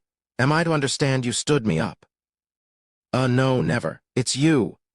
I am quite angry right now, and the consequences are deadly. Zhuo Fan cut him off with his bloodthirsty gaze. Now, who do you think I should kill first? They all felt like crying. You clearly had this idea from the start. But how does this have anything to do with us? Huangpu Qingshan issued the challenge, not us. You didn't just miss the due date, but also saying that we stood you up. That's clearly bullshit. We're just the little guys. Why take it out on us? Think we're easy targets, is that it? Fear swept their hearts as they had long heard of Zhuo Fan's power. Be it the taunts he threw at the 7 houses by killing their elders, or through the slaughter of thousands on the fighting stage. Not even 6 dragons and 1 phoenix wanted to mess with him, least of all them. But then the demon came anyway. And to make matters worse, he landed just when the big boss was out on a stroll. Could they take him on? The bitter and resigned faces answered aplenty. Young Master Zhuo, we are just errand boys. It would be a great dishonor to you, sir, if you kill us. Someone spoke up with a calm voice, quite odd when one took in the fearful gazes of the rest. The rest bobbed their heads and gave him a secret thumbs up. This line was a good deterrence to most big shots, since it brought a bad taste in their mouth hearing rumors about them picking on the weak. The greater the man, the greater the deterrence. Take 6 dragons and 1 phoenix, for instance. As long as one left them be, they wouldn't go out of their way to be heavy-handed on small fries. Not because of their lofty and noble characters, far from it, but because they felt it would become a stain on their pedigree. These guys were so puny, so insignificant. They weren't worth even tying a big shot's shoes, to say nothing of killing them. So, with that educated guess, drawn from Zhuo Fan's reputation being equal to 6 dragons and 1 phoenix, they must be in the clear, probably. A shame they were dead wrong. The likes of Zhuo Fan only had self-interest above all else, not some useless and ephemeral thing like honor and glory. To an unscrupulous man such as him, appealing to his honor or lack thereof was an exercise in futility. Since in all his lives, he had stomped dead all who had ever tried it. Grinning from ear to ear, Zhuo Fan's cold eyes snapped on the man and a ripple swept him. His eyes lost their light and he slumped on the ground, dead. Killing with intent, the rest jumped back in abject fear. Despite the rumor mill going strong about Zhuo Fan, only after witnessing the true power of Radiant Stage had a dread set in like no other. Zhuo Fan smiled. Whenever I kill, I do it on a whim. There's nothing else to it. As for my reputation and what not, ha ha ha, please, I am but a small steward of a poor third-rate clan. I am far beneath your illustrious names. There's no dishonor whatsoever even if I tear you all apart. It only worked to make them even more bitter. This punk is a scumbag. Since when could a bloody, rotten, and vile third-rate clan's little steward mock the 7 houses and get away with it? What modesty! He's clearly showing off. Zhuo Fan picked up on their thoughts with a laugh. Yep, I'm grandstanding, and I'm only killing you to relieve my boredom. The kill count doesn't matter. What matters is the entertainment. Who told you to make an enemy out of me? Ha ha ha. Bang tilde as if thunderstruck, their minds went out of commission. They stood there, frozen and lost, scared to even speak. God damn it all. He is a demon who escaped from hell whose sole purpose is to relieve his boredom. He is a psychopath who has no value for life. Not even those hedonistic disciples from the 7 houses were that bent on a murder spree. This guy has lost it. He's psychotic. The fear was closely working its way up to their tipping point, but Zhuo Fan's last words remained nonetheless, Who told you to make an enemy out of me? It couldn't be a more fitting description. They were all gripped by the fear of ending up another bloody smear on the ground, but in the back of their minds, an obsession was ingrained. None could fight Zhuo Fan, he was out for blood, and that was what Zhuo Fan aimed for all along. He may not get the respect of everyone, but he would get their fear. Humans clung to life, tooth and nail. As long as they feared him, they'd never dare do anything against him. Regardless of what plot Huangpu Qingshan was cooking, if he got the help of these simps, he'd foil it when Huangpu Qingshan least expected, while also gifting these helpers of his a heart demon. And to make sure the heart demon wasn't going away anytime soon, his eyes flashed and 3 more people collapsed. They were positively despairing at this point. Ha ha ha, how amusing. While we wait for Huangpu Qingshan, I'll take out my boredom on you. Now, who's next? Zhuo Fan broke into his trademark evil grin. The targets of his creepy glinting eyes shivered and crumbled from fear. But there was one who shouted, "Run!" That woke them up somewhat. If they didn't flee now, they'd be toyed to death at this point. They all broke out into a frantic scramble to keep their poor lives intact. Zhuo Fan smiled, but didn't budge. He didn't really want to kill them, not that many at least. He merely wanted to drive the fear of the devil in them. Although, to make this play of his more believable, Zhuo Fan took merely 2 steps and killed another 5 bone tempering experts. The rest thought Zhuo Fan was on the hunt and ran like mad. With so many of them and only one of him, someone was bound to get out alive. Right. Each hoped he'd be the lucky winner. They prayed for it too, never slowing down for a second. Zhuo Fan cackled from behind, instilling the horrors of what was to come into their very souls. He found them almost out of his sight, but all he did was shake his head. He wasn't an addict getting his fix by killing. It was also he could shroud them in a thick and unshakable shadow so that when the time came, they'd foil Huangpu Qingshan's big plan from the inside. Since he drove his point quite clean through, chasing them had lost its purpose. And that guy was right about one thing: Zhuo Fan would never care about some small fries. Smirking, Zhuo Fan's eyes flashed, waiting for Huangpu Qingshan. But then he heard a faint breathing, squinting. Zhuo Fan flipped around and snapped, "Come out!" Zhuo Fan moved faster than the other person and grabbed at the target's hiding place. But what he saw left him speechless. Chapter 286. I'll send you to hell together. Yan Fu, Zhuo Fan shouted. Yan Fu was Vicious Pill King's prized pupil.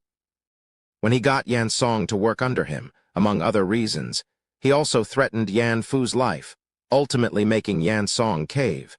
It was obvious how much Elder Yan cared about the kid.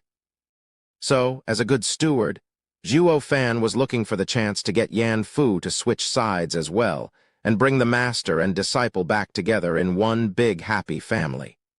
Though a chance never came until now. It wasn't like he was swamped with work, but more along the lines of he couldn't find Yan Fu. He lucked out by bumping into him in Dragon Cloud City, but there was no way he could talk to him in front of the 7 houses, that was for sure.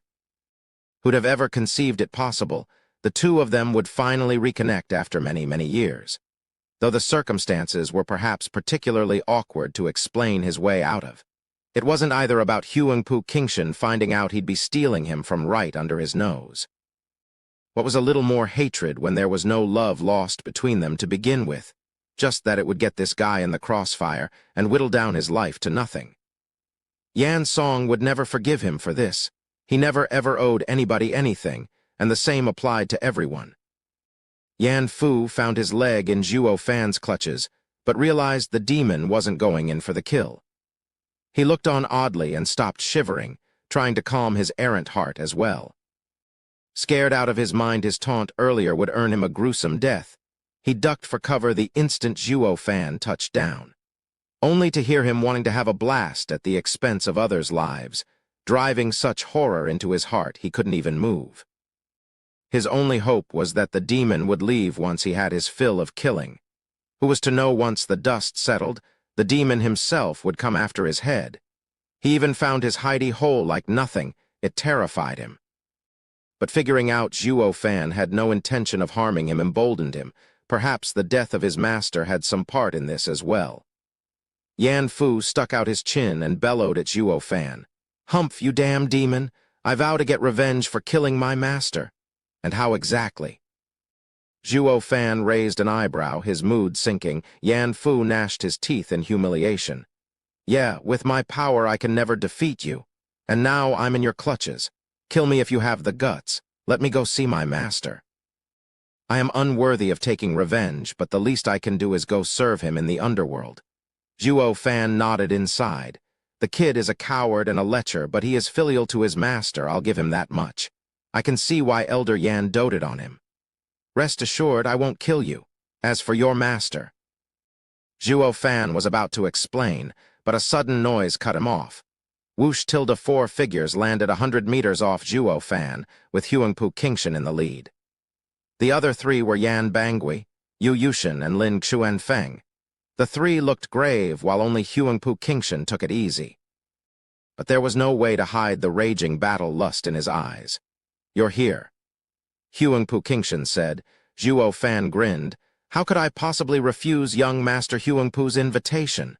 Taking in the dozen corpses around, Huangpu Qingshan said, "You're soaring demonic dragon in name and reality. You won't spare even the weak? Humph, with your strength, you're only shaming yourself stooping so low." Yu Yushin vented his ire. Zhuo Fan just shrugged. "I was only playing around. Don't tell me they're worth crying over." "Of course not, but now that I'm here, if you still want to play, come after me." Huangpu Qingshan shook his head, hardly caring about some low lives. He then turned to Yan Fu. "Finish the kid off if you want to, then I'll teach you true power." Yan Fu shivered from indignation. Ever since his master kicked the bucket, he was reduced to being treated like those common third- and second-rate clansmen. And not just Huangpu Qingshan looked down on him, not even his clan's Yan Bangui spoke in his defense. "Ha ha ha, I'm a true pariah now. It won't matter now. For us master and disciple to die at Zhuo Fan's hand is only fitting. At least Zhuo Fan is our enemy. If I would have died because of my clansmen, I'd truly die with regrets." Forlorn, Yan Fu sighed and closed his eyes. He may have thought so, but how could he let go so easily after being cast out by his house?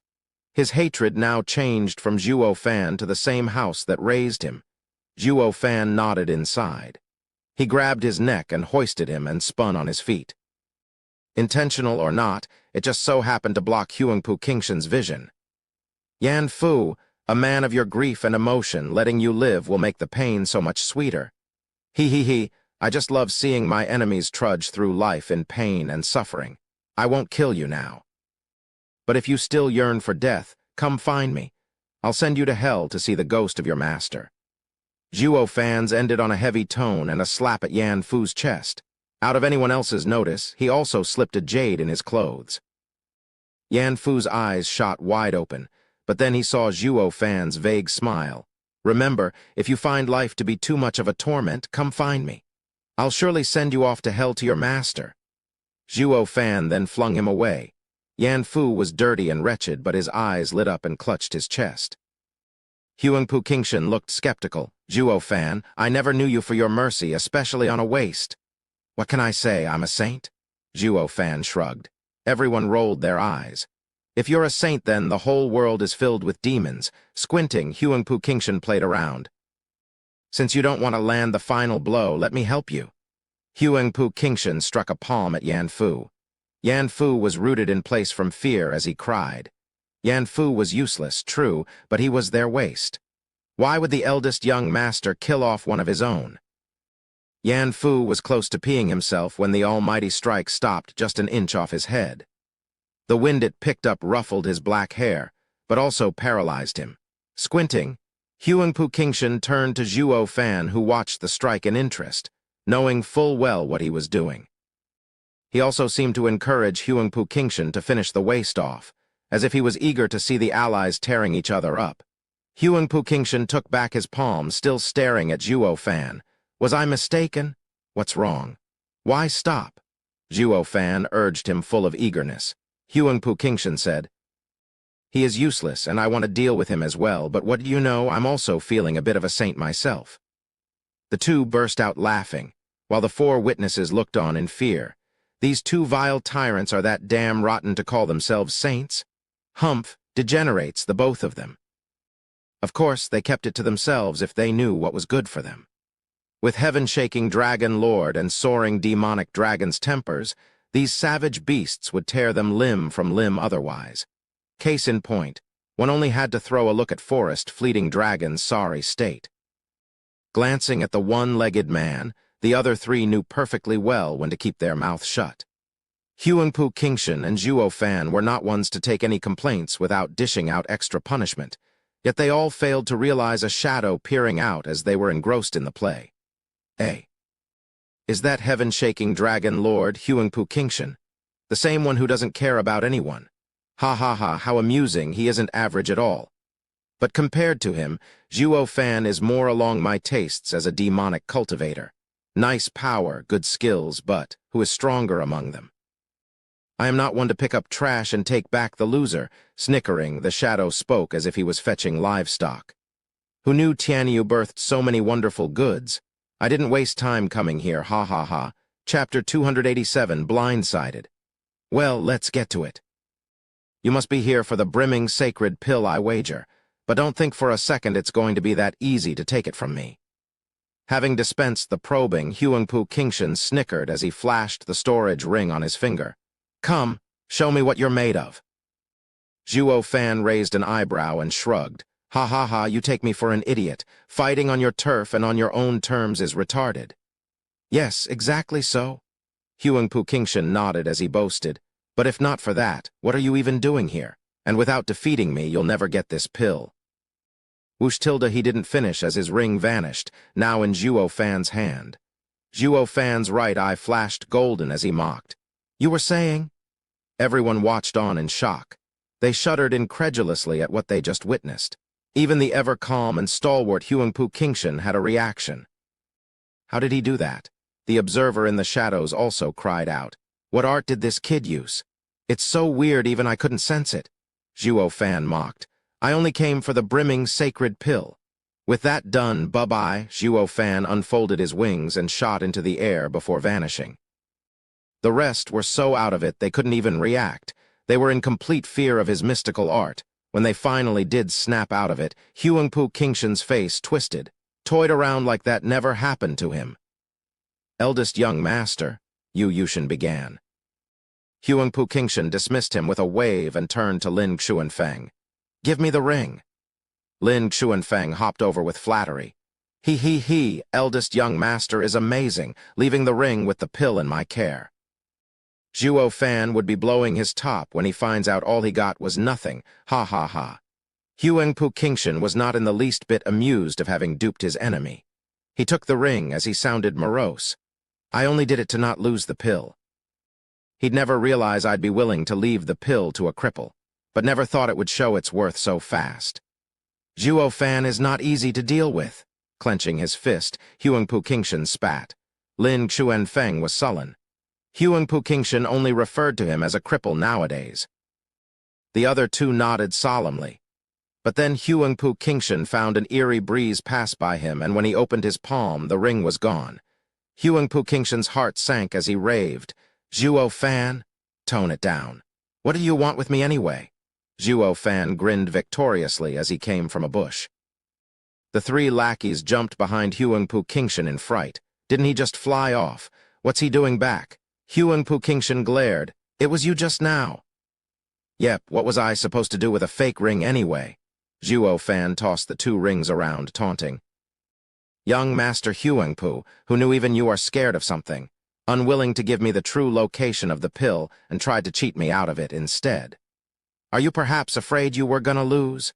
Huangpu Qingshan trembled as the rage got the best of him. I never said the pill was on me, just waving my hand around. It's your fault for jumping to conclusions. Ha ha ha, sophistry? Zhuo Fan put the two rings on his fingers and snickered. But I got the pill this time, so I'll be going. For real this time, later people. Zhuo Fan was gone. They all watched in shock, coming and going without a sign.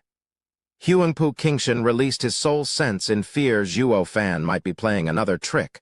Only after he knew the coast was clear did Huangpu Qingshan ease his breath. His mood dangerously low, Huangpu Qingshan felt horrendous having suffered so much. He had gone and challenged Zhuo Fan in front of so many people, and what did that get him? Losing the pill faster than he got it. How could he possibly take it at face value? Yu Yushin inched closer to Huangpu Qingshan in worry. Eldest young master, short-term gains aren't important. Zhuo Fan is too much of a variable with mystical abilities. We need to find a way to deal with his disappearing acts. If we can't trap him, the day we fight he'll take us down one by one while we won't even touch him. We can't have that. The other two nodded. They felt utterly powerless in the face of Zhuo Fan's shifting around unrestrained. It doesn't matter. Huangpu Qingshan's eyes flashed. Sir Leng already predicted this. Isn't our earlier plan all to deal with him?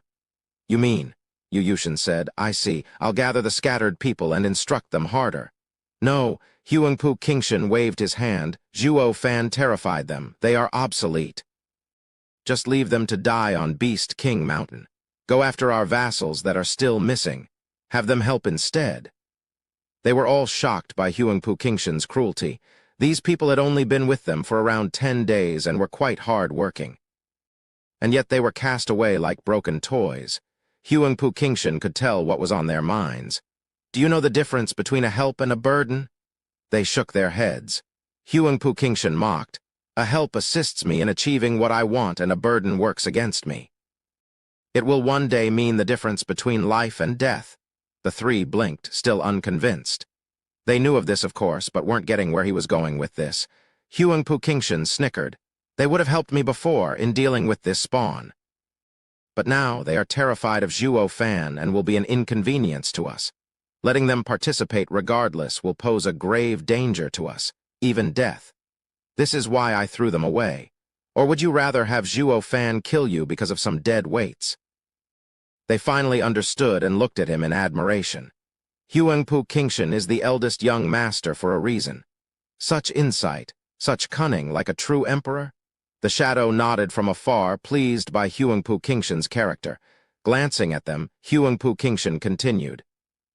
Yu Yushin, weren't you curious why I let Drifting Flowers edifices group off? Ha ha ha, I'll tell you. Because they are all Zhuo Fan's burdens. If they die, Zhuo Fan will be uncontrollable even to us. But now, with Chu Qingcheng helping us without knowing, we will grasp this chance to deal with him for good. The three gave their thumbs up. Even lumped together, Chu Qingcheng's gang was still as weak as if they were alone.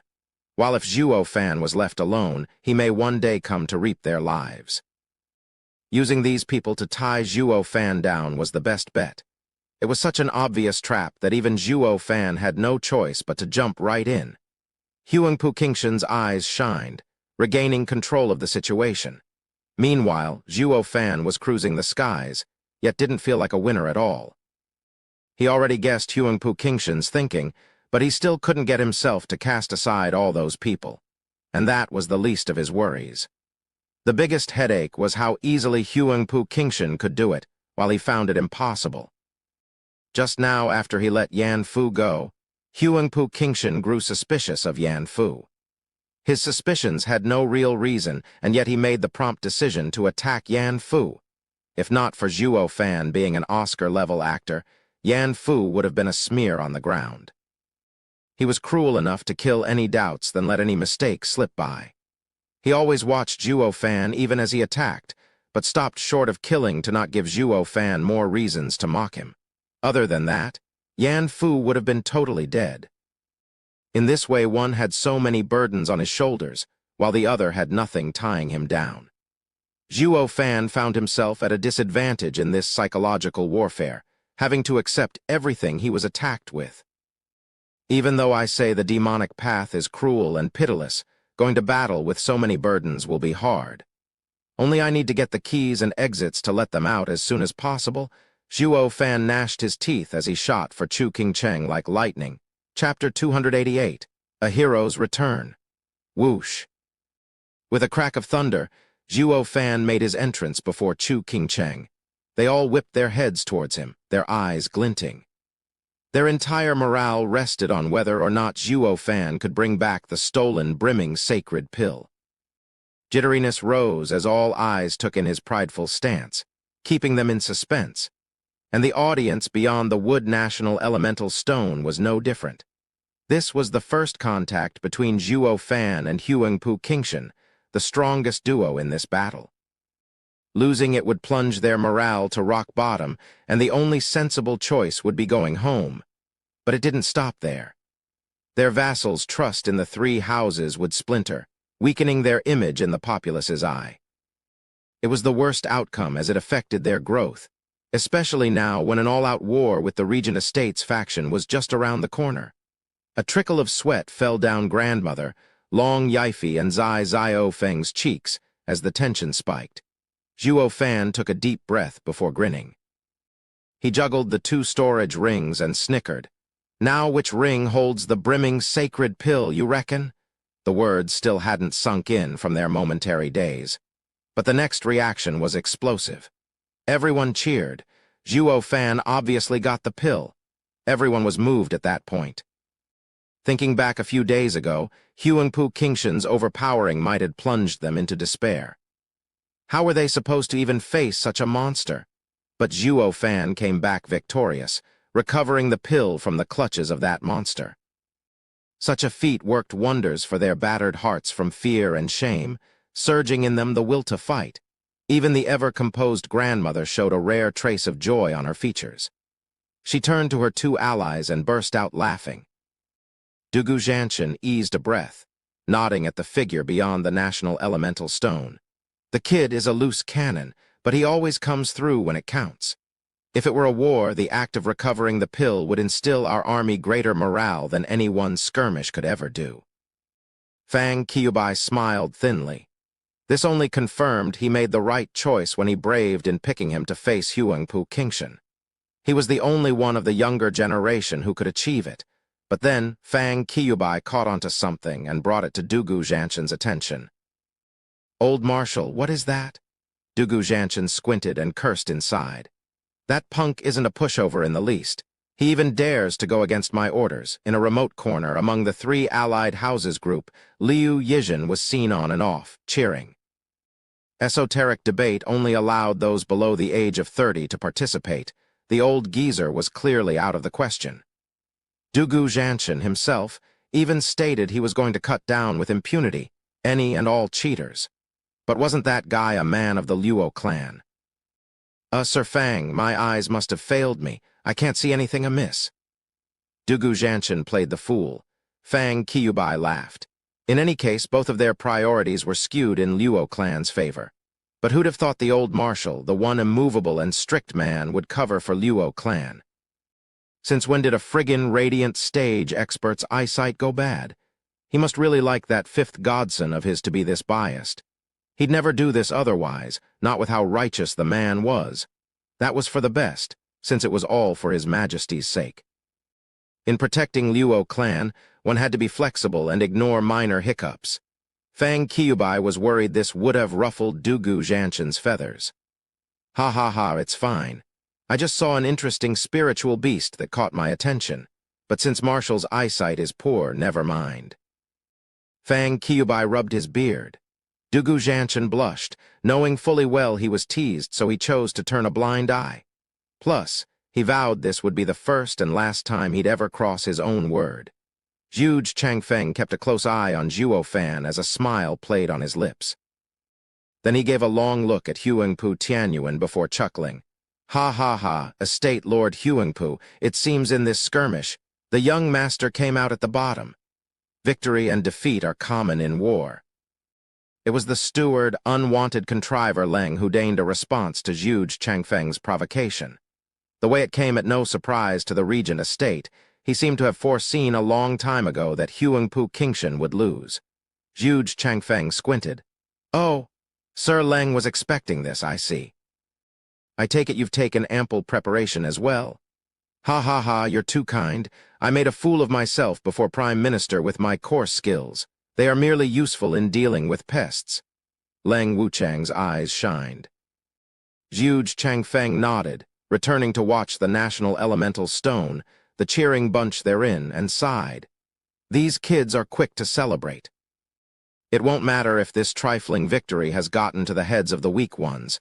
But Steward Zhuo, if even you are taken in by it, I'd be dreadfully disappointed. Zhu Changfeng watched him hailed by the crowd as a hero. The man in question took the brimming sacred pills vial from the ring and showed it off to all. See here. I've returned triumphant. We see, they all shouted in joy and respect. With a wicked grin, Zhuo Fan stashed it into his own ring, weirding out the crowd. The 8th grade pill was a treasure in and of itself that not even the 7 houses had one. The least he could do was popping the cork to let them catch a glimpse of it. Zhuo Fan merely coughed and changed the subject. All right, the show is over, break it up. We need to find the other pills and keys. Our goal is to win this esoteric debate. Ugh, they all looked at him with dark faces.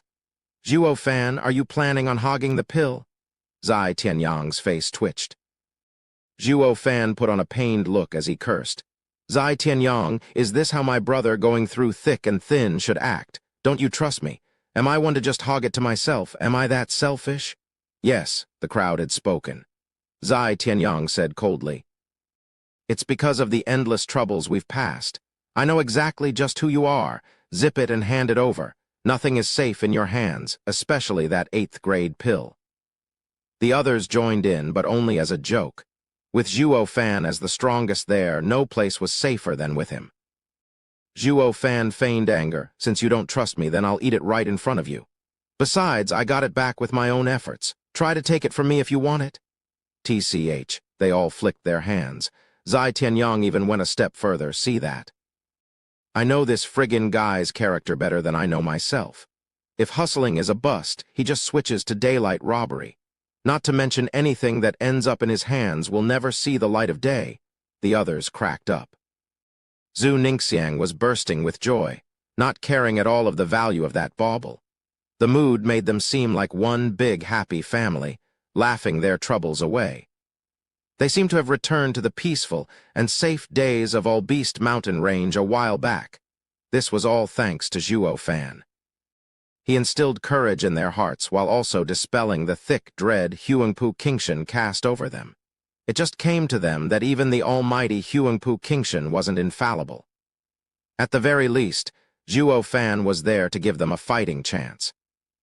Once the cheerfulness passed, the 3 houses' head disciples began discussing serious matters. Zai Tiancheng began. Brother Zhuo, you are the strongest here and also brought the brimming sacred pill back. That makes it yours. The stronger you are, the greater our chances. The rest nodded. They were all quite keen on having it for themselves, but with it being Zhuo Fan's spoil, it belonged to him by right. Moreover, a boosted Zhuo Fan would give them an edge in getting the other pills out there. This was the best outcome for their alliance. Zhuo Fan shook his head, though. I can't, Brother Zai. Did you really think Huangpu Qingshan waited 10 days for me with the 8th grade pill instead of eating it, just so I could steal it? Zai Tiancheng frowned. Zhuo Fan smiled, because he won't dare. What? Came their shocked response while Zhuo Fan explained. It takes a long time to absorb it completely. If an enemy comes in that time, the slightest distraction would render it wasted, if not incur a heavy wound. So before a clear outcome has come from our conflicts, neither side would be willing to eat it. The sudden realization made them look at Zhuo Fan in a new light. Thanks to his reminder, they could now curb the irresistible lure of the brimming sacred pill the moment they found it. They were grateful for having avoided death if an enemy found them in such a vulnerable moment. They were clearly overthinking things, though. Why would Huangpu Qingshan get rid of such delicious bait and help Zhuo Fan instead?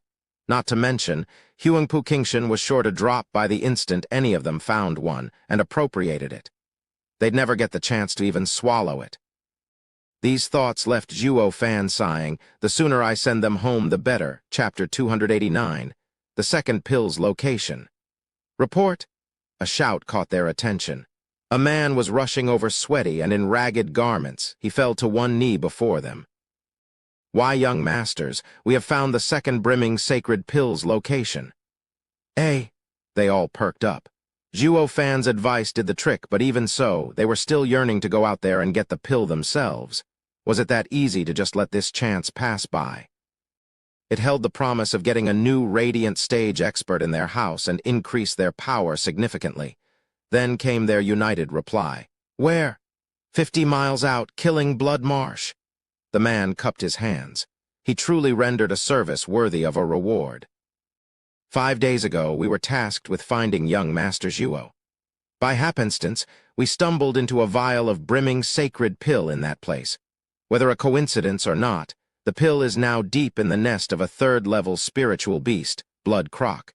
We opted to report rather than risk our lives. Blood Croc? That put a damp on their joyous moods.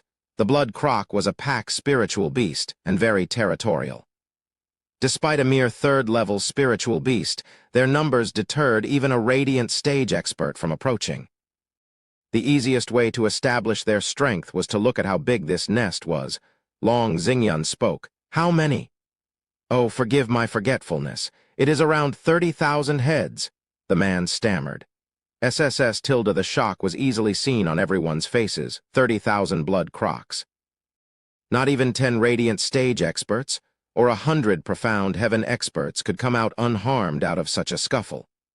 Least of all their rabble of 2,000–3,000 men. The instant they charged, the Blood Crocs would tear them to pieces. Thus they all turned their heads to Zhuo Fan to see his take on this. The man in question was eerily calm, dissing the trouble with a wave. "Lead the way." "Brother Zhuo, you can do it." They looked on in hope. With a vague smile, Zhuo Fan was playing coy. "Ha ha ha, we'll know when we get there." And proceeded to walk southwest. Being all mysterious worked, making the rest follow him in shock. No wonder a puny and forgotten Luo clan reached such a height. This guy was overpowered. He always came through despite adversities. Luo Yunhai, Zhu Ningxiang, and the 100 people Zhuo Fan brought followed him the instant he made a move. For the first two, it was an obvious choice. As for the 100 people, vassals to different houses, they went after Zhuo Fan like sheep after a shepherd. Besides, what difference would it make if they were behind Luo clan when the houses they were vassals to were all allies? You should at least go with your master, even if so. They couldn't help it, though. Not when Zhuo Fan was a beacon of safety, willing to follow him everywhere with unflinching determination. Too bad the lucky Luo clan had yet to become a house, or these guys would have switched camps on the spot. The kid is taking everyone from us. I can already see how the esoteric debate ends, with half of our vassals willing to follow Luo clan. Long Xingyun sighed. Zai Tiansheng shrugged. That's how charisma works. Be it a mighty emperor or just a clan head, they all have to have some amount of personal magnetism. We all do.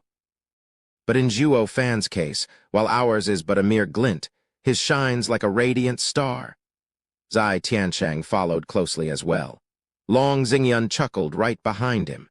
Chu Qingcheng thoughtfully watched the prideful and solitary figure in front before coming to. The wood exit was soon barren of people, all going for the Killing Blood Marsh.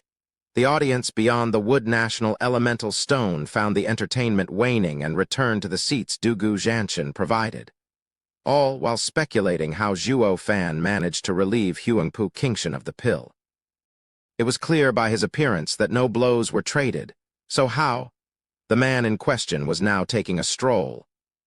Perhaps the exhaustion of the past few days never left him and only made him grow weary, culminating in this slow pace. Yet it only worked to put Long Xingyun's group on edge. They were itching to get to the Killing Blood Swamp first. It was funny how the esoteric debate of this century had been reduced to an 8th-grade pill hunt. Zhuo Fan was not in the least bit hurried, taking his sweet time. While he was at it, he had the others scout the surroundings as they made their way forward. The way he saw it, brimming sacred pill was merely a reward to the winner of this final battle. It made little sense to look for it when the exits, and keys held a far greater importance. With them on his hands, he had to find a way out, especially for a certain useless bunch. It just so happened to be working fabulously and easing his burden too, so he toned down on his speed, using this time to have the rest search for the keys. Long Xingyun's group found it incomprehensible. They wished nothing more than to charge in and get that 8th-grade pill. "Big brother Zhuo, I found a key." Zhu Ningxiang skipped over in glee, presenting a red crystal. Zhuo Fan saw the fist-sized red crystal. It was cold to the touch, telling him this was the yin key of the fire exit. All he had to do now was find the yang fire key and Zhu Ningxiang would be home free, leaving him room to go all out to his heart's content. Zhuo Fan brightened and patted her cute head. "Well done, Ninger." Zhu Ningxiang giggled, at which Long Xingyun sighed. "Miss Zhu, finding a brimming sacred pill would be so much better.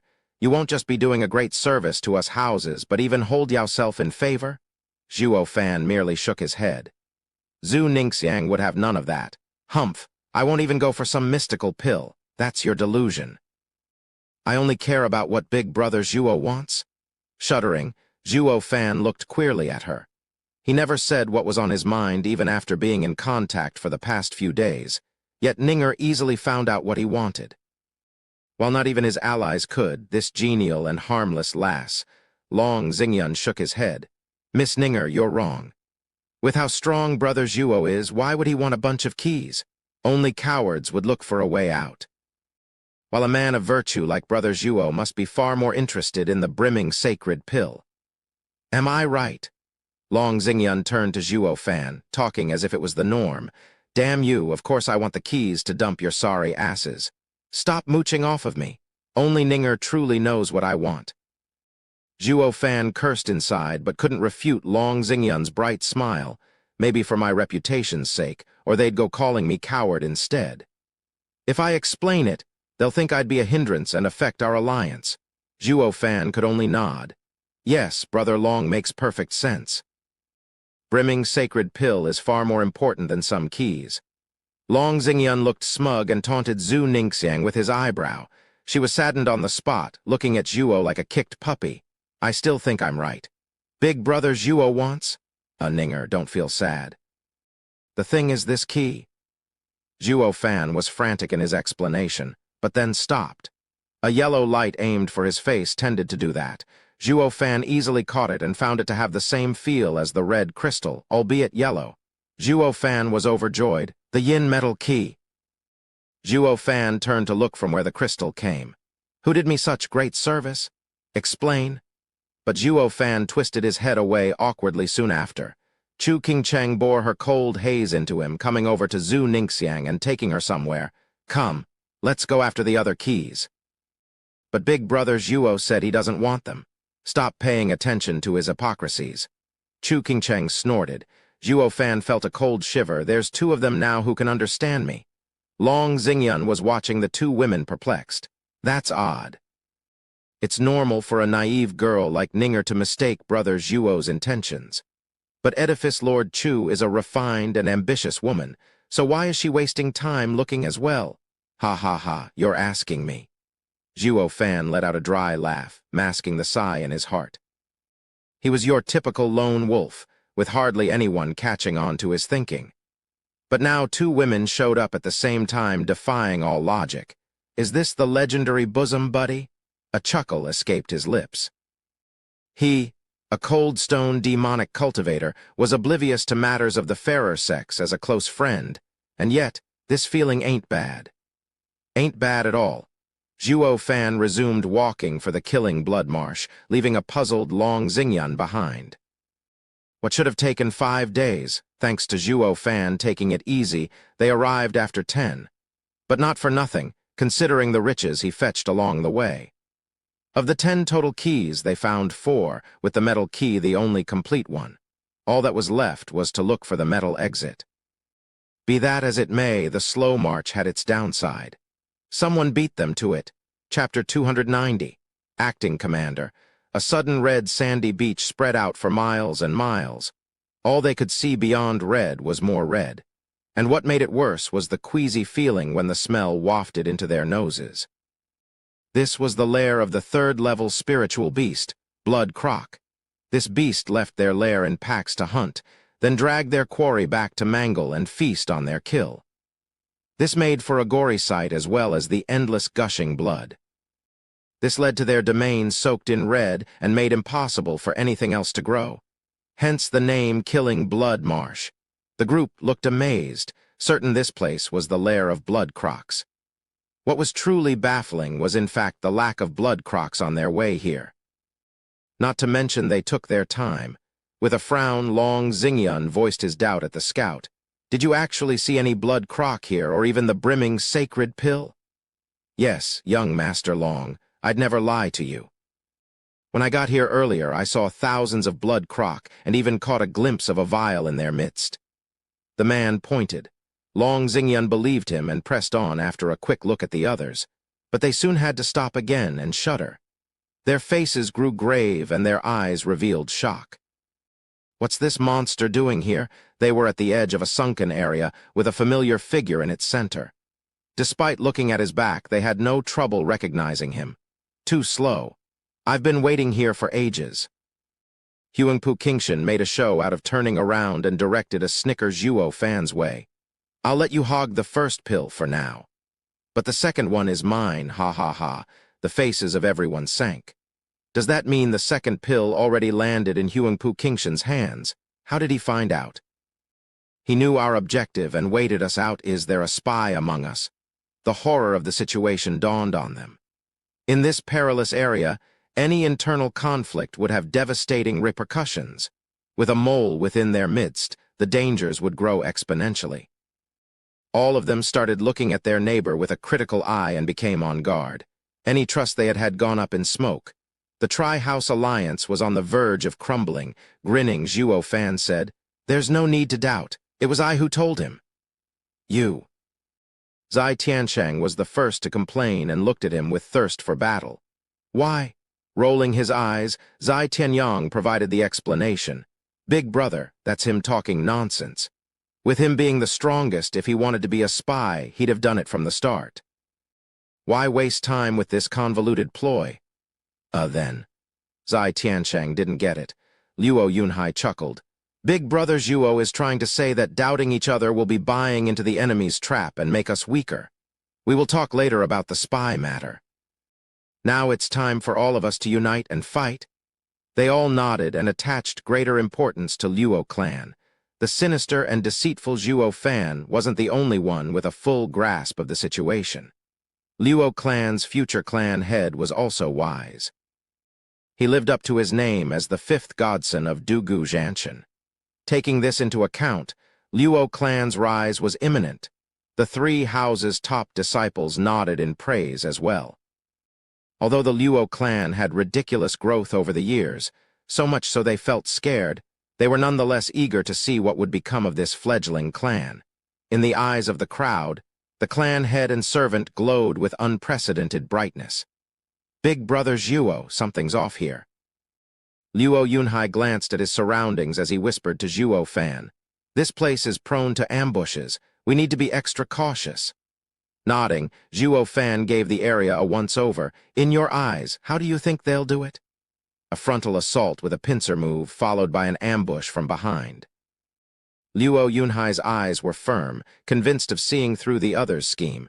Zhuo Fan smiled. "You've learned well from that old geezer. You haven't let me down. You and your team deal with the back ambush while I will handle the front." Zhuo Fan then shot forth with a calm look.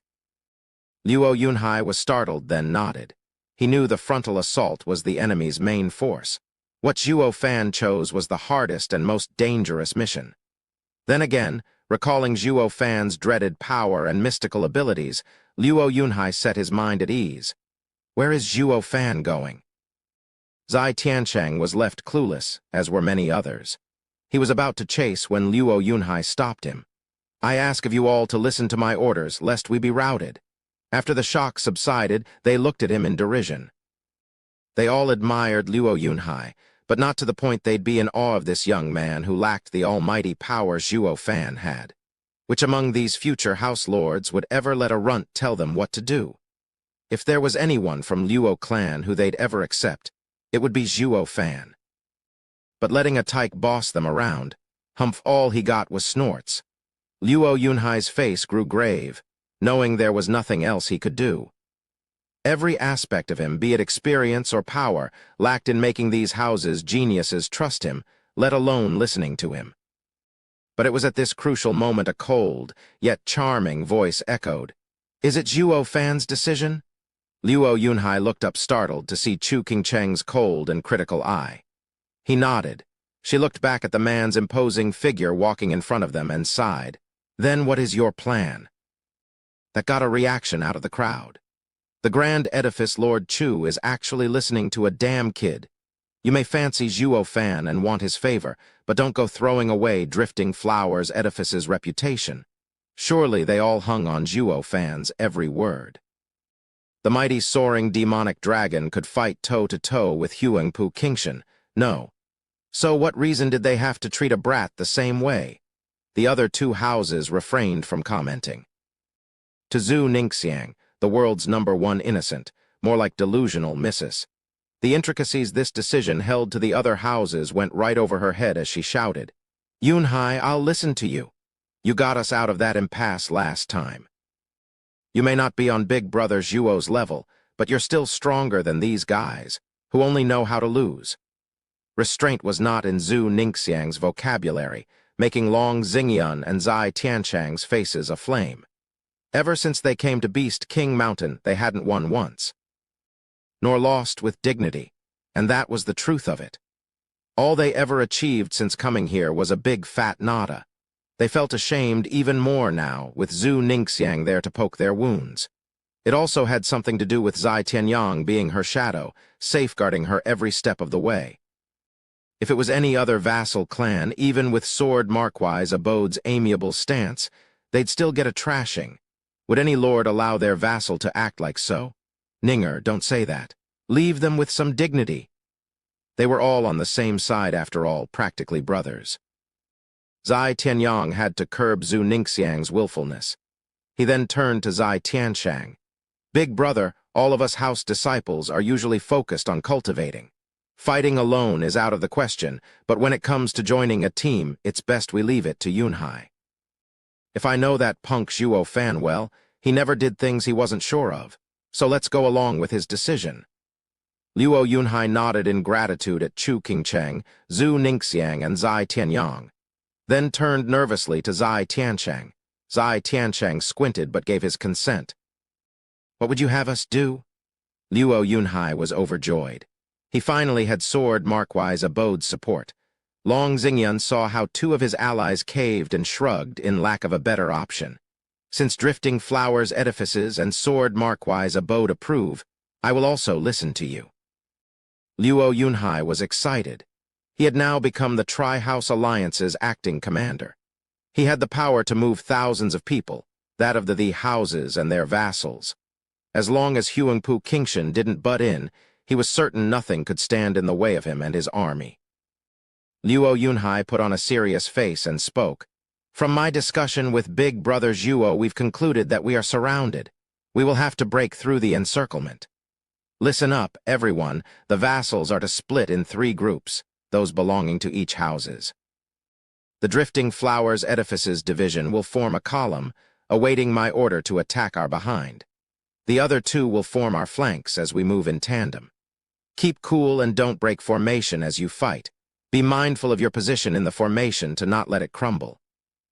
Luo Yunhai shouted with confidence. He knew full well that Zhuo Fan was the sole reason they listened. But come the aftermath of the battle, he was certain their views will change. My 5 years in the army weren't a waste.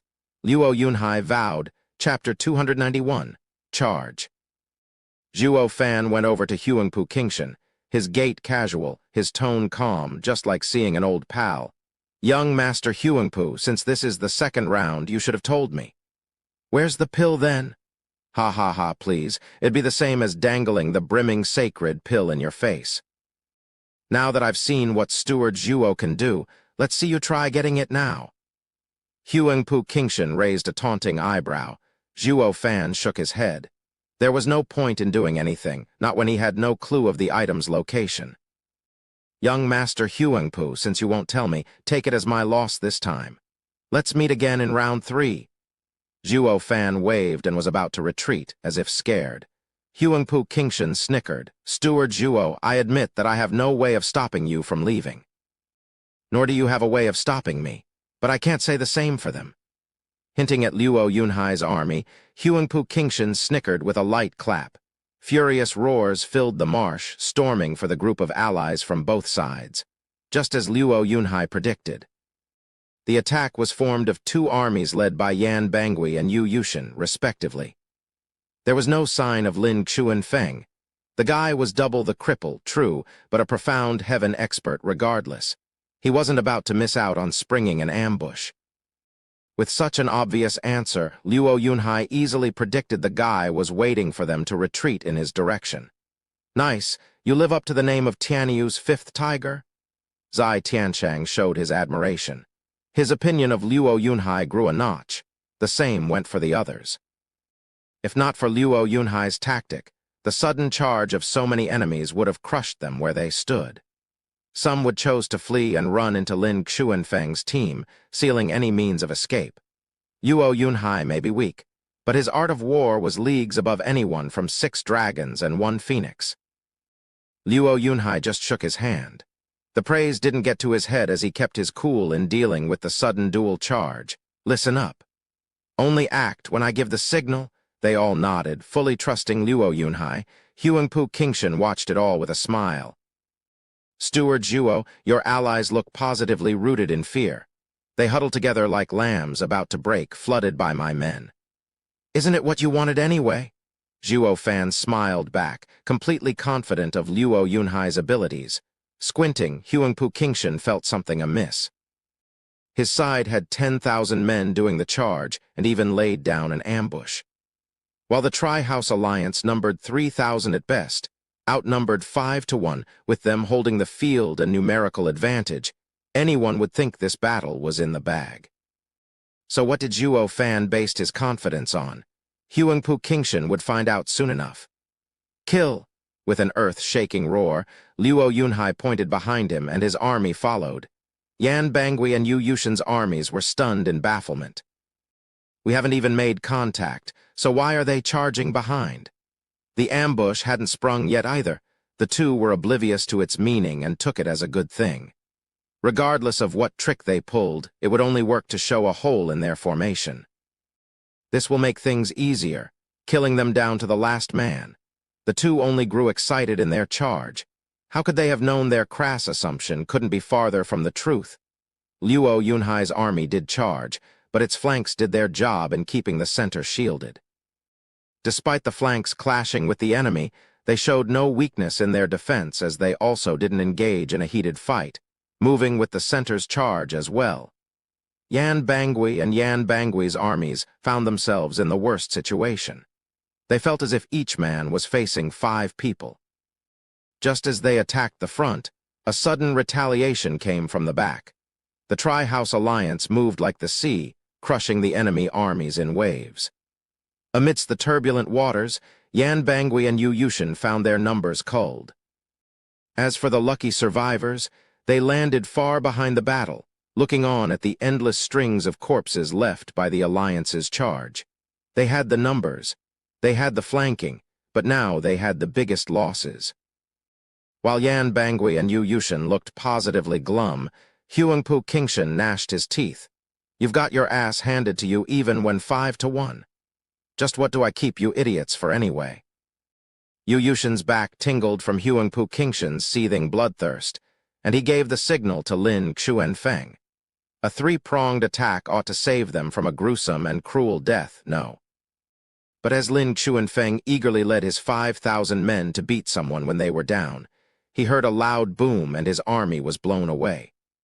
Luo Yunhai's vanguard, drifting flowers edifices, was mowing his men like grass, his only reaction slack-jawed. What the hell? Weren't we supposed to catch a fish in a barrel at this point? Why the hell do I still see them holding strong? How the hell does a huge fish like this just slip right past you? Yan Bangui and Yu Yushin, are you more useless than manure? What are you doing letting a pristine army charge here? How am I supposed to stop them? While he was here cursing his allies, the duo cursed right back. You damn cripple. Is this how you lead an army? Are your men meant as cannon fodder? I don't expect you to stop them, but you could at least curb their charge somewhat. Your 100% garbage is what you are. You got what was coming to you when soaring demonic dragon took an arm and a leg. As the trio cursed each other like no tomorrow, Luo Yunhai had no problem punching his way through the encirclement. Zhuo Fan laughed from pride. When it came to armies, ambushes were the norm. This couldn't have been a better test for the fledgling marshal. The way Luo Yunhai set his army was the typical echelon formation, excelling in counter-attacking the pincer attack and allowing high mobility. This formation puts a price on speed above all else. Once it was formed and picked enough speed, nothing could stand in its way. Zhuo Fan flicked a grin to Huangpu Qingshan. Young Master Huangpu, my guess is that it wouldn't be so hard for them to get away. Face twitching, Huangpu Qingshan looked ahead with a scorching gaze. He wished nothing more than to kill those 3 wretched allies of his. The reason for one's defeat wasn't an unbeatable enemy, but wretched allies. Those morons have higher numbers yet were still smacked around. All they managed to do is drag my reputation through the mud. They're nothing but utter imbeciles. Taking a deep breath to quell the surging anger, Huangpu Qingshan laughed coldly. Ha ha ha, Steward Zhuo is erudite in pen and sword. You've had this planned all along. No, there was no planning. They did it all by themselves. One must give credit where it's due and not take it for oneself. Zhuo Fan cut him off with his snide remark, which only got Huangpu Qingshan even more worked up. Zhuo Fan's deceitful character was common knowledge, so losing to him was hardly shameful. But those 3 sods of his lost to the likes of some broads from Drifting Flowers edifices. To make matters worse, it was the tyke from Luo clan leading them. With his allies having lost any semblance of dignity, it was quite sensible for their leader to blow a gasket. Grating his teeth and fuming mad, Huangpu Qingshan's face took on a vile tone. Steward Zhuo, I never wished to drag them into this. You leave me no choice but to. What, go and snap their necks yourself? Ha ha ha, you'll have to go through me first. With his trademark evil grin, Zhuo Fan's urge for battle flared. Huangpu Qingshan nodded. Our fight is foreordained, but first let's see if you can save them. Huangpu Qingshan's eyes flashed with cruelty and roared at the sky. Ooh, Tilda. Shockingly enough, Huangpu Qingshan's mere shout sounded closer to a dragon than a human. Zhuo Fan squinted, but his reply was a calm gathering of eerie power in his eyes. That dragon roar was a special martial art, just like his wraith style. They both originated from dragons, but no man could ever release a dragon's roar, short of being a dragon himself. Zhuo Fan shook that thought away, finding it utterly ridiculous. A true dragon had the power of at least Gu Santong. Despite being called a monster, his might had yet to shed the realm of mortals. So why then Zhuo Fan's train of thought was cut off when the earth rumbled with a dreadful sound. Chapter 292, Blood Croc Army. Boom tilde as the rumbling continued, the sound only grew louder. Not even the chaos of battle could drown it. Luo clan and Drifting Flowers edifices stopped their charge. So too did Yan Bangui and Yu Yushin cease attacking their flanks. Ally and enemy alike watched dumbstruck at the source of the noise. What dreaded creature could make such a riveting entrance? Roar! They got their answer in the form of an endless stampede of blood-red creatures crawling towards them from behind Huangpu Qingshan. Regardless of where one looked, all they saw was a crawling red mass. Now that they got a closer look, the creature was a fanged blood crocodile of 5 meters in length. They were pack animals crawling on the ground, yet that didn't stop them from having incredible speed and tough bodies like peak bone tempering experts. 3rd-level spiritual beast, blood croc. Everyone cried out in alarm. Who wouldn't, when watching 10,000 blood crocs marching towards them with relentless force? A lucky few profound heaven experts would just fly out, while the rest were doomed to be ripped limb from limb in the jaws of a croc. Luo Yunhai turned grave. Godfather told me the Quanrong are expert beast masters, sweeping the battlefield with their beast army. This army can use formations and could hold its own at a numerical disadvantage, but I never imagined Huangpu Qingshan would resort to the likes of this. This is bad. What Huangpu Qingshan called them? Long Xingyun snapped his head at the smirking figure, just as the blood croc simply bypassed him. Now a believer, his face sank. This monster is already strong enough, but now he can call upon a beast army as well. We can't fight them. Our only choice is to run or get trampled. The others took one last fearful look at Huangpu Qingshan and nodded. Huangpu Qingshan's talent had reached a godlike level, but was running that easy. Sure, the few flying ones could take some passengers, but what about the other couple thousand? They were fated to end up as broken corpses under the Blood Croc's stampede. Chu Qingcheng frowned and sighed. Yan Bangui, Yu Yushin, and Lin Chuanfeng snickered as they flew away with their profound heaven experts, uncaring to the fate of the rest. Zai Tianyang looked at Zhuo Fan's broad and straight back. Our fate now rests solely in his hands. Everyone looked at Zhuo Fan in frustration and helplessness. Zhuo Fan's abilities were eerie, to say the least, of great power, but could one man stop the flood? They held no hope in Zhuo Fan. Even Luo Yunhai, always confident of Zhuo Fan's invincibility, faltered. I and Big Brother Zhuo had anticipated the enemy launching a frontal assault. It was our ignorance that led us to assume they'd be men and not thousands of blood crocs. Humans are susceptible to fear. A bit of trick here and there from Big Brother Zhuo would be enough to buy us plenty of time. But when facing a horde of savage spiritual beasts, they won't falter for anything. Damn it! Is there no other way? Zai Tiancheng cut him off in anger. His eyes were burning from rage. Huangpu Qingshan is inhuman. The others got what he was saying. Yes, he was inhuman. No man was able to subdue a blood croc horde and use it for himself. No one would be so cruel to his fellow men, to even throw away his own men's lives to be ground beneath the marching horde of his beasts. Then it dawned on them, eh? Isn't that strikingly similar to Zhuo Fan? They turned to him now. The man was taking a deep breath and looked on heavily. Like a cold-blooded monster, he also possessed power no man could. But how much could this monster slow the horde down? We don't ask for much, just enough to let us get out alive. They held little hope for Zhuo Fan pulling through for them, but they still did hope. His talent was unseen in this world as well, but he was a human like the rest. How could he possibly slow the beast flood down? Well, one delusional girl thought this was right up his alley. Zhu Ningxiang clenched her fists and said, "No worries. Big Brother Zhuo can do it." She had now crossed the point of no return, becoming an eternal Zhuo Fan's fan. She didn't care about hows or whys. Just as long as Zhuo Fan did something, everything would be all right. Funnily enough, she was right. Luo Yunhai begged to differ, however. Zhuo Fan had no problem dealing with a bunch of men charging over, but as for spiritual beasts, in the face of the ravenous flood, Zhuo Fan looked like a dinghy floating about, ready to tip at any jolt. However, this dinghy was quite calm and smiling. Young Master Huangpu, who knew you can tame beasts. Ha ha ha, you're too kind. It is but a mere parlor trick. Huangpu Qingshan acted casual but couldn't hide the conceit in his eyes from Zhuo Fan. As Zhuo Fan took pride in his blinking art, Huangpu Qingshan was confident of his beast-taming skill.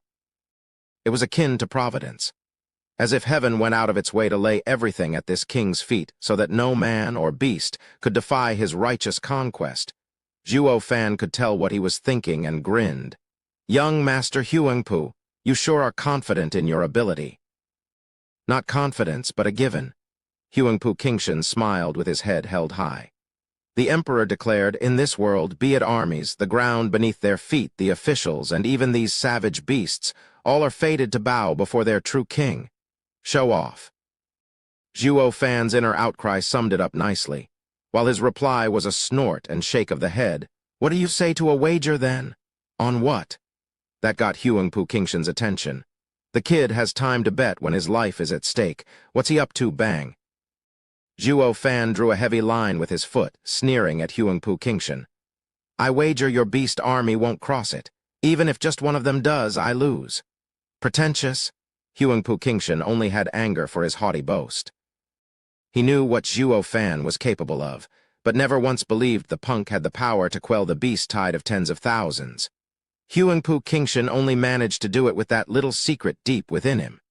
As for power alone, impossible. Zhuo Fan's crass words undermined his authority. Was the ability of a regent that easily dispelled Zhuo Fan only mocked him. Well then, O young Master Huangpu, do you accept? The stakes are the brimming sacred pills we each hold. The winner gets the other's pill. Huangpu Qingshan mulled over the trickery Zhuo Fan planned to include in this wager, but still held supreme confidence that nothing the punk did could change anything. As such, for honor and hubris, he nodded. Show me then your futile attempts to stop tens of thousands of spiritual beasts. My pleasure. With a crafty grin, Zhuo Fan turned to the charging blood croc tide. Filled with barbaric and unrelenting savagery, these blood crocs had only one answer to this suicidal kid: gaping maws filled with teeth and sharp claws. Chu Qingcheng, Zhu Ningxiang and the rest watched on unnerved. Huangpu Qingshan had a cold smile, calm and uncaring to the lonely man facing a flood. Tilde Zhuo Fan's eyes then flashed in a strange light. The blood crocs were about to tear into him, with one of them even having his head in its maw. It only needed to chomp, and that would be the end of Zhuo Fan. But the blood croc's eyes shrank in fear. Under the astonished looks of the bystanders, the beast army began to shiver, roar. A mewling cry from somewhere among them signaled the rest of the blood crocs to turn tail and scamper from whence they came. The wild eyes and stumbling gait only hinted at the horrors these beasts had seen. They were even faster in retreat. This spectacle left everyone slack-jawed. Chu Qingcheng was dumbstruck. Zai Tianyang was shell-shocked. Yu Yushan was speechless. Lin Xuanfeng jumped out of his skin. And naturally, Huangpu Qingshan was floored. He still had a clear picture in mind of Zhuo Fan being torn apart, only to be replaced with an image of a cowering beast army. What made it worse was the unknown element of how he'd done it. Huangpu Qingshan stood there like a statue, his eyes lost, mindless of even the fleeing spiritual beasts zipping by chapter 293, First Contact. What just happened? Yu Yushan was floating about in the air, looking dazed at the scampering blood tide. When he finally managed to return to his senses, he said to his two allies, "Wasn't that eldest young master's trump card?" The two were still out of it by the looks of it. Huangpu Qingshan had laid it on pretty thick with his boasting. That once blood crocs came into play, the Tri-House Alliance would be left in mangled pieces. They were so excited to see Zhuo Fan finally falling short in something, getting with the program of suffering like everyone else. The boasting got them hyped as well, eager to see Zhuo Fan in tears. That wasn't meant to be, however, not when the sure kill method was running away at top speed. The three sank into depression, followed closely by the sharp decline in Huangpu Qingshan's grandeur. Even heaven-shaking Dragon Lord got the same treatment as them. He boasted and flounced, sure, but do that in front of soaring demonic dragon and you'd get bitch-slapped. He had met his bane. Luo Yunhai's side was on the verge of breaking down at the sight of the savage beast tide. They felt the end coming, their future robbed. But looking at it now, they knew the earlier panic was quite pointless. There was no need to fear, as long as Zhuo Fan was here. The acting commander of the Tri-House Alliance shook his head at the casual Zhuo Fan. "Sigh, it seems even I don't know Big Brother Zhuo well." He shrugged the beast army of tens of thousands like it was nothing. "Forgive me, friends. I have made the grievous mistake of doubting Big Brother Zhuo's abilities. With how Huangpu Qingshan can do it, it's quite obvious Big Brother Zhuo can do it too. It's a fallacy to think otherwise." Luo Yunhai gave a solemn bow to the vexed crowd. It made sense, though. Having gone through so many events with Zhuo Fan, there was one undeniable truth all of them should have figured out by now. Nothing was impossible for him. If even he met with an impossible conundrum, then all hope was lost. Huangpu Qingshan could control spiritual beasts. Humph, then so could Zhuo Fan. The basis? He was Zhuo Fan, of course. In the blink of an eye, Zhuo Fan's fan club found its ranks greatly bolstered. One had to admit that even a fan was right sometimes. Just look at Zhu Ningxiang bouncing around with unbridled joy. "See that? What did I tell you?" Chu Qingcheng shook her head. Although her love rival, she still found her innocence pleasing to the eye. Zio Danden's eyes had hearts in them, watching Zhuo Fan with an intoxicated leer. Zhuo Fan's cold tone gave her quite the scare back then. But with him striking the alpha male pose, she threw that fear out the window. Dying by his hand would be a dream come true at this point. I'd rather be a ghost by a hero's side than the wife of a lousy bum. The lust was strong with this one. Xiao Dandan simply wanted to gobble Zhuo Fan up. Dong Xiaoan saw the others' galls in envy. They all fought over Zhuo Fan's attention, but not her. She was of low status, and being unable to follow her heart left her in misery. These monsters are capable of anything? Zai Tianyang glanced at Zhu Ningxiang's red face with jealousy.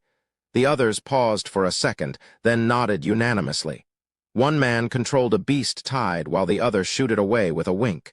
Could a human being ever do that? The two became a beacon of shock and awe to every onlooker. Zhuo Fan reigned totally supreme. He did have the upper hand, and all rumbled Tilda amidst the ever-shaking earth from the fleeing blood crocs passing him by. Huangpu Qingshan's face twitched. His fists scrunched up and he spat through gnashed teeth. "Stop! I command you all to stop!" Not one blood croc minded his rave. They had bigger things to worry about, you moron of elephantine proportions. You're merely a king on earth and can command some of us, but that man is an emperor over everyone.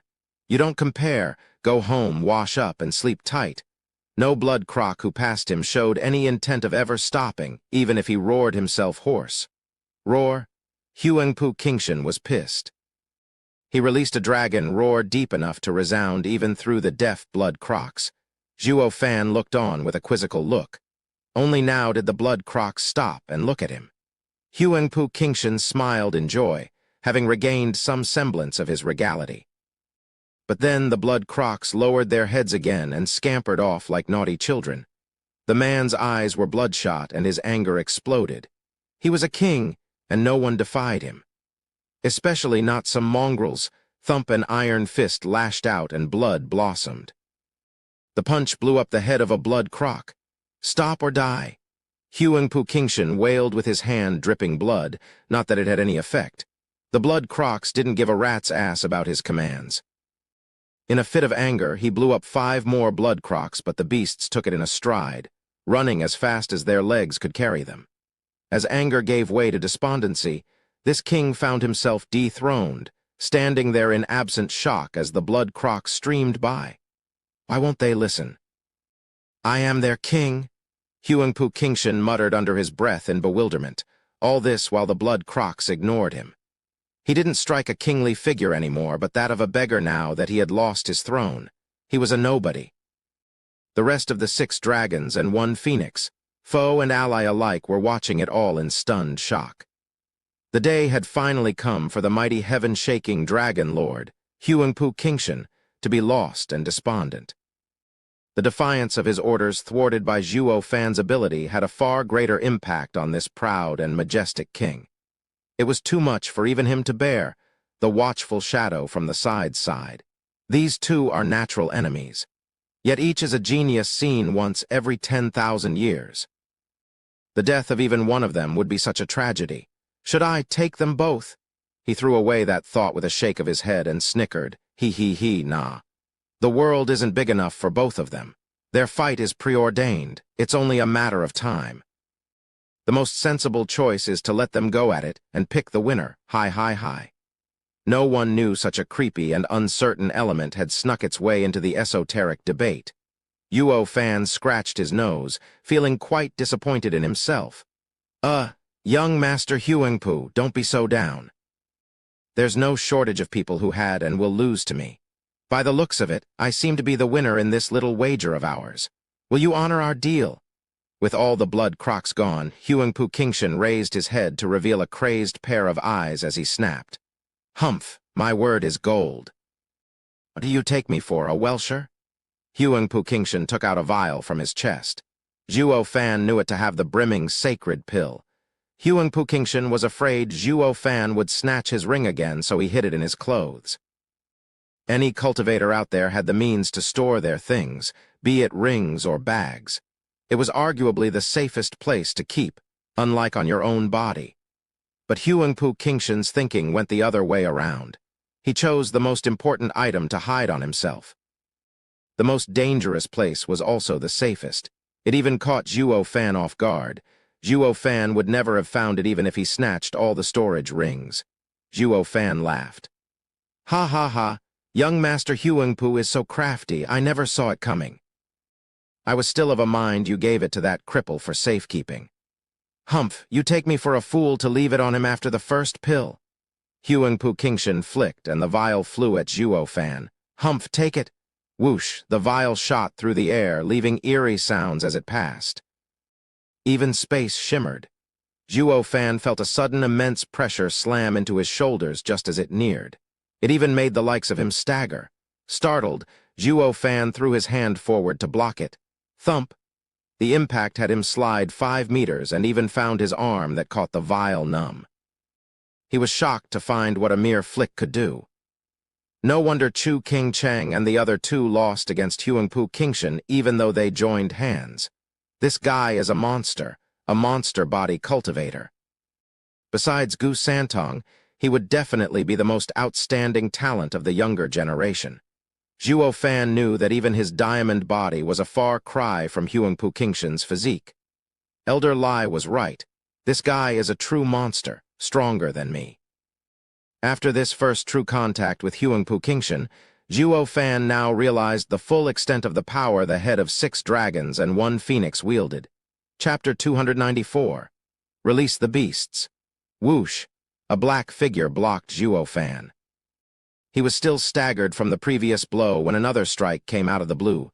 Squinting, Zhuo Fan blocked the strike with his hand. Boom! The immense power of the strike cracked earth under him, caving it for 100 meters around.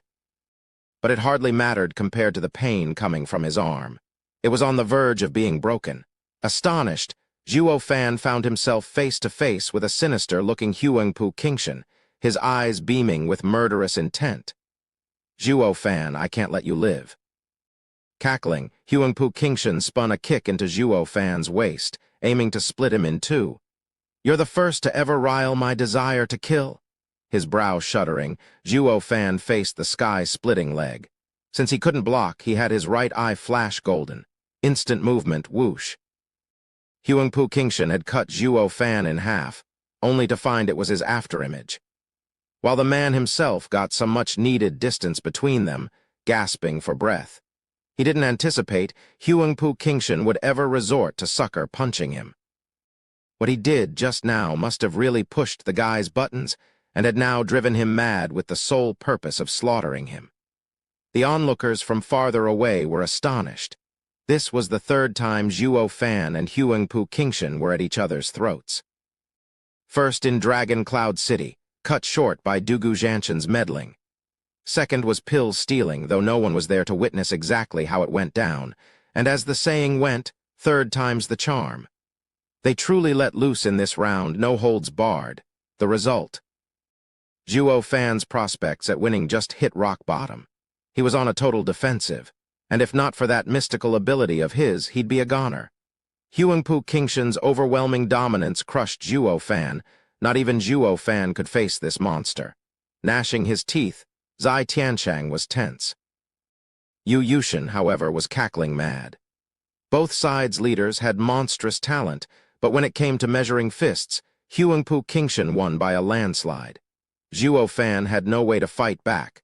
The uninvited guest in the shadows nodded. Huangpu Qingshan has the advantage in body, but Zhuo Fan is far more flexible and crafty. He is better by far, and this is when he isn't even in the profound heaven stage. If the two were of equal cultivation, this fight would have ended a long time ago. Huangpu Qingshan drew the same conclusion, which only fueled his desire to kill to new heights. Zhuo Fan presented himself as a real and tangible threat to him. He never got the same feeling from the other 6 dragons and 1 phoenix, and only looked at them with disdain even when forced to deal with their cooperation. On the other hand, Zhuo Fan was a great threat to him. Even more so now that he saw Zhuo Fan cower the blood croc horde and trampled all over his royal face. It was a wake-up call. That Zhuo Fan was the same as him, qualified to be king. With a cold glint in his eye, Huangpu Qingshan barked, Zhuo Fan, is your art only good at running away? Yep. Zhuo Fan was blunt as a birch stump. not forgetting his evil grin as he counted on his fingers. Running, assassination, scouting, spying, and let's not forget my favorite, ring stealing. It has quite wonderful applications, don't you think? That only pissed Huangpu Qingshan off. He was looking to mock the man into attacking, but Zhuo Fan was way too calm, ignoring the cheap taunt and making a kingly comeback. His desire to murder Zhuo Fan on the spot spiked again. The shadow nodded. He knew how to appreciate talents. Detached from everything, and looking at things with cool and critical eyes were the makings of a great Araviste. At the same time, Huangpu Qingshan's image fell a notch in his eyes. The shadow slowly began to be partial towards Zhuo Fan, finding him to be the better seed. Taking a deep breath, Huangpu Qingshan found himself in distress.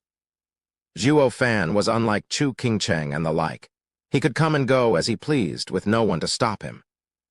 He was the biggest headache there ever was when made an enemy. That magical art gave him an insurmountable advantage. So Huangpu Qingshan pointed at his allies and barked, "What are you gawking at? Kill them already?" The trio woke up with a start. Why had they stopped? We gotta box them in. Thus they gave the signal. Luo Yunhai's echelon formation was still shaken from the blood croc horde, and their momentum slacked. They were losing. With the enemy surrounding them, the couple thousand army had sunk into despair against the 10,000 enemies. Few were of Chu Qingcheng's level to escape, while the rest would find their lives driven into the mud. Panicking, Luo Yunhai commanded, 3-round formation. In an instant, the 3 divisions became rotating barrels, blocking the enemy's onslaught. Yu Yushin wasn't worried, though. This formation was a defensive one. They would just have to whittle them down with numbers. Grinning, the 3 looked on coldly. Zhuo Fan frowned a bit. As long as his friends were stuck here, he was going nowhere and would sooner or later end up just as dead. Yu Yushin leading the 10,000 army not only entrapped Chu Qingcheng's group, but also bogged down Zhuo Fan 2 birds with 1 stone. Ha ha ha, Zhuo Fan, see how I trample them? Huangpu Qingshan snickered. He was forcing Zhuo Fan to face him. Squinting, Zhuo Fan sported a cold smile. You'd lower yourself to such an extent. Moreover, you'd have done it already if you wanted to. Ha ha ha, indeed. I despise them, but now that you're here, things have changed. I'll take great delight in tearing them apart before your very eyes. Zhuo Fan tensed and secretly sighed. Just like he thought, Huangpu Qingshan left them alive just so he could restrain him, but the cold smile never changed. Young Master Huangpu, do you really think I'd let them drag me down? Oh, but isn't your young master with them as well? Huangpu Qingshan's eyes glinted, having seen through him. He charged for the armies. It was also then when a wind whistled straight for him. This was what he was waiting for. He blocked the kick with his hand, releasing a metallic sound. Looking closer, he found Zhuo Fan eyeing him coldly. He finally decided to attack. Huangpu Qingshan gave a crafty smile from having found Zhuo Fan's Achilles heel.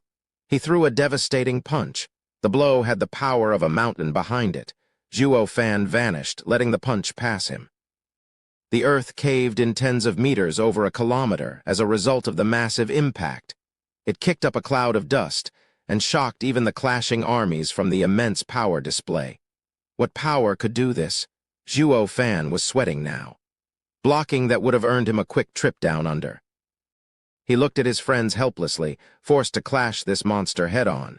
Huangpu Qingshan cackled at the floating Zhuo Fan, filled with scorn. I wonder for how long can you stop my advance? Zhuo Fan gnashed his teeth and charged. The effect each time was minimal, barely stalling Huangpu Qingshan's progress. His teleports saved him from the worst, but there was no way to escape unscathed. Huangpu Qingshan was inevitable. He royally took 1 step at a time towards his target as he unleashed his power. The sight of Zhuo Fan being played around like a mouse left the others in despair. Not even their last hope could stop the mighty heaven-shaking Dragon Lord, but only Chu Qingcheng saw through it and said nervously, "It's for us. Huangpu Qingshan is forcing Zhuo Fan's hand." We have to get out of here. It dawned on them what a disgrace they were. They became Zhuo Fan's shackles. But how are we supposed to break out when we're outnumbered? What do we do? Luo Yunhai sighed. For even Luo Yunhai to come out empty, it showed how truly desperate a situation they were all in. Chu Qingcheng turned to her two allies. "Have you brought your spiritual beasts?" Their eyes lit up, reminded how their houses provided them with some high-level spiritual beasts.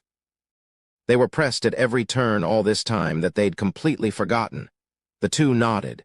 Chu Qingcheng smiled and spoke heavily. "Use our trump cards, release the beasts, and clear a path." Chapter 295, Kaior's Appearance. Shriek tilde a bird cry pierced the sky, heralding the appearance of a snow-white beast and plunging the area into a freezer. To the shock of everyone, they found a 5-meter large white eagle looming overhead. It kicked up a snowstorm with each flap of its wings. Biting cold winds pierced the enemies in their charge, slowing them and freezing the hapless. 5th-level spiritual beast, Netherwind Falcon? Chu Qingcheng shouted. Zai Tiancheng and Long Xingyun weren't slow either. Roar. The reverberating roar drew one's attention to a 10-meter golden leopard. Its piercing eyes unnerved the staunchest of hearts, ready to pounce on them and maul their flesh. 5th-level spiritual beast, Golden Cloud Leopard? Zai Tiancheng shouted. And mine, 5th-level spiritual beast, Heaven-Seething Lava Serpent. Long Xingyun pointed at a 50-meter-long python covered in rocks, its eyes shooting flames. The descent of 3 5th-level mighty beasts struck fear in the hearts of the enemy. Each one was equal to a radiant stage expert. With 3 of them unleashed, the Tri-House Alliance's power was greatly boosted. Roar, shriek, SSS, the only sensible reaction in the face of such a display was to shirk back. The 3 spiritual beasts started raining havoc within the enemy lines, darting to and fro unhinged. Not even profound heaven experts faced them. As the cries of agony reached the sky, Chu Qingcheng's team made a breach, even if that gap was now littered with corpses. "Yunhai, use the path to get us out." Chu Qingcheng pointed at the clearing. Luo Yunhai was about to do just that, but 3 cold laughs revealed Yu Yushin and his 2 allies looking down on them still. Yu Yushin only mocked them. "Chu Qingcheng, aren't we all from the 7 houses? You think you're the only ones with pets? Don't take us lightly. Our reserves aren't the least bit weaker than yours." Yu Yushin snapped his fingers and revealed a blazing falcon 30 meters long. 5th-level spiritual beast, Scorching Eagle. Mine as well, 5th-level spiritual beast, 100 Eyes Pestilent Spider. Yan Bangui revealed a 50-meter-long, black as night tarantula. It spewed a thick miasma that cut off the path ahead. Chu Qingcheng's group found themselves back at a standstill. Lin Xuanfeng snickered at their grave faces. "It's time for you to feast your eyes on my 5th-level spiritual beast, 9-clawed Wind Stoat." A sharp wind brushed by and revealed a short 1-meter-long skunk bearing its claws at them. The 6 spiritual beasts started fighting, with no clear winner in sight. The shockwaves blew away any poor soul too slow to react. These were the ripples from 6 radiant stage experts' attacks. Even a profound heaven expert would be sent to his death. The morale began to sink as fear set in, but the most feared were still the 7 houses. Only the likes of them could dish out 5th-level spiritual beasts that could fight a radiant stage expert to a standstill. The reveal of the 6 spiritual beasts only furthered the tug of war. Yu Yushin's side stayed back in fear of not being dragged into their battle, but Chu Qingcheng's group now had no way of breaking out either. It now became clear that they were doomed to wait for Huangpu Qingshan to come reap their lives. Chu Qingcheng turned to the others. "This stalemate is the worst outcome for us. Does anyone have a 5th-level spiritual beast that can help?" All she got was eye rolls. "What do you take us for? You think we're that well off to raise a 5th-level spiritual beast?" Chu Qingcheng sighed in sorrow, while Yu Yushin's side was having a field day at their expense. The longer this dragged on, the greater the danger. Huangpu Qingshan glanced over satisfied, before turning to Zhuo Fan. "I didn't think they would use their trump cards so soon." A shame it changed nothing. Zhuo Fan frowned and his hand trembled. "Ha ha ha, worried? Then I will help you feel at ease by not making you waste time on a bunch of soon-to-be corpses." Grinning, Huangpu Qingshan shouted, "Flaming Lion King, end them!" Roar. The imposing power pierced the hearts of everyone as a flaming winged lion pounced on Chu Qingcheng's army. Sixth-level spiritual beast, Flaming Lion King. They all gasped in fear. None saw it coming, that Huangpu Qingshan's spirit animal would be a sixth-level spiritual beast. It was going to throw the stalemate in the enemy's favor. The Tri-House Alliance's spiritual beasts shuddered from the lion's roar. Their power cut down, they were pushed back by the other three spiritual beasts. "We're finished." Chu Qingcheng's army was filled with despair and frustration as the savage lion unleashed waves of flame in its path, even though they'd die either way. Up till now, they at least had the chance to take as many as they could down with them, with even some profound heaven experts cherishing the faint hope of survival. But now that the Lion King was here, all hope was lost. Their lives were now waiting for the flames of war to burn them to cinders. Yu Yushin's side laughed. Zhuo Fan kept on shuddering. He didn't get to act as a twisted and maniacally voice grated his ears. "If you leave, who's to hold me back?" Huangpu Qingshan cackled. He was having a blast seeing Zhuo Fan so conflicted. After suffering at his hand for so many times, he finally had vindication. It felt good. Taking a deep breath, Zhuo Fan found himself in a bind.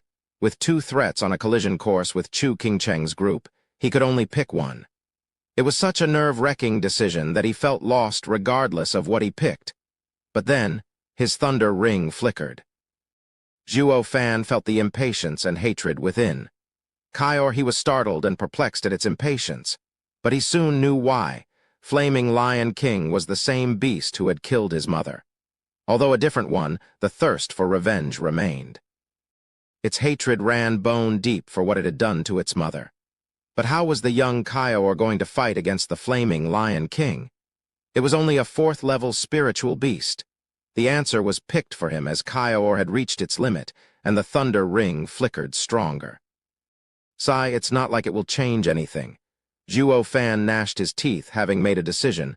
"Young Master Huangpu, I may not be able to split myself, but what you have, well, so do I." With a snicker, Zhuo Fan flourished. "Come, Kaior." In a flash of purple, a purple lightning shot for Flaming Lion King. Kaior only had one thing on its mind, revenge. "What is that?"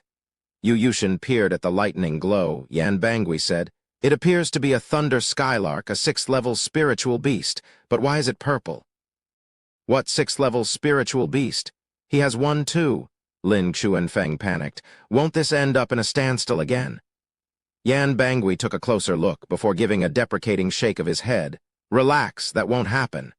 This thunder skylark is only a chick at the fourth level. It's no match for an adult Flaming Lion King. Besides, an adult thunder skylark would fare no better." Lin Xuanfeng laughed. "Ha ha ha, what's up with Zhuo Fan then? Is he so fed up with his useless spiritual beast that he wants to give it to the Lion King as a snack?" That set the other two laughing.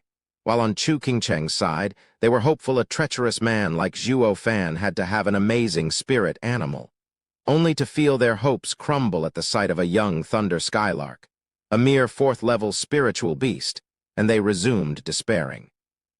Even Zhuo Fan felt how hopeless it was to even let such a meager support out. With great hope came an equally great disappointment as they all sighed, resigned to their fates. Huangpu Qingshan wasn't about to let this golden chance go and mocked the chick as well. "Zhuo Fan, are you that desperate to even send your useless spiritual beast to its death?" "What can I say? If it wants to die, I can't stop it."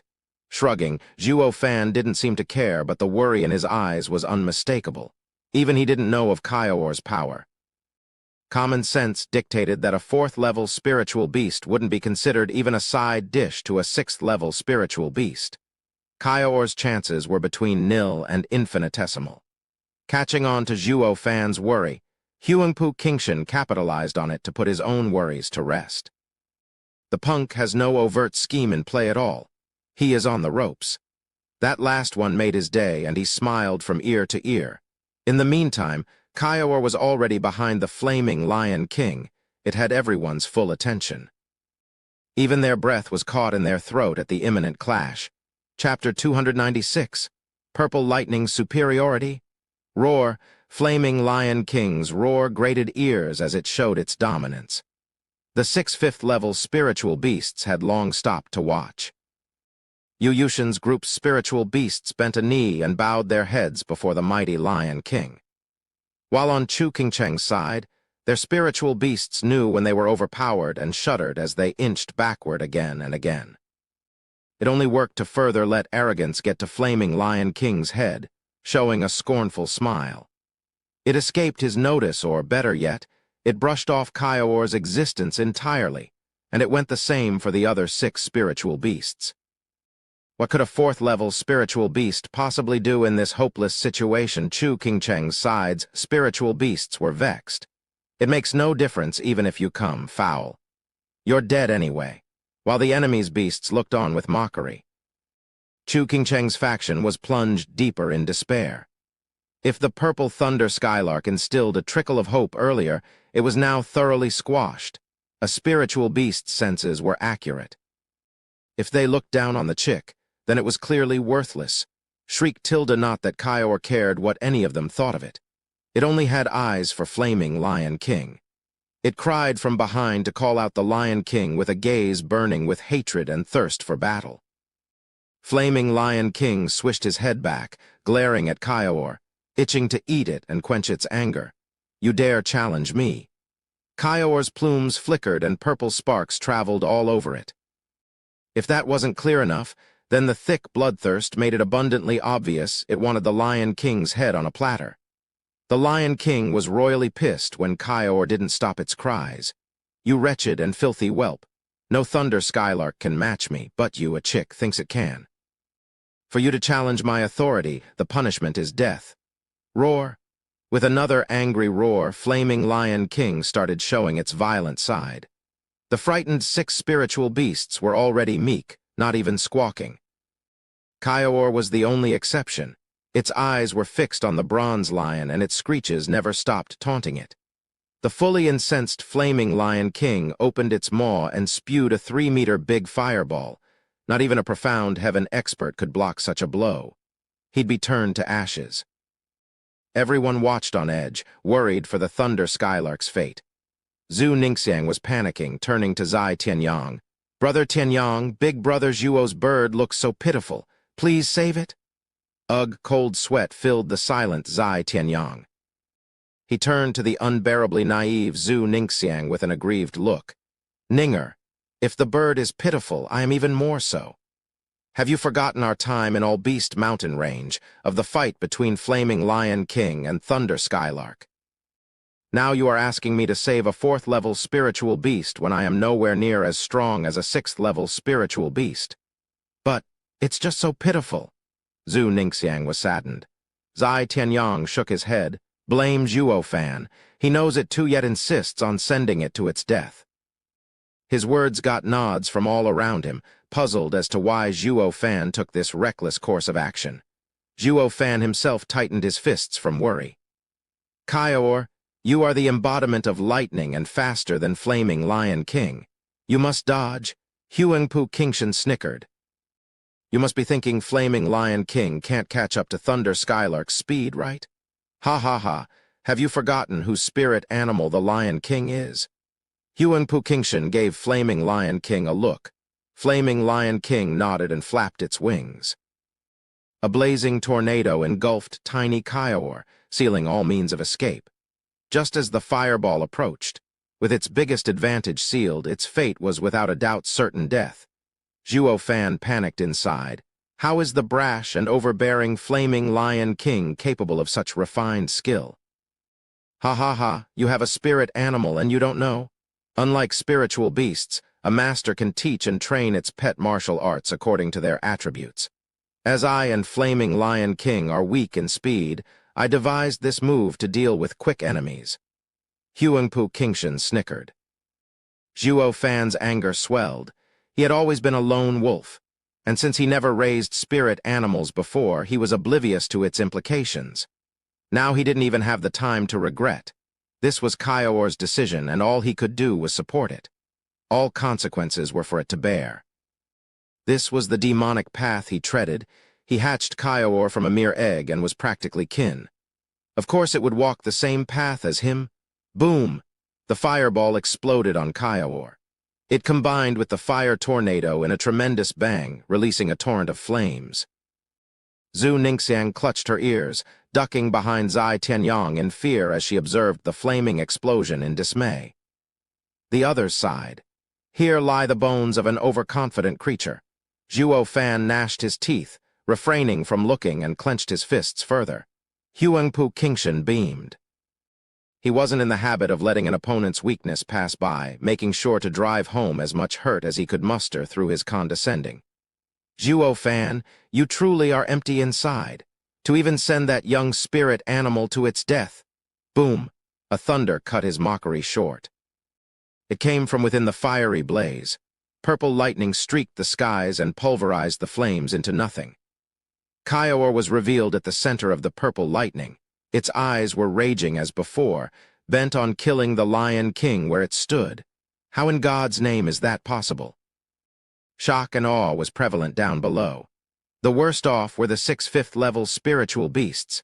Not in a million years had they considered it possible for a 4th level spiritual beast to survive the Lion King's head-on assault. What skill is that? Huangpu Qingshan was no different.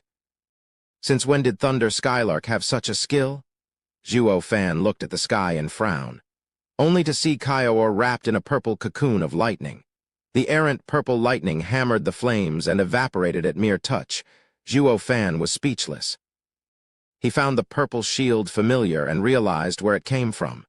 It was the same as Lightning Canyon's protective barrier. Is it? He didn't complete his thought as Kiowa was on the move again. Shriek tilde Kiowa called out Flaming Lion King once again. But it wasn't all talk now. Releasing its all in the upcoming clash, purple lightning snaked from its body, twisting space itself. The pressure grew from such a mighty display, to the point it felt as if the end of days was upon them. The 5th level spiritual beasts weren't the only ones terrified of the imminent danger. Even humans found Kiowa dreadful. Why is a 4th level spiritual beast far more dangerous than a 6th level one? Even Flaming Lion King squinted, moving backward with a grave face. Who'd have thought the same Thunder Skylark he slighted would unleash such power? Long Xingyun's side was dumbfounded. They were more than a little familiar with Kiowa's power. Little Kui, little Jai, don't you find that lightning? Long Xingyun stared wide-eyed. Long Kui nodded. Yes, it's Uncle Jiu's purple lightning, but far stronger. Long Xingyun gasped, shocked to the extreme. He had never dreamed he'd ever see the might of God-Eye Long Jiu, the power he was famed for, purple lightning God-Eye, being displayed here, and on a far greater scale and power. On a spiritual beast, no less. Huangpu Qingshan was completely floored. Zhuo Fan, that's a Thunder Skylark? In the flesh. The one I reared myself? Zhuo Fan grinned, sponging off another's achievements without even a twitch. He pointed at the lion and barked. Kiowa put an end to that eyesore? Ding! Its pair of eyes shone with bloodthirst as Kiowa's sharp claws glinted.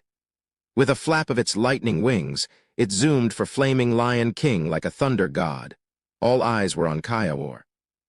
The next moment, the entire sky flashed purple and people's hearts seized. Chapter 297. Turning the Tide. Roar, this time people found the shout a bit off. One could feel the haughtiness subside and even detect a hint of fear. Flaming Lion King's shaking body kept moving backwards as it stared at incoming purple lightning. Franticness touched its eyes, and it started spitting fireballs and flapped its wings to keep the dreaded purple lightning at bay. Fireballs dozens of meters big flew out, accompanied by blazing tornadoes, anything to stop Kiowa. This power was enough to sunder earth and burn the sky. The 6th, 5th level spiritual beasts had long since cowered away in fear. The power of a 6th level spiritual beast. However, Kiowa was relentless. Lightning streaked its body as it slipped through the cracks in the flames, arriving 5 meters from the Flaming Lion King and coming face to face with a firestorm. Its eyes squinted and whirled. It charged through, with the purple lightning wrapped around it acting as a drill, piercing the flames and rendering them void. Boom tilde the struck fireballs exploded in a spectacular fashion.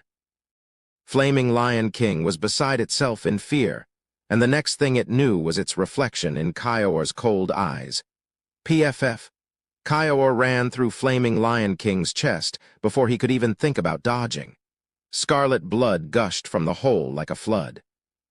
Flaming Lion King was watching its wound paralyzed.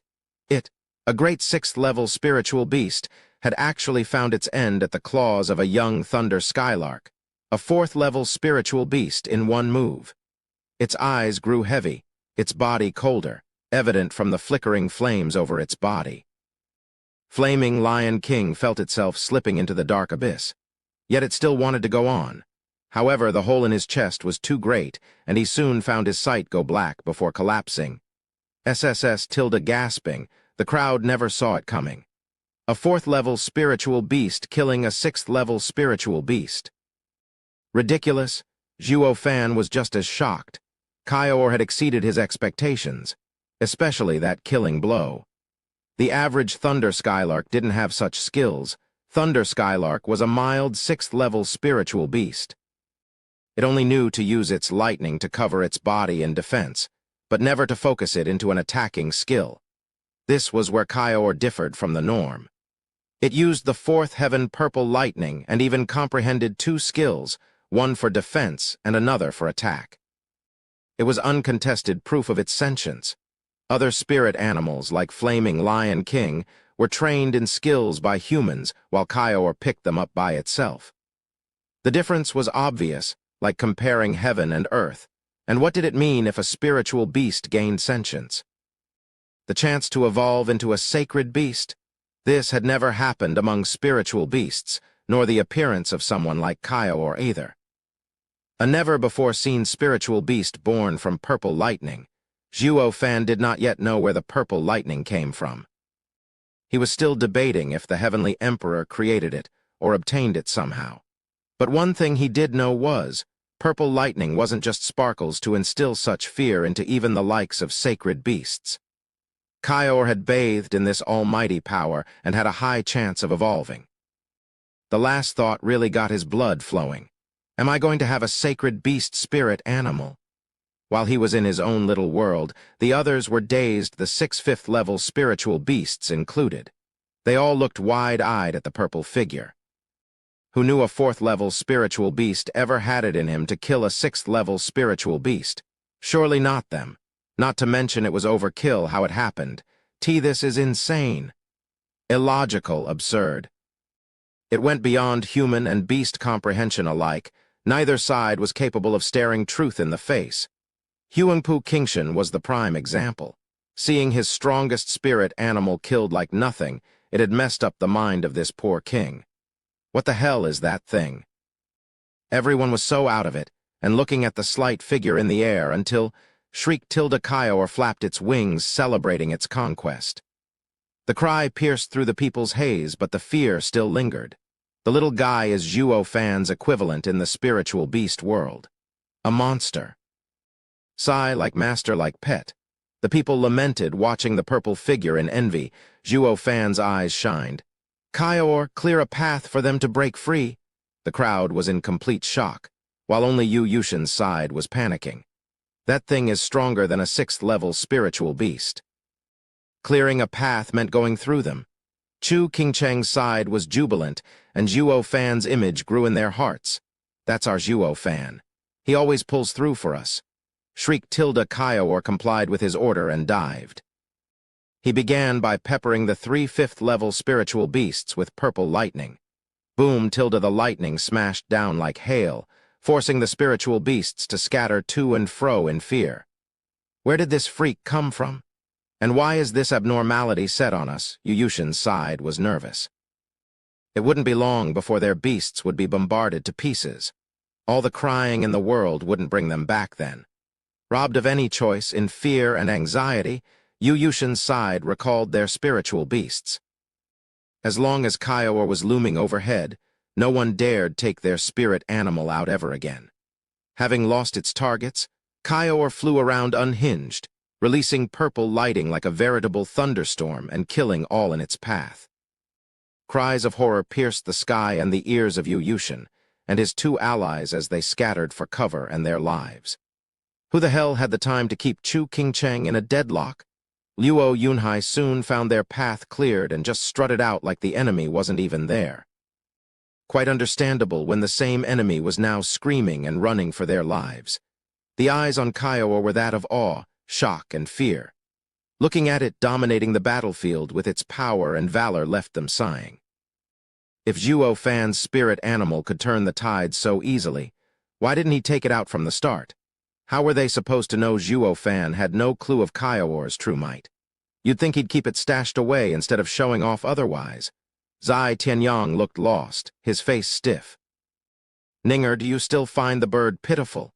With a veritable symphony of screams and wails gracing her ears, Zhu Ningxiang went beet red as she said, No, but the men facing it sure are. Everything that Zhuo Fan throws out is insane. Not even his pet is normal. Zai Tianyang sighed. Just how did he do it? How the hell did he raise such a monstrous spiritual beast? Enough chatter. We need to get out of here first. Chu Qingcheng snapped, then gave a nod to Luo Yunhai, who signaled. Charge, with Kiowa providing cover fire, they breezed through the enemy lines. No one wanted to stop them either, not unless they wanted to be left smoking and sizzling after a bath of purple lightning. Huangpu Qingshan stared wide-eyed at the escaping prey and raved. A bunch of useless mongrels dare foil my plans. You have another thing coming. Ha ha ha, what if you include me? Whoosh, Zhuo Fan popped up before him and kicked his face. Huangpu Qingshan mocked. Humph, you think you can stop me? The only reason you've lived so far is because I was toying with you. You truly believe me to be this weak. Huangpu Qingshan's punch this time left the impression of a rock 50 meters tall crashing down on Zhu Fan. Bam! Yet when the two attacks clashed, Zhuo Fan's leg flickered purple. A boom resounded as Huangpu Qingshan felt an incredible force stagger him, followed closely by Zhuo Fan's evil grin. Ha ha ha, who wasn't? Boom, Huangpu Qingshan was forced back 5 steps. Zhuo Fan didn't let him recover and punched this time, his hand wrapped in purple lightning. Young Master Huangpu, we're the same, you and I. None of us will use our aces until the last moment. Squinting, Zhuo Fan's smirk widened and he hammered Huangpu Qingshan's chest. Huangpu Qingshan rushed his hand to defend. Boom! Another powerful blast revealed purple lightning streaking across the ground, now disintegrated in 1,000 meters range. His punch was not one bit less than Huangpu Qingshan's earlier strike. Chapter 298. All's within my grasp. As dust billowed, the boom traveled 1,000 miles. Yu Yushin's side couldn't pierce the veil of dust and were beside themselves with shock. Who knew Zhuo Fan was capable of such power? So much so that it almost overwhelmed Huangpu Qingshan. The worry was prevalent in all, but none ventured forth to clarify it. They were too afraid to interfere between soaring demonic dragon and heaven-shaking dragon lord's deathmatch. When the dust settled, all they saw was a mess. When they double-checked the two were nowhere in sight, they scrunched up the little courage they had and investigated the disaster. But the sudden explosion scared them back. Looking at the source, they found Huangpu Qingshan shooting from the ground, wretched and dirty. He may look unseemingly, but there was no apparent wound on him. The shock was palpable at Huangpu Qingshan's state. Taking into account the force behind that fist, yet him coming out unharmed in the least, surged them with joy and admiration. Eldest young master, you're okay.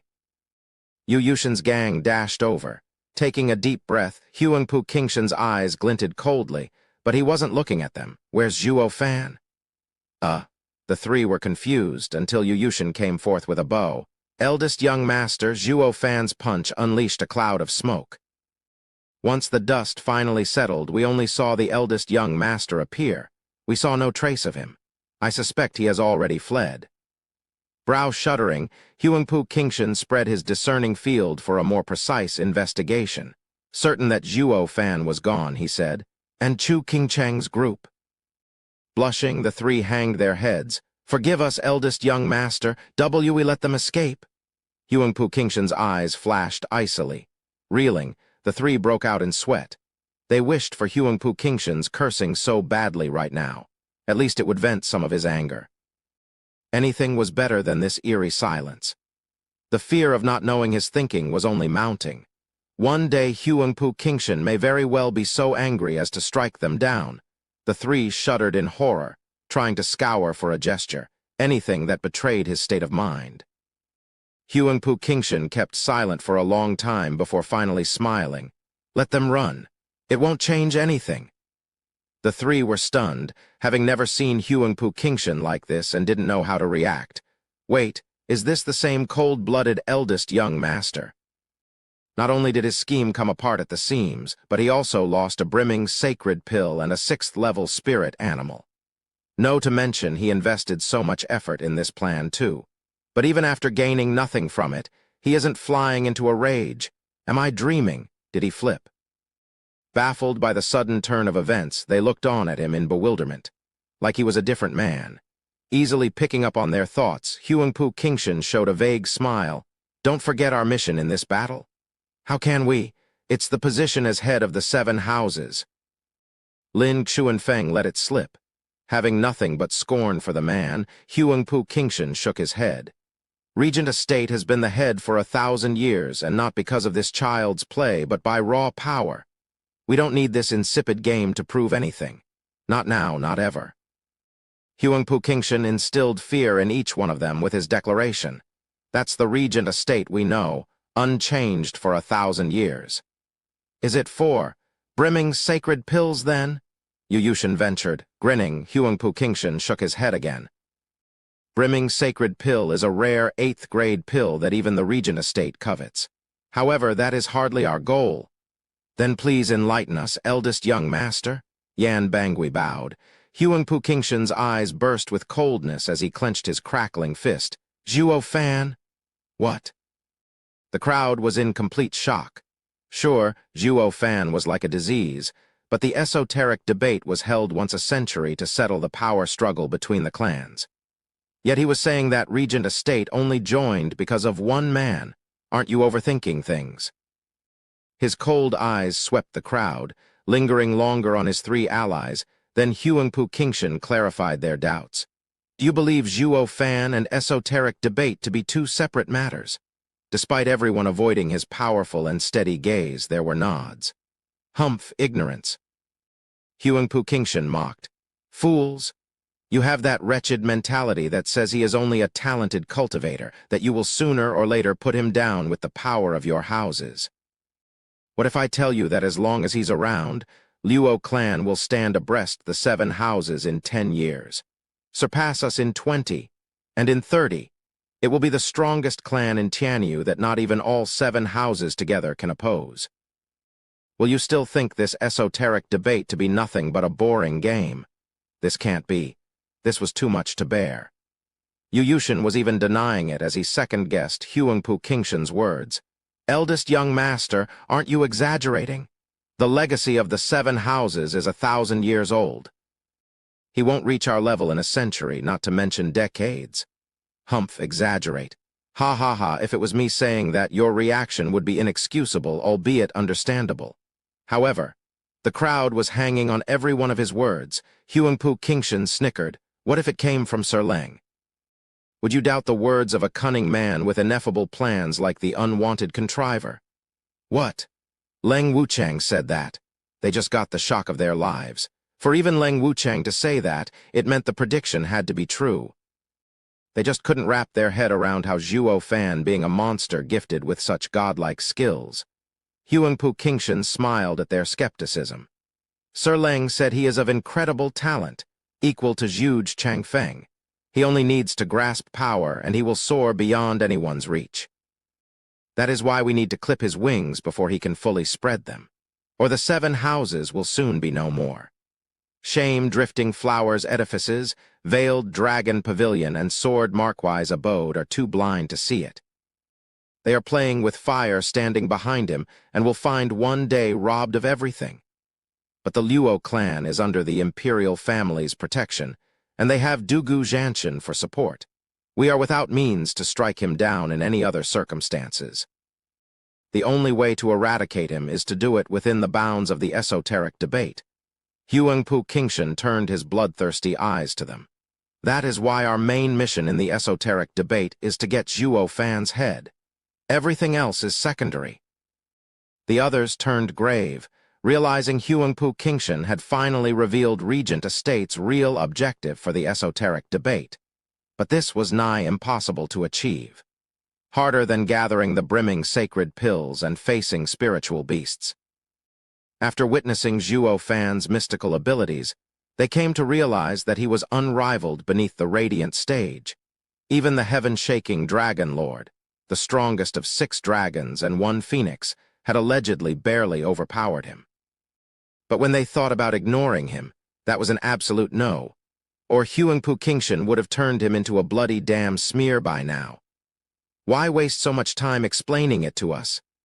Eldest young master, how are we to go about purging Zhuo Fan? Our best chance was when we had everyone cornered and Zhuo Fan was forced to stay. But now they will be on guard and make it even harder. Yu Yushin sighed. Grinning, Huangpu Qingshan said, "That was our best chance. Ha ha ha, merely bait. The punk has bit on it, and all that is left is to wait for the poison to take its effect." Everyone was clueless. Ignoring them, Huangpu Qingshan turned towards where Chu Qingcheng's group was last seen. Ha ha ha, they thought they'd escaped when in fact they fell right for it. Not even the cunning Zhuo Fan has hope of breaking out of Sir Leng's personally designed master plan. Relax, all's within my grasp. The others shuddered, clueless as to what got into him, and since Sir Leng intervened himself, then this should be a done deal. Sir Leng was hailed as the #1 schemer, with a 0 fail rate. The shadow tailing them was startled. I've heard of Tianyu's unwanted contriver, but never imagined he will lower himself to deal with a junior. Heaven-shaking Dragon Lord is talented and powerful, but now he even has Leng Wuchang behind him. Zhuo Fan, you are up against peak experts in both brawn and brains. If you fail, it's only fair I discard you, but if you win, you just became a hot commodity, he. Chapter 299, Array Map. Russell a shadow streaked the sky, flashing in and out of view every mile. When he finally stopped, he had crossed tens of miles, listening to the ruckus a few miles out. He just gave a nod, more to himself, and was gone again. The final appearance was in the middle of the group. Who? Zai Tiancheng shouted, sword at the ready. He saw everyone look on with joy. Oh, you're finally back. Yeah, so what are you standing with your weapon drawn for? Put it away, will you? Zhuo Fan rolled his eyes. Zai Tiancheng shook his head as he did just that. Brother Zhuo is right. I wish to learn a lot from you in a spar, but it doesn't seem appropriate to do it in the middle of a crisis. Zhuo Fan's face twitched. That's a martial fanatic for you. His mind is ever skewed in thinking fighting came first. At least he isn't a lost cause and a complete battle maniac yet. Zhuo Fan's return was met with jubilation all around.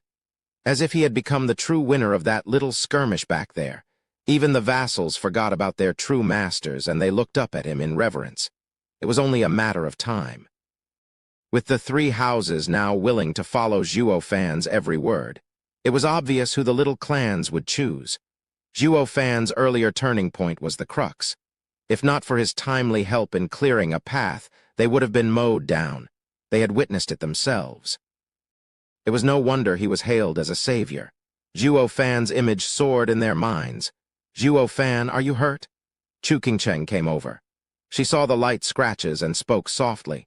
Her face was calm, but the eyes spoke volumes of the deep care and worry she had for him. Zhuo Fan brushed it off and switched topics. It's fine. But Huangpu Qingshan isn't a pushover. Oh, what of Ninger and my spirit animal? Chu Qingcheng dimmed, knowing he didn't want to talk about it. She was so aggrieved for not being able to make sense of his thinking. Dong Tianba graced her with a thorough analysis of Zhuo Fan's heart's ranking, but it was just that, guesswork. In the end, only Zhuo Fan knew what he was thinking, and this got Chu Qingcheng vexed the most.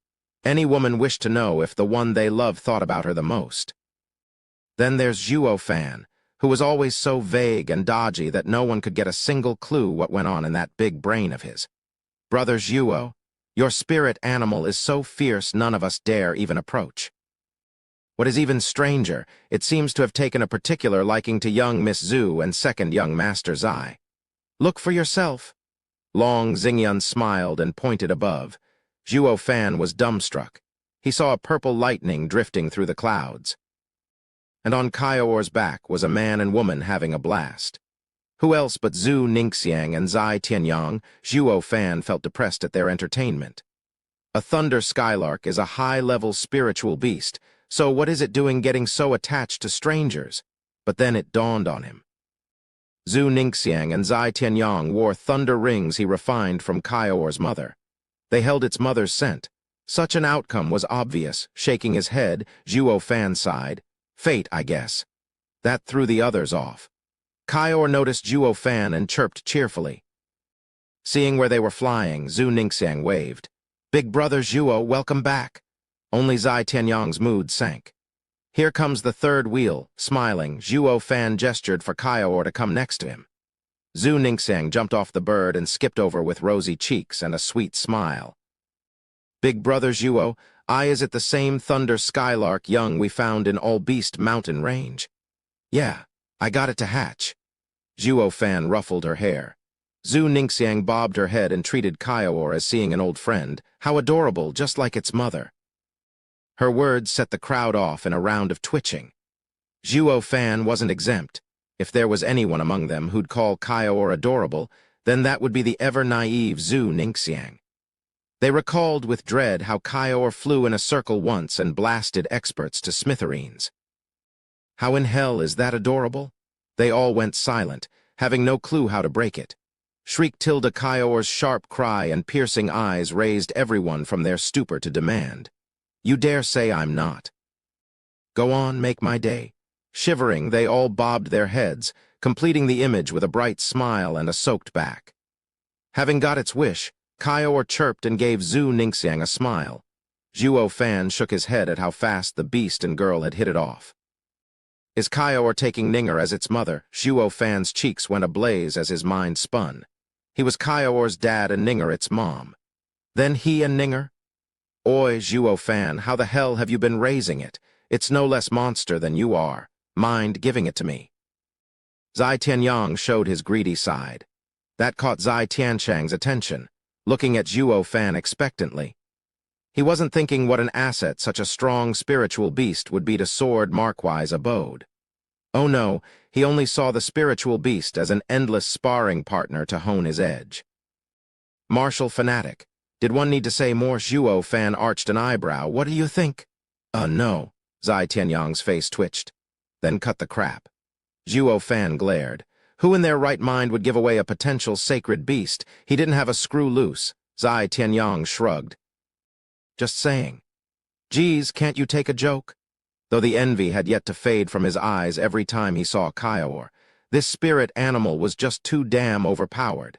Just the fact that Zhuo Fan had such an insane spirit animal was enough to spur Sword Markwai's abode's desires.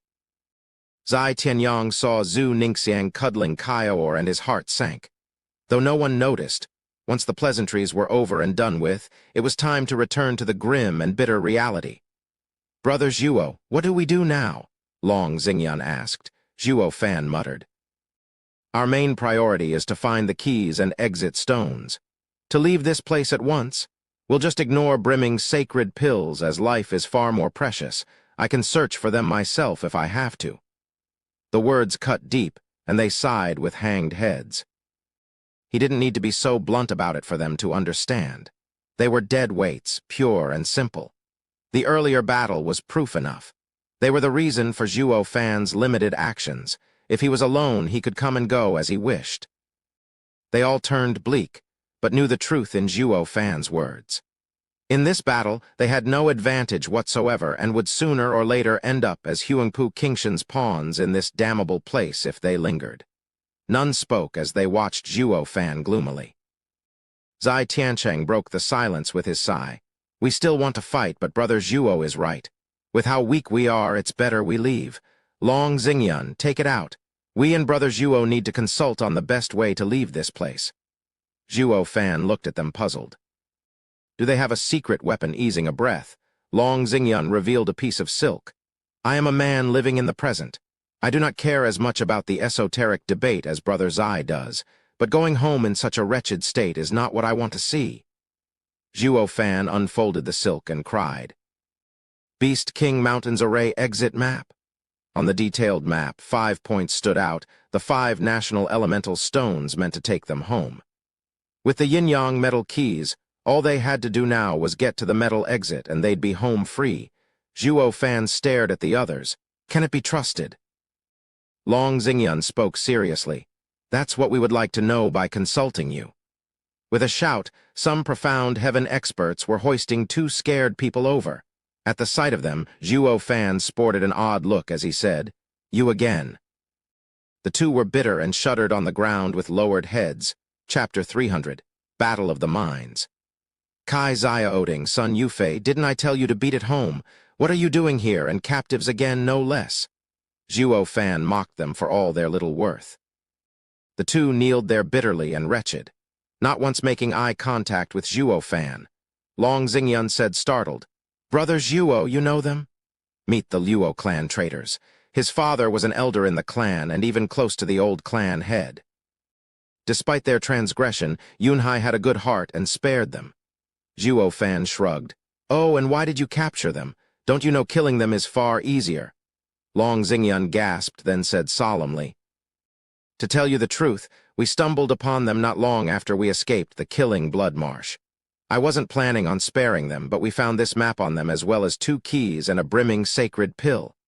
"Ah, he-hem." Long Q's signal came a tad too late, however. The damage was done. Long Xingyun now realized the error of his ways. Telling him about the map and keys was enough. What was I thinking bringing up the brimming sacred pill? Zhuo Fan perked up at the mention of those 3 little words and his eyes practically shined. "Brother Long, what of the vial?" We found it." "I realize that, but won't it be safer with me?" Zhuo Fan's demonic smile came next, followed by a genial smile. "What if it were to fall in Huangpu Qingshan's hands? That would be awful. We can't have everyone's interests be laid to waste because of one man, now do we?" Zhuo Fan's righteous speech didn't forget to include the public interest. Long Xingyun lost the moral high ground and handed the pill in defeat. He had hoped to enter the radiant stage with this pill. But now, that ship had sailed. Long Xingyun wished he could tear his running mouth off. How could he be so stupid? Zai Tianyang and Long Qi knew Zhuo Fan's character the best and only had sighs of pity. Once it's in Zhuo Fan's clutches, there's no getting it back. With a gratified flash of light, Zhuo Fan tucked the pill in the safety of his ring. He looked at the despondent Long Xingyun even more pleased. With 3 brimming sacred pills in the bag, a ring, only the last one was left and he'd have milked the esoteric debate dry. Finding 2 extra keys on Long Xingyun as well were the icing on the cake. It just so happened that he had a pair of keys as well. He could already open the fire and earth exits now. He could now leave this place whenever he wished with his spoils. Victory was at hand. The only problem was punching through Huangpu Qingshan's blockades. Alone, he'd be home by now. But with so many people dragging their feet behind him, Zhuo Fan's eyes landed on the kneeling duo. "Brother Long fears the map may be a trap." "That is what I assume, yes." Long Xingyun brushed past Zhuo Fan's open appropriation of his wealth and said, "They say as early as 2 weeks ago, Huangpu Qingshan sent them in search of the keys to have full control of the battlefield. But I still feel this is too much of a coincidence. We just got out of danger, yet met with these 2 who had the map we wanted. The more I think about it, the more I suspect it. That is why I had them on a leash until Brother Zhuo returned to discuss it." Zhuo Fan nodded inside. Long Xingyun was sloppy by nature, but he had a good head on his shoulders at least. The array map was clearly dubious, but for this fleeing group, it held absolute interest. The odds for a trap waiting for them was most likely certain. Even if he absolutely knew about it being a trap, its value outweighed the risks. This is one bait I can't refuse. Zhuo Fan squinted at the pair. "You better answer my every question. If I found out you're lying, I'll make it so even death would be your most cherished wish." The 2 shuddered but nodded. The fear had them soaked in sweat. Zhuo Fan began. Did Huangpu Qingshan make you wait for us? And no. Like we said, we stumbled upon you as we searched for the exits. There's nothing else to it. Kai Xiaoding blurted. Zhuo Fan stared him down. The man was frantic, but finding no lies, he continued. Did you make this map after finding the arrays? No, the arrays are too spread out. It's impossible for us to find them. Kai Xiaoding shook his head. Fearing Zhuo Fan would find his answer lacking, he rushed with, there were 5 teams of us, each with its own area to search. We used a jade slip to keep in touch and made the map. What of the 2 keys and pill? We found them along the way. We used to have 2 pills, but a profound heaven expert stole one to take the credit, and you took the last one. Kai Xiaoding was heartbroken, his voice trailing off. How could we be so down on our luck? The 2 pills were our promise to greatness. But at some point, their other profound heaven expert team member took one for himself, and when they thought the other was enough to get something good, they ran into these guys. Forget about merits when we're having enough trouble keeping our heads. The 2 fell deeper in despair. Zhuo Fan saw them squirm and nodded. Long Xingyun added, Brother Zhuo, what if this is a trap as well? There's no need to say it. They were once part of the Luo clan and understand them enough to know if they lie. Zhuo Fan's eyes glinted. Long Xingyun and the rest were overjoyed. That validated the map as being genuine. They could survive this. Zhuo Fan shook his head, however. Don't be so quick to celebrate. The map could still be fake. What? The crowd was stunned. Grinning, Zhuo Fan revealed a deep gaze. They are truthful, yes, but that doesn't guarantee Huangpu Qingshan was honest to them as well. Now they looked puzzled as to why Zhuo Fan was still smiling. Doesn't that make this map useless? In another place, Huangpu Qingshan pointed at an identical map Zhuo Fan had. Yu Yushan, you will set up an ambush at the metal exit. Yan Bangui, you will stake out the fire exit. Me and Lin Xuanfeng will be watching the earth one. Remember what I said. Others do not matter, but one person has to breathe their last at all costs. Make sure they die in excruciating pain and suffering. The 3 felt uneasy. Eldest young master, we understand your wish, but will killing this person have any effect on Zhuo Fan? Yu Yushan frowned. With how we handed the exits locations along with keys and even a brimming sacred pill, they can now flee without worry. Wouldn't it have been better to give them a fake map? With an evil grin, Huangpu Qingshan mocked. Imbecile, you think you can fool Zhuo Fan's cunningness with a fake one. But isn't he far too paranoid to believe even the real one? Yan Bangui frowned. Huangpu Qingshan smiled. All the more reason why we gave him everything to believe. Even the 2 prisoners are real. The 2 were purposefully kept in the dark, limiting their knowledge to the array map, keys, and pill. It's all because my men guided them from the shadows. Their words are without a doubt genuine. He will never realize we'd even lie to our men all so we could trap him.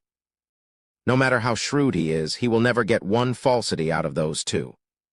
The others lit up, with Lin Xuanfeng giving a thumbs up in his flattery.